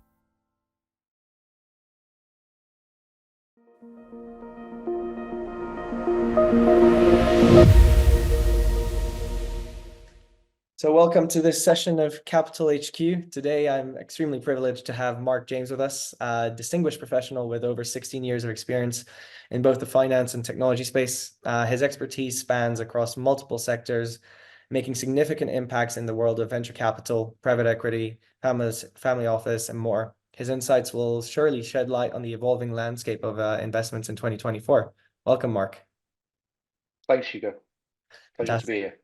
So look, let's dive straight into it. The first part is going to be your outlook, your general outlook, and then obviously the last question is going to also be a general outlook one. But given your vast experience across the finance and technology sectors, what are your main predictions for VC and PE trends in 2024? Very good start, Hugo. I think I certainly expect US VC down rounds will sort of increase throughout the year, even as AI continues to serve as a major catalyst within the market. I also believe that flows to European turnaround and value strategies will also increase. Flows to China private investment will remain muted, I think. And obviously the biggest one, which we'll go into hopefully in more detail, would be the MENA region will continue its exponential growth. But I do also expect secondary transaction volume to also increase to a record level this year. Right. And why do you believe that the US VC down rounds are going to increase? What gives you that feeling? Only because there's a lot of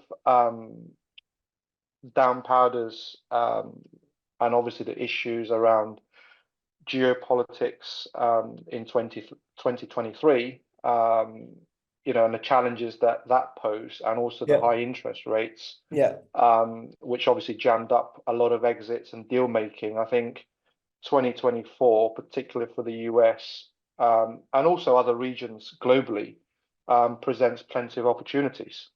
Right. And look, talking about, I want to keep on to your point about inflation there, and rates. So considering the shift towards higher rates and now stabilization and inflation stabilization, how do you see these factors influencing VC and PE strategies moving forward?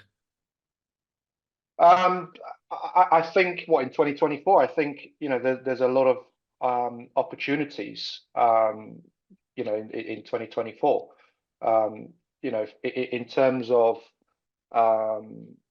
In terms of the actual volumes of deals and investments that are coming into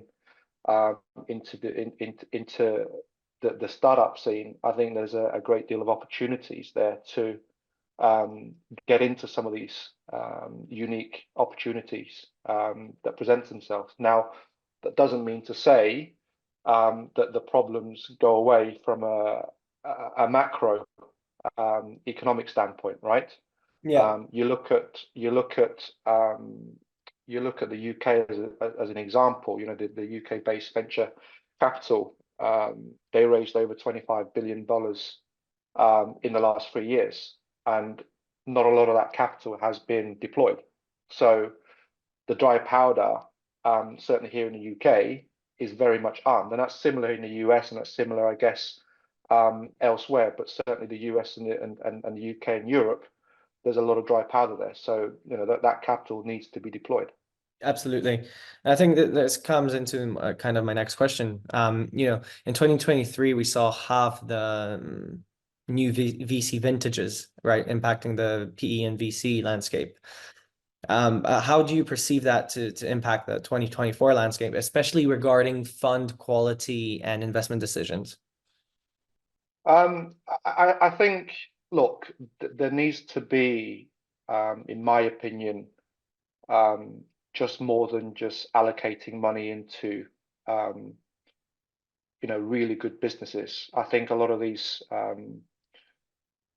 VC landscape funds, they need to obviously offer a lot more to companies in terms of value creation. And in terms of obviously skill set. Now, the skill set element of what I want to go into, I guess, it revolves around, if you're in the tech industry, for instance, what do you offer to a business? How do you improve their growth? Not just investing capital, but how do you get involved from a hands-on perspective in terms of actually helping them grow and then potentially have an exit from there? And certainly from a value creation and a value standpoint, that's something that a lot of the private market, particularly VC, have to take into account going into 2024 to differentiate themselves. Yeah. Yeah, look, last year I did quite a few interviews such as this, panels, and it's remarkable the number of VCs who were saying that a lot of their focus, apart from fundraising, was also upskilling themselves on business matters.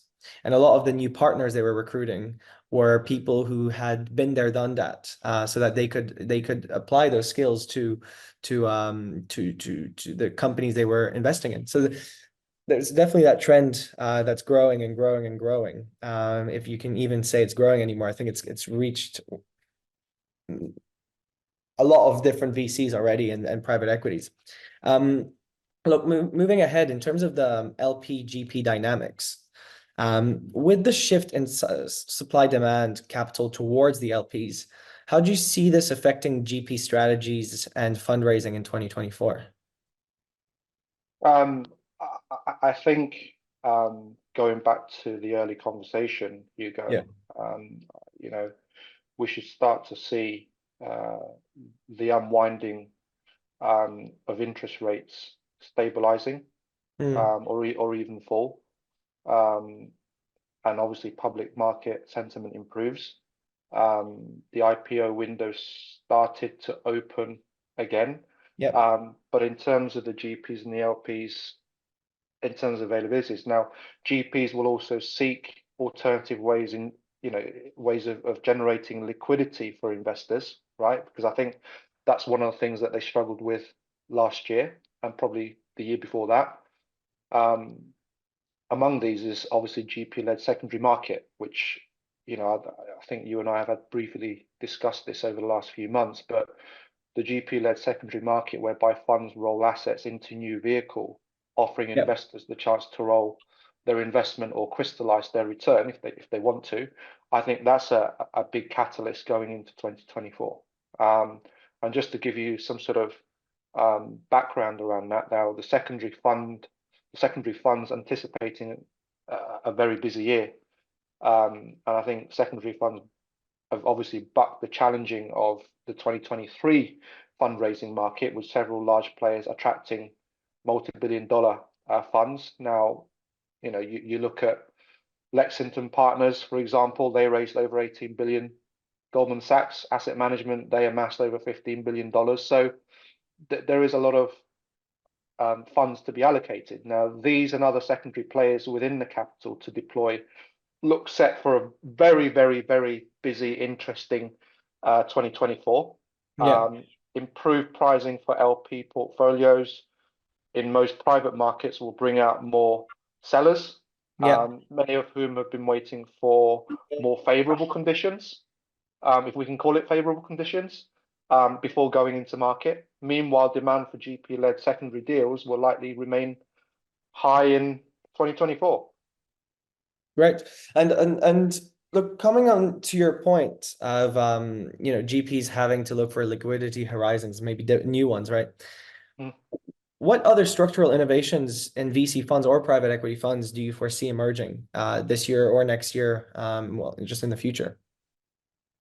I guess, outside of obviously the secondary market, you've obviously got the primary deal activity will likely start to normalize, even in challenging markets, despite obviously the macroeconomic backdrop that we still have.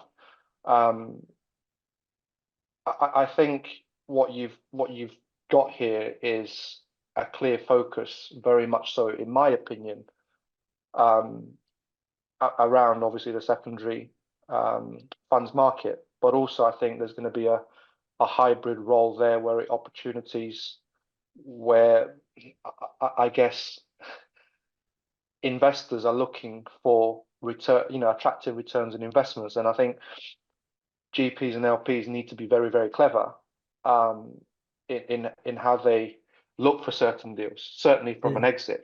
And I think, I know I'm heavily biased towards the secondary market, but I think that is going to prove to be, I guess, an opportunity for most, but certainly offers as a hybrid, for potentially for an exit. Right. And with that, what role do you see hyper specialist VCs playing in the future? I mean, there's been a big rise in the last few years in hyper specialist VCs. So how significant will their role be, and what sectors might they predominantly focus on? I agree with that. I think the sectors that they'll probably look to focus on, I think, is well publicized, is all around sort of artificial intelligence technologies. But I also see the climate tech area to be sort of the hottest segment. I see. I mean, there's a lot of focus on obviously around climate discussions, and I think climate tech is certainly one of them. If you look at the UK market, for instance, Hugo, climate tech accounted for more than 20% of the UK investments in 2023. So however, a lot of it, however, a lot of it has been, at least to my knowledge, has been software related. Correct. And reading a lot about this subject area, there needs to be hardware investments. Are you, in your position, have you seen more talk around product investment, specifically tied to climate tech? Not as such, but I think going back to your point about the hybrid sort of role that GPs will need to play, you have obviously money managers that have to allocate money, right? But if you take, for example, my experience, where not only have I worked in the finance industry running my own hedge fund previously, I've actually also been on the other side of the coin, where I've actually operated some of the biggest technology firms. So you actually understand what that technology firm, what that vendor requires in order for them to actually give you a return in investment. And that might be increasing your technology in terms of how well it should perform. That also might be how do you see the actual channel market, right? And I think a lot of these VCs and private equity firms, you might have specialists in investment, but they don't actually have the granular sort of skill set to understand that area of technology focus. Now, the investment side of it in climate tech, there's huge amounts of investments going into hardware, because in order to operate some of these businesses, right? A lot of reliance is on making sure that you have the correct data centers, and within that data center, you need to have the correct sort of servers and networking switches in place. But again, investment in that particular area is huge, but it's not well publicized. I think there's a lot of focus that needs to be highlighted on that to generate hype. Yeah, So same ways that they do with AI, right? Yeah. But AI, it sits in the cloud, but where does it also sit? It sits on your hardware, right? Whether that be on your mobile devices, your laptops, your iPads, or your computers, it resides on a physical hardware. Thank you, NVIDIA. Yeah, and I think if you look at the landscape for hardware, Hugo, I don't know how much your sort of audience understand this network, but given that we're going towards the AI world, a lot of the modern technology, particular sort of the laptops and the MacBook Airs, right? They will need to be upgraded at some point in order to cope with the capacity of these new technologies. So there will need to be an investment in hardware. Yeah. Lots of it. Yeah, the funny thing is I read a report, I forgot by who. It was a bit out there, so bear with me.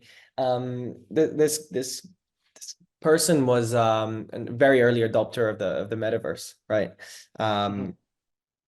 And he wrote, I'll try to think of the name, but yeah, anyways, he wrote that we might have less dependency on hardware within the next 15 to 20 years because we will be living in a metaverse. So we will need the hardware for the next 10, 15 years to get everything in place for the metaverse. But once you're living in it, then we won't need it as much anymore. So you won't need as many physical products because you're living in this software world, which I found quite intriguing. He was a bit out there, though. Some of his other points I did not agree with as much. But this one definitely has been in my mind playing around with it. And I don't know how true it is. I don't know what the future will hold, but it's interesting. It's definitely an interesting conversation. It's certainly a thought-provoking subject, right? Yeah. But as with any technology, as with any sort of new catalyst technologies evolve out there, particularly sort of AI or machine learning, they all require some form of hardware behind the scenes. Yeah. And that's something that we're not ever going to move away from. Now, that might change in 15, 20 years' time, maybe even 30 years' time, right? Yeah. But certainly for now, as with a lot of the technologies that are out there, and you mentioned, NVIDIA, the processing power to make sure that these new software and technology are running as smooth as possible, it requires obviously the correct hardware for that to run on. Which is why one of my forecasts is actually going into 2024. I think you'll see a great deal of demand for hardware sales, certainly in the tech industry. Yeah, and I think also, to add to that before we move on, the Vision Pro is also something that is going to require a lot of hardware, and I think everything else around it as well, which is an additional item that Apple are gonna mass produce and probably mass sell. We'll only have to wait and see till what they do, but yeah. Look, moving ahead, talking about IPOs, and then you briefly mentioned it, but a report from Ropes and Gray, a global law firm, are expecting a resurgence of IPOs, at least in the US market, right? What role do you see IPOs playing in exit strategies for 2024? Is there going to be, do you agree with them on the resurgence? Is it going to be stable, the same as last year? Is it going to decrease? What's your take on that? I think similar to the dry powder comment that I made earlier, I think it's similar to that. Obviously, IPOs have historically been quite good, but obviously given the current economic climate, that's obviously been held back somewhat. The exit window opening, I think 2023 saw the first few tests of IPO window for global tech startups like Arm and Klaviyo.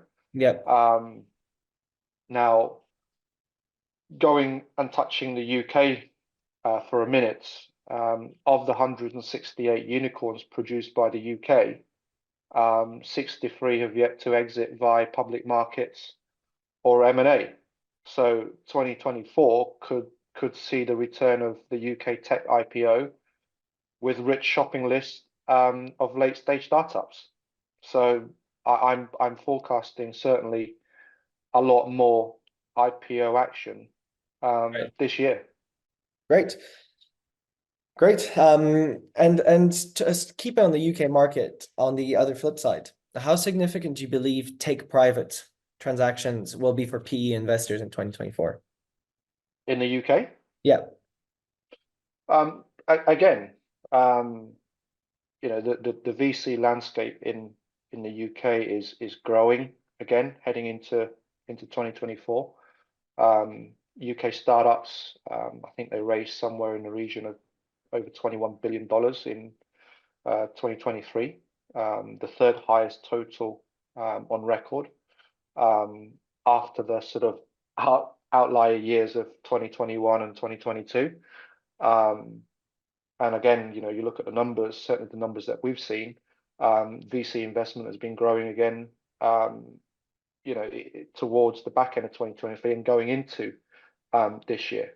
Yeah. So for me, that massively helps. And again, I don't know whether you're aware, but obviously Jeremy Hunt's Mansion House Compact announcement, you know, was a tremendous step in the right direction, which obviously unlocks previously untouchable capital from pension funds for early stage startups. But Hugo, again, however, capital alone is not enough, as we both know. There is obviously a real squeeze on talent in early stage companies. Simply, there's not enough people with the right skill set to support long-term growth plans. So investment in this space looks to be going in the right direction. However, we must make sure that we invest in people to truly support innovation. But certainly the UK market is very buoyant. Yeah, it is. And given the UK's leadership in the European VC market, maybe we can touch a bit upon what strategic advantages do you believe this offers for investors and startups this year? Yeah, look, the UK remains, I think, the third biggest tech ecosystem in the world. They did over $21 billion in terms of capital raised last year, right? So that's up, I think, about 15 to 19%. So for me, there is certainly a great deal of appetite for UK to invest in small startups. The problem I think we have here in this country, Hugo, is that oftentimes we overlook some of these businesses in favor of other businesses that aren't here in the UK.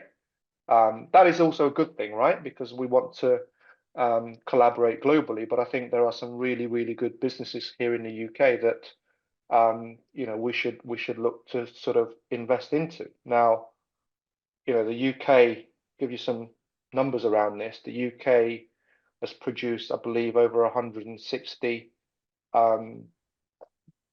startups that are over $1 billion. 63 UK unicorns have not yet exited, worth over 180 billion combined. So as a country, we are producing, you know, tech startups or startups in general here in the country, in the UK. What we need to try and do is obviously put a lot of investment into those companies in order for the growth to be realized. And that's obviously going to make sure that the skill sets are in there, but also at the same time, you know, we just don't really want to just be pumping money into those companies. We want to give them everything that they need in terms of tools to be able to grow and be successful. And that for me is what you call true innovation. Money alone won't fix this. You've got to make sure that the investment in talent is also there. Yeah, and I think, you know, whilst there's been an increase in 2023 of 15 to 19%, is that what you said? Yeah. There's also a record amount of dry powder, you know, with 25 billion raised in the last 3 years. Do you believe that this number this time next year will be higher or lower than that? I think it will probably be higher next year, purely because, you know, the dry powder that's been raised here in the UK in the last 3 years. I think you mentioned, was it $25 billion? Yeah. Whilst the UK is the centre of the European venture market, home to 40% of the continent's venture capital, we've got to find those companies, and those companies have to exit. And oftentimes that will revolve around the market conditions. Yeah. And I'm talking about interest rates. I'm talking about geopolitics playing out, right? So, you know, when you're looking for an exit, you know, that dry powder is now the right time.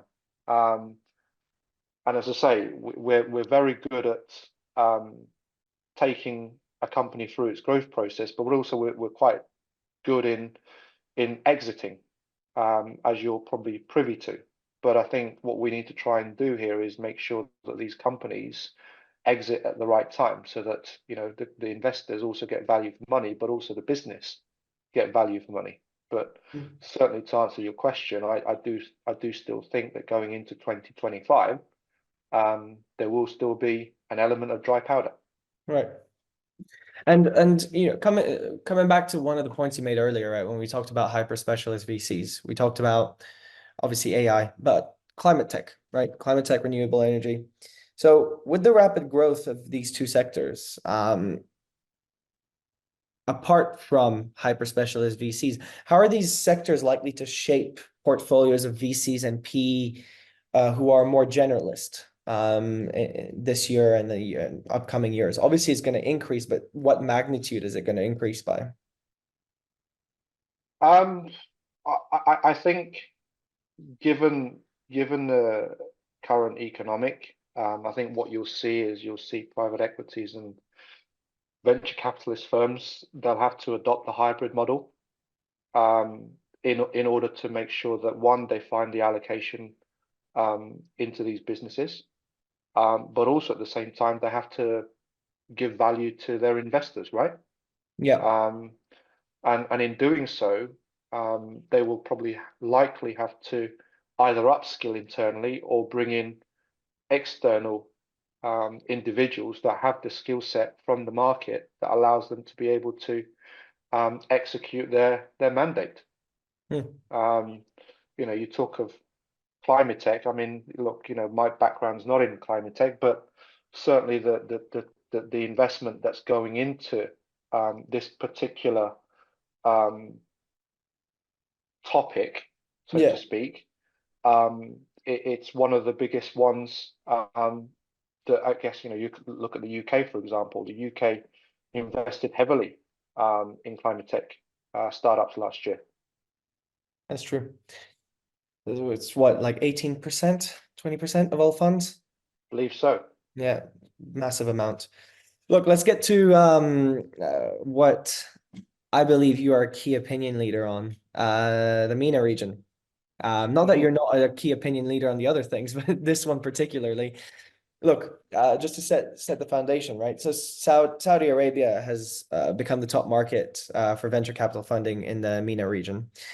In 2022, it accounted for 31% of all funding, and within a year, it went up to 51% of all funding, which is a huge amount, recording, you know, over 1.38 billion in investments in 2023. This is driven largely by mega deals in both the fintech and e-commerce industry. Now, how do you see this shift impacting the regional startup ecosystem and investor strategies? That's question one. And question two is, especially considering its alignment with the Kingdom's Vision 2030 objectives. I mean, look, Hugo, you know, I think we talked a lot about the Middle East and obviously Saudi in particular, given my background in that region. Startups in the Middle East and North Africa are leaving no stones unturned. And already, you know, at the beginning of this year, there have been, you know, a number of deals that have already concluded. Whilst obviously interest rates have proven to be a challenging factor for the VC landscape globally and obviously in the MENA region, the MENA region hasn't been immune to that. But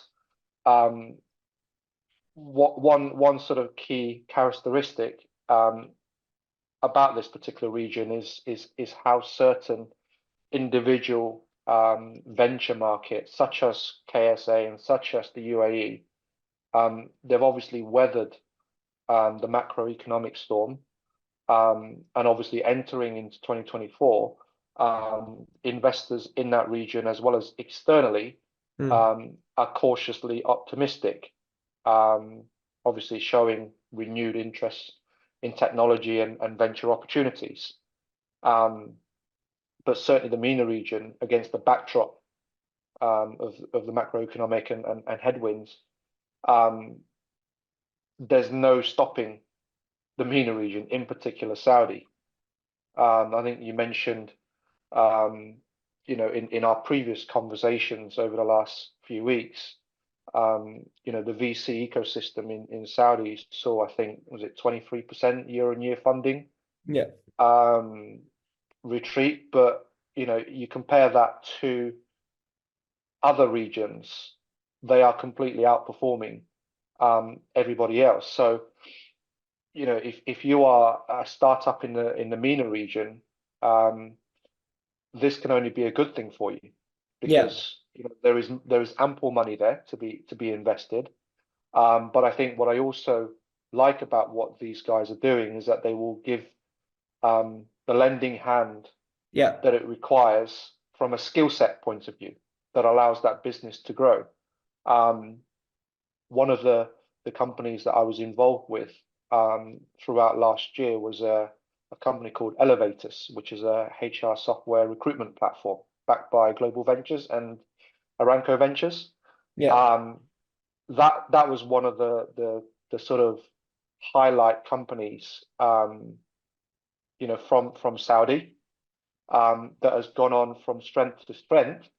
But also, what they did quite well was they actually employed some of the well-rounded operators to help them get to where they need to be, Hugo. So that investment that was made into them has only not just helped them progress to where they need to be, but also the actual skill set of individuals that have gone into that business has also helped them. And that's obviously thanks to you know, Global Ventures and Aramco Ventures, and obviously the CEO there, a lady called Yara Bergen.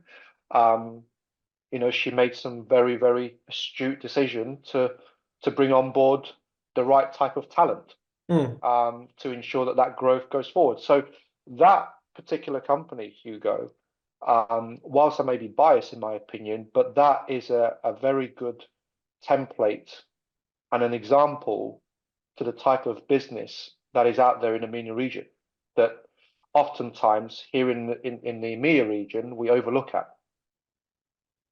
Okay.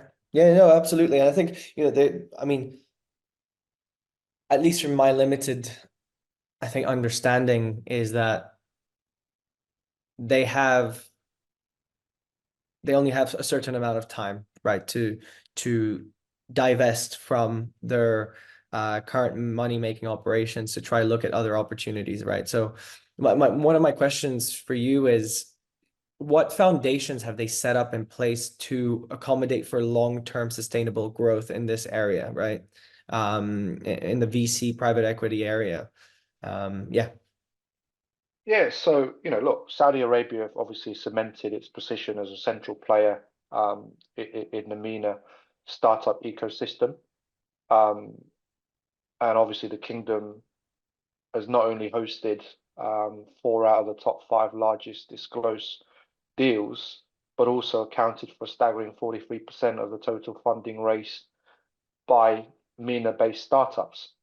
Now, this is quite remarkable for Saudi Arabia in terms of it underscores its commitment to fostering a thriving startup environment aligned with a broader economic diversification and digital transformation goals, as outlined in its Vision 2030 program. I think the other part of what Saudi are doing is they are wanting to be the central hub of technology. They have a yearly event called LEAP that they invite many sort of global technology vendors and firms and alike to attend. Personally, having visited LEAP over the last couple of years, I've seen huge amount of attendance, but also huge amounts of business being done in Saudi, but business being done globally, right? And for me, you know, the legacy that these guys are looking to sort of create and leave long after Saudi Vision 2030 is that, you know, they are very much looking to make the commitment in making sure that the thriving startup environment continues to grow. And I think that's a good thing, right? Absolutely. But also, I'll add on that, Hugo, you know, over the last sort of 10, 12 years of dealing in the MENA region, and certainly most recently in Saudi, there is a huge amount of talent pool in that region, which is untouched. When you look at some of the technologies that these guys are developing and building, you know, to support the existing or new infrastructure, the talent there is second to none. But again, you know, it just doesn't get the correct exposure maybe than if you were here in Europe. But it's certainly going in the right direction. And, you know, given all the noise and given all the numbers, the great numbers that we're seeing coming out from Saudi and the entire MENA region, you know, it's a good thing. And Saudi Arabia's sort of growing influence in the startup sector has several implications, Hugo. It signals a maturing ecosystem with the capability to support large-scale investments and high-growth ventures. Additionally, it may attract more regional and international investors, further elevating the MENA region's status as a global startup stage. As I look into the future, these trends suggest to me that the MENA VC landscape that is increasingly sort of nuanced and dynamic, the rise in smaller investments hints a more inclusive and diversified approach, potentially leading to a more robust and resilient startup ecosystem, one of which that we've built here in Europe. Yeah, the reason I'm smiling is because one of my questions, I'll read it to you, but you've just answered it. In 2023, the MENA region saw a resurgence in smaller funding rounds, with investments below $1 million increasing by 10%. How do you interpret this trend, and what could be its long-term implications for early-stage startups? I think you answered that question right on the head. Yeah, I mean, look, you look at the number of deals that they did, right? I think it was over 1,500 sort of deals throughout 2023. And of those, there was 118 exits. And obviously the money that was raised in that region, and obviously, of course, the standout was Saudi. That's only going to continue, right? As the economic sort of climate, the macroeconomic climate gets better, it's only going to you know, provide that as a catalyst to continue its exponential growth. And as I say, Saudi and obviously the rest of the MENA region, they are very much committed to the global startup stage and making that a main hub. I know we can be a bit biased in our approach, Hugo, but that's one of the reasons why I enjoy collaborating with some of the private equities and VCs and sovereign wealth funds in that region, because of how open they are. But also at the same time, there's this can-do attitude, right? Of not only wanting to be the best, but also actually wanting to get things done. Not just we're going to talk about it for the next 12, 18 months and nothing happens, but the very people that are there making those decisions and driving forward those companies, they have these sort of can-do attitude, which really resonates with me. Yeah, and I think I think by that regards we're pretty similar. My background is I grew up in Shanghai, and I always tell this story, but it aligns very well with what you've said. When I first got there, we always lived in the same area. We've moved, but always in the same area. It used to take an hour and a half to get to school every morning. Same school as well for 10 years there. Mm-hmm. 8 years after, when just before we moved, it took 23 minutes, right? So an hour and a half to 23 minutes. And that's the infrastructure and the scale of the infrastructure that they built. Although that is physical infrastructure, I think there's a lot of resemblance between the two, right? It's that can do, will do attitude, which is sometimes hard to find. And it's great to see that, and it's great to hear that. And look, with more than 3/4 of the deployed capital and MENA concentrated in top 5 industries, which are fintech, e-commerce, healthcare, edtech, and IT solutions, what strategies should emerging startups adopt to stand out in this competitive landscape? I think it's not so much the technology, because the technologies, in my opinion, are much sort of alike, right? I think the way in which you approach this is how are you providing a solution to a problem to a problem? Yeah. And oftentimes the most simplest things becomes hard and it gets overcomplicated. And when you look at the technology, the abundance of technologies that are around there, that are created by these small startup companies and that are created by that are now a more established company, right? It's that story, that journey. Can you provide a solution to a problem? Yeah. And if it's a genuine technology that you have that can answer those problems, then you have a winning formula. I mean, when you look at, for example, Hugo, my background is in networking and cybersecurity, right? Now, if I was to say to you that networking, but mainly cybersecurity back in the early 2000s, when I first, delved into this, it wasn't as prevalent as it is now. And just about every single person is aware of cybersecurity. But that's such saturated industry, right? Mm. It's the same with recruitment, for instance. But there are problems because a lot of these things that have existed for the last 10, 15, maybe 20 years, some of the organizations that utilize these technology haven't moved on with the time. Right. So when you have new startup companies that are developing these wonderful technologies, which are proving to be a solution to a problem, I think the question that needs to be answered here is, are we really answering your problem?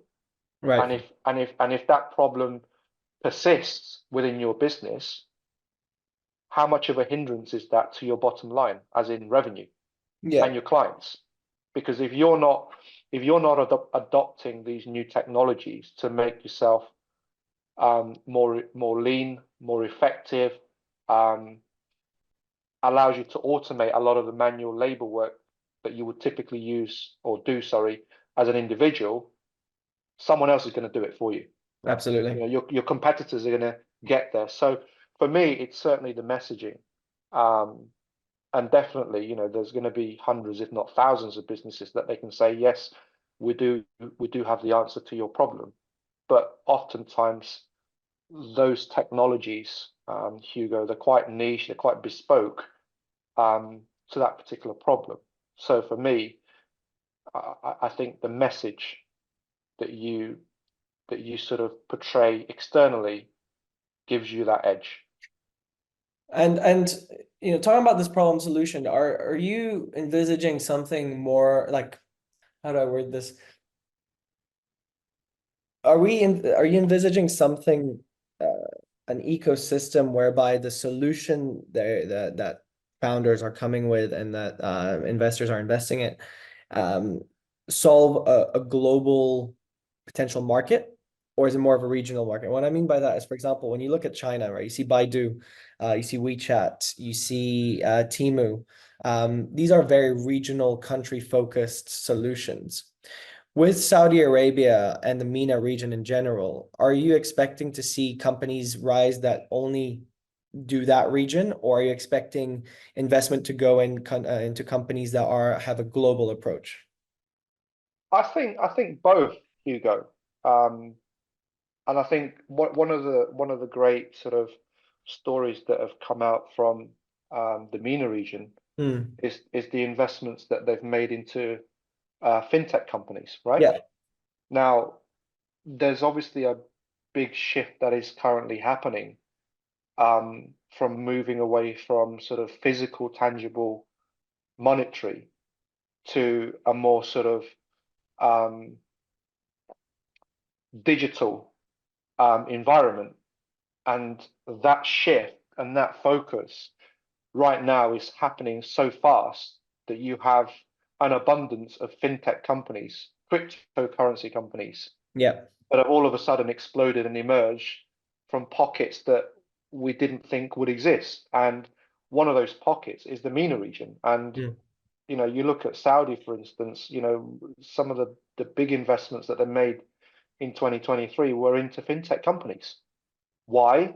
Because in the world of the Western world, Hugo, we have probably become a little bit stagnant in our approach and our thought and our process, whereas the new emerging market, compared to what we're used to, they have a more open and a can-do attitude in adopting these type of technologies. And when you have a region that is open and is so eager to adopt these technologies, oftentimes they are the ones that actually win.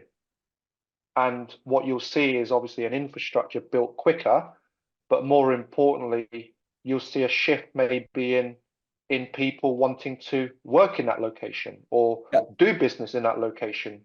Not just that in location, but globally. So you know, there's a number of fintech companies in the MENA region that have global presence that we don't know about. I mean, you and I probably know about them because that's the space we operate. But you know, in a wider spectrum, the normal Joe Blogs in the street, they don't know about them, right?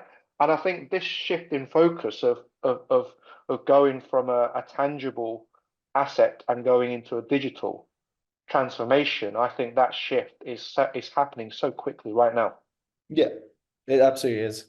You know, like I don't know as much about Saudi Arabia, but you know, you just look at their neighbors, the UAE, you look at Dubai, and the impact they're having on in the crypto, but more largely blockchain space, right? It's remarkable. They're one of the top 3 jurisdictions for doing business with that. So yeah, it's definitely one to not look out for. It's one to go and do business there, right? Now. But look, I have a couple more questions.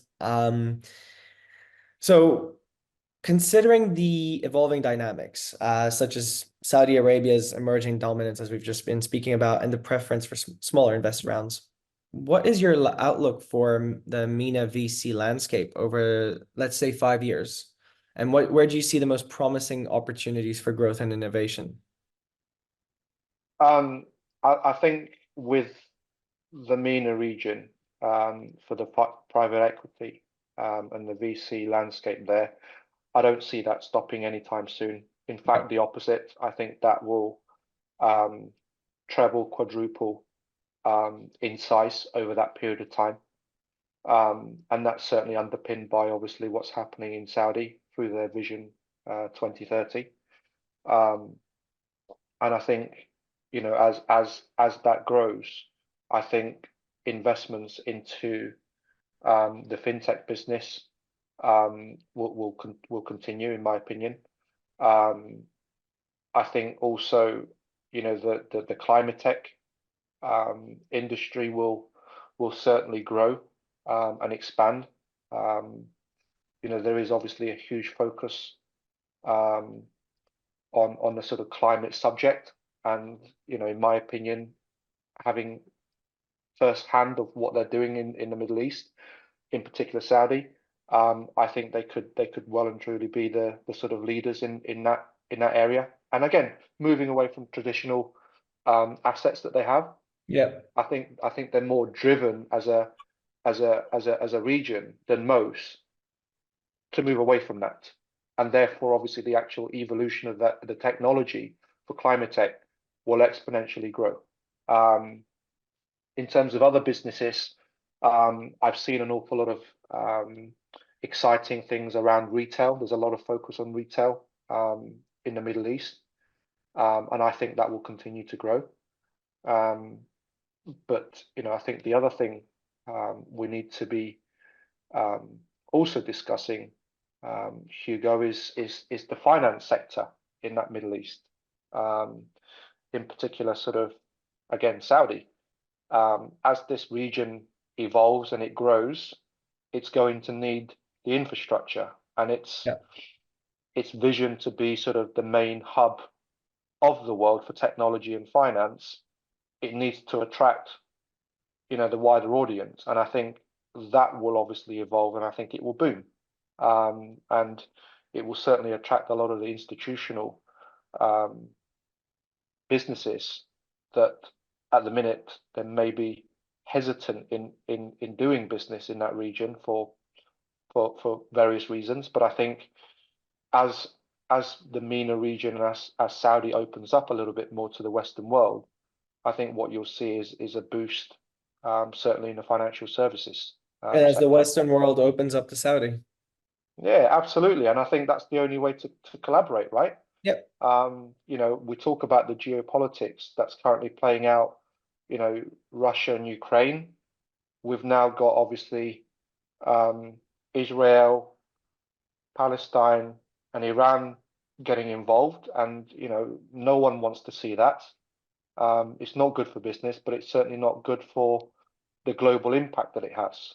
But I think for that particular region, as the region evolves, I think doing sort of dual business with the Western world and the Middle East, you'll start to see businesses do more.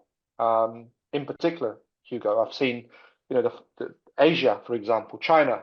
Yeah. There's a lot of partnerships that were formed last year with the Middle East. Yeah. And that is a good step that they've taken. And I think, if you look at the Western world, particularly on our side of the pond, we're probably a little bit more hesitant in that. That might be just because we don't understand the landscape a lot more than others do. But we do need to obviously look at that part of the world and see that as an opportunity. Absolutely. It's not going to stop. Absolutely not. Yeah. No, you're right. Cool. Well, look, one last question to round it all off. It's two questions in one. Look, in your unique position, kind of intersecting the VC and PE space across diverse markets like the MENA region and the UK. First question is, what key differences and similarities do you observe in investment philosophies and practices? I'll stop there. The second one's also quite long. I think the one thing that I've observed over the last few years, in particular the private market here in Europe and over in the Middle East, is the Middle East, again, they have this can-do attitude. And if it makes business sense, they will do everything within their power to try and make sure that that money is invested, but also support them through that innovation of making sure that it succeeds, right? Whereas here in the UK, I think we're probably more sort of caught up in the realms of politics in some of these internal sort of private equity and VC firms. Not to say that they should overlook some of the compliance due diligence that they need to perform, but what I'm saying is that I think there is this sort of stagnant that the business should have X amount of ARR, it should have X amount of MRR before you can even talk to a private equity or a VC. Whereas obviously the Middle East, it is open for business. But look, Hugo, they're not silly. They want to make sure that they're investing in the right places. But what they have is that they have this open mind to make sure that, if they are going to be investing in these businesses, it's going to be for the future of that region. And I think, the similarities is that, they're all investing a lot of money. But the one thing that stands out is that, oftentimes here in the Western world, we don't invest in that company because of certain things. Whereas in the Middle East, if it ticks all the boxes and they believe in that entrepreneur, they will back that person or back that business based on that.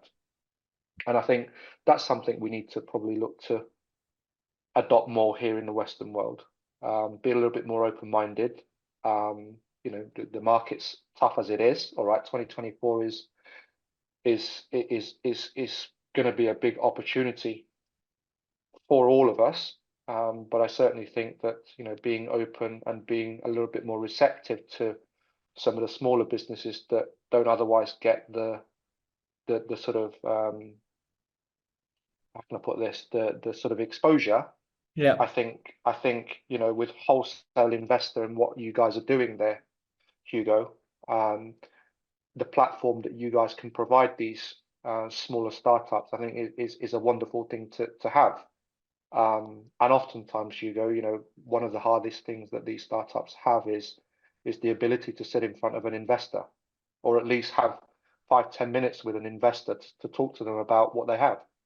And I think Wholesale Investor as a platform provides that as a unique opportunity for them. We try. We try. Look, last one, and then I'll set you free. How do you, based on everything you spoke about, you touched a bit about it there. The West should be a bit more open-minded. I agree. But how do you envision the influence of these regions' distinct economic and cultural landscape in shaping the future of global investment trends? And look, let's put it in context of emergent technologies and economic shifts. Well, look, I think, the Middle East have their own way of doing things, right? Some might say that they're very sort of closed. But certainly what I've been exposed to in the last sort of few years, but over the last decade that I've obviously been working in the GCC region, you have to get to know these people, right? And you need to delve into their culture and understand that culture. And once you understand that and they feel comfortable with you, they'll start to sort of open up. But the impact that has on a global stage, Hugo, is massive, because they are somewhat on a mission to be the very best, right? Very best in everything. I mean, we're not talking just about your VCs, your private equities, your hedge funds, and all the other small startups. We're talking about global. You've already seen the likes of football, golf, for instance, Formula One, right? They want to be the very best. And I think the investments that these guys are making in those types of different industries have implications. And, on a global stage, it's phenomenal, right? But again, I go back to the point of us being closed in terms of the understanding that we have of that region. We leave ourselves kind of vulnerable, or probably being left behind, if we don't start to sort of open up. And I think the influence that these guys have at the minute and going forward is massive. And I think it can only be a good thing, right? Yeah. Because learning from other cultures, learning from other industries and other regions will allow us to expand our knowledge, but also expand, our thought process in that, actually, Hugo, are we doing the right thing here? Is this process correct? Because these guys are doing something different, but yet they're thriving. And I think, aside from the investments, aside from the money, I think the way in which these guys go about their business, I think is something that we can also learn from on a global stage. Because look, oftentimes politics get in the way, right? And at the end of the day, if there is a good business, we mustn't allow for that business to suffer because of politics. And I think these guys, you know, I think they are somewhat reshaping what potentially could well be a new world. Yep. Look, your insights have been incredibly insightful today, Mark. I really appreciate it. For anyone who's interested in what Mark is doing, what he's doing next, we'll leave his details in the description below, so feel free to get in touch. But thank you very much, Mark, for your time today. It's been an absolute pleasure. You're welcome. Thanks, Hugo. Thanks for having me.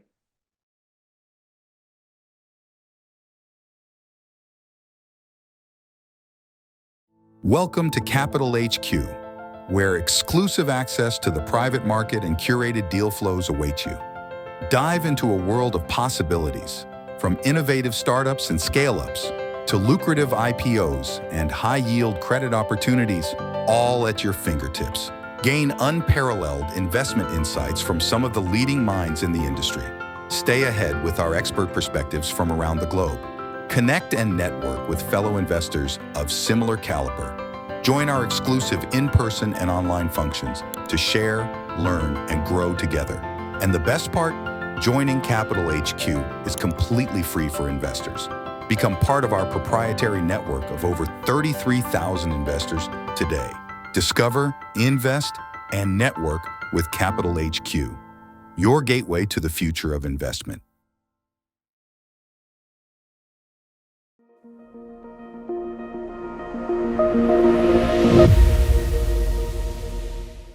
Good morning, everyone, and welcome to this session. I'm Luca Delonardis, Head of Investment Promotion, Talent and Business Attraction for Australia and New Zealand at Invest Hong Kong.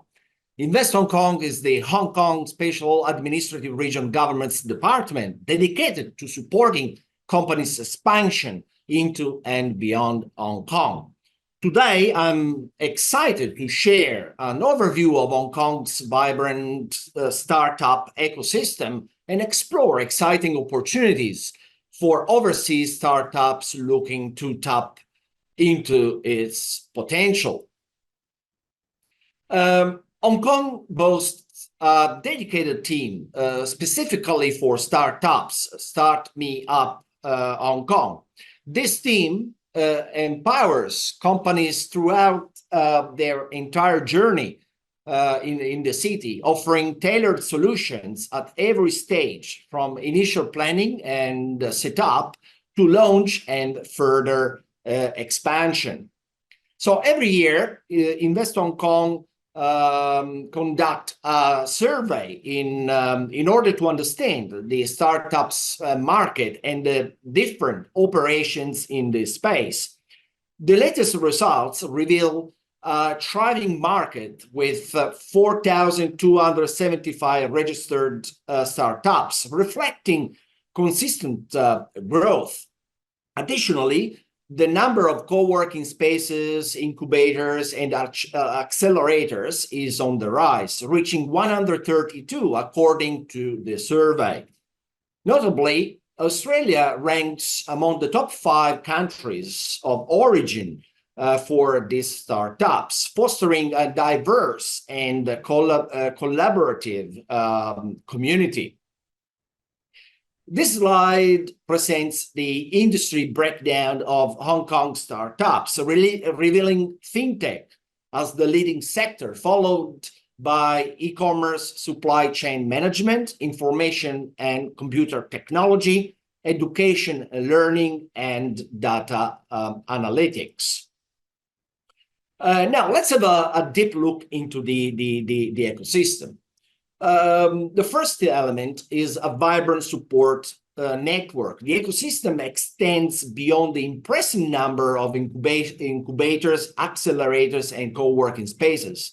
A robust network of university networks and startup associations fosters collaboration and knowledge sharing. world-class talent and government support. Hong Kong boasts 5 globally renowned universities within the top 100, attracting exceptional talents. Together with government initiatives like the Talent Attraction Program, we received last year over 100,000 applications, a huge number, and also the talent which increased the number of the talent pool that which continue to flourish in the city.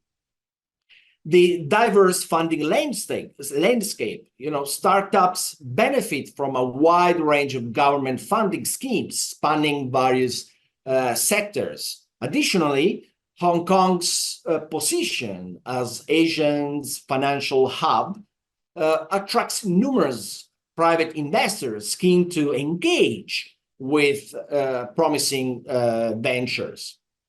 And then the gateway to global growth. Beyond project development, startups leverage Hong Kong's role as a super connector to access not only mainland China, but also ASEAN countries through established free trade agreements. The presence of numerous international corporations with regional offices in Hong Kong provides further expansion opportunities. And then Hong Kong, Hong Kong government as a key partner, the government actively supports the ecosystem through various initiatives. Notably, over 200 billion Hong Kong dollars have been invested in infrastructure development, expanding key incubators like Hong Kong Science and Technology Park and Cyberport. So overall, Hong Kong startups ecosystem offers a comprehensive and supporting environment for entrepreneurs, from talent acquisition and funding opportunities to global expansion channels and government backing. The ecosystem, in short, empowers startups to thrive. The thriving Hong Kong startups ecosystems has fostered the growth of several successful unicorns, further validating its potential. We also have examples of companies which use the stock market to raise capitals. Here, just 3 case studies.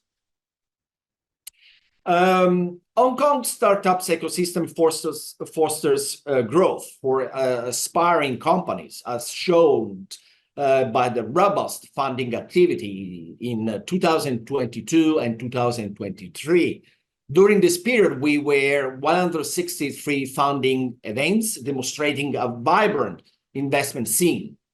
3.8 billion Hong Kong dollars, so close to 480 million US dollars raised in total, highlighting the availability of capital for promising startups.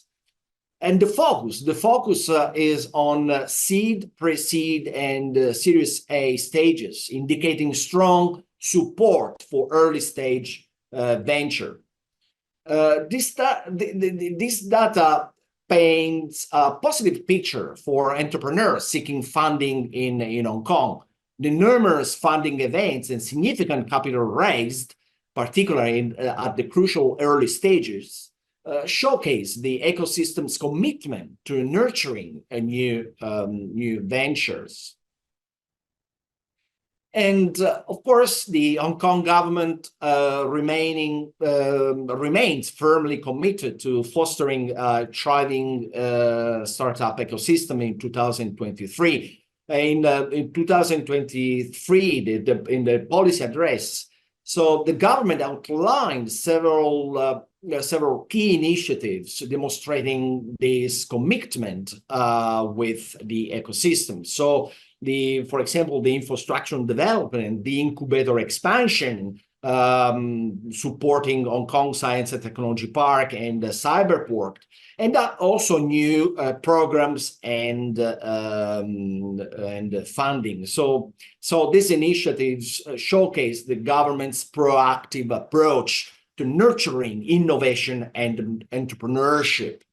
So this is Start Me Up Festival. This is our signature event in the startup space, held in Hong Kong last year, and here basically a few numbers of the past events. So we had over 16,000 online viewers, or over 12,000 participants, and most importantly, the business matching. So the business matching session, so with over 800 business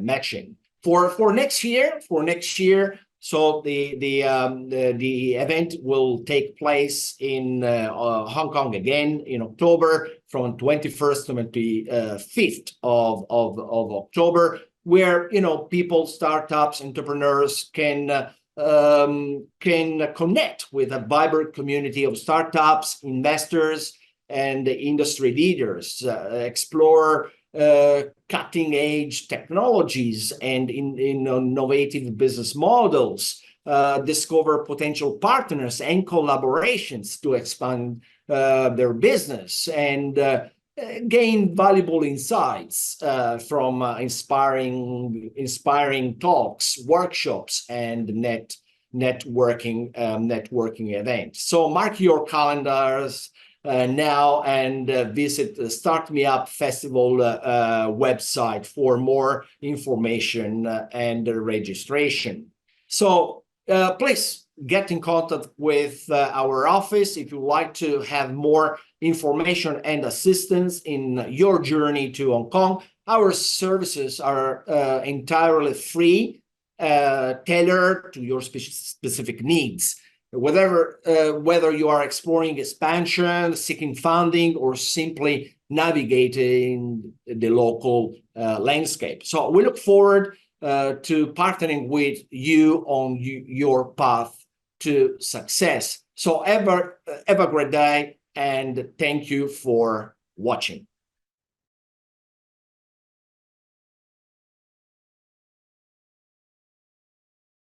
Welcome to CapitalHQ, where exclusive access to the private market and curated deal flows await you.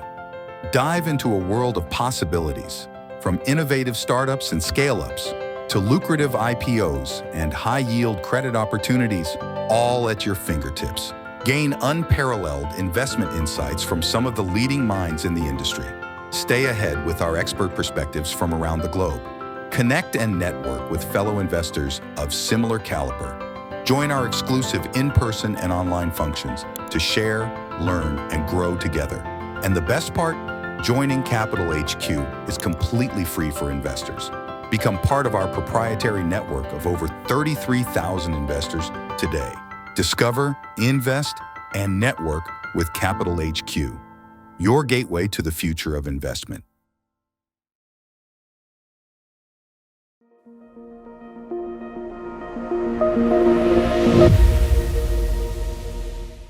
Hi, my name's Cameron Story. I am the Director of Sales and Marketing at Rocking Horse, and I'm here today just to run you through R&D finance to see if it might be a good option for yourself. At Rocking Horse, we like to say we provide smart investment to clever innovation. We provide R&D finance anywhere from $50,000 up to $10 million for people that are undertaking eligible R&D activities. So should you be utilising the R&D tax incentive instead of waiting until the end of the financial year to get that rebate back, we allow you to bring that forward and use the money through the financial year when you need it most. So who is Rocking Horse? Look, we started out in 2015. Our CEO, Giles Carhan, was first to market with this in Australia. by 2018, we provided over 200 loans to small businesses around Australia, and we have received our first institutional funding. Then in 2021, we brought in a big new institutional funder. So this allowed us, gave us great access to far more money, far bigger loans at a cheaper price, and we were able to get that money to the clients a lot quicker than before. Up to now, 2024, we have had about 700 loans to small businesses around Australia. So why is debt finance better than equity? Well, look, at the start, generally, the lender has no claim over any equity in the business. We also do not claim on any future profits of the business. It's just a simple interest charge. The principal and the interest obligations are known amounts. So really, in reality, it allows you to keep full control of your business. And why would you finance your R&D? Look, we give you the ability to draw down multiple times through the year, which just helps companies smooth out that cash flow. If you're looking to hit milestones through the year, you need that cash boost. You're close to that finish line, but you need that boost just to sprint through the finish line. Then we allow you access to money to do that. We can also increase your company's valuation. So a lot of people come to us just prior to going to market. They draw down the money, put it in their accounts, and they obviously look like a healthy business when they're going to market, and investors see a healthy bank balance, and it can help increase the valuation of the company. The process itself, look, it's very simple. We have an information requirements checklist. You guys start collating that information, financials, historical documents, contact details, send it to us. We go over it all, and then generally that's it. We send it up for approval and we lend the money. The process itself generally takes about 2 weeks from when you send the information to us to getting clear funds in your account. There's 2 different types of financing models. There's a short-term funding, generally between 3 to 6 months, which is what a lot of people do when they first borrow from us. They come towards the end of the financial year. They're looking for a bridging loan. They know their rebate's coming. So they borrow up to 80% of what that year-to-date rebate looks like. It's paid off fairly quickly, 3 to 6 months, because their tax return is processed and the rebate comes back. Then what happens often, the second time people come and borrow with us the next year, they realize that you can draw down multiple times through the year. And a lot of people do that quarterly, just because you get your ducks in a row at the end of each quarter. It makes it easy getting the reports together. That duration is obviously around 12 months, but what it allows you to do is write it into your cash flow, your budget. It allows you also to reinvest that money into R&D, and it also means you get a larger cash benefit from the scheme towards at the end of the financial year. So just a quick graphical representation of that. Say you have $500,000 that you are going to invest in R&D through that financial year, $125,000 a quarter. Should you draw down and borrow against that each quarter and reinvest it straight back into R&D, it generally means you'll spend $168,500 per quarter on R&D.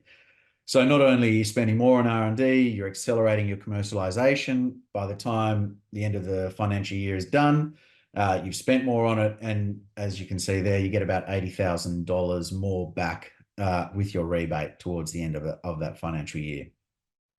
So why would you work with us? Look, Rocking Horse, we love to fund innovation. It's what we love seeing. We love watching our clients progress through that R&D phase with our help towards the capital phase when they're about to start making money. We help you accelerate commercialization. Look, it's all about getting to market first. That's the big play that all of you are trying to do. So we allow you to really accelerate what you're trying to do with your company, be it R&D, be it the marketing side of things, just getting to market first.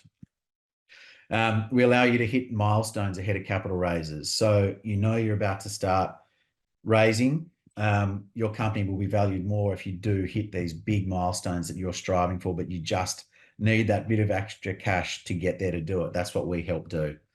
It also allows you to retain full control of your business. You know, you keep control of this business that you've worked so hard for until it reaches a valuation that you know is potentially viable for. And you can get the finance approved quickly. Look, it's 2 weeks from when we start chatting to you getting up to $10 million, from 50 grand up to $10 million. So it's a real win for you guys when you do need money quickly. And that's it really in a nutshell for R&D Finance. So thanks very much for taking the time to listen. That's Giles Carhan, our CEO, and myself.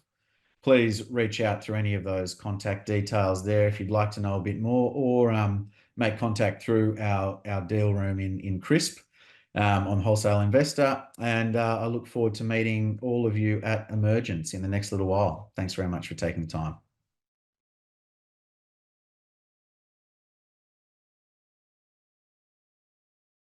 Welcome to CapitalHQ, where exclusive access to the private market and curated deal flows await you. Dive into a world of possibilities, from innovative startups and scale-ups to lucrative IPOs and high-yield credit opportunities, all at your fingertips. Gain unparalleled investment insights from some of the leading minds in the industry.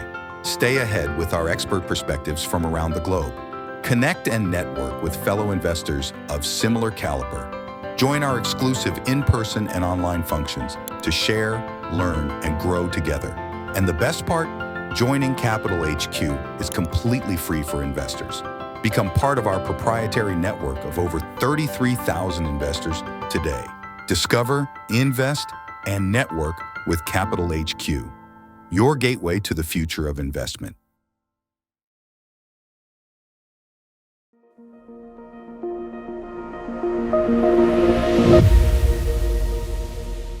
Hi, everyone, and welcome to our Capital Masterclass. My name is Steve Torso. I'm the founder of Wholesale Investor and CapitalHQ.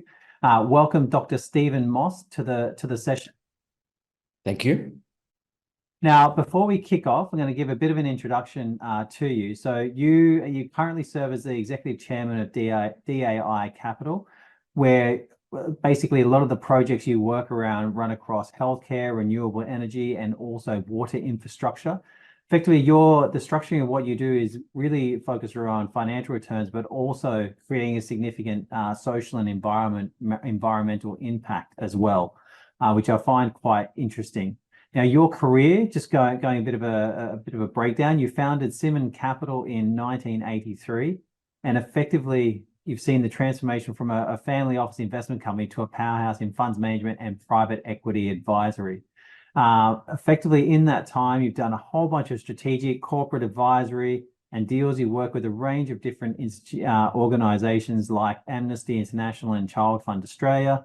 And your wealth of experience and knowledge in the space of M&A, corporate advisory, private equity, et cetera, is really second to none in Australia. So, and of course, what you do goes beyond boundaries. And I know you're doing a lot of work across Australia, Asia, and also Europe as well. So thank you so much for your time, Dr. Stephen. Thank you very much, Steve. I really appreciate it. And what a lovely introduction.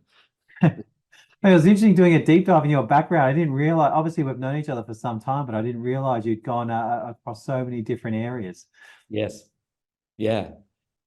All right. Well, obviously this is a pet favorite area of yours. And as we were sort of talking about just beforehand, it's very hard for founders to really be able to do a deep dive on what is the actual process to go through if you actually want to go through a sale of your business. And then the second part is, of course, going through a sale is only one component. The second part is how do you achieve the highest value for that sale, and what are the key elements to be focusing on?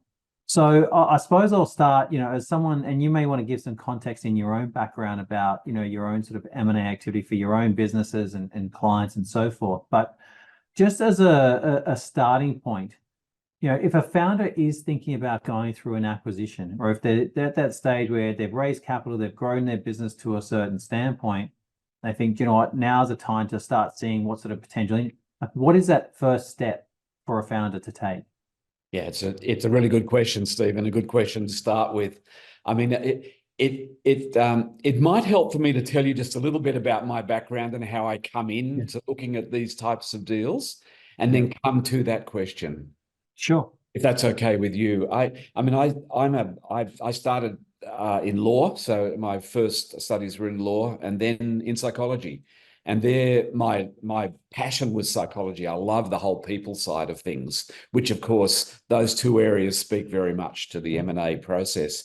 And I started by selling my own company, which was a small consulting company doing work on personality types, to Coopers & Lybrand back in 1983. And that's when I started Simon Capital as well, which is my family company. But I joined Coopers & Lybrand. For many people listening to this, they won't even know who Coopers & Lybrand are. Well, it's the C in PwC, Coopers. And we did some amazing work in that company around personality and law firms, of all things, because law firms were beginning to come together as organizations in Australia only. I went on, by the way, to become involved in a lot of law firm acquisition work in the US and England into Australia in that late 90s, early 2000s, I guess, when that whole when law was becoming globalized. But from Coopers & Lybrand, I took a group of partners and a group of staff into Price Waterhouse. And I did my first M&A deal, I guess, because I took them into Price Waterhouse, and it became... I learned about what was so involved in thinking about moving from one company to another. And I guess it's your question around founders, Steve, is how does a founder begin to shape the way they want to consider the next move? And experience would tell that it's really important to think about the move after and the move after and the move after. Because it's really, you mentioned why people go into M&A, but it really is about the integration process. Like, what does it lead to? It's only one moment in time. Now, people might make some money out of that, but more importantly, what they'll do is they'll make a career out of it, hopefully moving to the next thing that they do. So a founder thinking about what's my next stage? Is it raising more capital, doing it myself? Is it deciding to settle down to a larger strategic platform? Well, I guess the word strategic is where it starts. I love that you said that, and I'm just going to jump in quickly, because if you think about the majority of this space, you find that you've got effectively the business for sale area, which is, basically, the advisory for that is, basically your requirements are to, effectively it's real estate, it's a real estate license with it. And then you've got investment banking at the top end of town. So there's that gap in the middle as far as that education aspect. So, and there's obviously so much strategic opportunity for companies when they're going through this sales process. Yeah, the strategic part is definitely the starting place. I agree 100%. And the other one that I put really up there with it is cultural fit. Like, if I'm looking to move into another organization, a larger organization, cultural fit is absolutely empirical, that people think about that and think that through. And I bring the psychology in, of course, as you'd imagine, Steve. And the founder is often the sort of person who starts their own business, is entrepreneurial, is risk-taking. And are they moving then into another environment that is more complex, with different types of people? Does it need different types of leadership? Is that a process you actually want to go through as a founder? I'll give you an example. There was if I look back over my career, I've worked on 27 major acquisitions and probably that completed, and probably 75 projects over. By the way, I'm 72 years old, and I'm doing what I love doing now, which is focusing on M&A for DAI Capital. Just to bring that back, you introduced me as such. DAI is a large international development assistance company all over the world, $1 billion turnover and so on. They're wanting to grow in this region, and it's my M&A experience is an important part of that. I'm as executive chairman, I'm full-time doing it, but it really is about looking at acquisitions to grow in this area. Now I've lost my train of thought, Steve. Where was I? No, we're talking about strategy, and I'll sort of lean into that a little bit. Effectively, a founder looking, and really, let's start straight from the start, in that to create a high valued exit for a founder, there has to be a strategic element. Absolutely. Just the pure financial will not help achieve the value that you actually want. So if I'm thinking about it, I've started the process, I've thought about, okay, well, what's my first step? The next thing I have to do is I have to think about, well, how do I then go and articulate my value proposition, or how do I go and sort of sort out potential acquirers, for that? So what are some suggestions you'd have for companies in how they articulate their value proposition or their strategic potential and that to potential acquirers? And then how do you, I suppose, start to make yourself stand out to those potential targets? Yeah.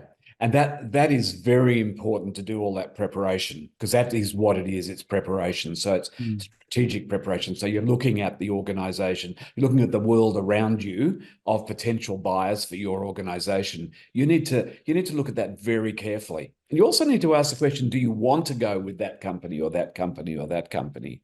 I don't think it's financial. I agree with you entirely. The financial part of it falls out of it, but it really is there a good cultural fit? Is there a good strategic fit? And then what sort of deal structure do you want as well? Think about that in advance. I think it's very important to have a good legal group around you when you're preparing to go. You also need to have a financial lens as well. So when a company starts looking at you, you're prepared. So you've got your finances prepared, you've got your sense of your deal structure, what you'll do. What are your boundaries in going into this? What would you give up for what? And I always encourage people to put together a deal room, to put together it could just be a Dropbox file, but it has the financial parts, it has the legal parts, it has all of your incorporation documents, all those things that young entrepreneurs often don't even think about doing much. Very important to have all that in place. And don't get back-footed, and don't move. It's a bit like selling a house, as you said, real estate. You get prepared before you go into the sale process. Don't get distracted, because I tell you what, one of the things in this process that it's going to do, it's going to distract you from your business. And that always happens, especially when somebody starts offering money or offering position, offering future, offering that integrated world ahead of you. And you can tend to get a bit caught into it and believe it, but in fact, it may be that you need to really think about what are the things that you want as a person going into this. And I'd say that to owners very much. Do that analysis for themselves. Is it something that I want, and how do I want to do it? It's funny, Stephen, you're going down the elements of I suppose this is a psychology in understanding why, I suppose the why behind why you want to go down that path. And if you sort of settled that in your own head, your own why, you understand that there is going to be a bit of, it is going to mean additional work is on your plate. It is going to be a distraction from your core business. It may separate you from your team a bit because you're having hours and hours taken out that you normally would have spent with your team or in the business, etc. If you've gone through that and you've settled that, yes, I'm okay to go down, I understand that, but this is the path I want to go down for X, Y, Z reasons. You mentioned just then that, with DAI, they were interested in expanding into this region, and they saw your activities as a vehicle for doing that. How do I, as a founder, sit down and basically assess the opportunities and think, I suppose as a business, we're always thinking about how we build products to solve our customers' problems. In this process, how do I build a process to help solve a challenge or create an opportunity with my potential acquirer, that effectively will create the highest value for me? What is the questions I should be asking myself? What should I be thinking, etc.?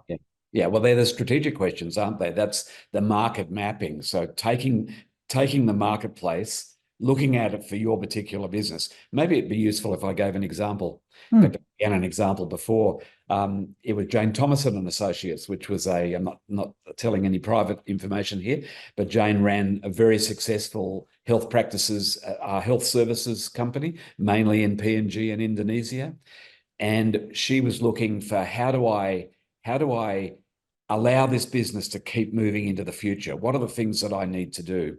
And I decided the best way to help her to do that was to take her around and meet the major players in her space, the major large international players in her space. She's an Australian company doing mainly DFAT work for New Guinea and Indonesia. And I think it was one of the most successful M&As that I've been involved in, because what she did was really focus on the strategy of it first. So who are the players in this field? How do I analyze those players? How do I see whether, see which ones of those will potentially fit into this new world? And how can I help to expand what I've done in the health services sector, mainly in Papua New Guinea? How do I expand that? How do I help a potential buyer look at me as an expansion platform for that into a larger marketplace, and perhaps into some other areas that DFAT are involved in? So she was, I don't know what size firm, it's a few years ago now, probably 20 million turnover. So a relatively small firm, but enormous reach. Now, I took her to meet, I think, 7 potential buyers, and we got offers from 3 of those buyers. She ended up going with Apt Associate. She got a multiple well above market because she had examined the potential buyers very closely. She pitched to what they wanted, but what she wanted as well. And Jane Thomason and Associates, now called Apt Associates in Australia, is the largest supplier to DFAT on the Australian market. They do education, they do health, they do governance. They won a $90 million project in Papua New Guinea in governance, because she had that ability to understand the market.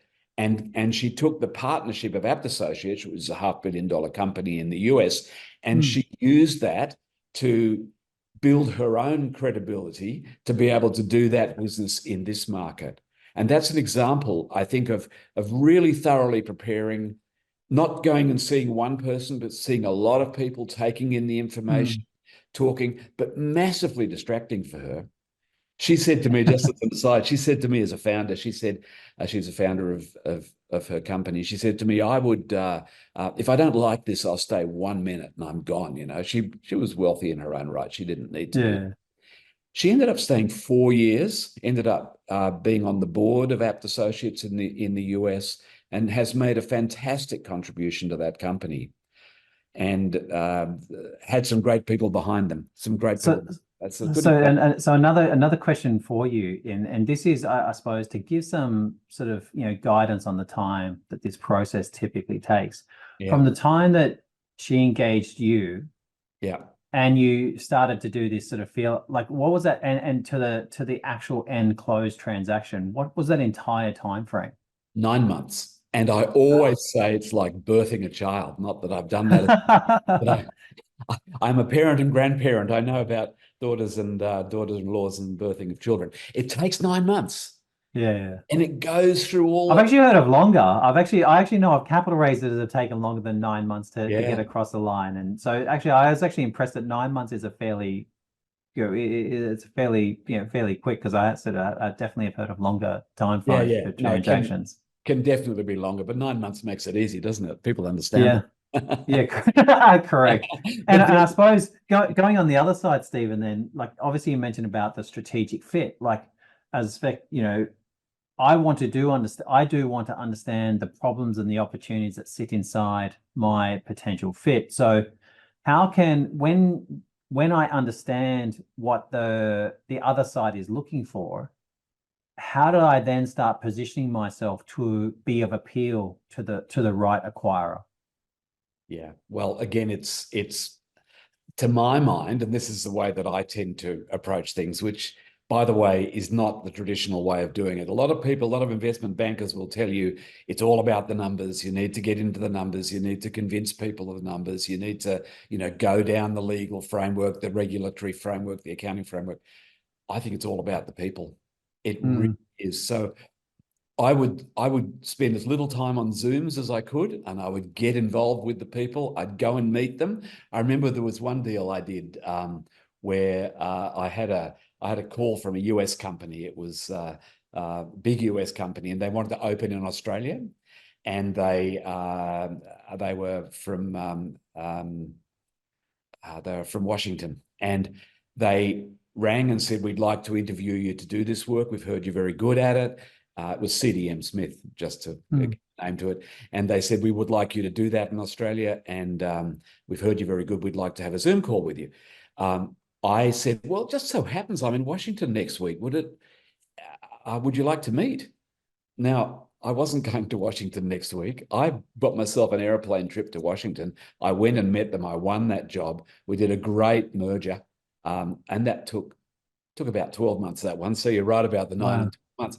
But I think to win it, getting in front of them and convincing them, they had heard that I'd done this sort of work before, but to get in front of them and to be able to convince them personally. And then the first thing I did, we did a search for them and found several companies in Australia. The one that I really liked, I said to the founder, I said, Frank, come with me. We're going to go and visit them. And they wanted to do Zoom calls, they wanted to do phone calls, but no. I said, come on over, get in front of them, and then get them over here, which they did eventually. And a lot of that, a lot of that relationship stuff is really important. If I look at the biggest M&A deal I've done, for me personally, was I was CEO, managing director of a company called Wholesale, which did international development work, because that's been the flavor of the work I love doing. And we were meeting with companies, again, all over the world. One was DAI, incidentally, 22 years ago this was. And I met Cardno. And Cardno was a unlisted engineering company with about 3,000 clients in Queensland at the time. Wholesale was an Australian company with 2 clients, USAID and DFAT. We only had 2 clients, bigger, about the same size, the 2 companies. I think we were about 40 million turnover each. And I met up at, we've got a beach house up in Coolum. I met with the CEO of Cardno. We sat down, we drank a lot of beer together. We did a lot of talking. We ate lots of food together. We hatched up a plan over meals. And then they listed Cardno and we went behind their listing and we were half their size as we moved forward. And so that's what I love about that real pragmatic story, Stephen, is that you have this envision as a founder. You think that this is all done in boardroom tables. You don't imagine this is done in a beach house in Coolum. Yes. Yeah, exactly. And it's so much about, do you feel comfortable with the people you're going to be working with? I mean, I was working with this guy. He was going to be my boss. And I don't like bosses. I'm not that sort of person. And he said, you can be CEO. So I was CEO of Cardno. He was managing director. We were both on the board together. We worked out what we needed to do to be able to work. We did 27 acquisitions together. Wow. Over a 3-year program. You know the story of Cardno. In fact, I'll just come to the end of it because DAI wanted to buy Cardno. And DAI was one of the companies who we were going to merge with at the time. And I'd kept contact with them. That's another thing, keep contact with people. Anyway, they rang me about 3 years ago and said, we want to buy Cardno. Cardno was still listed at the time, as you probably know. The major business had gone off to an engineering firm and they had the international business left over. They called me again. We brought them all together. We came together to try and acquire the remaining business. We didn't acquire it. We came second, but those relationships were that intimate and that close. The DAI said, why don't you come and work with us? Why don't they, because they bought our development company, the small development company that we had in Australia, and now we're doing the acquisitions together. But all of that, the story is about relationships. Yeah, interesting. Relationship, communication. Bless. And the follow-on question I have from that is, like, when you're going through this process, and I think we're gonna need to break this up in 2 parts, Stephen, because I've got so many more questions for you. When you're thinking about the sort of propositioning or how you're going to present the business, how much time do you spend trying to understand where their business is at and what they're trying to achieve before you start pitching, the business you're looking to sell into that company? Yeah, always. My M&A history has been 7 times I've sold companies where I've been the CEO or the chair or the owner, because I know the company, and that is a way of. In fact, there was one, Source Legal was a good example where they made me chairman for a period of time, and I got that ready to sell to Hamilton Locke, the fastest growing commercial law firm in Australia. That will be listing shortly, by the way. That's a great story, that one. But back to your question, I think it's important as an M&A consultant, which is probably more what I am, an M&A consultant, to understand the team, to understand the processes between those teams, between the teams, how it'll work with the new company that they're coming together with, or the potential companies they're coming together with. Again, I've got the legal and the psychological thing. I think it's really important. So just quickly saying, that would be sort of almost layer 2, right? So what I'm thinking about is that first layer. That first layer of is, does this other company see the opportunity? Like you gave the example with the sort of first business that we did. How much time will you spend trying to understand, like not just the integration of the team and all that sort of part, but how much more value you can bring to that company, therefore what the perception of your value of your business is to them outside of the financials aspect? Absolutely. And in that first example I gave, Jane and I became great friends. We still are, many years later, great friends. I got to know her business very well, got to know the strengths and weaknesses of her business very well. And when it was time, when it looked like it was Apt Associates, I got to meet the board of Apt. I got to talk to the CEO, got to begin to understand they are, because it's about the relationship between people. And that I think is the first layer, along with strategy. Obviously, you've got to have the strategic fit, Steve. Yeah.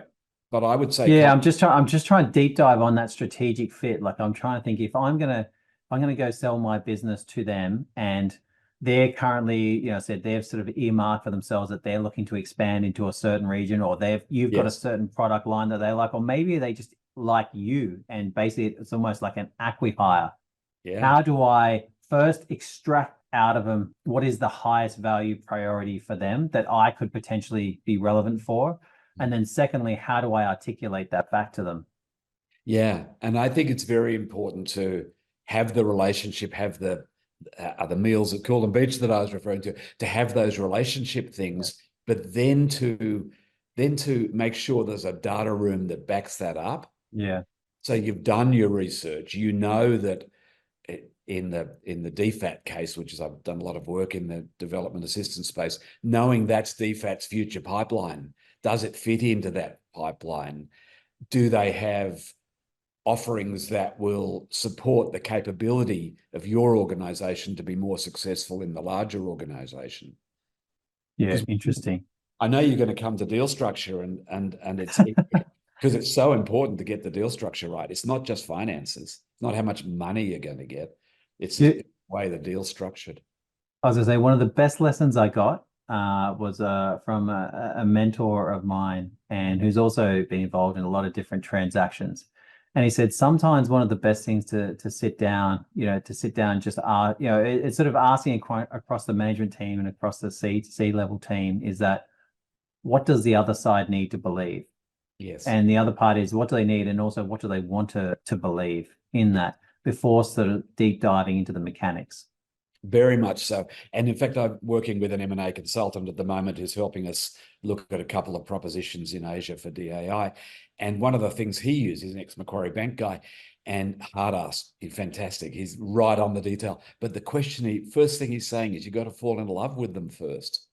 You've got to get people to fall in love with each other. And it's true.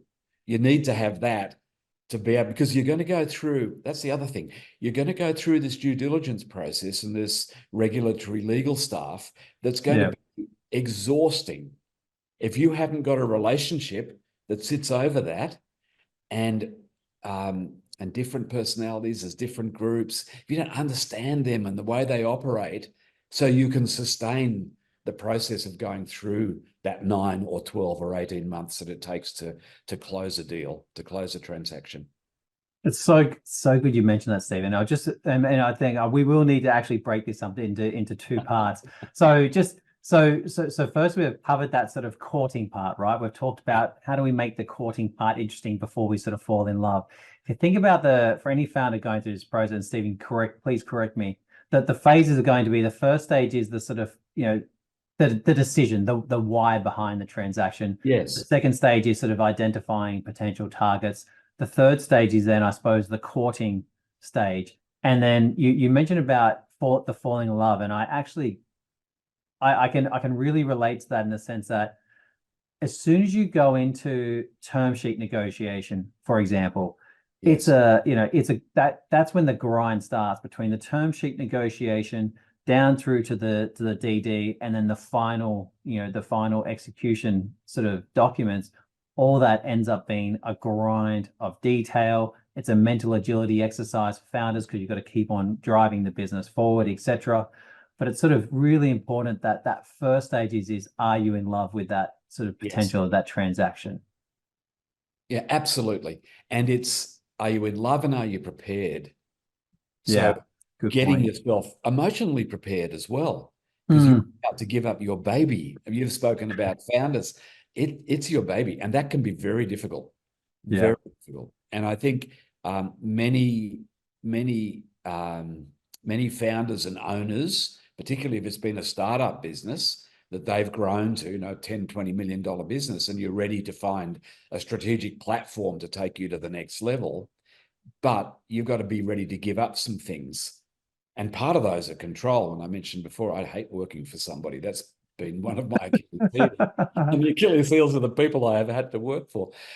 But it's important to get yourself psychologically prepared and get yourself ready. Do you really want to do this?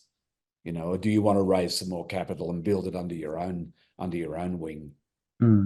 Yeah. Well, Stephen, we'll stop it there for part one, because part two, I do want to deep dive into a few things like the due diligence preparation, the structuring, the cultural considerations that you go through, and then also the sort of post-merger integrations as well. Because all those areas are key parts of not just getting the transaction done, but also how it can be structured for the ultimate long-term value of the founder or additional value realization for founders as well. Because I said I've had many people that have actually sold their businesses, and then also they've got sort of different lock-in agreements which provide further upside, which have been just as fruitful as the initial transaction. So, we really want to help founders sort of set themselves up for success in thinking through those parts. So thank you so much for part one of this session. Very happy to be involved, Steve. Thank you.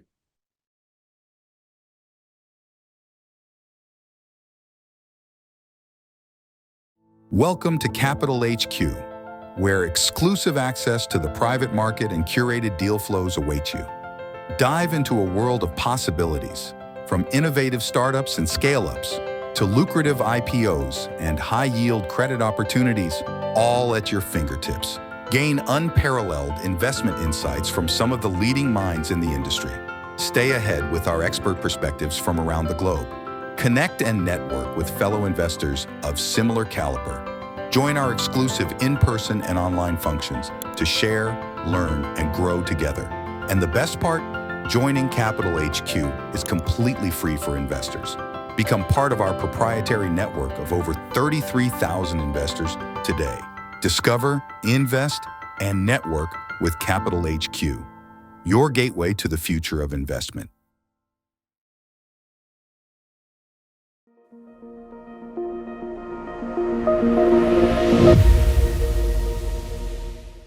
Hi, and welcome back to part two of our Capital Masterclass with Dr. Stephen Moss. Welcome back, Stephen.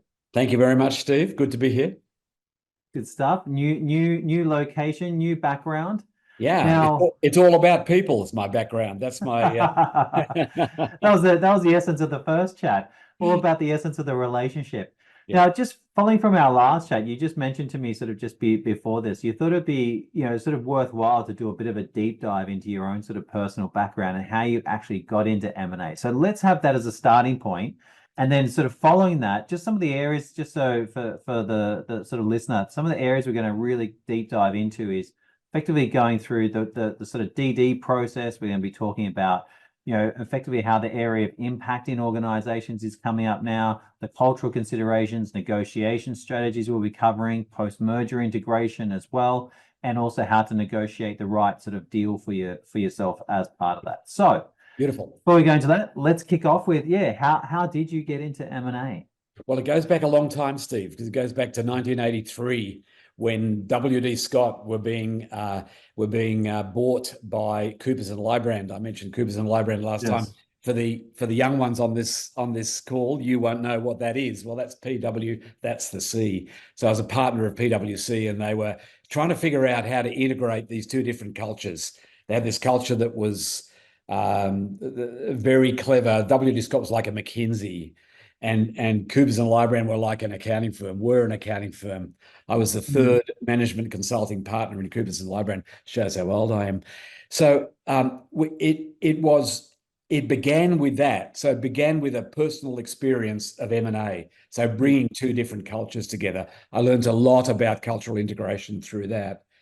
And then I got fed up with Coopers, and I took my whole staff of 15 people across to Price Waterhouse, because Coopers wouldn't give me equity because I was a management consultant really, or a strategist, but PW were a little bit ahead, so they gave me equity. So I took my 14 staff across and did one of the first sort of moves that happen in professional services all the time now, as most of you will know. And so had the pleasure of working on the strategy team for PW that was on the early strategy between PW and Coopers. Again, another cultural integration. So Stephen, let's just clarify this. Are you saying that you are the guy that brought together PwC? No. Sorry, I was just thought that's where we were leading to. No, I was the youngest guy. I used to wear a bow tie in those days because I wanted to look different from the accountants. I was the only non-accountant with some superb strategists, but they were accounting type people. And they invited me to come in and stir up the discussions about how those two firms were going to get together. And so I was in the very early days of that. One thing it taught me is I didn't want to be there.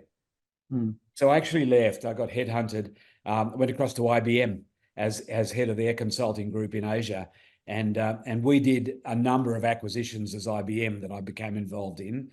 And then I was headhunted again to join a company called ASL that joined with Cardno. And I went in as CEO of Cardno in that acquisition. And that's where I did the 27 M&A jobs. I was sitting on a board, public board. I was meant to be CEO of a company that did engineering and international development. But what I was doing was buying and selling companies. Well, buying, not selling in that case. So I learned a lot about M&A through private personal experience. I'm not an accountant. I'm not a trained analyst. I haven't done what most of you guys have probably done in terms of training in finance and law and those. I studied law, but not really in this area. So I've learned it through personal experience. And I guess that's what I wanted to come from. So I know you're going to deep dive me, Steve. Yes. On things that I'm probably going to say, oh, I use Peter for that, or I use that, because I tend to be very good at this. And I would put to you and to your class of people, I would put to you, this is the most important bit: strategy, cultural integration, and people. Okay. And transition into the next phase. Now, in that context, please go ahead. Oh, by the way, now I'm chair of DAI in this region, DAI Capital in the region. Yes. And my job is to do acquisitions to grow the DAI business to a $1 billion business in this region. It's a multi-billion dollar business in the world. So DAI, exciting. Out for them. Yeah, it is exciting. Well, look, the first parts we covered, we did talk about that relational part. We did talk about sort of structuring. We talked about sort of positioning for a sale. We talked about sort of identifying potential targets. We talked about how to engage potential targets. And I think what was really sort of struck for me was that you like effectively, and we'll get onto this down the track, you're thinking about the post-merger integrations well before that even takes place. Like you're thinking about that from that sort of first conversation. And also we talked about the ability to spot the opportunity within a company with what you're doing. So, you know, for example, there's an example that you used of a lady that you were working with that had a specialty area with defense contracts in a certain region, and there was a bigger group that wanted to that they saw great value in those contracts. So we talked about how certain businesses can complement larger businesses. And just from my side, I think what's so important about this discussion is I think these next couple of years will be some of the biggest years in M&A in the tech space. And the reason is there's a lot of different factors taking place, both from the sort of larger tech company side and then also from the startup side. From the larger tech company side, if you think about it, they're going to have a lot of pressure on margins because a lot of the different software solutions are becoming sort of commoditized. There's the customer acquisition costs are going through the roof. There's new legislation coming in that impacts email outreach, which a lot of the big tech companies use. Like there's all these different pressures lining up, and obviously the difficulty in getting access to additional capital means that businesses had to become a lot more streamlined and simplified. So previously where they may have gone and built their own sort of product solutions, they may still be able to because of sort of low and no code and sort of AI and so forth. But I also think that that sort of acquiring of other businesses is going to become a lot more paramount, which is why I think this is just such a timely discussion. So that's the high level and introduction done. Now, the next part, we've talked about strategic fit. So the next part I really want to get into is the sort of due diligence preparation. And you mentioned that you typically expect a transaction to be anywhere sort of between a sort of 6 to 12 month period. I imagine there's some that sort of go longer than that. I imagine there's probably some examples of shorter than that if there's sort of special circumstances. Yeah. So how, like, when you're sort of speaking, when you're coming across a company, they're thinking about going through, they're looking to go through a sort of M&A process. How are you guiding them on what they should be preparing ahead of that due diligence process? Because the last thing they want to be doing is, preparing for DD whilst they're in the middle of DD. You want them to be ahead of it. So, what guidance are you giving them around that? Yeah. Well, preparation, because what's going to happen once they get into the process, it's going to be massively distracting from their business. Yes. Obviously, you want to get the best possible best possible price at the end of the day, and terms and conditions at the end of the day.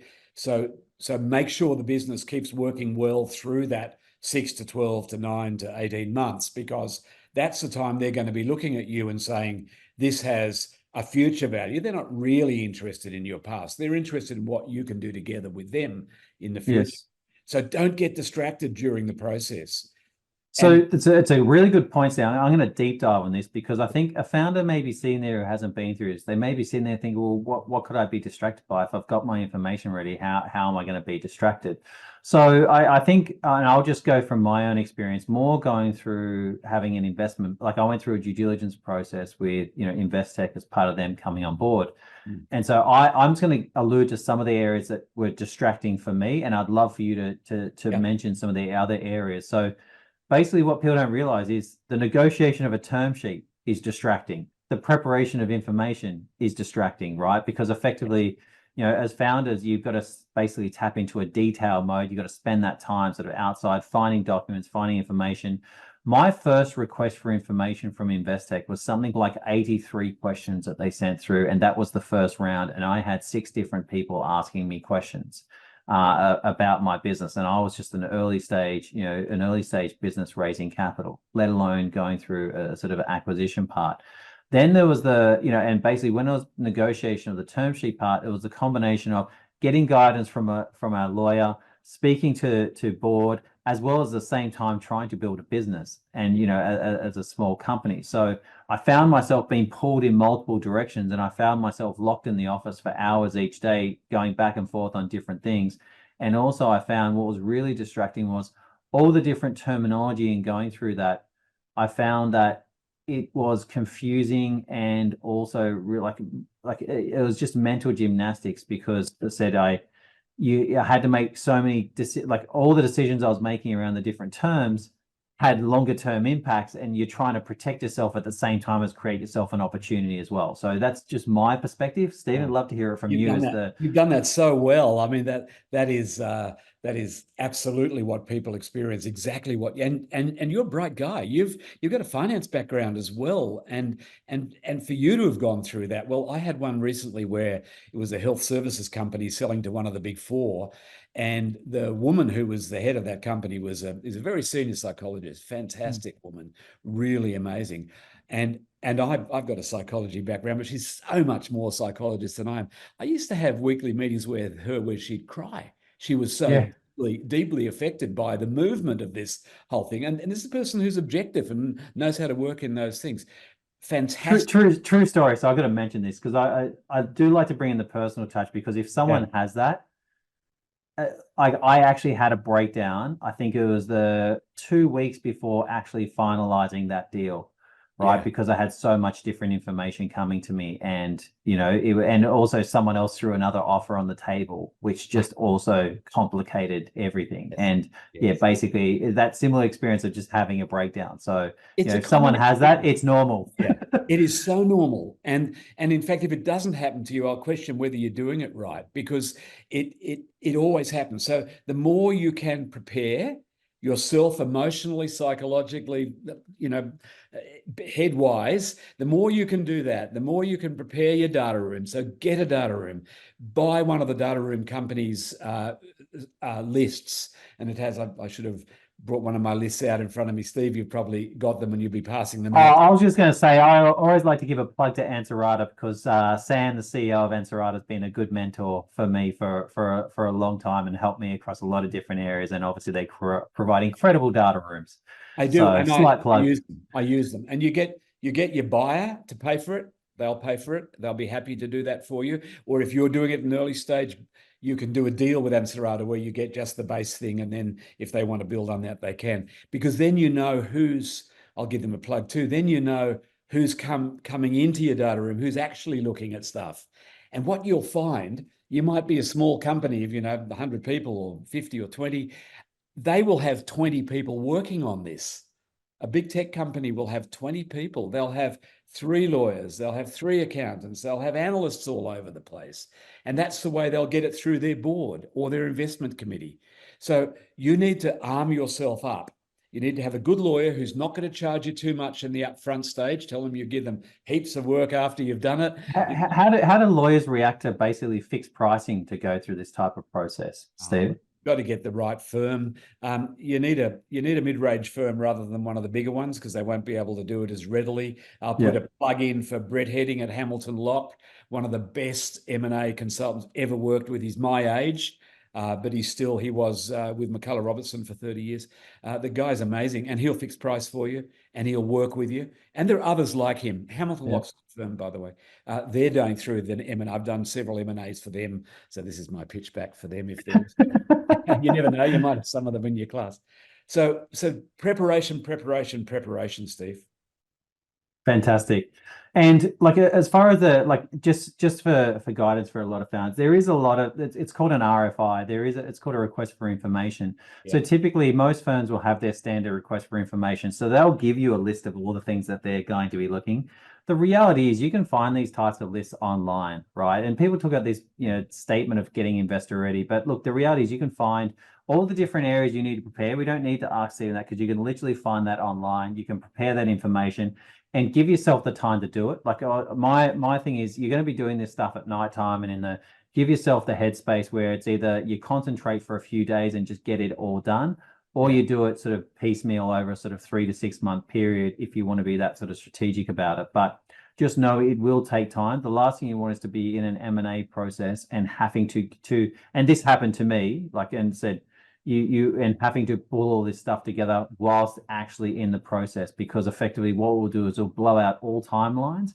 Yeah. And also it will create headaches for you with your own business, which I experienced. And then the last part is there's a common saying in this space that there's 2 things that kill deals, right? In M&A. Yeah. And don't get offended, Stephen. One of them is time, and the second one is lawyers, right? So it's a common saying, but just remember those sort of 2, and there is a reason for that, because effectively, and I'll just give a plug to look, your lawyer will be doing what they can to provide you with information to assist in protecting you and the business. There is that side versus the actual commercial realities which you need to accept. So there's always a balance between the ideal scenario and the commercial realities. So I'll just flag that in that sort of DD preparation. Yeah, I would. When you said there were 2 things, I was going to say momentum and lawyers. Lawyers. You've got to manage your lawyer. You've got to have somebody, he or she, you feel comfortable with, who will be commercial for you, will privately point out the risks to you. But I can tell you some names of lawyers you'd never want to use. I better not do that. Hey, best not. Yeah, best not. But I think if you can also be aware of the sort of person you are as a founder. Yeah. Now, make a personality comment here, Steve. You are capable of detail. You're one of those rare people who can do both. Most people can't. I'm the big picture, not the detail. I always get somebody to work with me who understands the detail, is comfortable with it. I have a woman who works for me who's worked for me for 15 years. Kate, you've probably talked. Yes. She is a massive detail freak, and she's not happy if things don't balance to the cent. I don't care about any of that. So I get her to work with me in these processes and to keep me organized, to keep my filing organized on things, keep my attention to detail. I don't want to do detail, but I want to know it's done. And that must be you as well. Now, if you're a detail person and you love the detail and you'll deep dive, I'm categorizing people by polars here, and I know everybody's a mixture, but if you're a deep dive sort of person and really good at the detail, make sure you keep yourself on the higher level. And I'm going to, because you're talking in the conversations, you mean? In general. Okay. So I'll make it a conversation thing. If you're a tech person, you're probably okay at detail, right? So Gotcha. if you're that person, make sure you've prepared a really good information memorandum, even if you don't give it to them, although you will, a really good information memorandum that highlights the strategy, highlights the reasons why you're doing it, highlights your market positioning, brings all those things together. So as well as doing the deep due diligence preparation, keep your highlight there, because one of the things that will happen to you, these guys will take you into rabbit holes, and you might be the sort of person that likes rabbit holes. And if you are, make sure you refer every night to your strategy, to your paper, to your thinking about, why am I doing this? So get that stuff right as well. So Stephen, I want to go, let's talk about this rabbit hole scenario, because I had a lot of fear of going into the rabbit hole. Yeah. So what I think would be helpful is the psychology of the other side, right? Yes. When they take you down these rabbit holes, like you've got that fear as a founder that basically every single problem could be a deal breaker for the transaction. And I think typically in these scenarios, they're compartmentalizing as things to be aware of versus actual deal breakers in the actual deal. So how do you sort of, I suppose, help the founder go into the analyst mind is when they're actually going down those rabbit holes and doing a deep dive into your data room? Yes. So I would strongly suggest, and I am coming to the answer to your question, Steve, I would strongly suggest you always find somebody on the other side who absolutely wants to do this deal and form a great relationship with them. If they live in another country, go and spend some time with them. If they live in Melbourne and you're in Sydney, go visit them. So spend some time with people, bond with them, get to know them, and agree that you want to get this deal done together. That's a good point. So would you call them your internal champion? Absolutely. Okay. Absolutely. Always look for one, a senior enough one to sway the board, because you're going to need to, because when you go down those rabbit holes, the other thing you're going to be concerned about, they're going to find me out. That's what you think. If they really want to do it, they can sail through that stuff. Get people on their side to work with you to make sure that you're able to meet the concerns that they will come upon. They will come upon concerns. A good presenter to the board of the acquirer will say, these are the strengths, these are the weaknesses, and this is why I think we should do it. But be ready for those weaknesses. It's fine. If they really want you, they'll ride over those. So interesting. Yeah. Do you ever have the strategy of identifying the weaknesses and bringing them out up front? Yeah. I have to tell you, and this one, I think I can say this one, when I was selling ACEL to Cardno, one of the things that they had PwC doing the due diligence, and PwC missed a major thing. And we talked around our board table in ACEL, do we tell them? And we said no. Interesting. And we said no. So it's situation specific. It is really that. I mean, if you've got something that you're concerned about, talk to your mentor on the other side, what did you call them? Your champion on the other side. Your champion, yeah. And tell them about it. Tell them about it. I'm concerned about this. I reckon we can meet the concern and meet the challenge by doing this and this and this. But I am concerned. I want to tell you that up front. How do you feel about that? And you'll find they'll work with you to mitigate against that situation. So yes, I've given you two examples. One is when you don't tell them, because it's PwC. And then one is when you beware. Buyer beware, for heaven's sake. And on This the is why this stuff is art and science, Stephen. It This is is what I art find and interesting science. about this And it's conversation. about these things. Yes. People. Interesting. So okay, so let's go. We've sort of already been doing this. We were going into the negotiation strategies. Yes. Right. And one of the comments we had on the last one was from a mentor of mine was, what do they need to believe? Now, here I am a founder. I'm trying to get the highest value for my business. Yes. I'm trying to position myself in such a way that that the acquiring company is, basically will pay a higher price because of the value that they can extract from my business. Now, how much time do you spend articulating when you're going through this negotiation strategy? How much time do you spend, or how do you position? Do you put on the table for them, like, hang on, put it, how do you lead to them to basically coming to the awareness of how much value they can create from what you've built, or the different revenue opportunities, or the different opportunities that they can create from your business? Or are you assuming that they already are aware of these? No, you need to help them. You need to guide them. You need to do this stuff. You need to be together with them, helping them to guide them to see the value. You need to get a bottom line somewhere at some point. Like I'm doing one at the moment where the woman whose company we're looking at has said, my bottom line is a multiple of 6 of EBIT. And that's terribly high in this market. But the buyer it's a really good strategic buy. So I'm working with her, even though I'm acting for the buyer, I'm working with her to help her to build a proposition around that value. And we'll do it through the terms and conditions, not necessarily the 6 times. We might only end up at 4 times, but we may put a lever of value going up to 8 times based on certain behaviors or certain outcomes. So it's not just price. Never think it's about how much money you get in your pocket. It's about, if it's about value.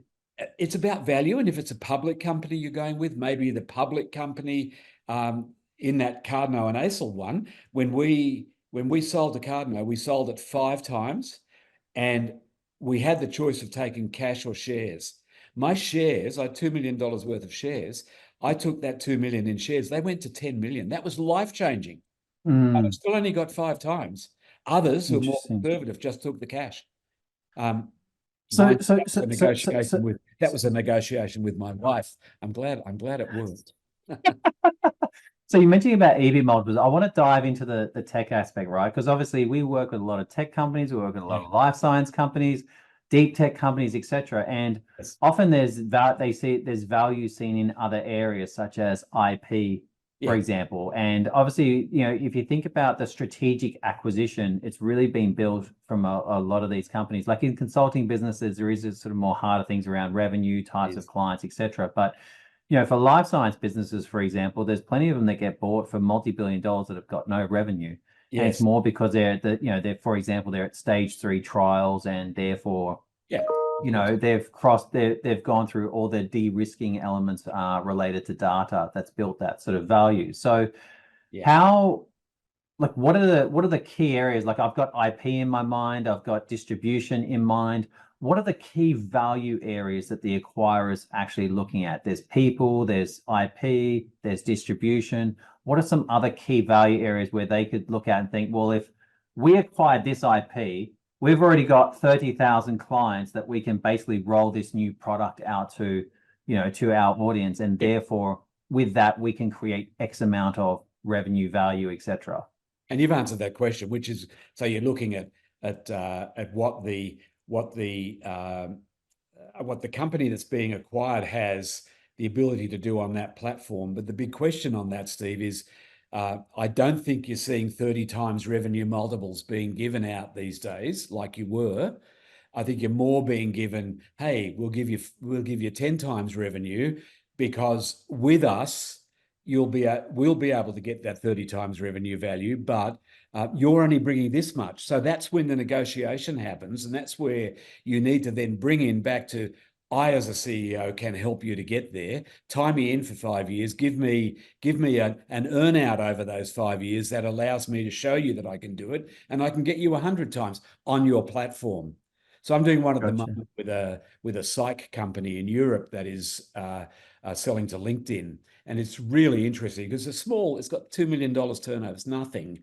But within LinkedIn, it can get billions of turnover. They're asking 1% of the new revenue they bring to LinkedIn. That's the right answer.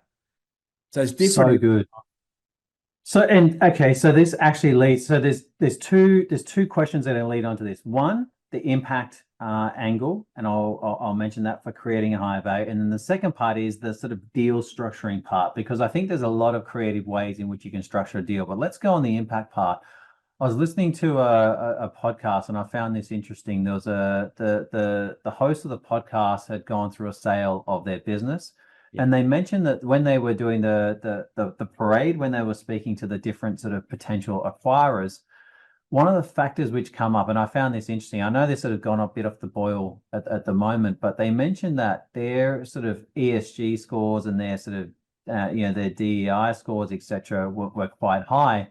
And they found that they were creating extra value in the acquiring of their business because of these different elements, and the acquirer is looking to take advantage of their scores. Have you started to see that more and more in some of your discussions? Or has that become more prevalent? Well, it definitely is in the main field I work, which is impact investment and companies like DAI that are all about DEI. I mean, it's just all about ESG, all about impact. And the first company I'm looking at for them in this region is an all-women company, and that gives them an extra multiple, because it'll help to bring that together. I don't know if that's happening as much in the tech sector. It should be, I think, because I think great value comes from more diversity in the people and equity and inclusion. Although you've got to be careful using DEI. People get cross about that. Yeah, I actually did a post on this on LinkedIn. Unfortunately, like as soon as you find things get politicized, they typically then, they end up being rebranded to something else. And at the moment, I'm seeing the word impact is sort of more. But I think ESG is getting dropped a lot, and impact's being used, and it is about human rights and social justice. All those things are so important, particularly listed companies. And I think if you're selling to a listed company, be very aware. If you've got a whole male board, change it before you go. It's important. See, that's important. That sort of stuff's important to know. Like, know who you're selling to, and the other, I suppose, governance factors which can impact their decision making. Yes. And by the way, you'll get better decisions if you have a more diverse, and not just gender diverse, a more diverse group. Like if I refer back to my days of wearing a bow tie at PwC. Perfect. Okay, now let's go on to the negotiation, the structuring. Yeah. Give some sort of guidance. And I said this is not I know this is more art than anything else. Yeah. But typically give some sort of guidance as far as what someone should expect when it comes to the negotiation of deals, when it comes to structuring. Like you mentioned for yourself that, in one deal you took shares, and those shares ended up becoming, was it 5 or 10 times more valuable, right? 5 times. Yeah, 5 times, right? So, give some examples of that. I know, for example, there's a famous example of a roll-up of veterinarians in Australia. And effectively, all the veterinarians had the options of either taking cash or basically taking shares in the new entity. I forgot the name of the company, and it's a big one. I should remember it. But effectively, they ended up with a whole bunch of wealthy veterinarians that took the shares, because once they grouped together, there's a lot of efficiency in the business model. The business was very profitable, and the share price grew a lot. And then all of a sudden, they created a lot of wealth. So give some ideas, because some people may be thinking that when an acquisition is done, it's all just you get cash. Or there's a famous one recently with Barstool Sports, basically with the founder Dave Portnoy buying it back for $1. So give some examples of deal structuring and what it could actually look like, and how a founder can try and create the best deal for themselves. Yeah. So if you're an acquirer, I'm going to speak from that and then come the other way. If you're an acquirer, you'll be looking to make sure you keep the value in the business. And so often the value in the business is the founder, particularly in a smaller group, or the executive team around the founder. And how do you keep them? So you've got to give some value as an acquirer to keep those people, because privately those people will be thinking, I'm out of here.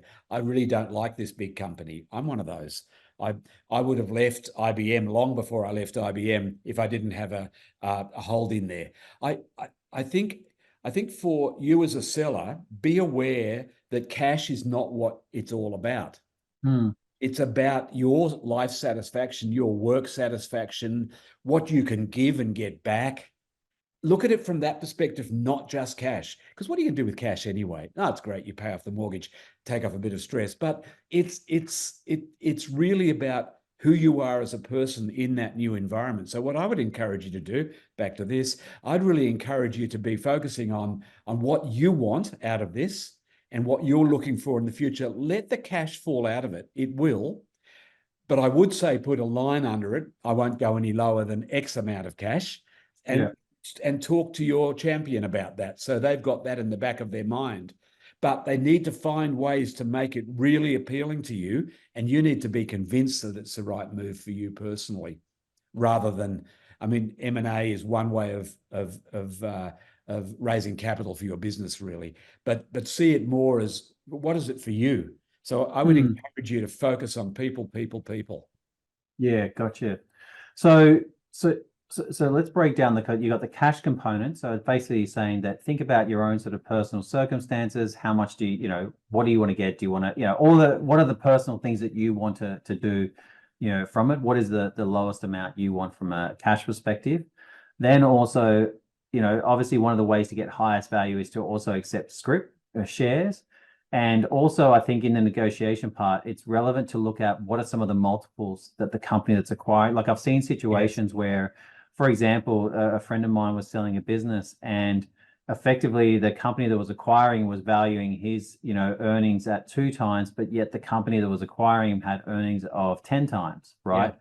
So understanding what is that valuation arbitrage for the acquirer as well as, for your own business, because what could that look like for you? If you're taking shares, what could the value of your shares look like under that sort of new multiple arrangement?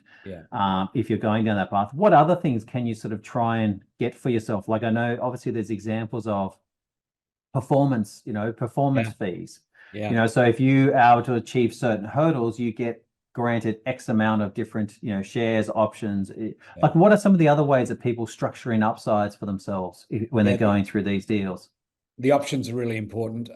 Belief in the company you're joining. Obviously, if there's an arbitrage, if you with ACEL, we sold it at 5 times, and Cardno was running on the market at 14 times. So they immediately got an uplift. So taking shares made a lot of sense because you knew that uplift was going to keep going, and it did. I think the other one is to look at your personal services agreement. Often a founder will be underpaying themselves or not paying themselves at all. You've got to have a balance there. If you're doing it on a multiple of profit, be careful, because if you say, hey, I want 500,000 salary rather than the 100 I'm getting now, that is going to affect by 5 or 6 or 7 times your value. So be careful of that. But if you are selling on revenue numbers, on revenue multiples, which it sounds like in the tech sector you're more likely to be doing that, then have a look at your services agreement, personal services agreement, and talk again to your mentor or to your champion and say, look, I want to get a market salary. I've never paid myself a market salary. If I'm coming in with you, I want to get a salary. I want you to tell me what your executives are paid. Now, if they're paid, and typically they'll be paid twice as much as you, because in big companies, that's how they get paid, because they don't have the equity that you have. So personal services agreement, Steve, is very important. Here's a good one. Make sure you get a year. They can't sack you within a period of time. When I joined DAI, shouldn't be saying this on tape, should I? When I joined DAI, I negotiated a 3-year contract. So they have to pay me for 3 years. I'm going to be here as it happens. I'm loving it. But if it was horrible, they'd have to pay me out. And they wanted to get rid of me, they'd pay me 3 years. So I've actually had that with friends of mine, like where, effectively not horrible, but basically they were bored. They negotiated themselves great salaries. So they had their business acquired. They received cash in this circumstance. And the one that's sort of in my head, and effectively they're just being paid a massive salary to do almost nothing. They had no responsibilities, and and they effectively were able to sort of just hang around for a couple of years before just moving on. Yes. That's boring, and you don't want to do that. You don't want to get held in that trap. So make sure your personal services agreement has a 6 or 12 months notice period at least, and get a lawyer to help you. Again, Source Legal are fantastic on the Sean Melbourne from Source Legal as part of Hamilton Lock. I sold them to Hamilton Lock, so they get a plug.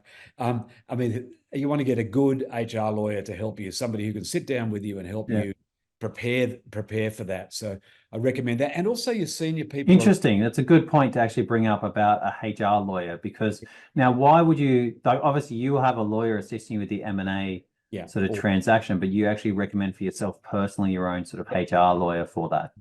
Always. Okay. Somebody. Any other specialty lawyers or any other specialty advice in the process you think could be helpful? IP lawyers, if you're dealing in sale of IP, then make sure you've got an IP person behind you. So your corporate lawyer is very different to your IP lawyer, is very different to your HR lawyer. Don't try and get somebody who thinks they can do everything, because it's really hard to not be specialised in legal services these days. They're very different. So let's bring up the thing we're not sort of thinking about. So if you've got a circumstance where you're going through this type of an M&A transactions, I remember for me that basically after going through the process with Investec, effectively the legal fees that I racked up, or the fees that I racked up, I wouldn't be able to pay if that deal didn't go through. And this would likely be a scenario for many startups, in that if they're going through this process, they're hiring lawyers, they're hiring accountants, they're hiring people to assist across different areas. How do you sort of structure how do you set yourself up so that if the deal does fall over, you're not killing the company? Yeah, I mean, the thing with lawyers is that they really like to charge by the hour, and the billable hour. If you can get somebody who can say, look, I'll do this with you, and it's $40,000 for me to act as your corporate lawyer. If it goes through, let's make it 60, but it's actually costing him 60. I mean, somebody like Brett Heading is somebody to talk to. People like that, good commercial lawyers who aren't in the top tier, are in the mid tier, and who are specialists. Talk to them again. It's about this. You talk to them again and have that discussion, because that's a very real situation, Steve, where if you're on a time and materials contract with a major law firm, because the other side's using a major law firm, and you really want to be careful, you can rack up 100 grand, 200 grand easily. Well, let's give context to how you can easily rack that up, right? So effectively, if you think about the 4 stages, I went through this in the first podcast. The first stage is really the sort of awareness. The next stage is then the sort of courting by either side, the flirting, are we interested in each other?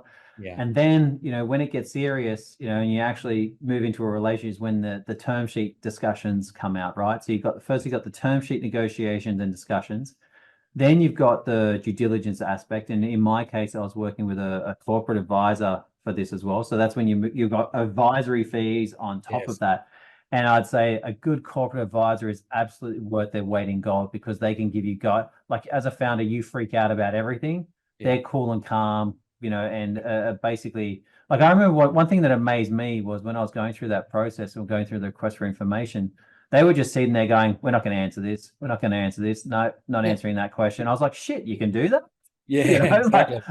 I didn't know. Exactly. And then the next part is after you then after you go through that due diligence part, right, then you've got the conversion of the term sheet into the actual final agreement. And there's a whole nother round of back and forth and negotiations and conversations with board and conversations with lawyers, so effectively you've got all these multiple conversations going. Here you are as this center point, trying to figure it out, but you're paying for all these other people on the side. So if you're wondering how those fees get racked up pretty quickly, think about those 3 phases and think that in that time, you've got your advisor, you've got your lawyer. If you've got so you mentioned about a HR lawyer as well, like you've got all these different fees, and then there's an accountant as well that's assisting with information and like there's all these different areas that are assisting you to get to this transaction. So that's how fees can rack up quite quickly. And then effectively this all takes place before you actually get to the signing part. Is there any sort of pitfalls? We've mentioned about time and lawyers. What other, like, if you're a founder going through this process, what other pitfalls should I be looking out for as far as either red flags or things that may present themselves as red flags, but are actually green flags? Yeah, people trying advisors try to get money out of you, and that includes lawyers. You don't need to use lawyers for a long time into your process. You use them towards the end when it's time to review the term sheet, like on the process that you described. For a living, I've done for the last 40 years, I've done M&A advisory work. And what I do for the client, and this is a pitch, Steve, what I do for the client is to help them manage that process. And I don't charge an hourly rate at all. I might pay a small retainer, but I want 4% of what you get. And boy, am I going to win it. And I do. Because what I do is I get their price up, I get the management of the lawyers happening, I get the management of the analyst work being done. I've had so much experience, and also what's acceptable and what's not acceptable. Yes. From on different, and also what's commercial and what's not, and that was the big thing I found really helpful. Yes, so I think it's really important to have somebody as an advisor who you trust. And somebody who will work with you, who isn't charging by the hour, but is you're on an incentive that's mutually aligned with them. So they take a percentage of whatever you get. I usually say 4% is a fair market rate. Depends on how big the company is. Much bigger, you might. Have. But I think it's about forming a relationship with somebody who can guide you through it. Acknowledge that it's a specialist area, M&A, and it's not something you can just think, oh, I can do this. I'm clever. Because there'll be so many pitfalls. You may be able to get interest, but the entire process is very different. Is very different. And even getting interest, like if you've got one person courting you, if you're a good company, you've probably got half a dozen people courting you. It's really good to get an IM together. What do you want as a founder? What's the ideal situation for where do you want to work for the next 2 or 3 years? And do you fully understand that? So make sure your advisor is not just a financial person, but has a bit of this stuff in them. Because I think it really is about, at the end of the day, a much bigger thing than just money or a business deal. Okay, so that's super important to be aware of. And the next one I have is when you're going through this process, like negotiations, people have got different tactics for doing different things. You're going, let's say you're going through DD, right? And then all of a sudden, you get called for an urgent meeting. Right. And I imagine this happens quite often, and they want to try and position for is there anything they want to take the price down? Happens all their price, or is there situations where they just want the founder to feel some pressure because they think it's going through, or is there any of that, what sort of tactics can often happen on the acquirer side, because for someone maybe entertainment for them, or they're trying to protect themselves either way, or they're charging by the hour. So I think you've just got to watch the fact that that's a deep pocket on the other side compared to your pocket. They often will be stress testing the CEO to see whether that person in fact has got the intestinal fortitude to go through with it. Are they the sort of people you want in your thing? So be aware that every bit of due diligence that's happening from beginning to close, everything is due diligence. When you go out to dinner with them, one glass of wine, one beer, try and do that. I used to say, when I was doing the Cardinal Acel one, I used to say to my executives, we had about 7 of them that were partners, and I used to say, one glass of wine. They used to get pissed off with me, but it's worth it. Give them 2, take 1. And I think it's really about just being self-aware through the process, Steve. Very good. Self-awareness is really important. Well, I can imagine, anyone listening to this would have got a lot of value from this already, because we've sort of gone into a lot of different insights that I personally haven't seen outside of, in just content that I've sort of either looked at online or, from what I've personally experienced. This is not the sort of stuff that you can find really anywhere. So thank you so much for all of this. Now, pleasure. Let's go into so that's all the going into the detail part. Let's talk about the fun stuff. What are some of the sort of future trends that you see coming up, just from a business perspective? Like, I've shared my thoughts on what I see, the reasons why I think M&A is going to become a lot more sort of popular. What are your some thoughts, some of the trends coming up over the next couple of years? Yeah, for me, it's about smaller acquisitions. I think there's going to be more consolidation at the lower end of the market. You see it in the warranty insurance. So you do a bit of research on what companies are doing warranty insurance, and that's, by the way, something you should look at when they're asking you for warranties. Look into insurance. I just mentioned that as in passing. Very important to protect yourself. So because you'll be signing warranties and representations. Make sure that you have yourself covered insurance-wise. Yep. 2022 has been a year where not much happened. 23, it began to turn. 24, 25, they're saying there's going to be a lot more, but I think it's going to be more in the mid to lower markets. I think we're going to see AI, you want to do a search for who might buy me, use ChatGPT and have a search. I mean, it's just amazing what comes up there. It's frightening. I just think I think be aware of the marketplace changing. Be aware you've got savvy buyers now as well. But there's lots of cash around, Steve. A lot of cash around. There's definitely a lot of cash on it. Like, I just did a trends thing, and there's trillions that are actually sitting on the sideline. And I think look, my personal belief is I think some of the most profitable companies in history are about to be created. And I was literally one of companies we're about to do some work with. They're sort of building enterprise AI solutions. And if you think about the future of what organizations look like, right? And I'm actually about to do a LinkedIn post on this as well. So by the time this video comes out, I would have already done the post. But think about companies, right? Especially tech companies, and I've got Xero just comes to mind, right? Xero announced about how they let go of 100 people. Like, how much innovation has actually come out of Xero in the last few years?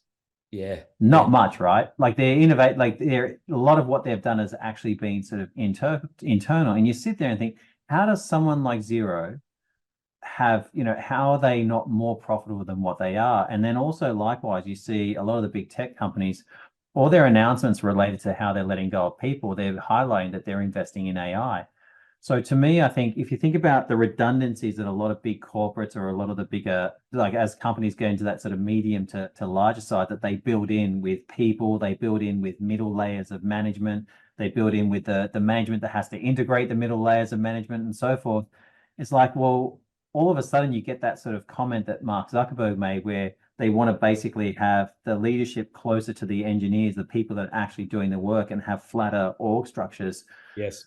To me, I just don't know how, like, I just don't know how you sort of move away from that sort of mass job loss. And the only reason why it's not happening faster is just because of the massive amount of payouts that would need to be required to actually do that. But effectively, you can see how the future looks like. Leaner businesses, super profitable, a lot more agile, and you're either going to be utilizing AI or you're going to be killed by someone that is. Yeah, exactly. No, absolutely, Steve. Absolutely. Any other sort of final notes? We'll sort of finish this session now. Any final notes that sort of pop into your mind that you think, if a founder's going through an M&A, this is the final thing that they need to be aware of. This is the thing that should sit in their mind the entire time. Yeah. Self-awareness. Why are you doing this? What's important to you in your life? Is a strategic fit right? Yes, probably will be, but is the cultural fit right? Do I really want to do that in my life? Think about the value that you've brought to bring your small company to what it is today, looking at the marketplace of selling, and be proud of yourself. Brilliant. Dr. Stephen, thank you so much for this session. Like I said to you, I know we could speak about this a lot more, but just the insights covered on this, it's very hard to get this kind of detail and insights from anywhere that you can find online. So I hope anyone watching this appreciates what we've sort of covered in these sessions. My pleasure, Steve. Take care. Thanks, Stephen.